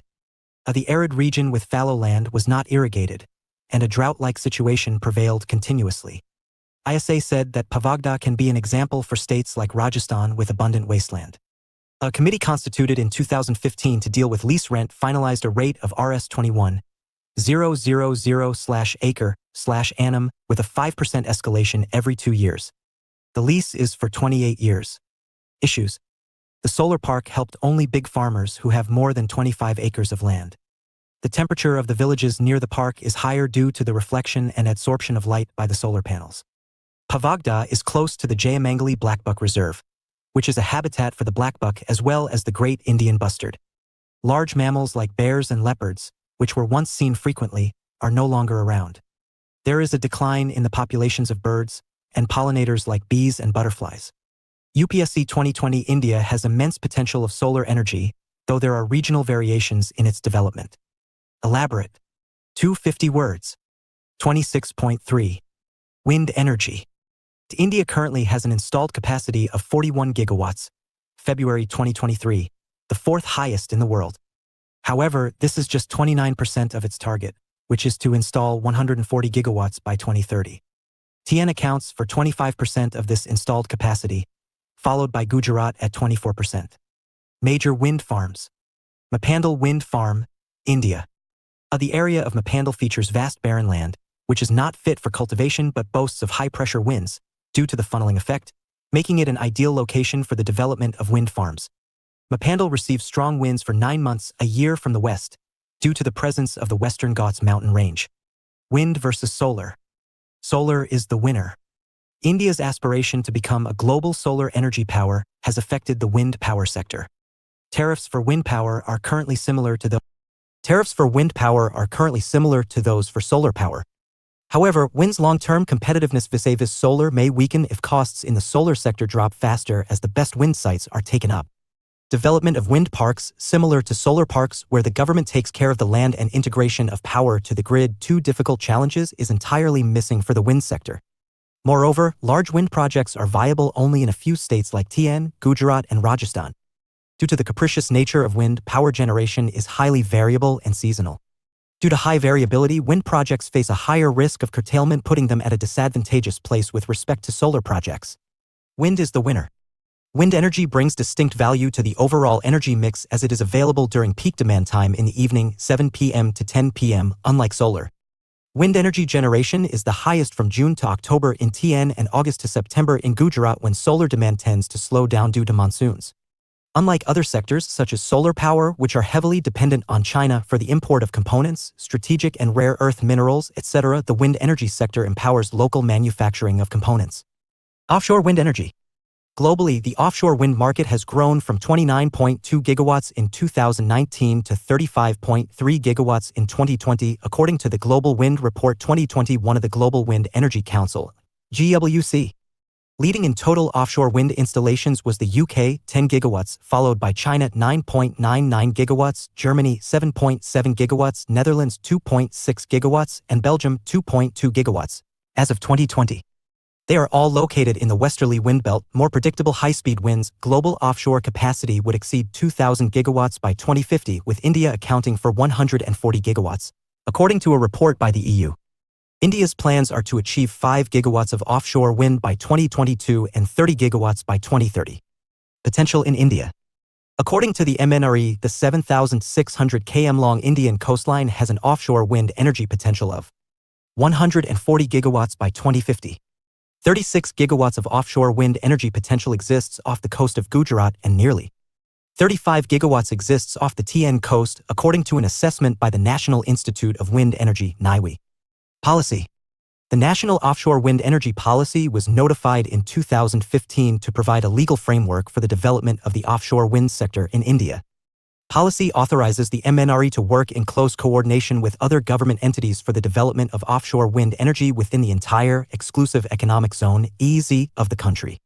NIWI has been designated as the nodal agency to carry out or facilitate necessary resource assessment activity for offshore wind development. Onshore versus offshore. Offshore winds. The onshore wind energy potential estimated by the National Institute of Wind Energy (NIWI) stands at 300 gigawatts at 100 m hub height. However, many onshore wind energy projects are adversely affected due to land acquisition issues. Offshore wind energy does not have that constraint. The tariff discovered through e-auctions started moving upwards on account of the exhaustion of best wind sites. Hence, offshore wind can be seen as a viable future option. Onshore wind is more intermittent than offshore. At sea, winds are free from any obstruction and thus flow more smoothly with higher speed. With onshore wind, utilization is at best 35%, but with offshore, it could be up to 50 to 55% due to stronger winds at sea. Onshore winds. According to the MNRE, the exact cost of the offshore turbine and tariff cannot be ascertained at this stage. It could be more expensive than onshore wind by 2 to 3 times and solar power. Offshore wind turbines require longer blades, and transporting them over long distances is not viable. Ports in TN and Gujarat would have to be developed such that blades can be manufactured near the closest port from the offshore site.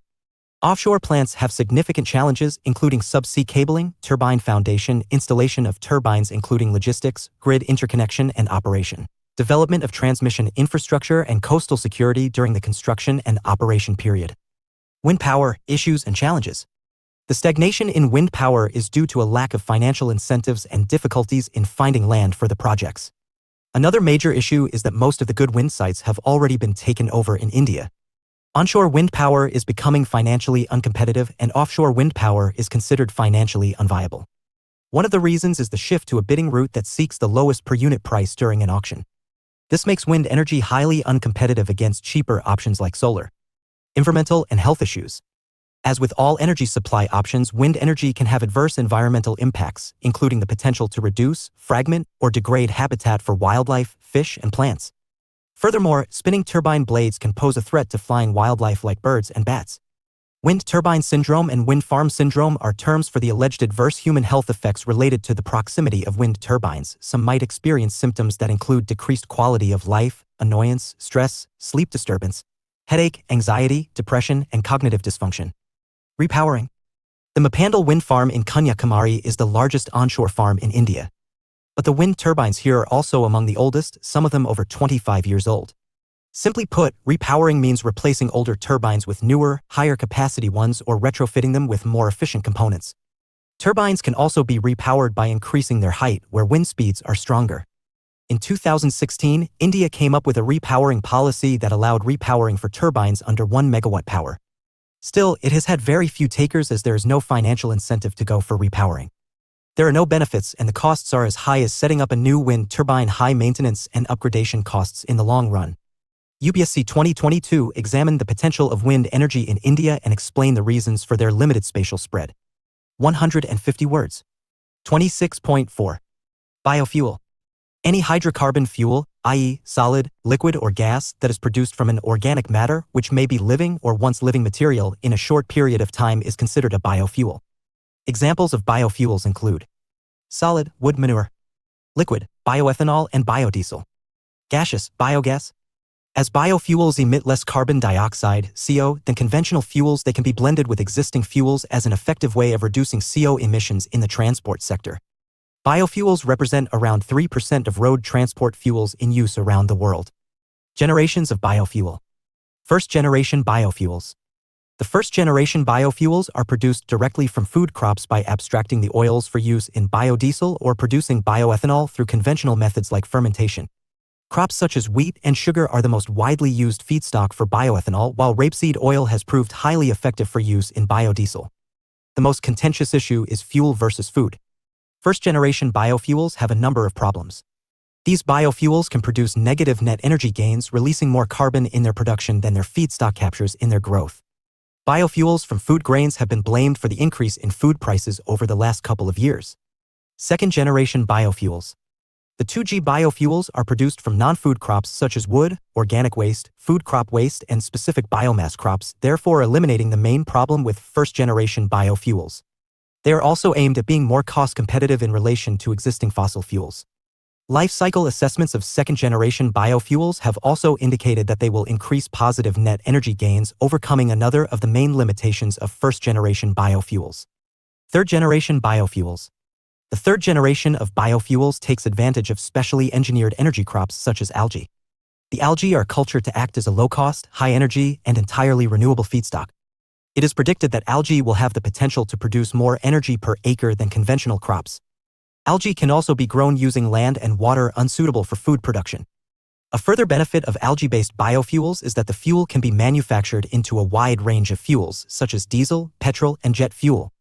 It is potentially carbon neutral; the same amount of carbon is absorbed and emitted. Fourth-generation biofuel. The fourth generation of biofuels is aimed at not only producing sustainable energy but also a way of capturing and storing CO. Biomass materials, which have absorbed CO while growing, are converted into fuel using the same processes as second-generation biofuels. This process differs from second- and third-generation production, as at all stages of production, the carbon dioxide is captured using processes such as oxy-fuel combustion. The carbon dioxide can then be geosequestered by storing it in old oil and gas fields or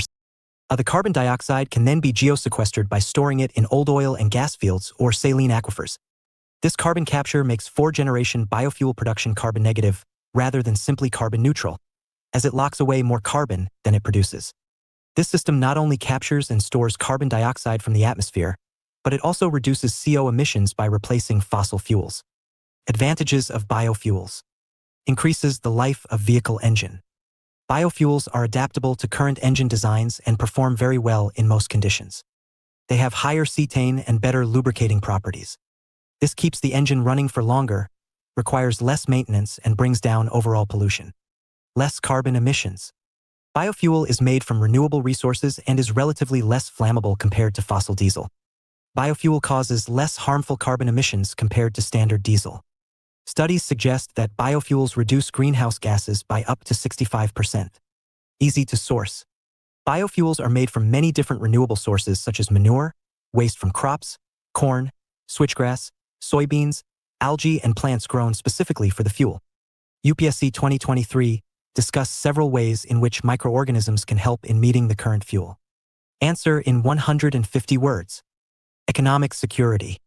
If more people start shifting towards biofuels, a country can reduce its dependence on fossil fuels. Fueling homes, businesses, and vehicles with biofuels are less expensive than fossil fuels. More jobs will be created with a growing biofuel industry, which will keep our economy secure. Lower levels of pollution. Biofuels are biodegradable and reduce the possibility of soil contamination and contamination of underground water during transportation, storage, or use. Cost-benefit. As of now, biofuels cost the same in the market as gasoline does. However, the overall cost-benefit of using them is much higher. They are cleaner fuels, which means they produce fewer emissions when burnt. With the increased demand, they have the potential to become cheaper in the future as well. Disadvantages of biofuels. High cost of production and future price. High cost of production. Biofuels are quite expensive to produce in the current market. The interest and capital investment being put into biofuel production is fairly low. Constantly rising prices may make the use of biofuels as harsh on the economy as the rising gas prices are doing. Industrial pollution. The carbon footprint of biofuels is less than the traditional forms of fuel when burnt. However, the process by which they are produced makes up for that. Large-scale industries meant for churning out biofuel are known to emit large amounts of emissions and cause small-scale water pollution as well. Unless more efficient means of production are put into place, the overall carbon emission does not get a very big dent in it. It also causes an increase in NO. Changes in land use and pollution. A biofuel production can encourage monoculture. If the land is used to grow a biofuel feedstock, it has to be cleared of native vegetation, which then leads to ecological damage done in three ways. First, the damage is caused by destroying local habitat and reduces the overall health of natural resources of the region. The native forest is almost always better at removing CO from the atmosphere than a biofuel feedstock, partly because the CO2 remains trapped and is never released by burning as with fuel stock. Secondly, the damage is done by the carbon debt created. Estimates have shown that deforesting native land can produce a carbon debt that can take 500 years to repay. Finally, changing land to an agricultural status almost always means fertilizers are going to be used to get the most yields per area. The problem is runoff and other agricultural pollution. Thus, creating more farmland is likely to damage waterways and energy used in treatment plants, and other mitigation strategies lead to an even larger carbon debt. Biofuel is less suitable for use in low temperatures. It is more likely to attract moisture than fossil diesel, which creates problems in cold weather. It also increases microbial growth in the engine that clogs the engine filters. National Policy on Biofuels 2018. Evolution of Indian Biofuels. National Policy on Biofuel 2018 is a revised version of the National Policy on Biofuels made by the Ministry of New and Renewable Energy during the year 2009. The highlights of the policy are: 1. MNRE has set a target of 20% blending of ethanol in petrol and 5% blending of biodiesel in diesel to be achieved by 2030. The percentage of the same currently stands at around 2% for petrol and less than 0.1% for diesel. 2. The policy categorizes biofuels as 1. Basic biofuels, first generation, 1G, bioethanol and biodiesel. 2. Advanced biofuels, second generation, 2G, ethanol, municipal solid waste to drop-in fuels. 3. Third generation, 3G, biofuels, bio-CNG, etc. The policy expands the scope of raw material for ethanol production by allowing the use of sugarcane juice, sugar-containing materials like sugar beet, sweet sorghum, and starch-containing materials like corn, cassava, etc. Damaged food grains like wheat, broken rice, and rotten potatoes are unfit for human consumption. Surplus food grains with the approval of the National Biofuel Coordination Committee. UPSC 2020, according to India's national policy on biofuels, which of the following can be used as raw materials for the production of biofuels? 1. Cassava 2, damaged wheat grains 3, groundnut seeds 4, horse gram 5, rotten potatoes 6, sugar beet. Select the correct answer using the code given below. A1, 2, 5 and 6 only B, 1, 3, 4 and 6 only C, 2, 3, 4 and 5 only D, 1, 2, 3, 4, 5 and 6. Answer, A1, 2, 5 and 6 only. The use of damaged food grains and surplus food grains for the production of ethanol will increase its availability for ethanol-blended petrol, EBP, program. Bioethanol, fuels produced from materials that have sugar such as sugarcane, sugar beet, sorghum, etc. Starch such as corn, cassava, potatoes, algae, etc. Cellulosic materials such as bagasse, waste wood, agricultural/forestry residues, etc. or other renewable industrial waste falls in this category. Biodiesel. This category includes methyl or ethyl ester of fatty acids derived from non-edible vegetable oil, acid oil, used cooking oil, animal fat and bio-oil. The advanced biofuels, 2G ethanol, drop-in fuels, algae-based 3G biofuels, bio-CNG, biomethanol, dimethyl ether, DME, derived from biomethanol, biohydrogen, drop-in fuels produced from municipal solid waste, MSW, etc. have been included in this category. Drop-in fuels. These are fuels derived from biomass, agri-residues, MSW, plastic wastes, etc. that can be used in existing engines without having to modify their fuel distribution system. Bio-CNG. These fuels are purified form of biogas produced from agricultural residues, dung, food waste, sewage water, but their composition and energy potential are comparable to fossil-based natural gas. The policy allows the use of surplus food grains for the production of ethanol for blending with petrol with the approval of the National Biofuel Coordination Committee. Ethanol Blended Petrol, EBP, program. The National Policy on Biofuels 2018, approved by the government, envisages an indicative target of 20% blending of ethanol in petrol and 5% blending of biodiesel in diesel by 2030. Under the EBP program, ethanol blending in petrol is being undertaken by the oil marketing companies. Revised E20 target. A GOI has advanced the target for 20%. GI has advanced the target for 20% ethanol blending in petrol, also called E20, to 2025 from 2030. E20 will be rolled out from April 2023 in a phased manner. E20 fuel is a blend of 20% ethanol with gasoline. The current permissible level of blending is 8.5% of ethanol. An expert committee report on the roadmap for ethanol blending in India by 2025 proposes a gradual rollout E10, 10% ethanol blended fuel by April 2022 and phased rollout of E20 from April 2023 to April 2025 and production of E10 engine-tuned vehicles from April 2023 and E20 tuned engine vehicles from April 2025. Some important biofuels. Bioethanol. Bioethanol, aka ethanol or ethyl alcohol, CHOH, is an alcohol produced from starch and sugar crops. It is mainly produced by fermentation and by reacting ethylene with steam. Ethanol is a clear, colorless liquid. It is biodegradable, low in toxicity, and causes little environmental pollution. It burns to produce carbon dioxide and water. It is a high-octane fuel and has replaced lead as an octane enhancer in petrol. By blending ethanol with gasoline, we can also oxygenate the fuel mixture so it burns more completely and reduces polluting emissions. Biobutanol. Biobutanol is a 4-carbon alcohol produced by the fermentation of biomass. The production of biobutanol can be carried out in ethanol production facilities. Its properties are similar to that of gasoline. Some gasoline-powered vehicles can even use biobutanol without being modified. However, it has a lower energy content, on average 10 to 20%, than that of gasoline, which is a major disadvantage of biobutanol. Biobutanol exhibits the potential to reduce carbon emissions by 85% when compared to gasoline, thus making it a viable and suitable alternative to gasoline and gasoline-ethanol blended fuels. Biodiesel. Biodiesel is made from renewable sources such as vegetable/plant/animal oils for use in diesel engines. Vegetable oils are chemically called triglycerides, fats. Biodiesel comprises esters of long-chain fatty acids derived from these oils. To make biodiesel, fats in the vegetable oil triglycerides are reacted with alcohol, usually methanol. In this reaction, glycerin in triglycerides is replaced by methanol to produce methyl ester biodiesel. Biofuel development in India centers around the cultivation of jatropha plant seeds rich in oil, 40%. In 2008, the Indian government announced its National Biofuel Policy. It aims to meet 20% of India's diesel demand with fuel derived from plants. Biodiesel blend. The biodiesel blend is a mix of biodiesel with fossil fuel designated as BXX, where XX represents the volume percentage of biodiesel in the blend, B100 means pure biofuel.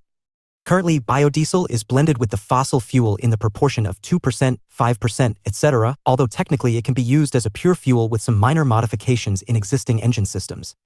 The blend ratio is based more on the available quantity of biodiesel rather than technical reasons. Filling stations in the European Union countries and the United States supply everything from B2 to B100.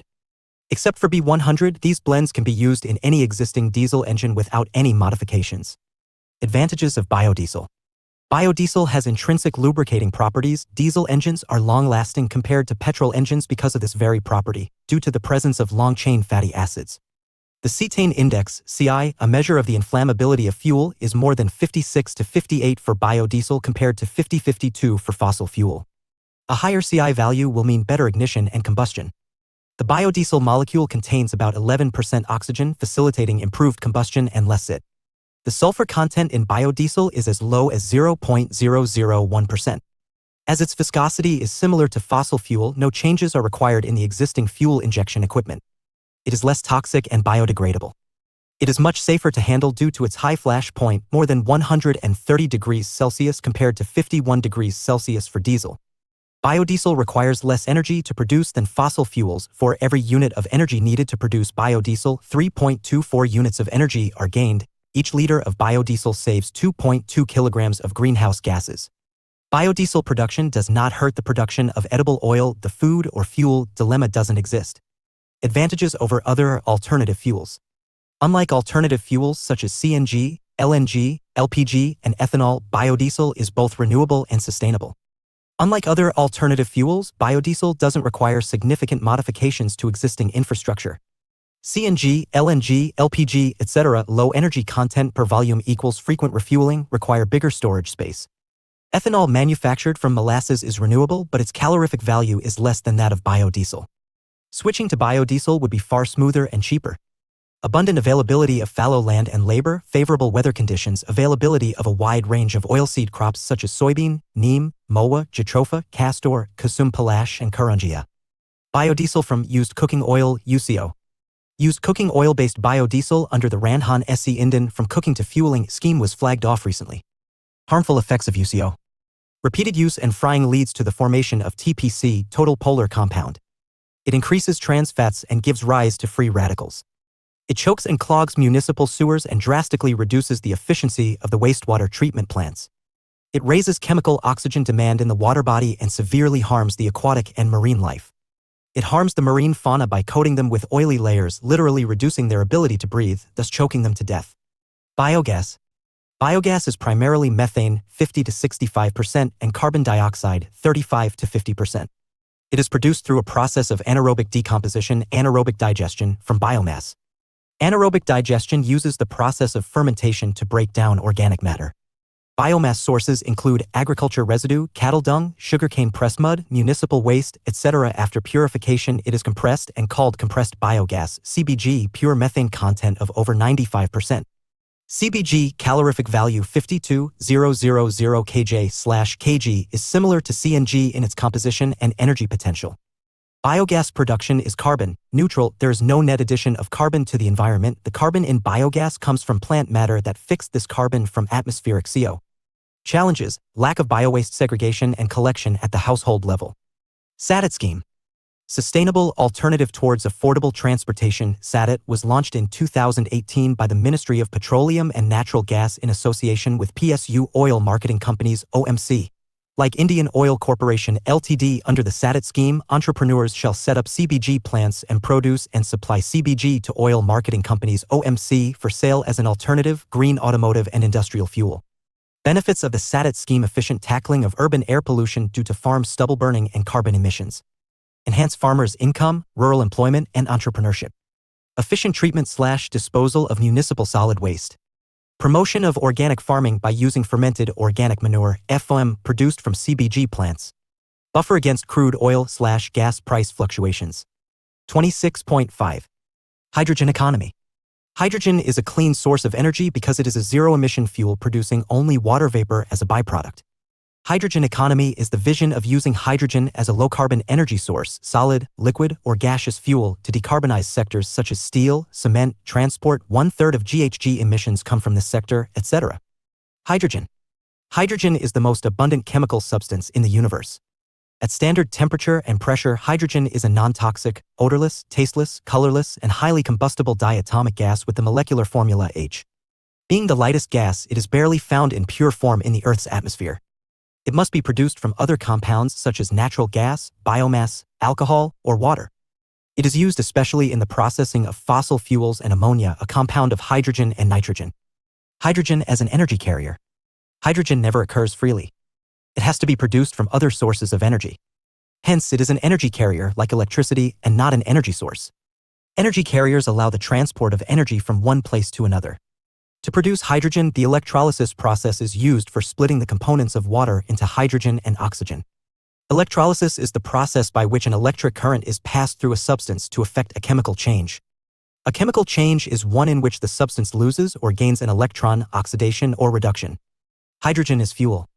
Hydrogen fuel is abundantly available. It is renewable and non-polluting.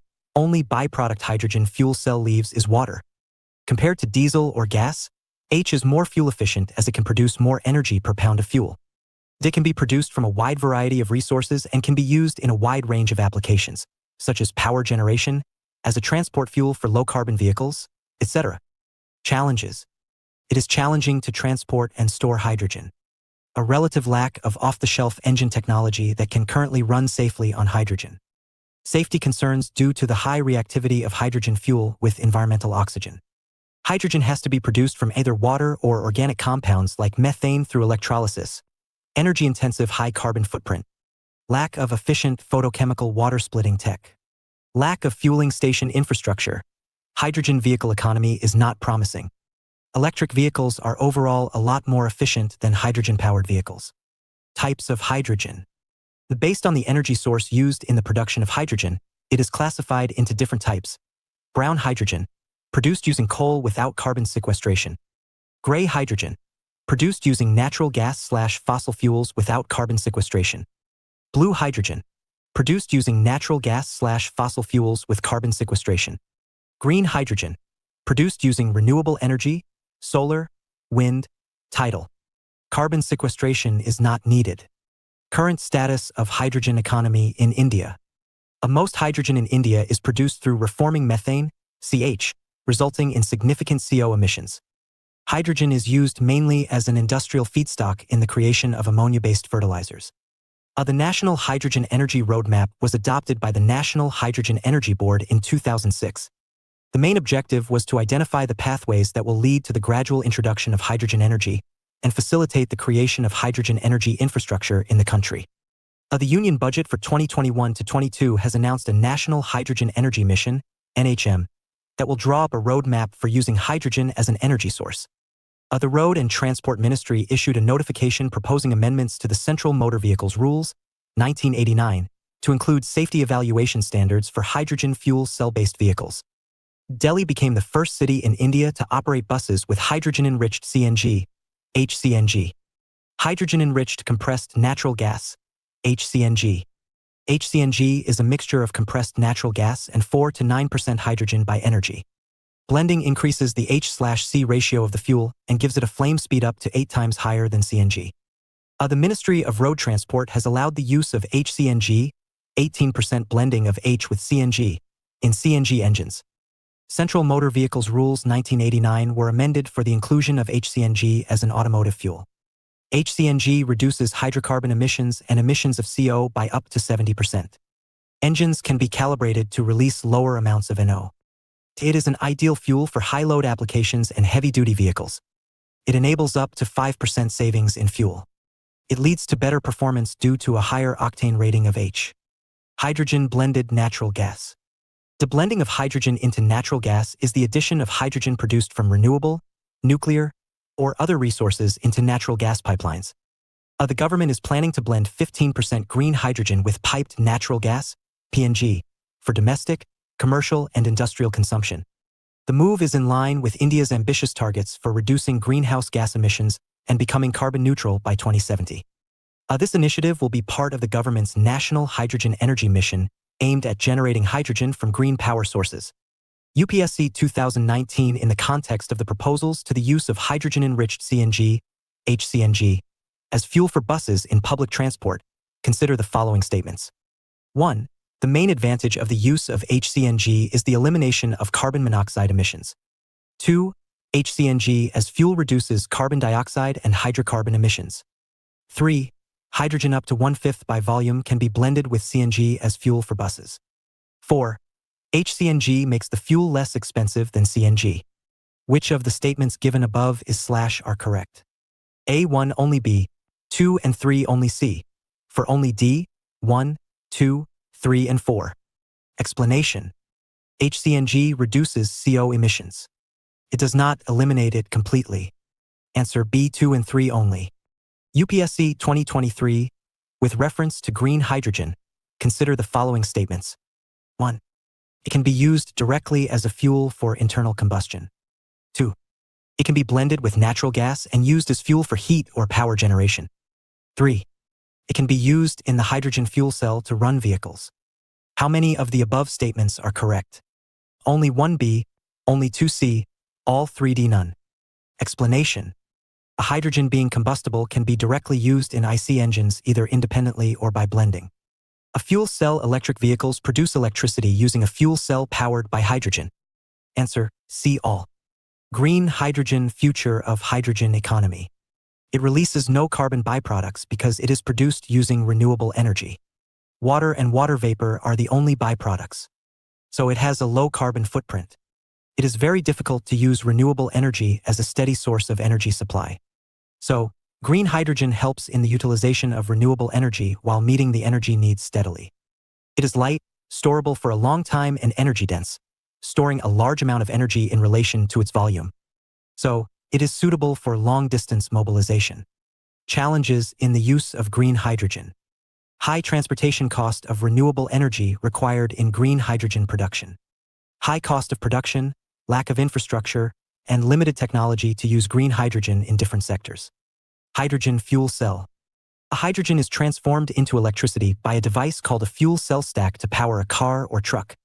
A hydrogen fuel cell is an electrochemical device, chemical energy electrical energy, that produces electrical energy using hydrogen and oxygen through an oxidation-reduction reaction. A fuel cell, like conventional cells, consists of an anode and cathode sandwiched around an electrolyte. Hydrogen is fed to the anode, and oxygen is fed to the cathode. At the anode, a catalyst, it increases the rate of a chemical reaction. Usually made from platinum or palladium or gold separates the hydrogen molecules through oxidation into protons, positively charged subatomic particles, and electrons, negatively charged subatomic particles, and then both subatomic particles, a particle which is smaller than an atom in size, take different paths to the cathode. The electrons go through an external circuit, creating a flow of electricity. The protons move to the cathode through the electrolyte, where they unite with oxygen and electrons to produce the byproducts, water, air, and heat. A hydrogen and phosphoric acid are the most common types of fuel cells. although fuel cells that run on methanol, ethanol, and natural gas are also available. Advantages of fuel cells. Fuel cells are more efficient than thermal power plants, thermal energy, mechanical energy, electrical energy, less efficient due to loss of energy in the form of heat, as there is a direct conversion of chemical energy into electrical energy. Disadvantages of fuel cells. Fuel cells are costly to produce. Platinum and palladium catalysts are expensive. In the decreasing order of overall efficiency, EVs, hydrogen, diesel, petrol vehicles. National Hydrogen Mission.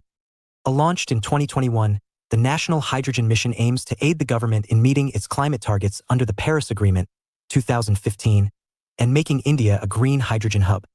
The mission provides various benefits to green hydrogen and green ammonia manufacturers. National Green Hydrogen Mission, NGHM. With a vision to make India an energy-independent nation and to decarbonize critical sectors, the government approved the National Green Hydrogen Mission, NGHM, in January 2023 with an initial outlay of 19,744 Indian rupees crore. The mission will facilitate demand creation, production, utilization and export of green hydrogen and mobilization of over 8 Indian rupees lakh crore of investment by 2030. NGHM will be crucial for decarbonizing harder-to-abate sectors such as fertilizers, refining, methanol, maritime shipping, iron and steel and long-haul transport. Green hydrogen is also an important element of India's long-term low-emissions development strategy, LTLEDs. Salient features of the National Green Hydrogen Mission. Likely outcomes by 2030. Green hydrogen production capacity of at least 5 MMT, million metric ton, per annum. Cumulative reduction in fossil fuel imports over 1 Indian rupee lakh crore and creation of over 6 lakh jobs. Renewable energy capacity addition of about 125 gigawatts and abatement of nearly 50 MMT of annual GHG emissions. Interventions. Financial incentive targeting domestic manufacturing of electrolyzers and production of green hydrogen. Regions capable of supporting large-scale production and/or utilization of hydrogen to be developed as green hydrogen hubs. Policy framework. Development of an enabling policy framework to support the establishment of a green hydrogen ecosystem. Robust standards and regulations framework. Public-private partnership framework for R&D. Opportunities. In India, renewable tariffs have fallen in recent years, and electrolyzer costs are expected to fall in the future. NEDI's report estimates that the cumulative value of the green hydrogen market in India will be $8 billion by 2030 and $340 billion by 2050. The electrolyzer market will be approximately $5 billion by 2030 and $31 billion by 2050. The adoption of green hydrogen will also result in 3.6 gigatons of cumulative CO emission reduction by 2050. Challenges. The cost of electrolyzers is crucial for making green hydrogen economically viable. Hence, there is a need for innovation in electrolyzer technology and the rapid increase in its scale of production to drive down the cost of electrolyzers and green hydrogen. Access to critical minerals essential for renewable energy at a reasonable cost will continue to be an effective constraint in the face of the concentration of these minerals in certain geographies, with a monopoly in access to some countries. 26.6. Challenges faced by renewable energy. A wind and solar power have a lower plant load factor, PLF, than thermal power. Therefore, renewable capacity addition needs to be higher than for thermal plants to generate the same amount of electricity. Renewable energy relies on intermittent sources like sun, wind, tides, etc., and hence, its output is constrained to specific hours of the day. This can create issues in matching peak power demand. For example, solar output is maximum between 11 a.m. and 3 p.m., while wind output is highest in the late evening and early morning. However, peak demand for power is reached in the evening hours of 69 p.m., which cannot be catered to by either wind or solar. Its usage leads to lower utilization of transmission lines and, hence, relatively increased costs of transmission. The NEDI Aayog observed that electricity buyers in poor states are relatively less willing to purchase renewable electricity due to higher costs than conventional sources. The distribution companies, DISCOMs, in India are loss-making and unable to build infrastructure to help transition to renewable energy sources. Smart grid to address the challenges. A smart grid uses digital technology that allows for two-way communication between the utility and its customers, and the sensing along the transmission lines for efficient management of the distribution system. A smart grid will consist of controls, computers, automation, and new technologies and equipment working together with the electrical grid to respond digitally to quickly changing electric demand. Smart grids are essential for reliability, availability, and efficiency. A National Smart Grid Mission, NSGM, the mission was launched in 2015. It seeks to plan and monitor the implementation of policies and programs related to smart grid.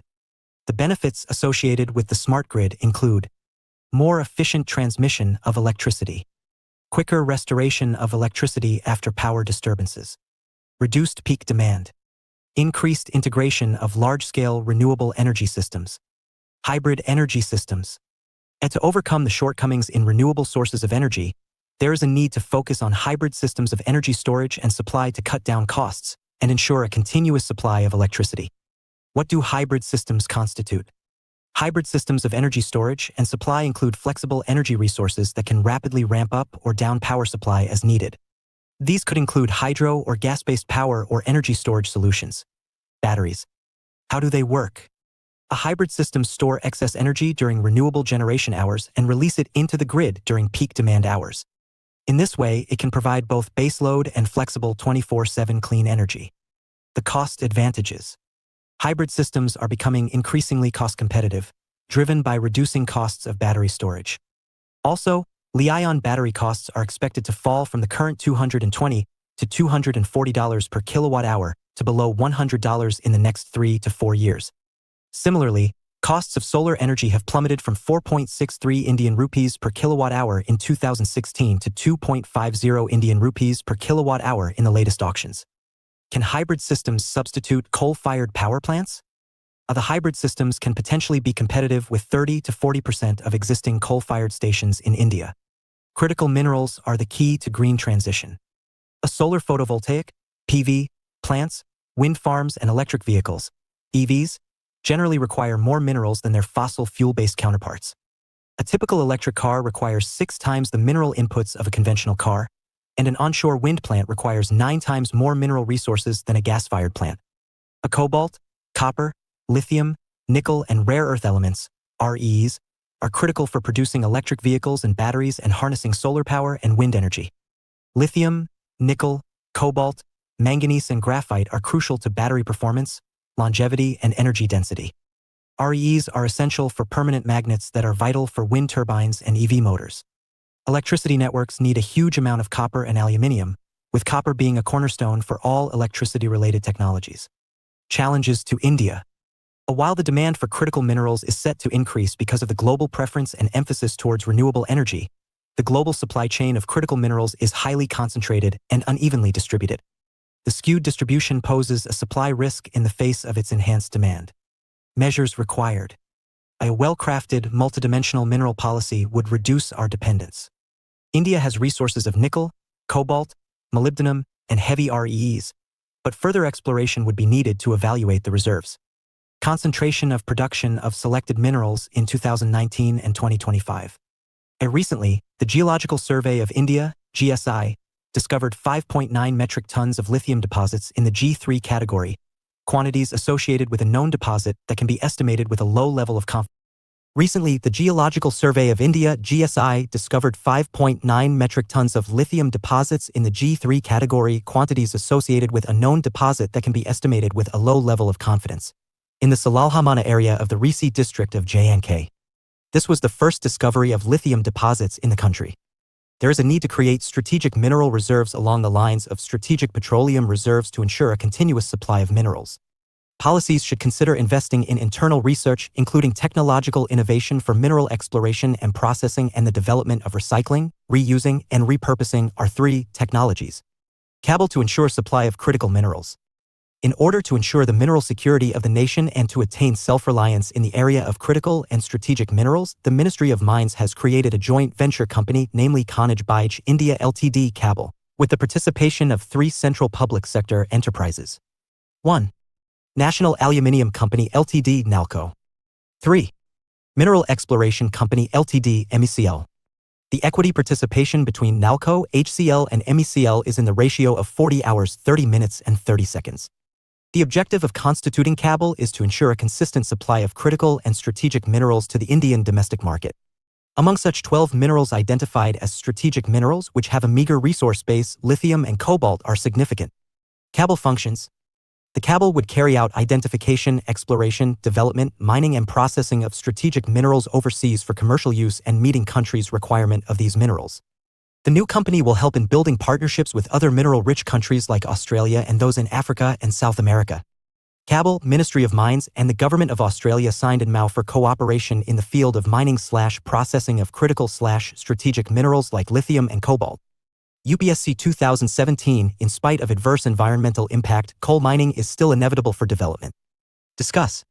UPSC 2022, do you think India will meet 50% of its energy needs from renewable energy by 2030? Justify your answer. How will the shift of subsidies from fossil fuels to renewables help achieve the above objective? Explain. 250 words. 26.7. Measures to boost renewable energy. Indian Renewable Energy Development Agency. IREDA is a mini-RATNA category I public limited government company. It is under the administrative control of the Ministry of New and Renewable Energy. IREDA is established as a non-banking financial institution in 1987. It is engaged in promoting, developing and extending financial assistance for setting up projects relating to new and renewable sources of energy and energy efficiency/conservation with the motto, Energy Forever. Objectives. To give financial support to specific projects and schemes for generating electricity/energy through renewable sources and conserving energy through energy efficiency. Increase IREDA's share in the renewable energy sector by way of innovative financing. UPSC 2015, with reference to the Indian Renewable Energy Development Agency Limited, IREDA, which of the following statements are correct? 1. It is a public limited government company. 2. It is a non-banking financial company. Select the correct answer using the code given below. A. 1 only B. 2 only C. Both 1 and 2 D. Neither 1 or 2. Answer. C. Both 1 and 2. Green bonds for funding renewables. SEBI has strengthened the framework for green bonds by enhancing the scope of the definition of green debt security by including new modes of sustainable finance, blue and yellow bonds, subcategories of green debt securities, in relation to pollution prevention and control and eco-efficient products. Blue bonds relate to water management and the marine sector, while yellow bonds pertain to solar energy. Blue bonds are modes of sustainable finance raised for sustainable maritime sector including sustainable fishing, sustainable water management, etc. Yellow bonds are modes of sustainable finance raised for solar energy generation and the associated upstream and downstream industries. These measures have been taken in the backdrop of increasing interest in sustainable finance in India as well as around the globe and with a view to aligning the extant framework for green debt securities with the updated Green Bond Principles, GBP. Green bonds. The regulatory framework defines green debt securities as debt securities issued for raising funds that are to be utilized for projects or assets falling under certain environmentally sustainable categories. Indian companies raised nearly $7 billion through ESG, environmental, social and governance, and green bonds in 2021 compared to $1.4 billion in 2020. Most of the green bonds issued by Indian issuers are listed on offshore exchanges as issuers are finding it more attractive to list on bourses falling outside SEBI's framework. Need for green bonds. Over the last few years, green bonds have emerged as an important financial instrument to deal with the threats of climate change and related challenges. According to the International Finance Corporation, IFC, a World Bank Group's institution, climate change threatens communities and economies and it poses risks to agriculture, food, and water supplies. A lot of financing is needed to address these challenges. It's critical to connect environmental projects with capital markets and channel capital towards sustainable development, and green bonds are a way to make that connection. Sovereign green bonds. Sovereign green bonds are issued by governments to raise resources for environmentally sustainable projects. In the Union budget for 2022-23, the government announced that it will be issuing sovereign green bonds as part of its overall market borrowings to mobilize resources for green infrastructure. The government plans to invest the funds raised through the issue of green bonds in environmentally sound and sustainable projects that would help in reducing the carbon intensity of the economy. 26.8. Energy conservation measures.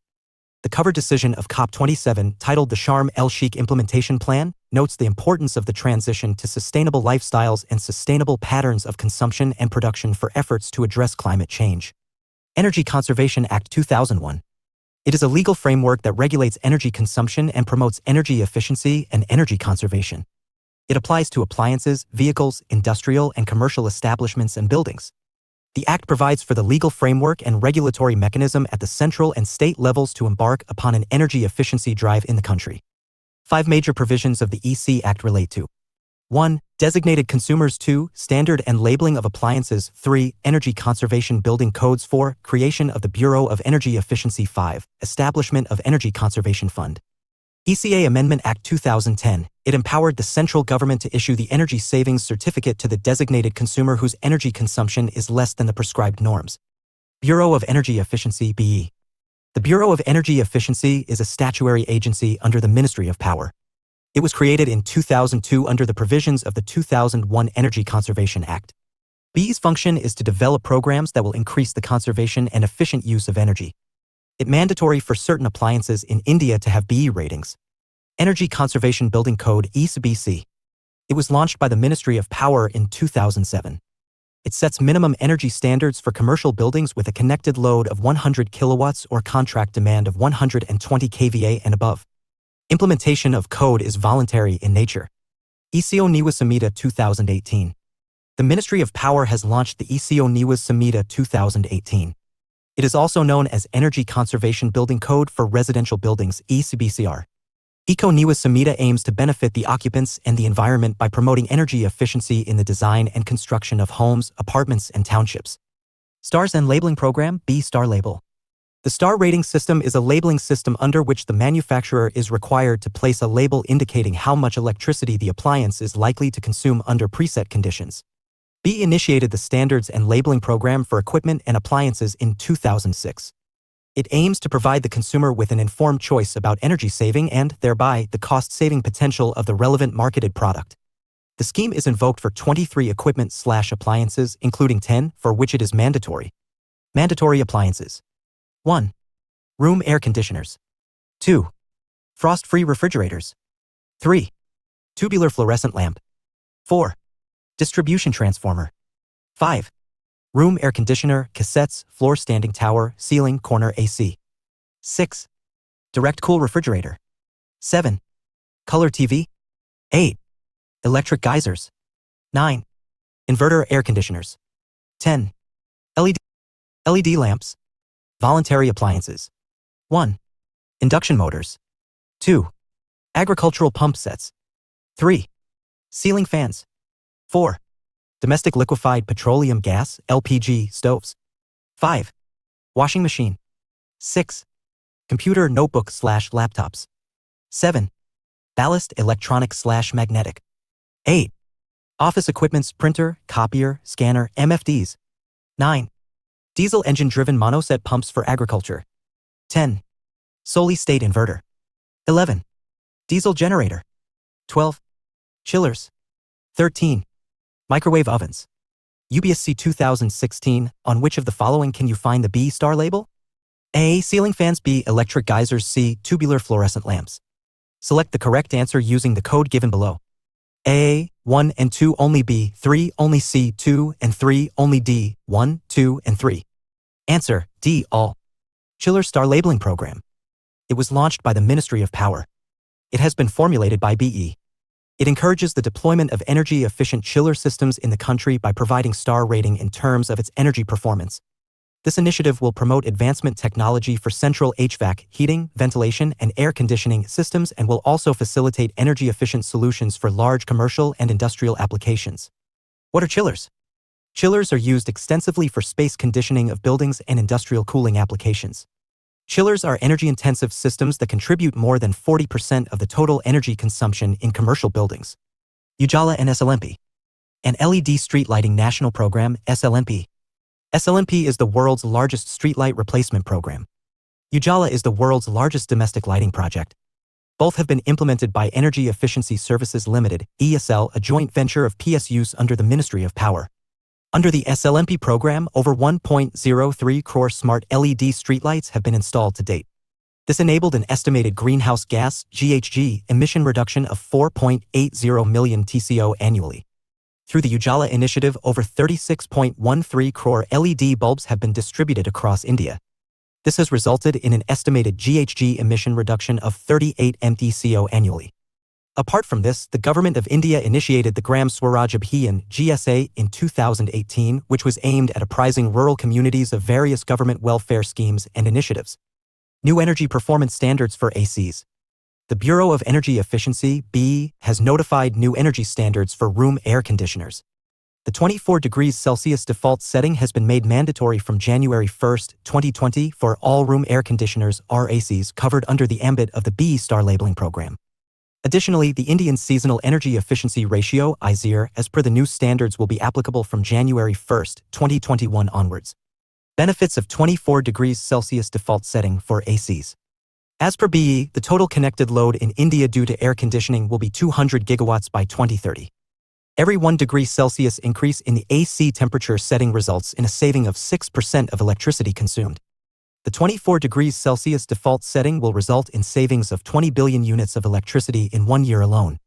Normal human body temperature is approximately 36 to 37 degrees Celsius. Commercial establishments, hotels, and offices maintain temperature around 18 to 21 degrees Celsius. This is not only uncomfortable but is actually unhealthy. Indian Seasonal Energy Efficiency Ratio (ISER). Previously, the star rating of ACs in India worked using the Energy Efficiency Ratio ER. ER is the ratio of cooling capacity to power input. Air conditioners with higher ER are preferred as these are more efficient. In many countries, the Seasonal Energy Efficiency Ratio is used for calculating the energy efficiency of the air conditioner as there is season-wise variation in temperature. Taking this into consideration, BE has defined the Indian Seasonal Energy Efficiency Ratio (ISER) for ACs as a star rating method for India from January 2018. ISER is the ratio of cooling seasonal total load (CSTL) to cooling seasonal energy consumption (CCC). Sustainable Energy for All (SE for All). It is a multi-stakeholder partnership between governments, the private sector, and civil society. It was launched by the UN Secretary-General in 2011. It supports progress on Sustainable Development Goal 7 and the Paris Agreement by meeting 3 interlinked objectives to be achieved by 2030. Double the rate of improvement in energy efficiency. Double the share of renewable energy in the energy mix. Universal access to modern energy services. The Energy Conservation Amendment Bill 2022. Rajya Sabha passed the Energy Conservation Amendment Bill 2022, which proposes to amend the Energy Conservation Act 2001. Objectives of the Energy Conservation Bill 2022. The bill is enacted to address the following objectives to achieve revised nationally determined contributions (NDCs) adopted at COP26 Glasgow goals. To mandate the use of non-fossil sources including green hydrogen, green ammonia, biomass, ethanol, and feedstock to establish carbon markets in the country. Provisions of the Energy Conservation Bill 2022. Mandatory use of non-fossil sources of energy. The bill empowers the central government to specify the designated consumers to meet a minimum share of energy consumption from non-fossil sources. Different consumption thresholds may be specified for different non-fossil sources and consumer categories. Designated consumers, they include I. Industries such as mining, steel, cement, textile, chemicals, and petrochemicals. 2. The transport sector, including railways, and 3. Commercial buildings as specified in the schedule. Carbon trading. The bill empowers the central government or any authorized agency to issue carbon credit certificates to entities registered under the scheme. The entities will be entitled to purchase or sell the certificate. Any other person may also purchase a credit certificate on a voluntary basis. It implies a tradable permit to produce a specified amount of carbon emissions. Energy Conservation Code for Buildings. The 2001 Act allowed the central government to specify an energy conservation code for buildings which is prescribed in terms of area. The 2022 bill amends this to provide for an energy conservation and sustainable building code which will provide norms for energy efficiency, use of renewable energy, and other requirements for green buildings. Applicability to residential buildings. Under the 2001 Act, the Energy Conservation Code applies to commercial buildings having a minimum connected load of 100 kilowatts kW or contract load of 120 kilovolt ampere kVA. Under the 2022 bill, the new Energy Conservation and Sustainable Building Code will also apply to the office and residential buildings meeting the above criteria. It also empowers the state govs to lower the load thresholds. Standards for vehicles and vessels. Under the 2001 Act, the energy consumption standards can be specified for equipment and appliances that consume, generate, transmit, or supply energy. The 2022 bill expands the scope to include vehicles as defined under the Motor Vehicles Act, 1988, and vessels, ships, and boats. Failure to comply with standards will be punishable with a penalty. Regulatory powers of CERCs. The 2001 Act entrusted the State Electricity Regulatory Commissions, CERCs, to adjudge penalties under the Act. The bill empowers CERCs also to make regulations for discharging their functions. Composition of the Governing Council of BE.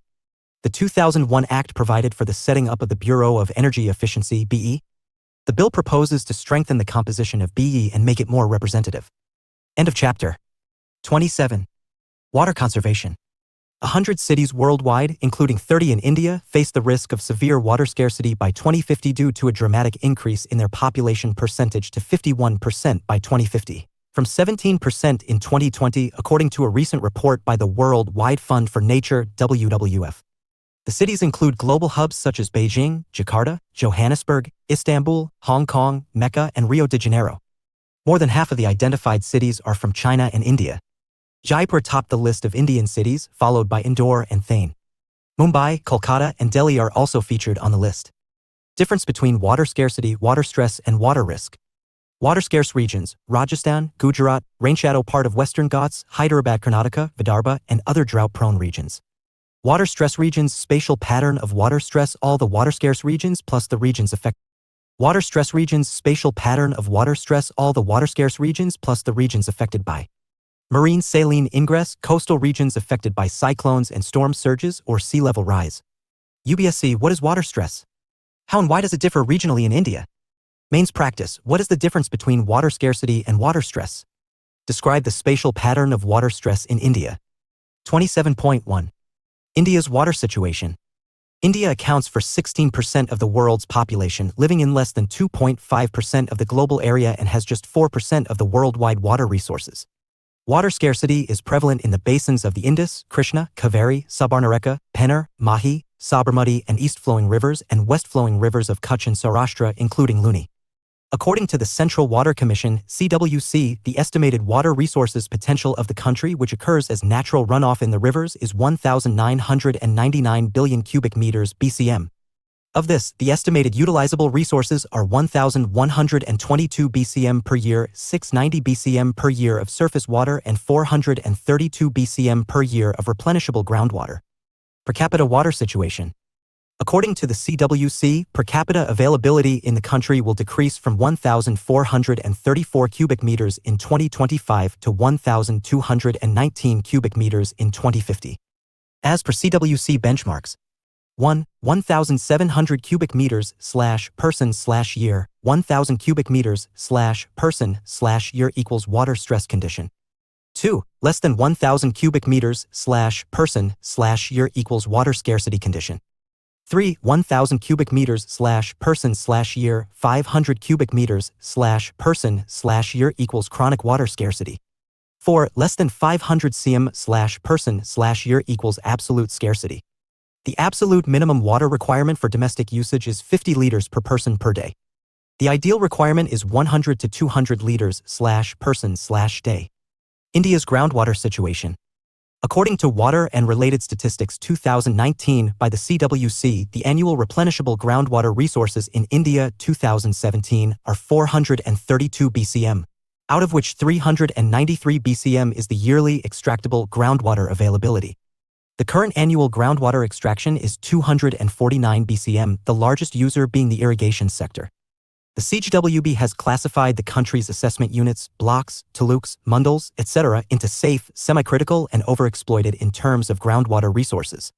Jal Shakti Ministry had said 14% of the country's assessment units are semi-critical, 5% are critical, and 17% are overexploited as of 2017. UPSC 2020 consider the following statements. 1. 36% of India's districts are classified as overexploited or critical by the Central Groundwater Authority, CGWA. 2. CGWA was formed under the Environment Protection Act. 3. India has the largest area under groundwater irrigation in the world. Which of the statements given above are correct? A. 1 only, B 2 and 3 only, C 2 only, D 1 and 3 only. Explanation. Critical 5% plus overexploited 17% equals 22%, semi-critical 17% plus critical 5% plus overexploited 14% equals 36%. India has the largest area under groundwater irrigation, followed by China. Answer, B 2 and 3 only.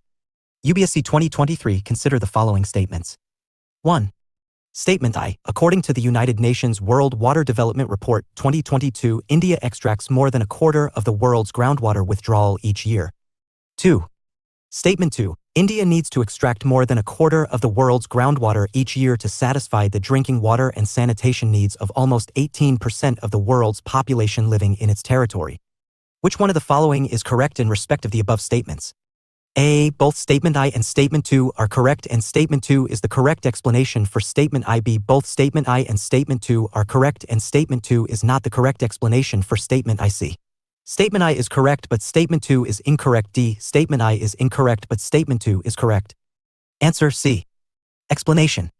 Statement 1 is correct. According to the UN's World Water Development Report 2022, the country extracts 251 cubic km or more than a quarter, 26% of the world's groundwater withdrawal each year. Statement 2 is incorrect. 89% of India's extracted groundwater is being used for irrigation and not for drinking or sanitation. Answer C. I is correct but 2 is incorrect. India is the 2nd largest producer of wheat in the world. However, with severe groundwater depletion, the cropping intensity in the winter season may decrease by up to 20% by 2025. Some of the important winter crops are wheat, barley, mustard, and peas. 13% of the villages in which farmers plant a winter crop are in critically water-depleted regions. A study has now pointed out that India could experience more flash droughts by the end of the century.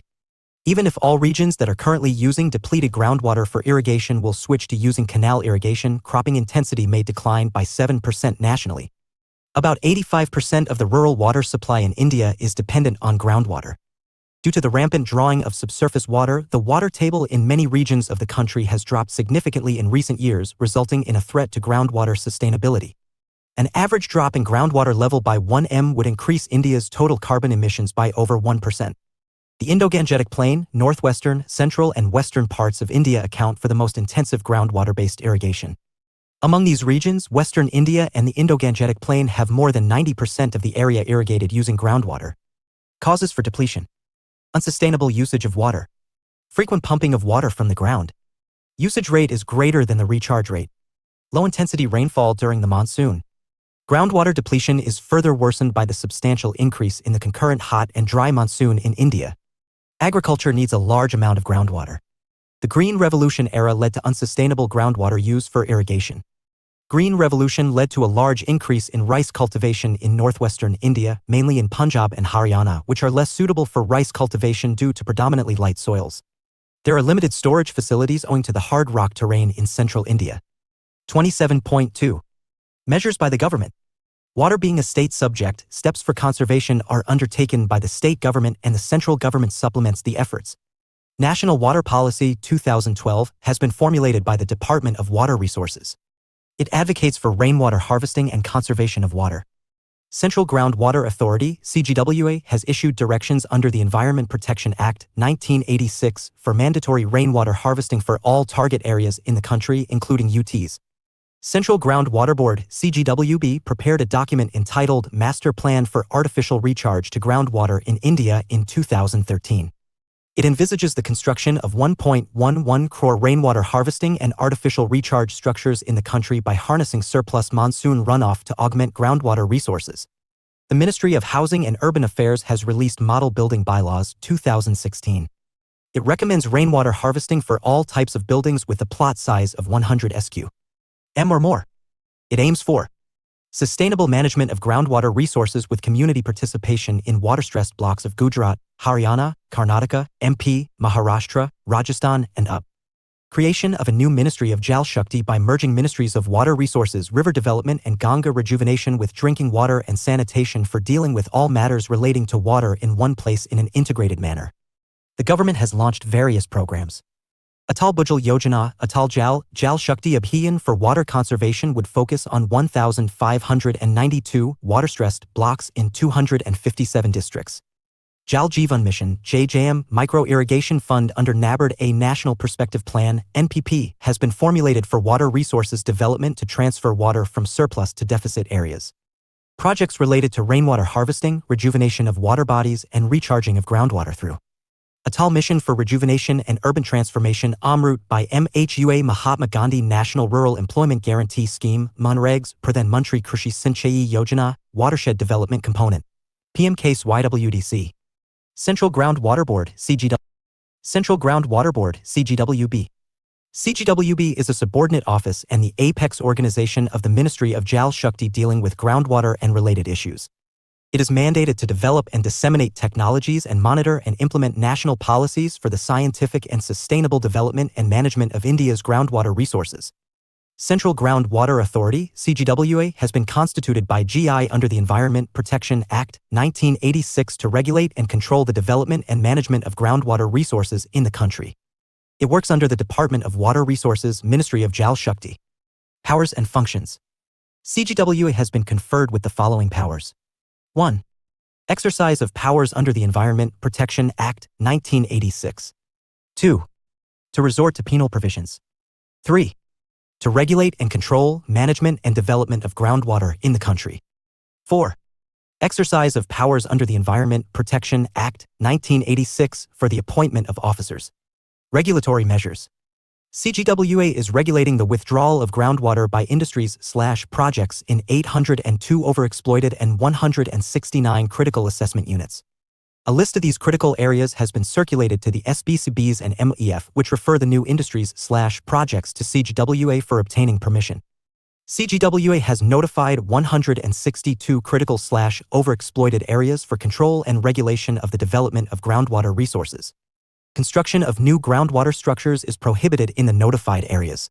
NGT versus CGWB. NGT has struck down the Central Groundwater Authority's CGWA 2020 guidelines, saying they were against the law. NGT ordered commercial entities to follow new rules for getting permission to extract groundwater. NGT guidelines. Environmental Impact Assessments (EIA) will now form the basis of granting such permissions. There must be no general permission for groundwater withdrawal, particularly to any commercial entity, without EIA. Water management plans need to be prepared for all OCS, overexploited, critical, and semi-critical assessment units in the country based on the mapping data, starting with overexploited blocks. Permission to extract groundwater must be for specified times and quantity of water, not for perpetuity. Why such guidelines? India accounted for 25% of the total annual global water extracted. There was no claim over groundwater levels improving, nor was there a projection for future improvement in the past 23 years of regulation by the CGWB. India was at the bottom of the Water Quality Index at 120 among 122 countries. Most states achieved less than half the total score in the augmentation of groundwater resources. Almost none of the states have built the infrastructure required to recharge groundwater in overexploited and critical areas. UPSC 2022, which one of the following has been constituted under the Environment Protection Act, 1986? A. Central Water Commission. B. Central Groundwater Board. C. Central Groundwater Authority. D. National Water Development Agency. Central Water Commission, CWC. CWC was established in 1945. It is a technical organization that functions as part of the Ministry of Jal Shakti. It is entrusted with providing consultation to various state governments on water bodies-related issues and coordinating various governmental schemes for the conservation, control, and utilization of water resources. It has the responsibility of initiation and coordination of schemes introduced by the Ministry of Jal Shakti. They include schemes to conserve/control water resource usage in the country and the states. The schemes also help in the fields of flood management, irrigation activities, drinking water supply, hydroelectricity generation, etc. National Aquifer Mapping and Management Program, NAMP. Aquifer mapping is a process to characterize the quantity, quality, and sustainability of groundwater in aquifers.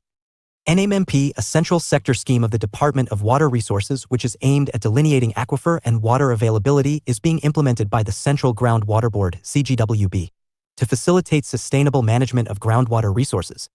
It is a part of the Groundwater Management and Regulation Scheme, a central sector scheme. Objectives of the program. Delineation and characterization of aquifers in 3D to understand their disposition.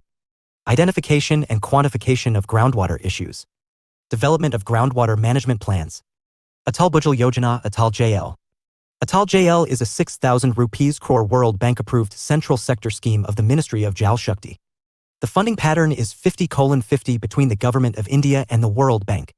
The scheme will be implemented over a period of 5 years, 2020 to 21 to 2024 to 25.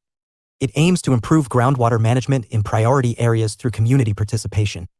The priority areas identified under the scheme fall in the states of Gujarat, Haryana, Karnataka, MP, Maharashtra, Rajasthan, and UP. They also cover two major types of groundwater systems found in India: alluvial and hard rock aquifers, and have varying degrees of institutional readiness and experience in groundwater management. Features of Atal JL scheme. Atal JL will promote panchayat-led groundwater management and behavioral change with a primary focus on demand-side water consumption management. It envisages community-led water security plans.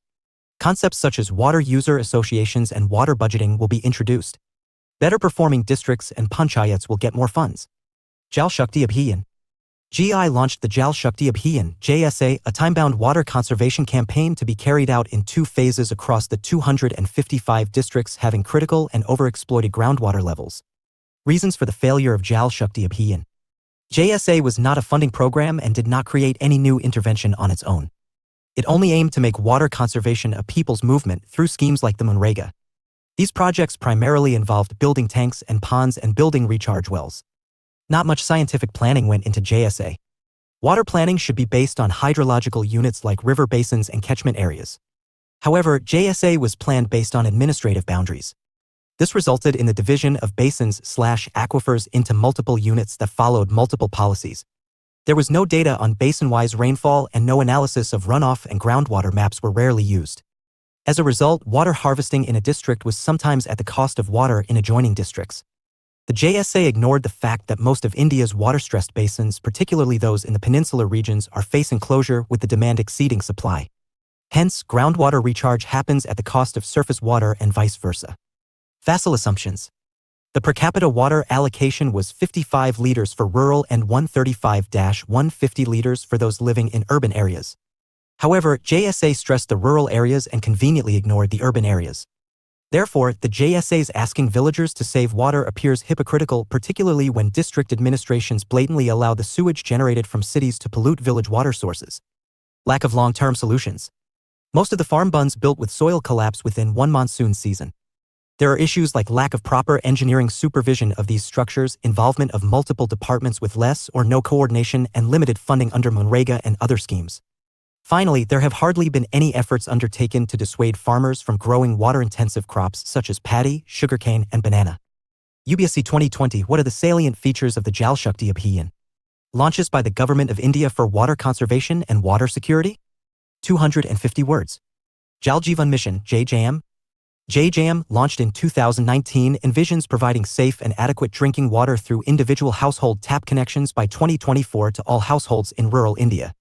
The program will also implement source sustainability measures as mandatory elements, such as recharge and reuse through grey water used wastewater that has not come into contact with feces management, water conservation, rainwater harvesting, etc. JJM will be based on a community approach to water, Jan Andolan for water, making water everyone's priority, and will include extensive information, education, and communication as a key component.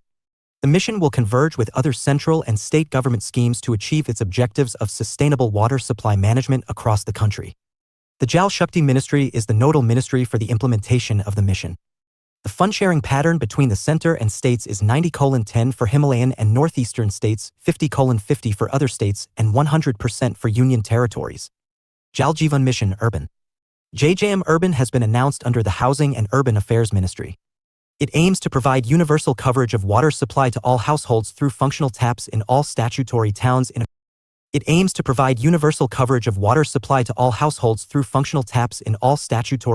accordance with Sustainable Development Goal 6, Clean Water and Sanitation for All. It complements the Jal Jeevan Mission, Rural. Objectives. It proposes to cover the estimated gap.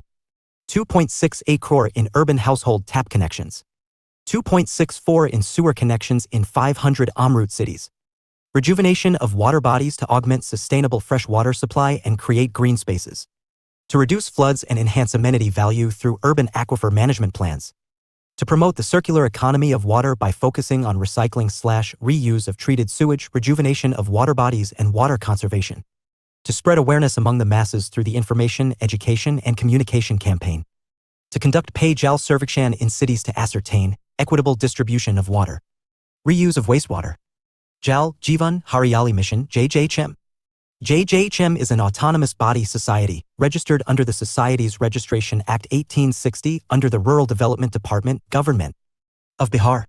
Objectives of the mission are climate sustenance, conservation and rejuvenation of water bodies and groundwater, ensuring adequate water availability, climate-resilient agriculture, etc.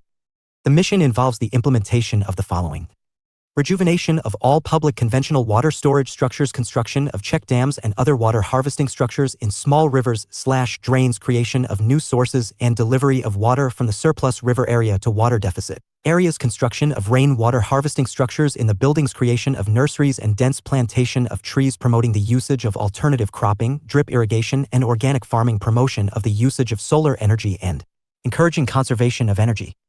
Har Ghar Gangajal Scheme. The Har Ghar Gangajal project was launched in Rajgir and Gaya. It is part of the Bihar government's Jal Jeevan Hariyali mission. The scheme, described as a lift, store, tame, treat supply, will harvest the excess water in the Ganga during the monsoon season and then treat, store, and pipe it to the parched Rajgir, Gaya and Badgaya. The area is rocky and water deficient, and the indiscriminate use of groundwater has lowered the water table. Rajgir, Gaya and Badgaya region is the nucleus of the ancient Mughal kingdom and is associated with the founders of both Buddhism and Jainism. BS Drinking Water Standards. BS recommends the acceptable limits of substances to be implemented in drinking water. NR, no relaxation, all parameters except pH are in mg/L. BS Public Drinking Water Supply Draft. BS has prepared a draft Drinking Water Supply Quality Management System requirements for piped drinking water standard for the supply system of piped drinking water. It outlines the process of water supply from raw water sources to household taps. It has been developed keeping in view the Centre's Jal Jeevan mission for providing safe and adequate drinking water to all rural households by 2024 through tap connections. It sets the Indian standard IS 10500 for the treated water for drinking. The IS 10500 outlines the acceptable limit of heavy metals such as arsenic, the pH value of water, turbidity, the total dissolved solids, and the color and odor. The draft suggests the adoption of the concept of a district metering area (DMA) where it is possible. DMA is a concept for controlling leakages in the water network. It also mentions that water should be sampled at the treatment plant every 4 hours against quality parameters. Bureau of Indian Standards (BS). BS is the national standard body of India established under the BS Act 2016 for the harmonious development of the activities of standardization, marking and quality certification of goods. BS is involved in various activities as given below: Standards Formulation, Product Certification Scheme, Compulsory Registration Scheme, Foreign Manufacturers Certification Scheme, Hall Marking Scheme, Laboratory Services, Laboratory Recognition Scheme, Sale of Indian Standards, Consumer Affairs Activities, etc. National Hydrology Project (NHP). NHP is a pan-India, World Bank-assisted central sector scheme with a 100% grant to the states. It is to be implemented for 8 years from 2016 to 17 to 2023 to 24. It intends to provide a system for real-time water resources data acquisition, storage, collation, and management. NHP data will be stored on a real-time basis and can be accessed by users at the state, district/village level. It will reduce the vulnerability of many regions to recurring floods and droughts, as the absence of real-time ground information for the entire country creates difficulties in issuing timely alerts. The objectives of the project are to improve reliability and accuracy of hydrology and groundwater data throughout India, establish an effective hydrological database, design aids to assist in the effective water resources planning and management, build resilience against flooding and droughts due to uncertainties of climate change. 27.3. Recommended conservation measures. Clean water sanctuaries. Over 70% of India's surface water, rivers and lakes, and groundwater is polluted. Indians will soon need reverse osmosis (RO) for homes, which will add to the existing burden. The only unpolluted sources of water that remain are the waters underlying the floodplains of rivers for bulk water and subterranean natural mineral water underlying forest tracts for drinking. These are two non-invasive sources that can perennially provide unpolluted water. Floodplains can be secured by planting organic food forests or fruit forests, which don't consume much water. Carving out lakes, as has been lately suggested, would require digging out vast quantities of sand.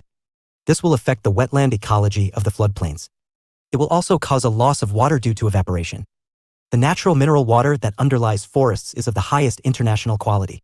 Unpolluted rainwater percolates through the humus or leaf cover on the forest floor while picking up nutrients, and then through the underlying rock while picking up minerals. It finally settles in underground aquifers. This is the highest quality natural mineral water for drinking. All regions in the sweep of the Western and Eastern Ghats have such forest aquifers. Sponge city concept. The sponge city indicates a particular type of city in which water is conserved plus stored plus recharged plus sustainably used.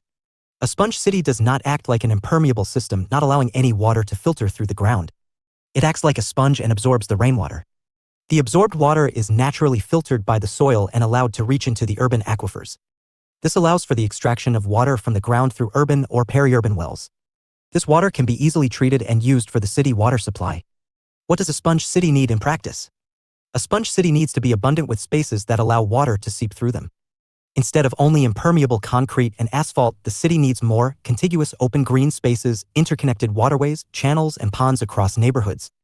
Green roofs that can retain rainwater and naturally filter it before it is recycled or released into the ground. Benefits of a sponge city. Replenished groundwater and thus greater accessibility to water resources for cities. Cleaner groundwater due to the increased volume of naturally filtered stormwater.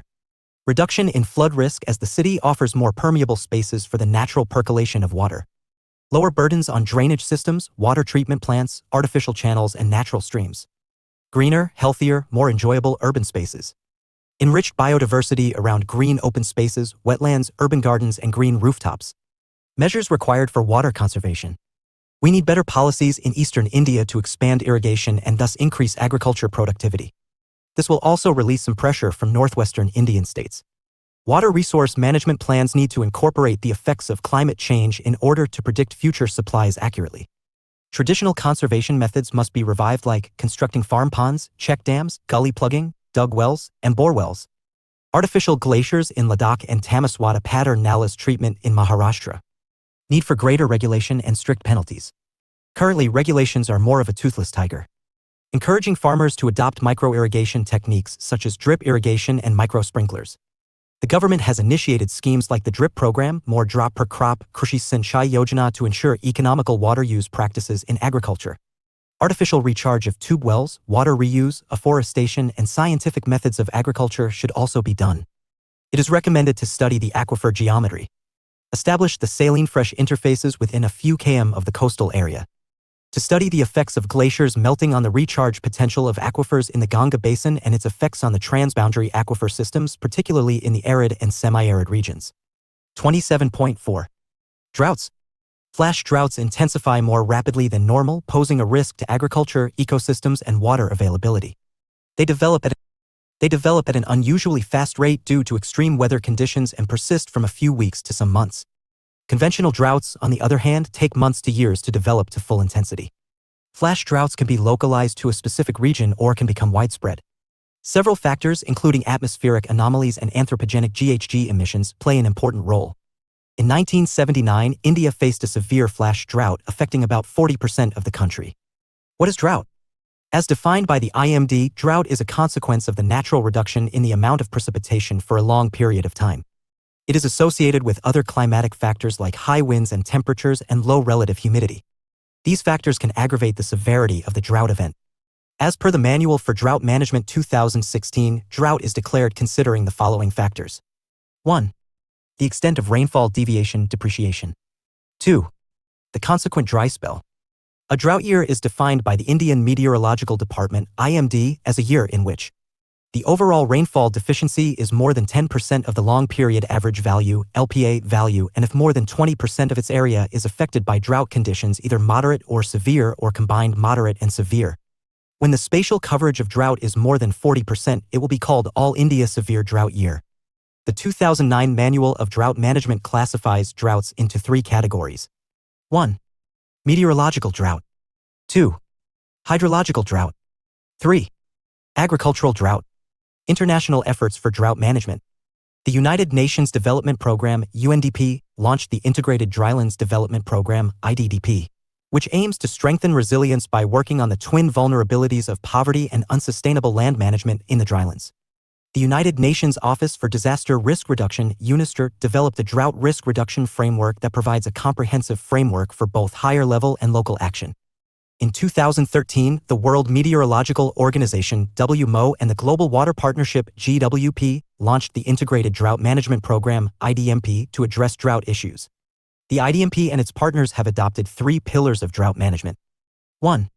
Monitoring and early warning systems, monitoring and analyzing drought indicators such as precipitation, temperature, etc. 2. Vulnerability and impact assessment. It considers social, economic, and environmental factors to determine a community's susceptibility to drought hazards. 3. Mitigation and response. Drought mitigation includes structural, i.e., appropriate crops, dams and engineering projects, and non-structural measures, i.e., policies, public awareness, and legal framework. Drought management in India. There is no single, legally accepted definition of drought in India. Some states resort to their own definitions of drought. The state government is the final authority when it comes to declaring a region as drought-affected. India has published 2 important documents in respect of managing a drought. 2. Guidelines for Management of Drought 2010 by National Disaster Management Authority. However, these documents have no binding force and are mere guidelines to be followed if so advised. Drought would certainly fall within the definition of disaster as defined under Section 2D of the Disaster Management (DM) Act 2005 SC in Swaraj Abhiyan v. Union of India in 2016. National Disaster Management Authority (NDMA) to be the agency responsible for drought management, particularly with respect to chalking out long-term preventive and mitigation measures. 1.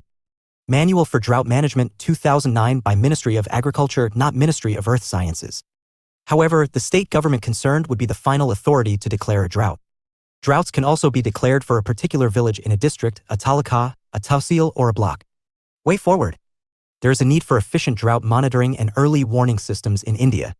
Framework for the assessment of benefits of action or cost of inaction (BACI) for drought preparedness must be adopted. It suggests a methodological framework for the assessment of BACI as a tool to support a shift in drought policy and programs from crisis management to a risk management approach. National Drought Management Policy Guidelines must be included while formulating policies.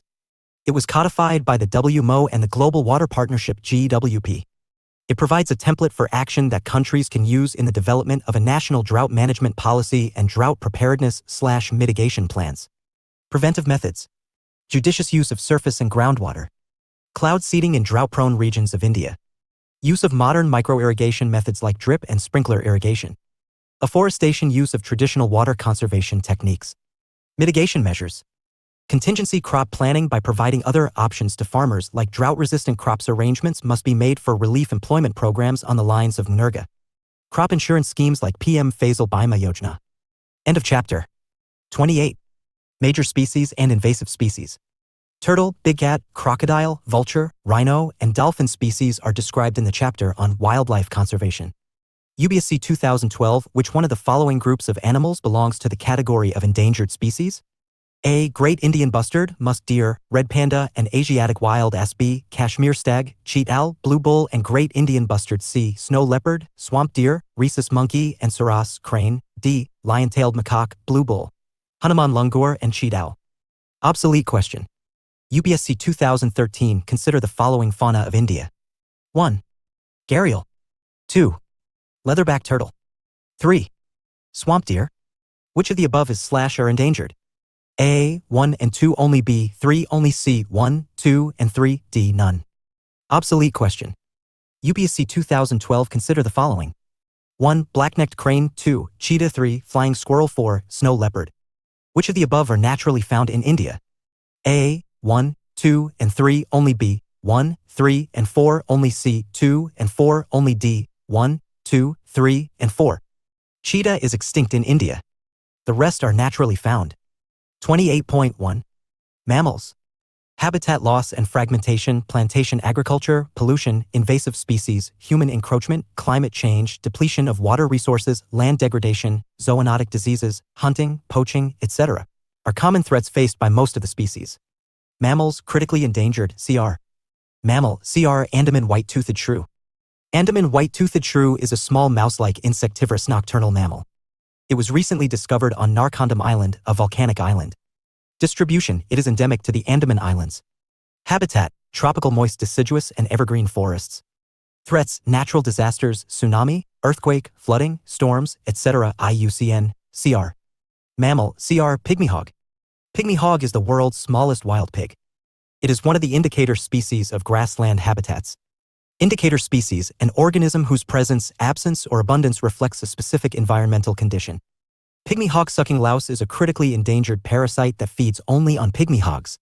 It lives in sociable family groups of up to 20 led by a matriarch. Found only in Manas W. Assam. Earlier, it was found across North India. Habitat. dense, tall riverine grasslands. UPSC 2013, consider the following. 1. Star tortoise. 2. Monitor lizard. 3. Pygmy hog. 4. Spider monkey. Which of the above are found in India? A. 1, 2, and 3, only B. 2 and 3, only C. 1 and 4, only D. 1, 2, 3, and 4. Explanation. Monitor lizards are a common species in India. Legend has it that Chhatrapati Shivaji Maharaj used an adult monitor lizard to climb the sides of a fort's wall. They are said to have a firm grip and can climb any surface without any support or effort. Spider monkeys are New World monkeys. They are found in Mexico, Central America, and South America, while Old World monkeys are found in Africa, Central to Southern Asia, and Japan. Answer: A. 1, 2, and 3 only. Mammal: CR Himalayan brown bear. It is a species of brown bear. It is one of the largest carnivores in the highlands of the Himalayas and the largest mammal found in Kashmir. It hibernates during winter. Brown bear: it is a large bear species found across Eurasia and North America. Distribution: North India, J&K, HP and Uttarakhand, Pakistan, Nepal, Tibet. Distribution: North India, J&K, HP and Uttarakhand, Pakistan, Nepal, Tibet, China, and Central Asia. Habitat: forests at high altitudes and alpine meadows. Threats: killing by livestock herders and poaching for fur and body parts. IUCN, Seer Sites, AXI-CMS, AXI-WPA, SCHI. While the brown bear as a species is classified as least concern, IUCN, this Himalayan subspecies is highly endangered and its population is declining. Mammal: CR Kashmir stag/hangul. Kashmir stag, or hangul, is the only Asiatic subspecies of the elk, the largest subspecies of red deer, found in high mountains of Central Asia. It is the state animal of J&K. Distribution: it is endemic to Kashmir and is now restricted to Dakigam MP. Earlier, it was widely distributed in the mountains of Kashmir and Chumba district of HP. Habitat: mountainous areas where it spends summers in alpine meadows and winters in valleys. Threats: overgrazing by domestic livestock and poaching.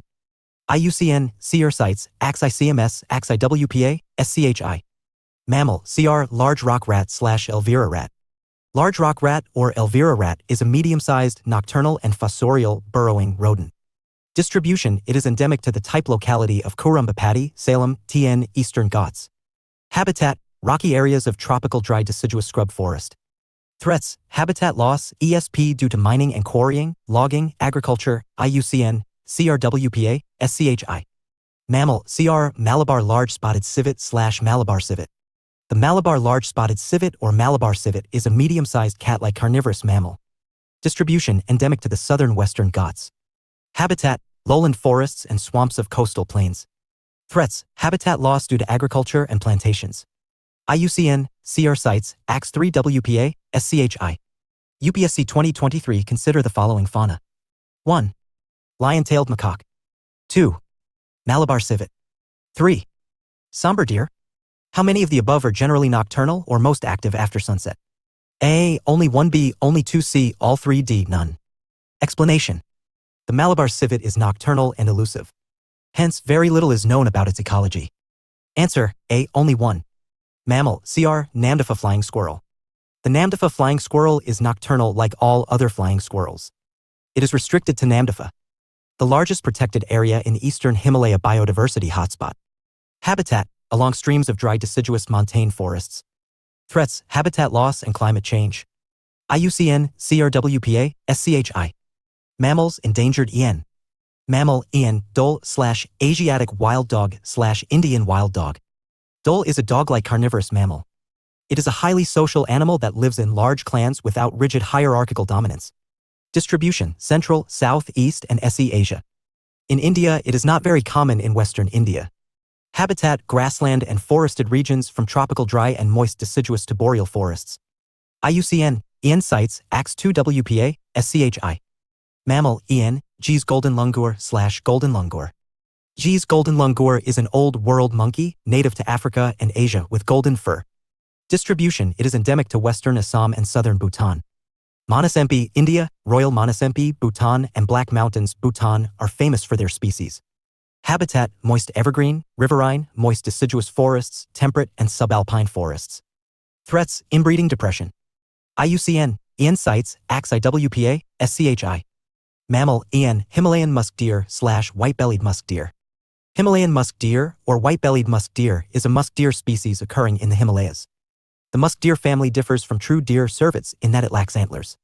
Male musk deer secretes a scented substance called musk, which is used in the perfume industry. Distribution: Himalayas of Bhutan, India, Nepal, and China. Habitat: high alpine environments. Threats: hunting for musk and habitat loss.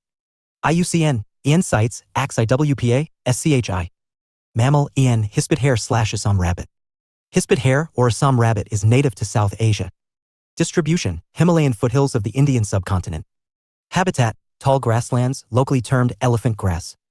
IUCN: EN CITES, ACS IWPA, SCHI. Mammal: EN Indian hog deer. It is a small deer native to the Indo-Gangetic Plain, Nepal, and mainland SE Asia.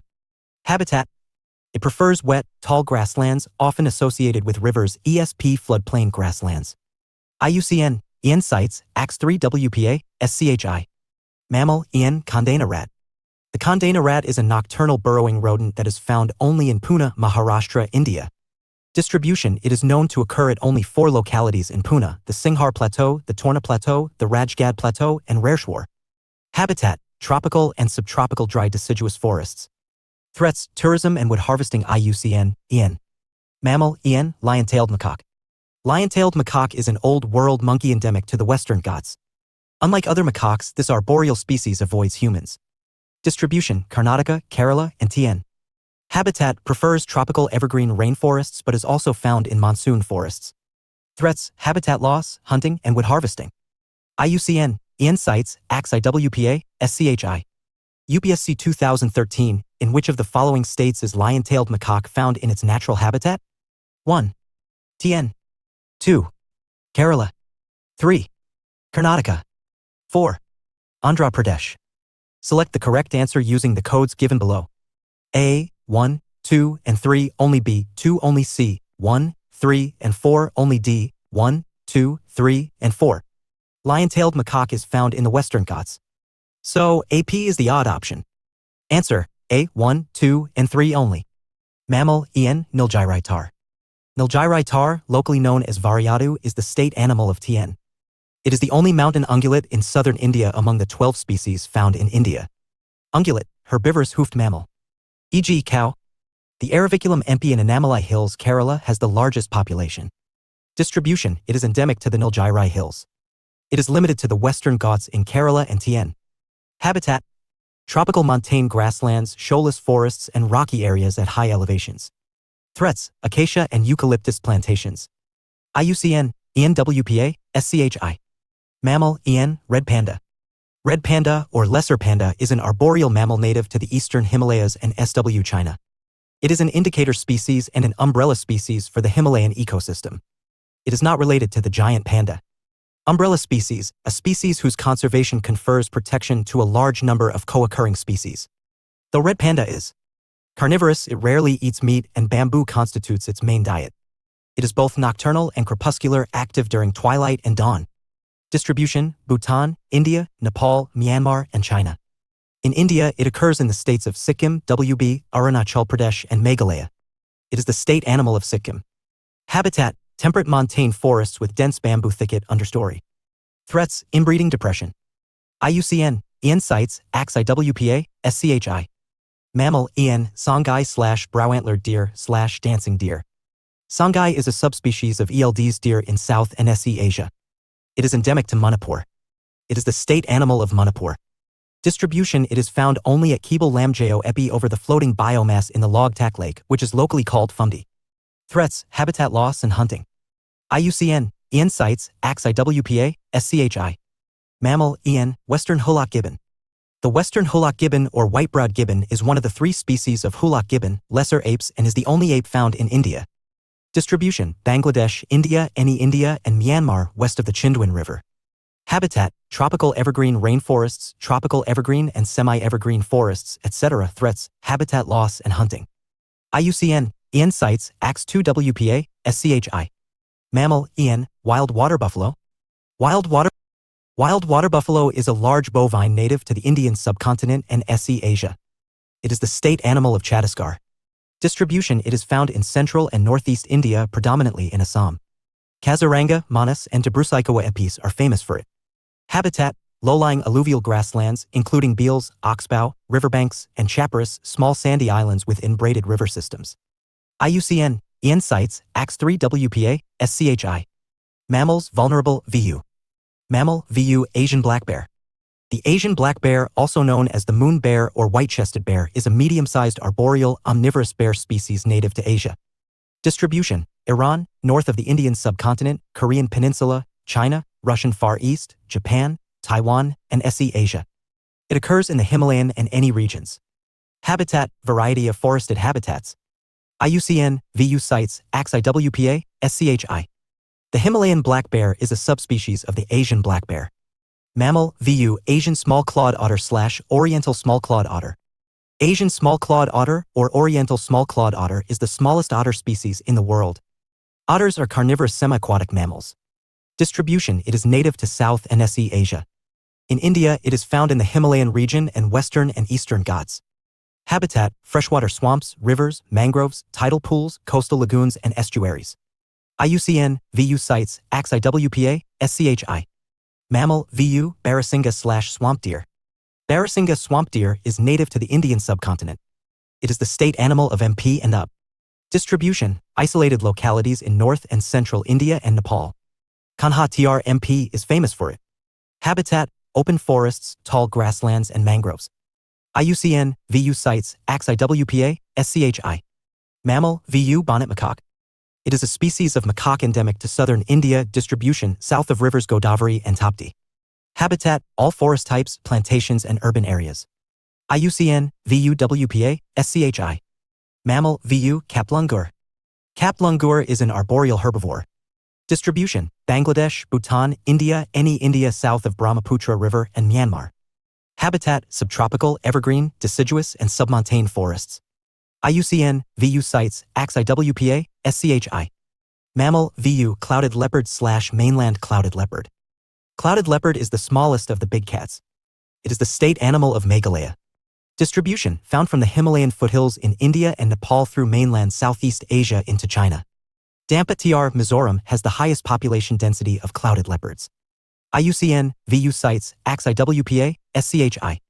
Mammal, VU, dugong / sea cow. Dugong is one of 4 living species of sea cows. It is the largest herbivorous marine mammal.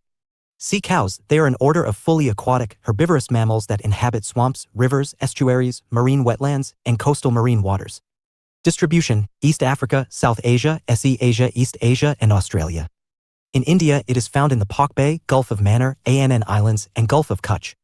Habitat: coastal areas shallow to medium deep with warm waters 15 to 17 degrees Celsius and seagrass beds of subtropical and tropical species of seagrass.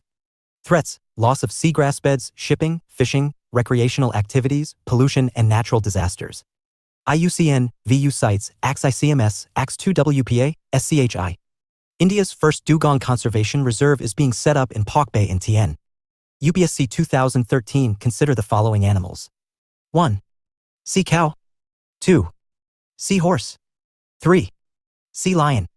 Which of the above is / or mammal / mammals? A. 1 only B, 1 and 3 only C, 2 and 3 only D, 1, 2, and 3. A seahorse is a bony fish. Insert. Answer: B, 1 and 3 only. UPSC 2015. With reference to dugong, a mammal found in India, which of the following statements is / are correct? 1. It is a herbivorous marine animal. 2. It is found along the entire coast of India. 3. It is given legal protection under Schedule 1 of the Wildlife Protection Act, 1972. Select the correct answer using the code given below. A, 1 and 2, B, 2 only, C, 1 and 3, D, 3 only. It is found mainly on the west coast. Answer: C, 1 and 3 only. Mammal, VU, Eastern Hulak gibbon. It is one of the 3 species of Hulak gibbon. Distribution: Myanmar, east of the Chindwin River. Habitat: evergreen, scrub and semi-deciduous forests, mountainous broadleaf and pine forests. IUCN, VU Sites, AX2. Mammal, VU, fishing cat. This nocturnal cat of South and SE Asia is an adept swimmer and prey on fish. It is the state animal of WB and the ambassador of Chilika, India's oldest Ramsar site. Distribution: in India, it is found in plains of Ganga, Yamuna, Brahmaputra, Sundarbans Delta, coastal wetlands along the Bay of Bengal, and Chilika Lagoon. Habitat: wetlands, mangroves, rivers, and streams. Threats: habitat loss, ESP due to shrimp farming, unsustainable fishing practices, and poaching. IUCN, VU Sites, AX2WPA, SCHI. Fishing Cap Project, TFCP, is a research and conservation project functioning in WB and IDISA. Mammal, VU, for horned antelope/Chausingha. For horned antelope, Chausingha is an antelope with 4 horns which distinguishes it from most other bovids, mammals with cloven hoofs and unbranched hollow horns. Distribution: India and Nepal. In India, it spans from the Himalayan foothills to the Deccan Plateau. Habitat: open, dry, deciduous mixed forests in undulating or hilly areas and never far from water. Threats: hunting and competition with livestock. IUCN, VU Sites, AX3WPA, SCHI. Mammal, VU, gaur/Indian bison. Gaur, Indian bison, is the largest among the wild cattle and bovids. The domesticated form of the gaur is called gale or mithin. Distribution: native to South Asia, SE Asia, and East Asia. In India, it is found in the Himalayan foothills, NE India, Eastern Ghats, and Western Ghats. It is an attraction for NPs of Wayanad, Nagarhole, Mudumalai, and Bandipur. Trishna W. Tripura is India's only natural breeding center for bison. Habitat: evergreen, semi-evergreen, moist deciduous and dry deciduous forests. IUCN, VU Sites, AXIWPA, SCHI. Mammal, VU, mainland serow. Mainland serow is a serow species, medium-sized goat/antelope-like mammals. Himalayan serow, a subspecies of the mainland serow, is the state animal of Mizoram. Distribution: it is native to the Himalayas, NE India, SE Asia, and China. Habitat: mountain slopes with rugged, steep hills. Threats: overpoaching and habitat loss. IUCN, VU Sites, AXI. Himalayan serow is protected under Schedule 1 of the Wildlife Protection Act, 1972. Mammal, VU, Nilgiri langur/Nilgiri leaf monkey. Nilgiri langur is endemic to the Nilgiri Hills. It is the attraction of Silent Valley MP of Kerala. Distribution: Western Ghats, Karnataka, TN, and Kerala. Habitat: evergreen. IUCN, VU Sites, AX2WPA, SCHI. Semi-evergreen, moist deciduous forests and montane evergreen forests. Mammal, VU, Nilgiri marten. Nilgiri marten is endemic to the Western Ghats. Habitat: evergreen forests and montane forest grasslands. Threats: habitat loss and hunting for its fur. IUCN, VU Sites, AX3WPA, SCHI. Mammal, VU sambar. Sambar is a large deer species native to the Indian subcontinent and SE Asia. This nocturnal species is the state animal of Odisha.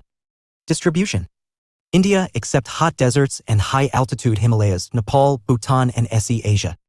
Habitat: no Indian ungulate adapts to various forest types like the sambar. However, it is always found close to a water source. IUCN, VU WPA, SCHI. Mammal, VU, sloth bear. Sloth bear is native to the Indian subcontinent. Distribution: Terai of India, Nepal, and Bhutan, and Sri Lanka. Habitat: wide range of habitats including moist and dry tropical forests, savannas, and grasslands. IUCN, VU Sites, AXIWPA, SCHI. Mammal, VU, smooth-coated otter. A smooth-coated otter is native to the Indian subcontinent and SE Asia. Otters are carnivorous semi-aquatic mammals with diets based on fish, birds, small mammals, etc. Habitat: freshwater swamps, rivers, mangroves, tidal pools, coastal lagoons, and estuaries. IUCN, VU Sites, AXIWPA, SCHI. Distribution: it occurs all over India, except hot deserts, high-altitude Himalayas, and central part of the Deccan Plateau. Mammal, VU snow leopard. A snow leopard, or ghost of the mountains, is a keystone and indicator species of high-altitude habitat. It is a flagship species for the high-altitude Himalayan ecosystem. Keystone species: a species whose addition to or loss from an ecosystem leads to significant changes in the occurrence of at least one other species. Flagship species: species selected to act as an ambassador, icon, or symbol for a defined habitat, issue, campaign, or environmental cause. They are chosen for their vulnerability, attractiveness, or distinctiveness. Distribution: native to mountains of Central and South Asia. It occurs in the Himalayan region. The habitat: alpine and subalpine zones. Habitat loss, poaching, climate change, tourism, and competition with livestock. IUCN, VU Sites, AXIWPA, SCHI. Mammal, VU stump-tailed macaque/bear macaque. Stump-tailed macaque or bear macaque is a macaque species native to South Asia and SE Asia. Distribution: it is found in northeast India, south of the Brahmaputra River. Habitat: tropical semi-evergreen forest, wet evergreen forest and moist deciduous forest. IUCN VU sites: AX2 WPA SCHI. Mammal view takin. Takin is a large ungulate species, herbivorous hoofed mammal. The distribution: any India, Arunachal Pradesh and Sikkim, Bhutan, China, and Myanmar.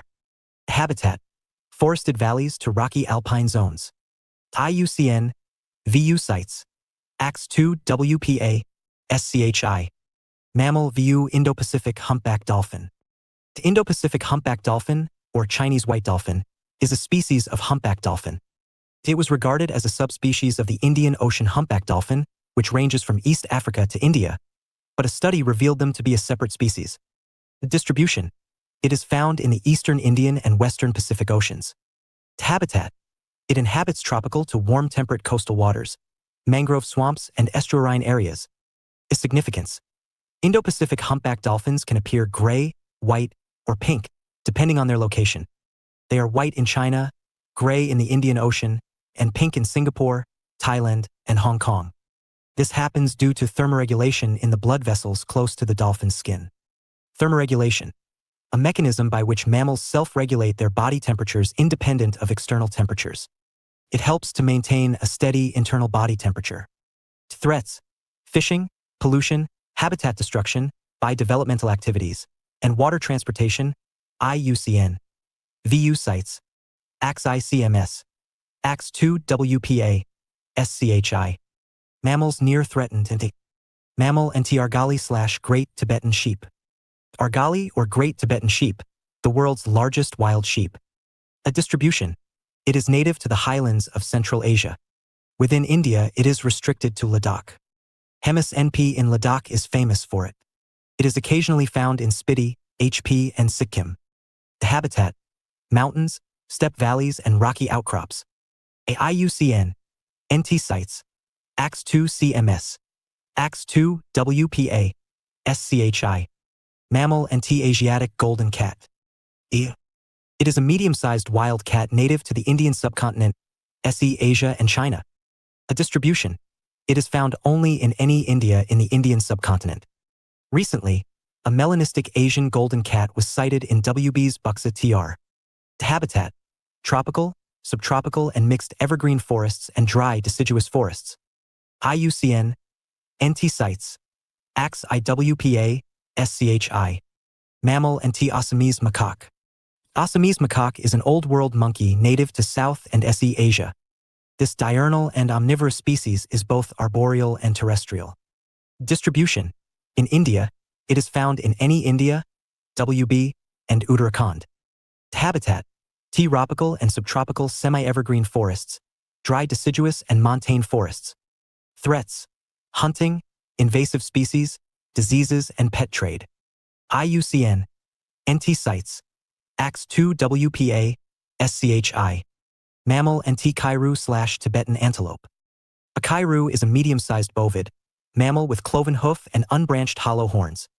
Distribution: it is native to the Tibetan Plateau. A small number occur in Ladakh. Karakoram, Nubar-Shayok, WLS, and Chongtang Cold Desert WLS of Ladakh are famous for it. The habitat: high-altitude plains, hills, plateaus, and valleys consisting of alpine, desert steppe, and meadows. Threats: hunting for its fine wool called shatush. IUCN NT sites: AX-IWPA, SCHI. UPSC 2011-12 Q2. What is the difference between the antelopes oryx and kairu? Oryx is adapted to live in hot and arid areas, whereas kairu is adapted to live in steppes and semi-desert areas of cold high mountains. B. Oryx is poached for its antlers, whereas kairu is poached for its musk. C. Oryx exists in western India only, whereas kairu exists in northeast India only. D. None of the statements A, B, and C given above is correct. Answer A. Mammal and false killer whale. A false killer whale is a species of oceanic dolphin that occurs in tropical, subtropical, and warm temperate oceans. IUCN NT sites: AX2 WPA, SCHI. Mammal and gray slender loris. A gray slender loris is a small nocturnal primate that is arboreal and omnivorous. It acts as a biological predator of pests in crops and benefits farmers. Its 4 subspecies are Malabar slender loris, Mysore slender loris, Ceylonese slender loris, and Highland slender loris. Distribution. It is native to India, Andhra Pradesh, Karnataka, Kerala, and TN, and Sri Lanka. Habitat. Rainforests, dry semi-deciduous forests, scrub, swamp, acacia, bamboo, and montane forests. Threats. Hunting, roadkills, electrocution, and pet trade. IUCN. NT sites. AX 2 WPA, SCHI. Cadaver Slender Loris Sanctuary in TN is India's first slender loris sanctuary. Mammal NT Grizzled Giant Squirrel / Sri Lankan Giant Squirrel. A grizzled giant squirrel, or Sri Lankan giant squirrel, is a large squirrel endemic to India and Sri Lanka. Distribution. In India, it is found in Kerala and TN in southern India. Habitat. Tropical dry deciduous and montane forests. IUCN. NT sites. AX 2 WPA, SCHI. Mammal NT Himalayan goral / gray goral. Himalayan goral or gray goral is a bovid species. Distribution. Himalayan region of Bhutan, Tibet, India, Nepal, and Pakistan. Habitat. Steep mountainous areas with rocky terrain and sometimes evergreen forests near cliffs. Threats. Hunting and competition with livestock. IUCN. NT sites. AX IWPA, SCHI. Mammal NT Himalayan tahr. Himalayan tahr is a large, even-toed, ungulate-hoofed mammal native to the Himalayas. Distribution. Himalayan region of India, JNK, HP, Uttarakhand, and Sikkim, Bhutan, and Nepal. Habitat. Steep rocky mountain slopes with rhododendrons. IUCN. NT-WPA, SCHI. Mammal NT Indian wild ass / cur. Indian wild ass or cur is a subspecies of the onager Asiatic wild ass native to South Asia. Distribution. Today, it is only found in the Indian wild ass sanctuary Little Rann of Kutch and its surrounding areas in Gujarat. Habitat. Semi-desert and grassland areas. Threats. Habitat loss due to agriculture, development, and salt extraction, the invasive Prosopis juliflora shrub, and encroachment and grazing by the Maldhari tribe. IUCN. NT sites. AX IWPA, SCHI. UPSC 2011. A sandy and saline area is the natural habitat of an Indian animal species. The animal has no predators in that area, but its existence is threatened due to the destruction of its habitat. Which one of the following could be that animal? A. Indian wild buffalo. B. Indian wild ass. C. Indian wild boar. D. Indian gazelle. Mammal NT Malayan giant squirrel / black giant squirrel. Malayan giant squirrel is a large tree squirrel native to the Indo-Malayan zootope. Distribution. Bangladesh, India, NE India, and WB, Nepal, Bhutan, China, and SE Asia. Habitat. Tropical and subtropical montane evergreen forests and dry deciduous forests. Threats. Agriculture practice and hunting. IUCN. NT sites. AX 2 WPA, SCHI. Mammal NT marbled cat. It is a wild cat native to South and SE Asia. Distribution. In India, it occurs in eastern Himalayan foothills and hilly areas of NE India. Habitat. Moist deciduous evergreen forests in hills. IUCN. NT sites. AX IWPA, SCHI. Mammal NT marker / screw-horned goat. Marker is the habitat. Mountainous terrain with cliffs. IUCN. NT sites. AX IWPA, SCHI. World's largest mountain goat. It is the national animal of Pakistan. Distribution. Native to South and Central Asia. In India, it is found in Jammu and Kashmir. Mammal NT rusty-spotted cat. Rusty-spotted cat is one of the smallest cats. Distribution. India except WB and NE India, Nepal, Terai region, and Sri Lanka. Habitat. Moist and dry deciduous forests, scrub and grassland, but is absent in evergreen forests. IUCN. NT sites. AX IWPA, SCHI. Mammal NT Siberian ibex / Asiatic ibex. Siberian ibex is a species of wild goat native to Central Asia. Himalayan ibex is a subspecies of Siberian ibex. Distribution. Mountain ranges of North India, JNK, Ladakh, and HP, Pakistan, Russia, China, and Central Asian countries. IUCN. NT sites. AX 3 WPA, SCHI. Mammals least concern LC. Mammal LC Asian palm cat / common palm civet. The Asian palm civet, also called toddy cat and musang, is a cat-like mammal. Kopi Luwak coffee, civet coffee, and expensive coffee is produced from the seeds of coffee berries that are eaten and defecated by the Asian palm civet. Distribution: it is native to South and SE Asia. Habitat: wide range of habitats including evergreen and deciduous forests, swamp forests, mangroves, monoculture plantations, village and urban environments. Threats: hunting and captivity for civet coffee production. IUCN: LC sites, AX3 WPA, SCHI. Mammal: LC Asiatic caracal. Asiatic caracal or Sia Gosh black ear is a subspecies of caracal, a medium-sized felid cat species. It is a primarily nocturnal, difficult-to-sight carnivorous animal. Distribution: Africa, Central Asia, and South Asia. In India, it is mainly found in Kutch, Gujarat, Malwa Plateau, MP, and Aravalli Hill Range. Habitat: arid and semi-arid scrub forests and ravines. IUCN: LC sites, AXIWPA, SCHI. Mammal: LC barking deer / Indian muntjac / common muntjac / southern red muntjac. Barking deer is an omnivorous species that makes a barking sound when frightened by a predator. It is locally called cockad. Distribution: it is native to South and SE Asia. Habitat: IUCN, LC sites, AXIWPA, SCHI.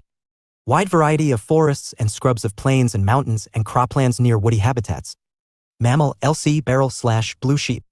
Beryl, blue sheep, is a caprine, informally goat antelope native to the high Himalayas. Distribution: Himalayan regions of the Indian subcontinent, China, and Myanmar. Nanda Devi MP Uttarakhand and Kangchenjunga MP Sikkim are famous for it. Habitat: a variety of habitats across the high Himalayas. IUCN, LC sites, AX3 WPA, SCHI. Mammal: LC blackbuck / Indian antelope. Blackbuck is an antelope native to India and Nepal. It is the state animal of Andhra Pradesh. Distribution: it was once found in almost the whole of the Indian subcontinent south of the Himalayas. At present, it is extinct in Bangladesh and Pakistan. Threats: hunting and habitat loss. IUCN, LC sites, AX3 WPA, SCHI. Habitat: grasslands, dry thorn scrubs, scrublands, lightly wooded country, and agricultural margins. Mammal: LC chikara / Indian gazelle. Afghanistan, Pakistan, and India. It is the smallest Asiatic antelope. There are 6 subspecies of Indian gazelle. Of these, Deccan chinkara, Gujarat chinkara, and Saltranga chinkara, Delhi, Punjab, and Haryana are found in India. Distribution: the Deccan chinkara ranges from the Ganges Valley west of WB to the Deccan Plateau. The Gujarat chinkara is found in the desert, Rann of Kutch, Kathiawar, and Saurashtra region. Saltranga chinkara inhabits Delhi, Punjab, and Haryana. Habitat: arid deserts, dry scrub, and light forests. It is a shy species that avoids human habitation. IUCN, LC sites, AX3 WPA, SCHI. Mammal: LC cheetal / spotted deer. Cheetal is a deer species. Distribution: in India, it is not found in high Himalayan regions and arid areas of northwest India. IUCN, LC WPA, SCH2. Native to the Indian subcontinent. Antlers are present only in males. Habitat: variety of habitats but avoids extremes such as dense evergreen forests and deserts. Mammal: LC golden jackal / common jackal. Golden jackal or common jackal is a wolf-like canine that is omnivorous. Habitat: distribution: Southeast Europe, Central Asia, Western Asia, South Asia, and SE Asia. Semi-arid areas, forests, mangroves, agricultural fields, rural and semi-urban habitats. IUCN, LC sites, AX3 WPA, SCHI. Mammal: LC humpback whale. Humpback whale is a baleen whale known for its elaborate courtship songs and displays. Distribution: it is found in all oceans and seas around the world. Habitat: it breeds in tropical coastal waters and migrates to middle and high latitudes. Threats: oil and gas drilling, shipping transportation, fishing, and pollution. IUCN, LC sites, AXICMS, AXIWPA, SCHI. Arabian humpback whales are a small subspecies of humpback whales of the Arabian Sea. They are the most genetically distinct humpback whales and the most isolated whale population on Earth. Mammal: LC Indian flying fox / greater Indian fruit bat. The Indian flying fox is the largest bat species in India. It is nocturnal and feeds mainly on ripe fruits and nectar. It can transmit several viruses to humans, such as the Nipah virus. Distribution: it is native to the Indian subcontinent. IUCN, LC sites, AX2 WPA, SCH2. Habitat: it lives in colonies on large trees in rural and urban areas. Threats: habitat loss, electrocution, and hunting. Mammal: LC Indian fox. Indian fox, Bengal fox, is a small fox endemic to the Indian subcontinent. Habitat: it prefers semi-arid, flat to undulating. Habitat: it prefers semi-arid, flat to undulating terrain, scrub and grassland habitats. Threats: habitat loss, invasive species, and diseases. IUCN, LC sites, AX 3 WPA, SCHI. Mammal, LC Indian giant flying squirrel. The Indian giant flying squirrel, also called large brown flying squirrel or common giant flying squirrel, is one of the largest flying squirrels. It is nocturnal and arboreal like all other flying squirrels. Distribution, South Asia, mainland SE Asia, and China. It is patchily distributed in India. Habitat, deciduous and evergreen forests and plantations. IUCN, LCWPA, SCHI. UPSC 2023. Consider the following statements regarding the Indian squirrels. 1. They build nests by making burrows in the ground. 2. They store their food materials like nuts and seeds in the ground. 3. They are omnivorous. How many of the above statements are correct? A. Only 1. B. Only 2. C. All 3. D. None. Explanation. Statement 1 is incorrect. Most of the Indian squirrel species are arboreal, tree-dwelling. Indian giant squirrel is found in the forests of northeast India. Red giant flying squirrel is the most common flying squirrel in Arunachal Pradesh. It is also found in the other regions of eastern Himalayas. Indian palm squirrel is one of the smaller squirrels in India. It is found south of the Vindhyas. Unlike tree squirrels, marmots, large ground squirrels are ground dwellers that live in open grasslands and nest in burrows underground. They are uncommon in India. The Himalayan marmot is a marmot species that inhabits alpine grasslands throughout the Himalayas and on the Tibetan Plateau. Statement 2 is correct. Squirrels are known for storing their food, such as nuts and seeds, in various locations, including underground. This behavior is called caching, and it helps them survive during periods when food may be scarce. Squirrels have excellent spatial memory and can remember the locations of their food caches. Statement 3 is correct. Indian squirrels are omnivores. They feed mainly on nuts and fruits but will also eat seeds, insects, small mammals and reptiles, eggs, and even sometimes chicks of birds. Answer, B. Only 2. Mammal, LC Indian grey mongoose. The Indian grey mongoose is the state animal of Chandigarh. Distribution, native to Indian subcontinent and West Asia. IUCN, LC sites, AX 3 WPA, SCHI. Habitat, open forests, scrublands and cultivated fields. Mammal, LC/mouse deer. Indian spotted chevrotain is the smallest deer in India. Distribution, this nocturnal and shy creature is endemic to India. Habitat, IUCN, LCWPA, SCHI. Tropical deciduous, moist evergreen, semi-evergreen, and montane forests and plantations. Mammal, LC Nilgai/bluebull. Nilgai, or bluebull, is the largest antelope in Asia. Distribution, found in India, Nepal, and Pakistan. Indravati MP Chhattisgarh, Pench TR MP, Ranthambore and Kealadio Epis of Rajasthan are famous for it. Habitat, arid areas, grassy plains, dry deciduous forests and farmlands. Avoids dense forests and deserts. IUCN, LC sites, AX 3 WPA, SCH2. Mammal, LC red fox. Distribution. IUCN, LC sites, AX 3 WPA, SCHI. Red fox is the largest of the true foxes and one of the most widely distributed. Entire northern hemisphere. In India, it is not found in peninsular India. Habitat, it has been recorded in habitats as diverse as tundra, desert, forest, and city centers. Mammal, LC rhesus monkey/rhesus macaque. Rhesus monkey has the widest geographic range of all non-human primates. It is diurnal, omnivorous habitat, a variety of habitats, including human habitations. IUCN, LC sites, AX 2. Orus and alternatively arboreal and terrestrial. Distribution, South, Central, and SE Asia. Recently, they has been removed from the schedules of the Wildlife Protection Act, WPA, a move that allows humans to treat them akin to stray cats or dogs. Hanuman langur, grey langur, is distributed throughout India except any India, while rhesus macaque occurs in all habitats of India north of Godavari. In southern Indian states, south of Godavari, it is replaced by bonnet macaque. Mammal, LC small Indian civet. It's a cat-like mammal native to South and SE Asia. Inhabits a wide array of forests, grasslands, shrubs, mangroves, etc., as well as plantations. Threats, hunting especially for civet musk, a scented substance, and habitat loss. IUCN, LC sites, AX 3 WPA, SCHI. Mammal, LC Tibetan wild ass. Tibetan wild ass or kyang is the world's largest wild ass native to the Tibetan Plateau. Distribution, India, Pakistan, China, and Nepal. In India, 2 subspecies occur, Western kyang in Ladakh, Uttarakhand, and Southern kyang in Sikkim. Habitat, montane and alpine grasslands. IUCN, LC sites, AX 2 CMS, AX 2 WPA, SCHI. Mammal, LC Travancore flying squirrel. The Travancore flying squirrel is arboreal and nocturnal like all other flying squirrels. Distribution: South India and Sri Lanka. Habitat: evergreen, deciduous and montane forests. IUCN: LCWPA, SCHI. Mammal: LC wild boar. Wild boar, also known as IUCN, LCWPA, SCH2.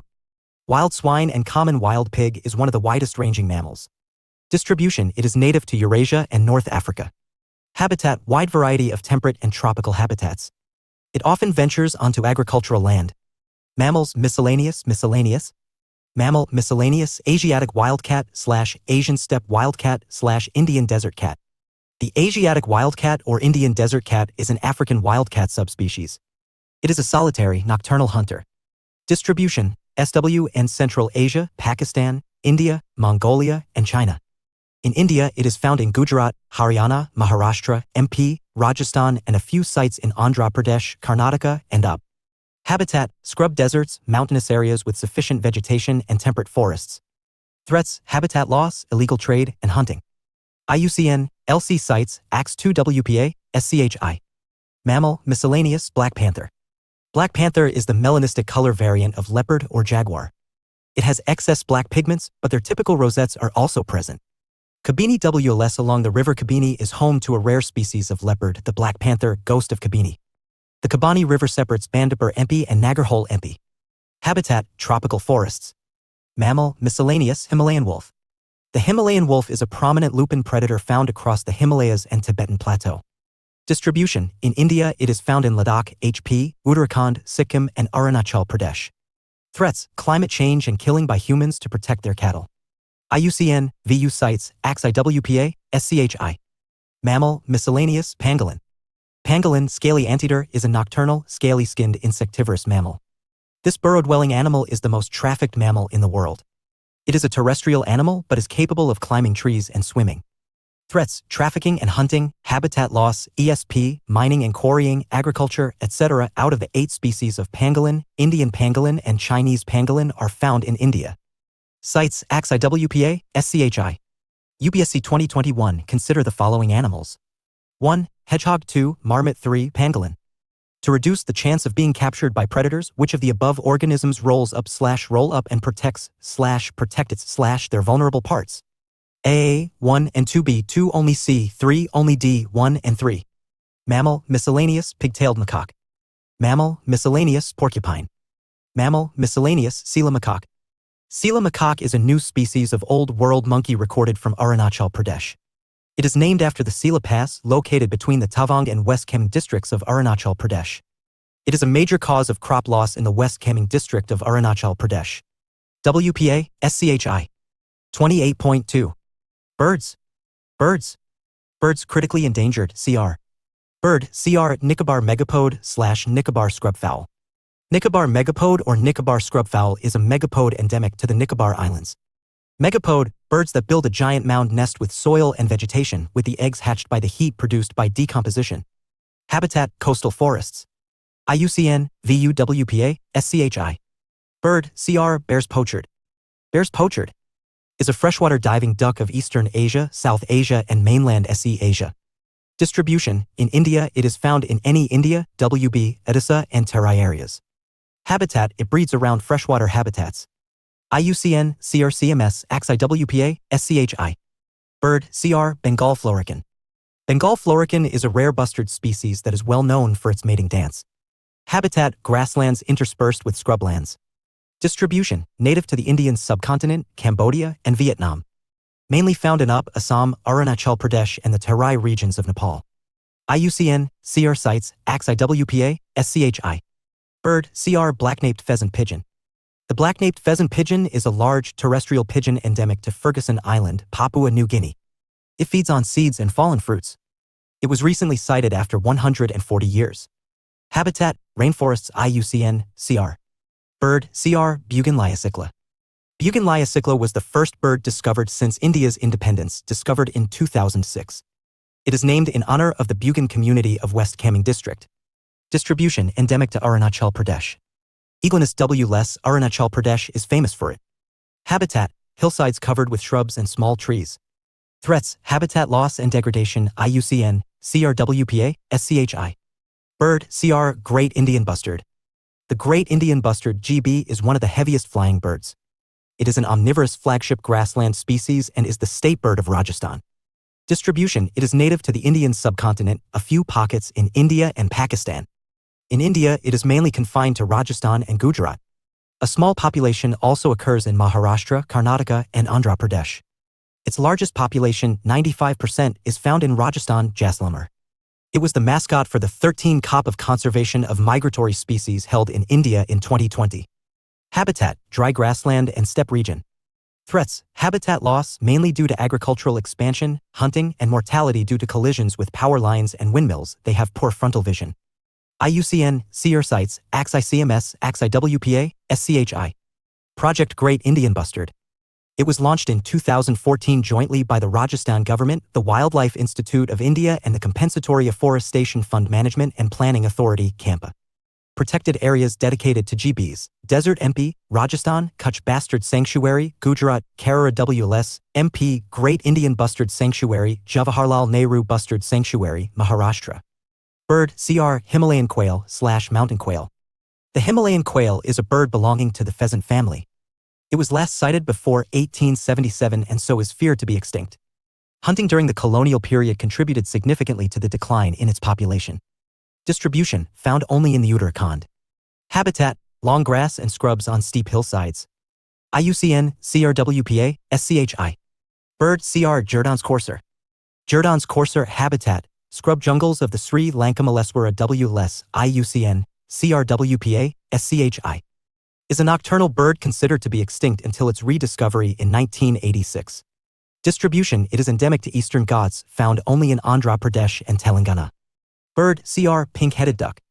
Pink-headed duck is a rare species of waterfowl that was last sighted in 1949, feared to be extinct. Distribution: it is recorded in India, Bangladesh, and Myanmar. Habitat: wetlands surrounded by bushes and high grass. IUCN, CR sites, AXI-WPA, SCHI. Bird, CR, Siberian crane. Siberian crane, Siberian white crane / snow crane, is the world's third rarest crane species. Distribution: it is a resident of East and Central Asian Russia and migrates to India during winter. Keoladeo MP, Rajasthan, formerly Bartapur Bird Sanctuary, is famous for this migratory bird. Habitat: most aquatic crane species prefer shallow freshwater wetlands with good visibility. Threats: pesticide pollution, habitat loss, ESP conversion into agricultural fields, and hunting. IUCN, SEER sites, AXI-CMS, AXI-WPA, SCHI. Bird, CR, sociable lapwing. Sociable lapwing is one of the most threatened of all birds that live on the Eurasian steppes. Distribution: it is found in Central Asian countries. It migrates to North India during winter. Habitat: dry grasslands, steppes, and temperate deserts. IUCN, CRCMS, AXI-WPA, SCHI. Bird, CR, spoon-billed sandpiper. It is known for its spatula-shaped bill. Distribution: it breeds in Russia and, in winter, migrates to South Asia and mainland SE Asia.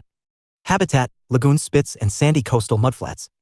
IUCN, CRCMS, AXI-WPA, SCHI. Bird, CR, white-bellied heron. White-bellied heron, or imperial heron, a brownish-gray heron, is the second largest heron species. IUCN, CRWPA, SCHI. Distribution: it is found in India, Arunachal Pradesh, Assam, Bangladesh, Bhutan, and Myanmar. Habitat: inland swamp forests, forested rivers, and submontane grasslands. Bird, CR, yellow-breasted bunting. Yellow-breasted bunting is a species of passerine bird. Distribution: it breeds in Finland to the Bering Sea. It migrates to South Asia and SE Asia during winter.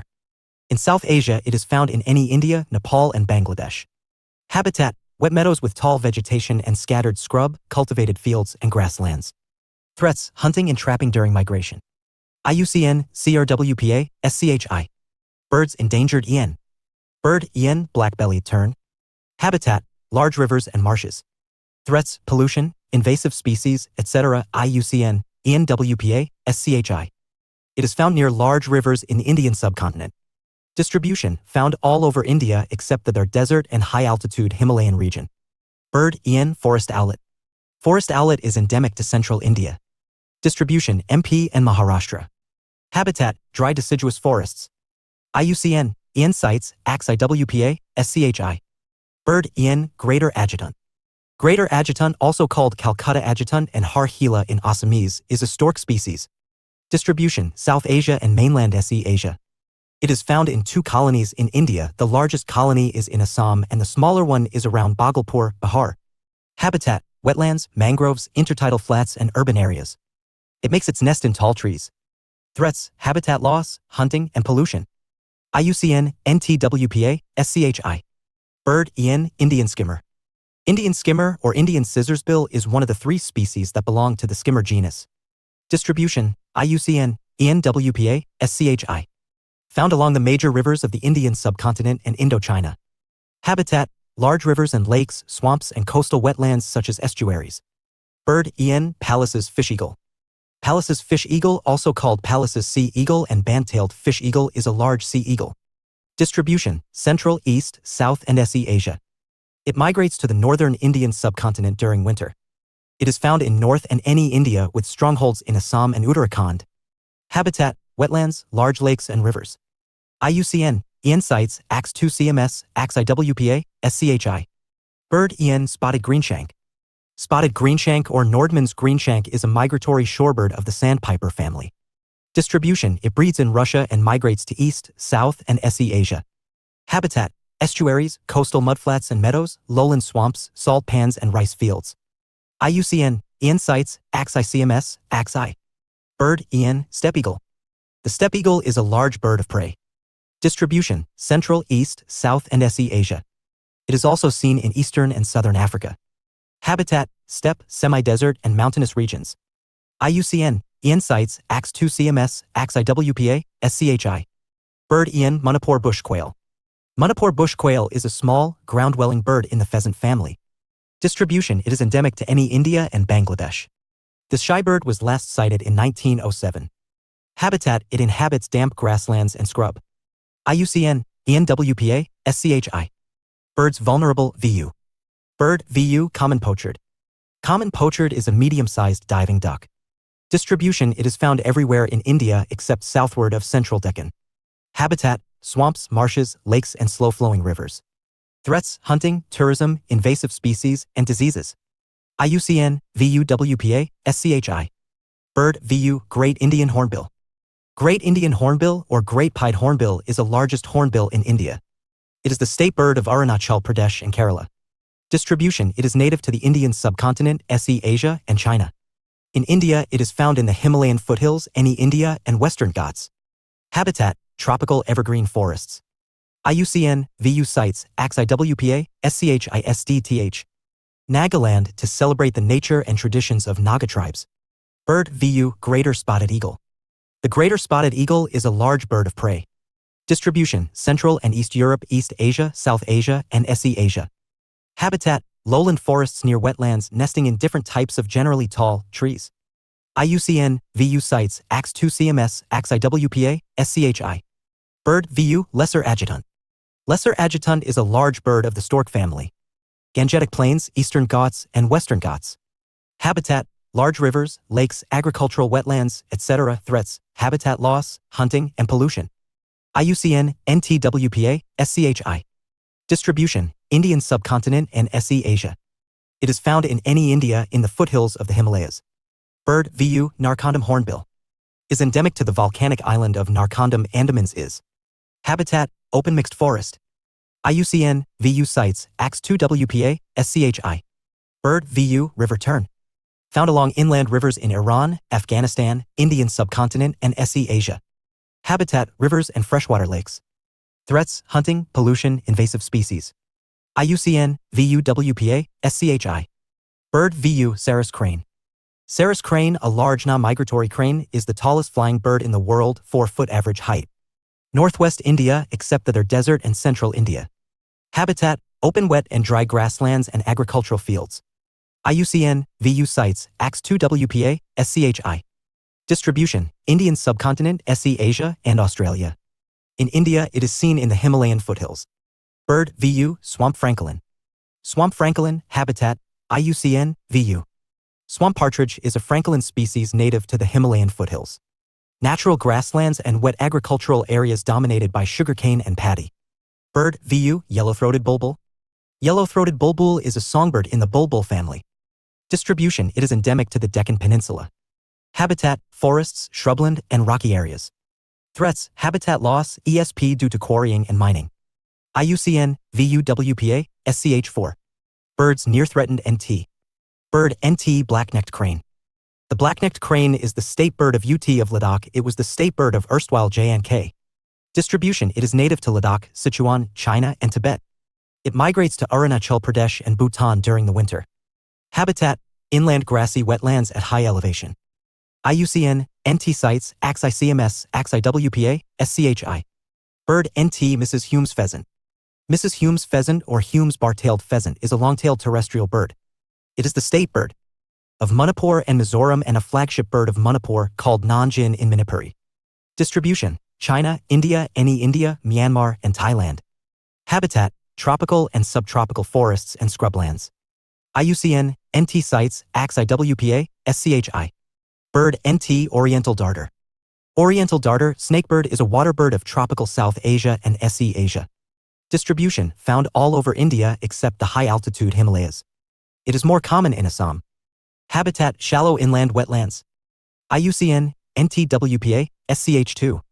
Bird NT Oriental white ibis / Indian white ibis. Distribution, Indian subcontinent and SE Asia. In India it is more common in western India. Habitat, freshwater marshes, lakes, rivers, flooded grasslands, paddy fields, mangroves, salt marshes. IUCN, NT-WPA, SCH2. Oriental white ibis, also called black-headed ibis and black-necked ibis, is a water bird. Bird NT painted stork. Painted stork is a large shorebird endemic to the Indian subcontinent and SE Asia. Habitat, freshwater marshes, lakes and reservoirs, flooded fields, riverbanks, etc. Threats, hunting, pollution, invasive species. IUCN, LCWPA, SCH2. Distribution, river plains of the Indian subcontinent and mainland SE Asia. UPSC 2014. If you walk through countryside, you are likely to see some birds stalking alongside the cattle to seize the insects, disturbed by their movement through grasses. Which of the following is / are such birds / birds? 1. Painted stork. 2. Common myna. 3. Black-necked crane. Select the correct answer using the code given below. A, 1 and 2, B, 2 only, C, 2 and 3, D, 3 only. Explanation. Black-necked crane feeds on meadows at higher altitudes on the Tibetan Plateau. Answer, B, 2 only. Bird NT spot-billed pelican. Spot-billed pelican or gray pelican is a member of the pelican family. Distribution, South and SE Asia. In India, it occurs in coastal areas of peninsular India, the Terai region of North India and the Himalayan foothills in any India. Habitat, wetlands, freshwater, and saline. It breeds colonially in acacia bushes, tall trees, or palms. IUCN, NT-WPA, SCH2. Bird NT white-eyed pochard. White-eyed pochard is a medium-sized diving duck. Distribution, Europe, Central Asia, East Asia, South Asia, and SE Asia. Habitat, prefers fresh standing water with rich vegetation. Rarely found on flowing streams or rivers. Threats, habitat loss, hunting, tourism. IUCN, NT-WPA, SCH2. Nicobar pigeon / Nicobar dove. Nicobar pigeon is found in the ANN Islands and SE Asia. It is the dodo's closest extant relative EX. Habitat, forests and scrublands. Threats, agriculture, aquaculture, hunting, invasive species, diseases. IUCN, NT-WPA, SCHI. Birds least concern, LC. Bird, LC Amur falcon. The Amur falcon is a raptor and is the world's longest distance migrating raptor. Nagaland is known as the falcon capital of the world. Distribution, East, South and SE Asia and Eastern and Southern Africa. Habitat, open woods and marshes. IUCN, LC sites, AX2 CMS, AX2 WPA, SCH2. Threats, illegal trapping and killing during migration. Bird, LC bar-headed goose. It is one of the world's highest flying birds. Distribution, it breeds in Central Asia in colonies and winters in South Asia. In India, it is found in Central India, Peninsular India, and any India. Habitat, IUCN, LCWPA, SCH2. Summer habitat includes high-altitude lakes and cultivated fields for winter. Bird, LC Blackhand orange flycatcher. Blackhand orange flycatcher is a tiny old world flycatcher. Distribution, it is endemic to the Western Ghats, found mainly in Nilgiris, Palni, and Annamalai hills. Habitat, shola forests, stunted tropical montane forest, and moist thickets in ravines. IUCN, LCWPA, SCH2. Bird, LC common hill myna. The common hill myna, Baster hill myna, is native to eastern India and mainland SC Asia. It is the state bird of Chhattisgarh. Kangav Valley MP Chhattisgarh is famous for the species. Habitat, threats, overexploitation for pet trade. IUCN, LC sites, AX 2 WPA, SCHI. Evergreen and wet deciduous forests. It prefers areas with high rainfall and humidity. Bird, LC edible nest swiftlet. The edible nest swiftlet or white-nest swiftlet is a small bird known for its opaque and whitish nest, which is exclusively made of solidified saliva. Distribution, India, only Andaman Islands and SC Asia. Habitat, it breeds in colonies in coastal areas, limestone caves, and rock crevices. IUCN, LC. Bird, LC greater flamingo. Greater flamingo is the most widespread and the largest flamingo species. Flamingos, they are large shorebirds with S-like long necks, stick-like legs, and pink or reddish feathers. Distribution, it is found in Africa, the Indian subcontinent, the Middle East, and southern Europe. It is found almost all over India except the high-altitude Himalayas east and any India. It is the state bird of Gujarat, where it is observed at the NAL Saravar Bird Sanctuary, Kijadia Bird Sanctuary, Flamingo City, and Thal Bird Sanctuary. Habitat, shallow eutrophic water bodies such as saline lagoons, salt pans, and saline or alkaline lakes. IUCN, LC sites, AX 2 WPA, SCH2. Bird, LC gray heron. Gray heron is native throughout temperate Europe and Asia and also parts of Africa. Distribution, found all over India except for their desert and high-altitude Himalayas. Habitat, watery habitat that can supply its food. IUCN, LCWPA, SCH2. Bird, LC Himalayan bulbul. Himalayan bulbul or white-cheeked bulbul is a songbird. Distribution, it is endemic to the Himalayan region of the Indian subcontinent. Habitat, tropical and subtropical forests, shrublands, agricultural fields, towns, and gardens. IUCN, LCWPA, SCH2. Bird, LC little egret. The little egret is a migratory aquatic bird. Distribution, southern Europe, Middle East, Africa, South and SC Asia, and Australia. Habitat, fresh, brackish, or saline wetlands. Threats, wetland degradation, IUCN, LCWPA, SCH2. Bird, LC house sparrows. House sparrow is a very social bird and is gregarious in all seasons when feeding, often forming flocks with other types of birds. It roosts communally, its nests are usually grouped in clumps, and it engages in several social activities such as dust and water bathing and social singing. It was declared as the state bird of New Delhi in 2012. Distribution, it is native to Eurasia and North Africa. European settlers transported it all over the world, and it can now be found on all continents except China, Japan, and Siberia. Habitat, it is found in varied habitats and climates close to human settlements in both rural and urban settings. It avoids extensive woodlands, grasslands, and deserts away from human development. Threats, destruction of habitats and food sources, pollution, urbanization, and global warming. Bird, LC white-bellied sea eagle. White-bellied sea eagle, or white-breasted sea eagle, is a large diurnal bird of prey. In Kasargod, it is locally known as Biman Amma and Palapuvan Amma. Recently, it has been declared as the official bird of Kasargod district. Distribution, it is resident of India, Sri Lanka, SE Asia, and Australia. Habitat, it inhabits inshore seas, islands, coasts, mangroves, estuaries, and terrestrial wetlands. Threats, habitat loss, hunting, pollution, and natural disasters. IUCN, LC sites, AX 2 WPA, SCHI. Kasargod has become the first district in India to officially designate its own bird species. 28.3. Fish. Fish critically endangered, CR. Fish CR Deoli minnow. Deoli minnow is a carp minnow fish species endemic to the Western Ghats, India. Distribution, it is found only in the Darna River near Deoli in Nashik, Maharashtra, India. Recently, Nander Madhamshwar, Maharashtra was declared a new Ramsar site providing sanctuary to the Deoli minnow. It is the first Ramsar site in Maharashtra. Habitat, this freshwater fish is recorded from hill streams with rocky gradients. Threats, problematic non-native species IUCN, CR. Fish CR Ganges shark. Distribution, it is endemic to India and Bangladesh. Its major population is found in the Ganges and Brahmaputra river systems, India, and the Padma River, Bangladesh. It is also found in the Mahanadi River, the Indus River system, the Yangon River, Myanmar, Malaysia, and Indonesia. Habitat, tropical and subtropical rivers and estuaries. It can survive in muddy waters. Threats, overfishing, habitat degradation, building of dams and pollution, IUCN, CRWPA, SCHI. The Ganges shark is a freshwater shark found only in rivers and possibly estuaries.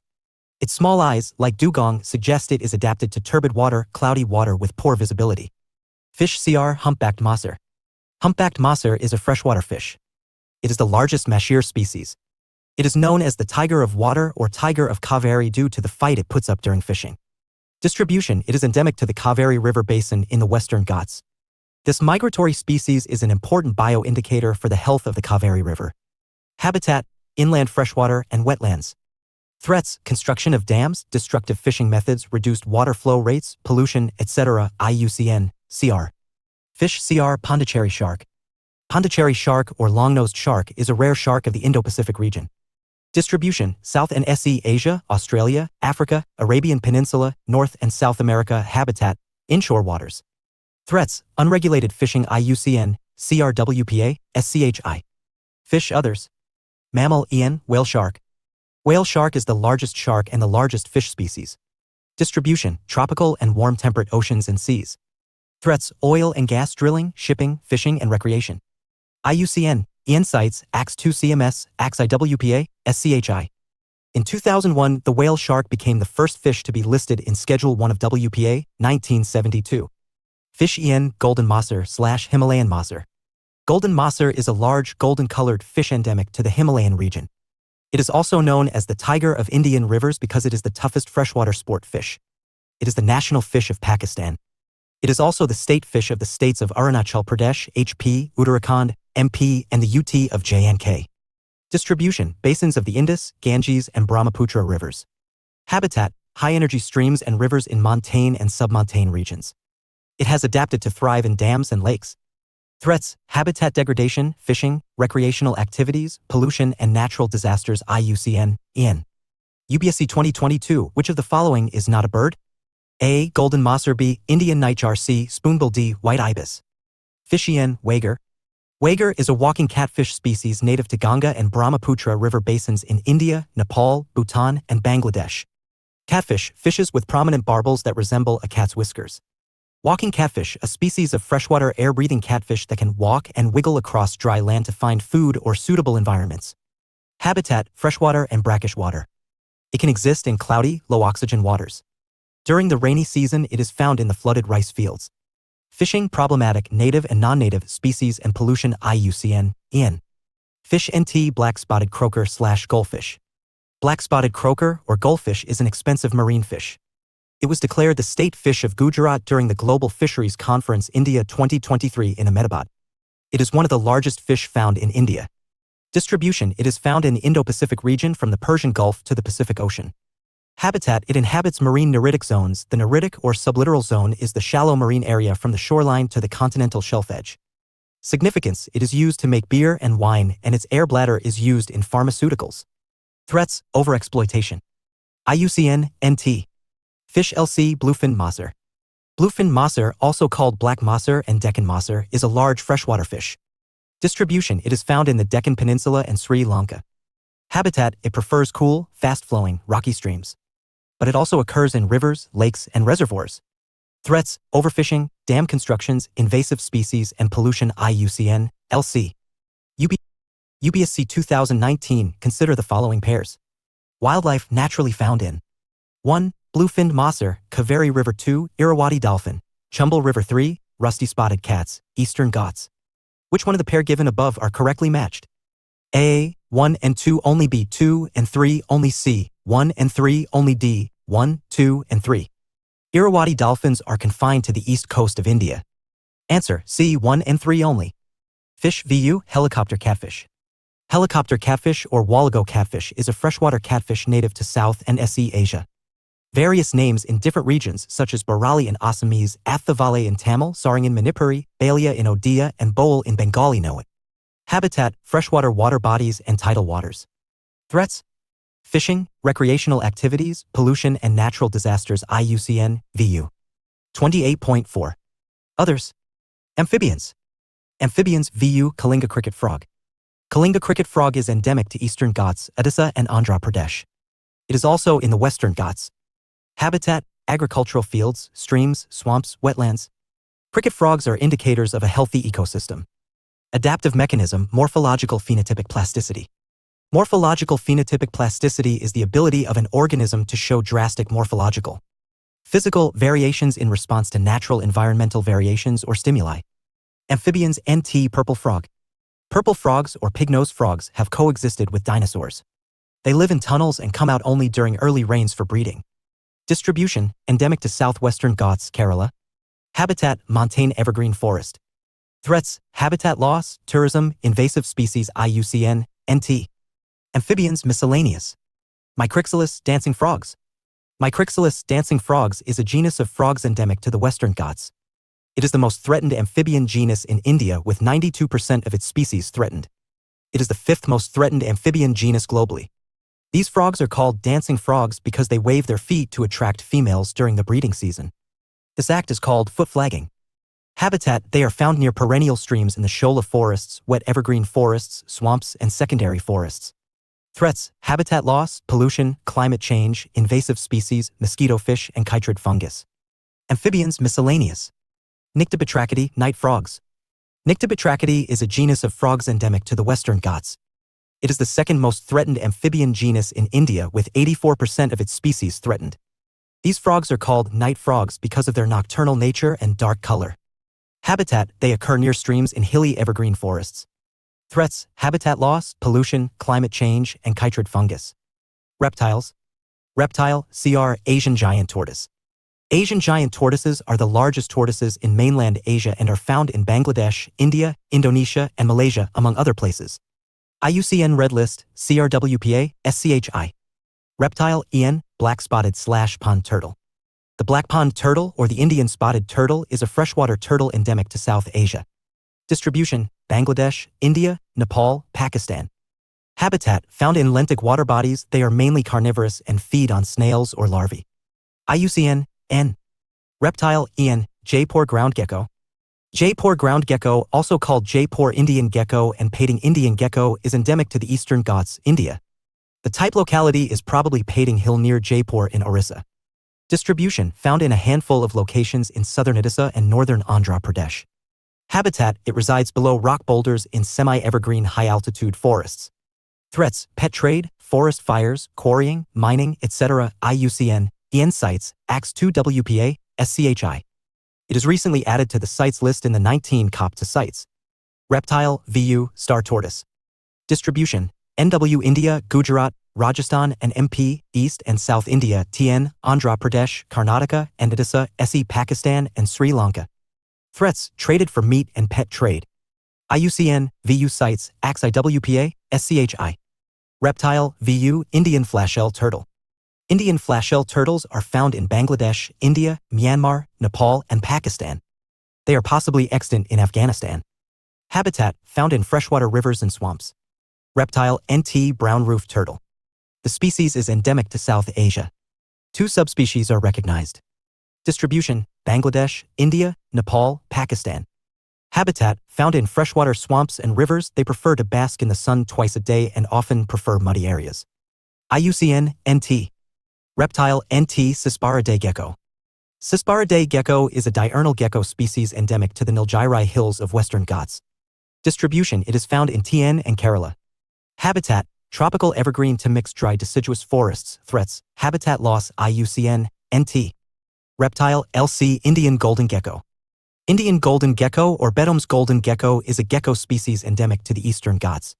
Distribution, Orissa, Andhra Pradesh, and TN. IUCN, LCWPA, SCHI. Habitat, along streams, rocky areas, and human habitations. Reptile, LC tokay gecko. Tokay gecko is a nocturnal, arboreal gecko native to Asia and some Pacific islands. Distribution, Bhutan, China, India, and SE Asia. In India, it occurs in any India, WB, and Bihar habitat, rainforests where it lives on trees and rock cliffs. Threats, hunting for medicinal uses. IUCN, LC sites, AX2WPA, SCHI. Reptile, LC Indian tent turtle, Panksura tentoria. The species is found in India, Nepal, and Bangladesh. Reptile, DD, Assam keelback/Peel's keelback. Assam keelback is a non-venomous snake species of the colubridae family, the largest snake family. Recently, it was rediscovered after 129 years on the Arunachal Pradesh-Assam border. Distribution, it is endemic to any India. Habitat, lowland evergreen forests and Brahmaputra Valley tropical evergreen forest. IUCN, DD. Spiders. Spider, CR, peacock tarantula. Peacock tarantula, also called Guthi tarantula and metallic tarantula, is an old-world tarantula species that is blue. Distribution. Habitat, dry deciduous forests. Threats, illegal pet trade. IUCN, CR sites, AX2 WPA, SCH2. It is endemic to the Nalamala Hills, Eastern Ghats of Andhra Pradesh. Spider, CR Rameshwaram parachute spider. Rameshwaram parachute spider is a tarantula species endemic to Rameshwaram, TN, India. Habitat, coastal savanna, tropical lowland rainforests, plantations and human habitations. Threats, habitat fragmentation and tourism. IUCN, CR sites, AX2 WPA, SCH2. Insects. Insect, EN, migratory monarch butterfly. The migratory monarch butterfly is a subspecies of the monarch butterfly. It is famous for its migration from the northern US and Canada to Mexico and California during winter, travels around 4,000 kilometers. It breeds in only one plant, the milkweeds, where the female monarchs lay their eggs. Distribution. It is native to North America and Oceania. It is also reported in the Indian subcontinent, China, Central Asia and Europe. Habitat, forests, shrublands and grasslands. Significance. It is an important pollinator and provides various ecosystem services such as maintaining the global food web. Threats, removal of milkweeds, habitat loss, climate change and pollution. IUCN, VUCMS, AX2. Insect, LC, golden birdwing. Golden birdwing is a large tropical butterfly. This Himalayan butterfly is India's largest butterfly. It has replaced the southern birdwing butterfly as the largest. South NSE Asia. In India, it is found in any India and some parts of North India. Habitat, forests and scrublands. IUCN, LC sites, AX2 WPA, SCH2. UPSC 2023. Which of the following organisms perform UPSC 2023. Which of the following organisms perform waggle dance for others of their KM to indicate the direction and the distance to a source of their food? A. Butterflies. B. Dragonflies. C. Honeybees. D. Wasps. Explanation. Waggle dance is a form of communication adopted by the bees. The patterns of the dance indicate the direction to food, hive, etc. Plants. Plant, CR Eulophia obtusa. Eulophia obtuse ground orchid is a rare orchid. Distribution, Bangladesh, North India and Nepal. It was rediscovered in India in Dudwatr after 118 years. Habitat, grows seasonally in grasslands. IUCN, CR sites, AX2. Plant, CR Indian Delium tree. Indian Delium tree is a flowering plant which produces a fragrant resin called guggul. Distribution, it is native to western India and adjoining regions of Pakistan. In India, it is recorded mainly in Gujarat and Rajasthan. Habitat, semi-arid climates and is tolerant to poor soil. Uses, gum of guggul is anti-inflammatory and used in medicines. Because of its fragrance, it is also used in the production of incense sticks and perfumes. Threats, livestock farming and ranching, logging and wood harvesting, invasive alien species and diseases. IUCN, CR. Plant, CR Pyrostria algae. Pyrostria algae is a tall tree species in the coffee family. It is distinguished by a long stem and a whitish coating on the trunk. It is now discovered in South Andaman's Wandoor forest. Habitat, tropical wet evergreen forests. IUCN, CR. Plant, CR Malabar river lily. Malabar river lily is endemic to 4 streams in Kasaragod and Kannur districts in Kerala. It is an integral part of the river ecosystem, providing shelter for fish and other aquatic life. It is locally called Periya Palathali. Recently, it has been declared as the official flower of Kasaragod district. Habitat, it grows in a seasonal running stream. Threats, habitat loss, dam construction, sand mining, pollution, and overcollection. IUCN, CR. Kasaragod has become the first district in India to officially designate its own flower species. Plant, Ian, Glaba andersonii.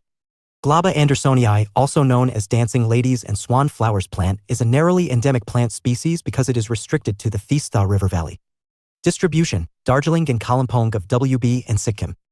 Habitat, grows in a dense colony as a lithophyte, plant growing on bare rock, near evergreen forests. IUCN, Ian. Plant, NT Chenkarangi. Chenkarangi shendaruni is native to the Western Ghats in India. It is endemic to Agastyamalai Biosphere Reserve and Shendaruni WLS, named after the plant itself. Distribution, Western Ghat areas of TN and Kerala. Habitat, wet evergreen forests. Uses, it has medicinal benefits and is used to lower blood pressure and treat arthritis. Threats, it is very susceptible to climate change, which leads to shifting in flowering season, less effective pollination and inbreeding depression. IUCN, NT. Plant, miscellaneous, blue poppy. The blue poppy is called the queen of Himalayan flowers. Its roots are poisonous and it contains narcotic constituents. It is the national flower of Bhutan. Distribution: it is native to the Himalayas, Myanmar, Tibet, and China. It is found in abundance at Hemkin Sahib Lake and Valley of Flowers of Uttarakhand. Habitat: rock crevices and hill slopes. Plant: miscellaneous, Glycosmus albicarpa. Glycosmus albicarpa is a gin berry species in the orange family. It bears a large white fruit with a distinct gin aroma. Distribution: it is endemic to the western Ghats of southern India. It was discovered in the Kanyakumari WLS in TN. Habitat: it is an evergreen small tree found as undergrowth in semi-evergreen forests. Plant: miscellaneous, Indian rosewood VU versus North Indian rosewood LC. Plant: miscellaneous, Indian sandalwood VU versus red sandalwood EN. They belong to different genera. Sandalwood Chandan/Sriganda is wood from trees in the genus Santalum. Indian sandalwood Santalum album is the only major native sandalwood species in India. Red sandalwood/Lal Chandan, Pterocarpus santalinus, though it has the word sandalwood in its name, belongs to a different order and genus, Pterocarpus. Sandalwood spike disease is a significant problem for the Indian sandalwood Santalum album compared to the red sandalwood/Lal Chandan, Pterocarpus santalinus. Sandalwood cultivation in India. Growing sandalwood, both red and white, by individuals was banned until 2002. Today, many states permit sandalwood cultivation, but cutting and harvesting wood, using it, or selling it in the open market is illegal. Permission is required from the State Forest Department, which sends its officials to cut the trees and buy the sandalwood. Because of these restrictions, sandalwood cultivation is rare in India while other countries grow and export sandalwood freely. This is not good for India from both the conservation and economic perspective. UPSC 2016, with reference to red sanders sometimes seen in the news, consider the following statements. 1. It is a tree species found in a part of South India. 2. It is one of the most important trees in the tropical rainforest areas of South India. Which of the statements given above is / are correct? A. 1 only B, 2 only C, both 1 and 2D, neither 1 nor 2. Red sanders are one of the most important trees in the tropical deciduous areas of South India. So, the answer is A. 1 only. Sandalwood spike disease, SSD. SSD is an infectious disease caused by phytoplasmas, bacterial pathogens affecting the plant tissues of agriculturally important coconut, sugarcane, and sandalwood. Sap-sucking insect vectors and seedlings from infected sandalwood trees transmit phytoplasmas, causing a reduction in leaf size, stiffening, and reduced internode length. Presently, there is no cure for the infection. The infected tree must be cut down and removed. It is likely to be the most destructive of known diseases to infect Indian sandalwood. Plant: miscellaneous, Cangerum. Cangerum is a tree species deriving its name from Kasara, meaning wormwood. It is known for being the natural source of the highly poisonous compound strychnine. Monkeys and birds such as the gray langur and hornbill species eat the toxic fruit. Recently, it has been declared as the official tree of Kasaragod district. Distribution: it is a medium-sized deciduous tree native to India and SE Asia. Habitat: moist deciduous forests. Uses: it is used in traditional medicine to treat various conditions like paralysis, epilepsy, etc. Threats: habitat loss, overexploitation, red sand mining, and climate change. Kasaragod has become the first district in India to officially designate its own tree species. 28.5. Invasive species. Invasive plant species. Acacia/wattles. Acacia is an evergreen, drought-resistant plant species native to Africa and Australasia. It has a long root system that penetrates deep in search of water and thorny leaves to prevent water loss. It reproduces rapidly, forming a canopy that prevents other species from growing. In the Western Ghats, vast plantations of acacia and eucalyptus were raised in the past by converting grasslands and shola forests for tannin production, destroying the original habitat of Nilgiri tar. Tannin, found in the bark, pods, and leaves of acacia, it is an organic substance used to preserve leather. Billy goatweed.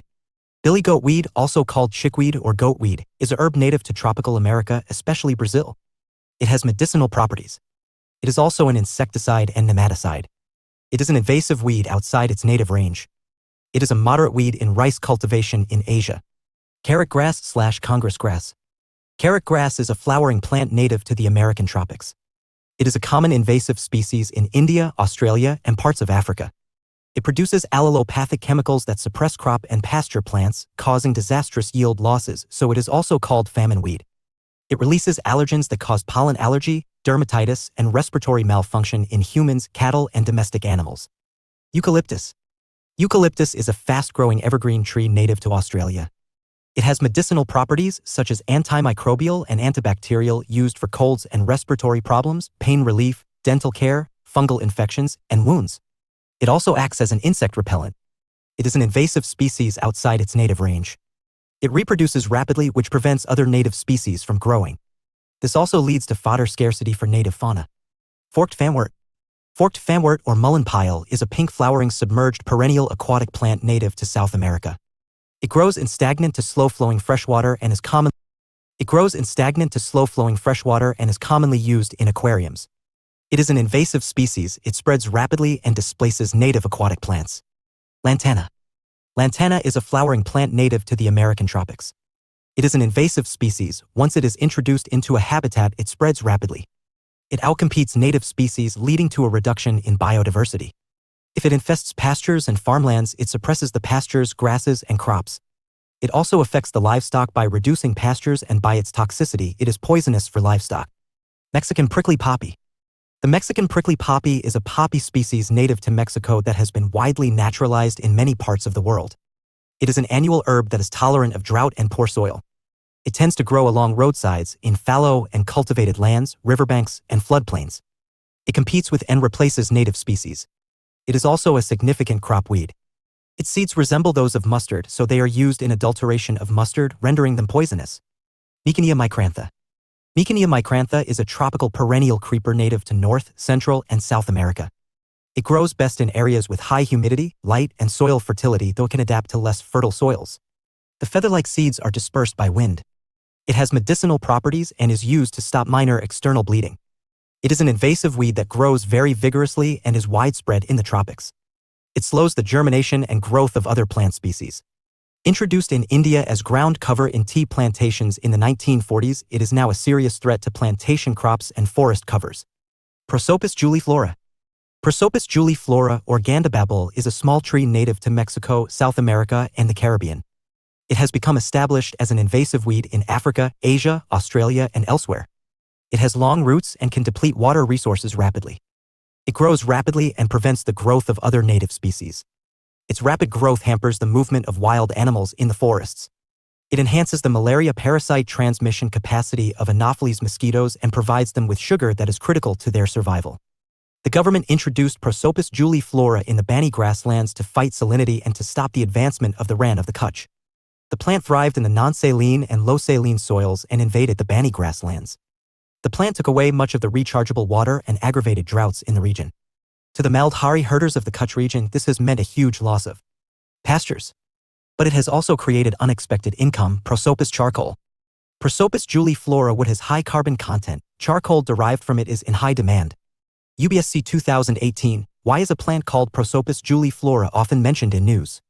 A. Its extract is widely used in cosmetics. B. It tends to reduce the biodiversity in the area in which it grows. C. Its extract is used in the synthesis of pesticides. D. None of the above. Water hyacinth. Water hyacinth is a free-floating perennial hydrophyte, a plant that grows either partly or totally submerged in water, native to South America.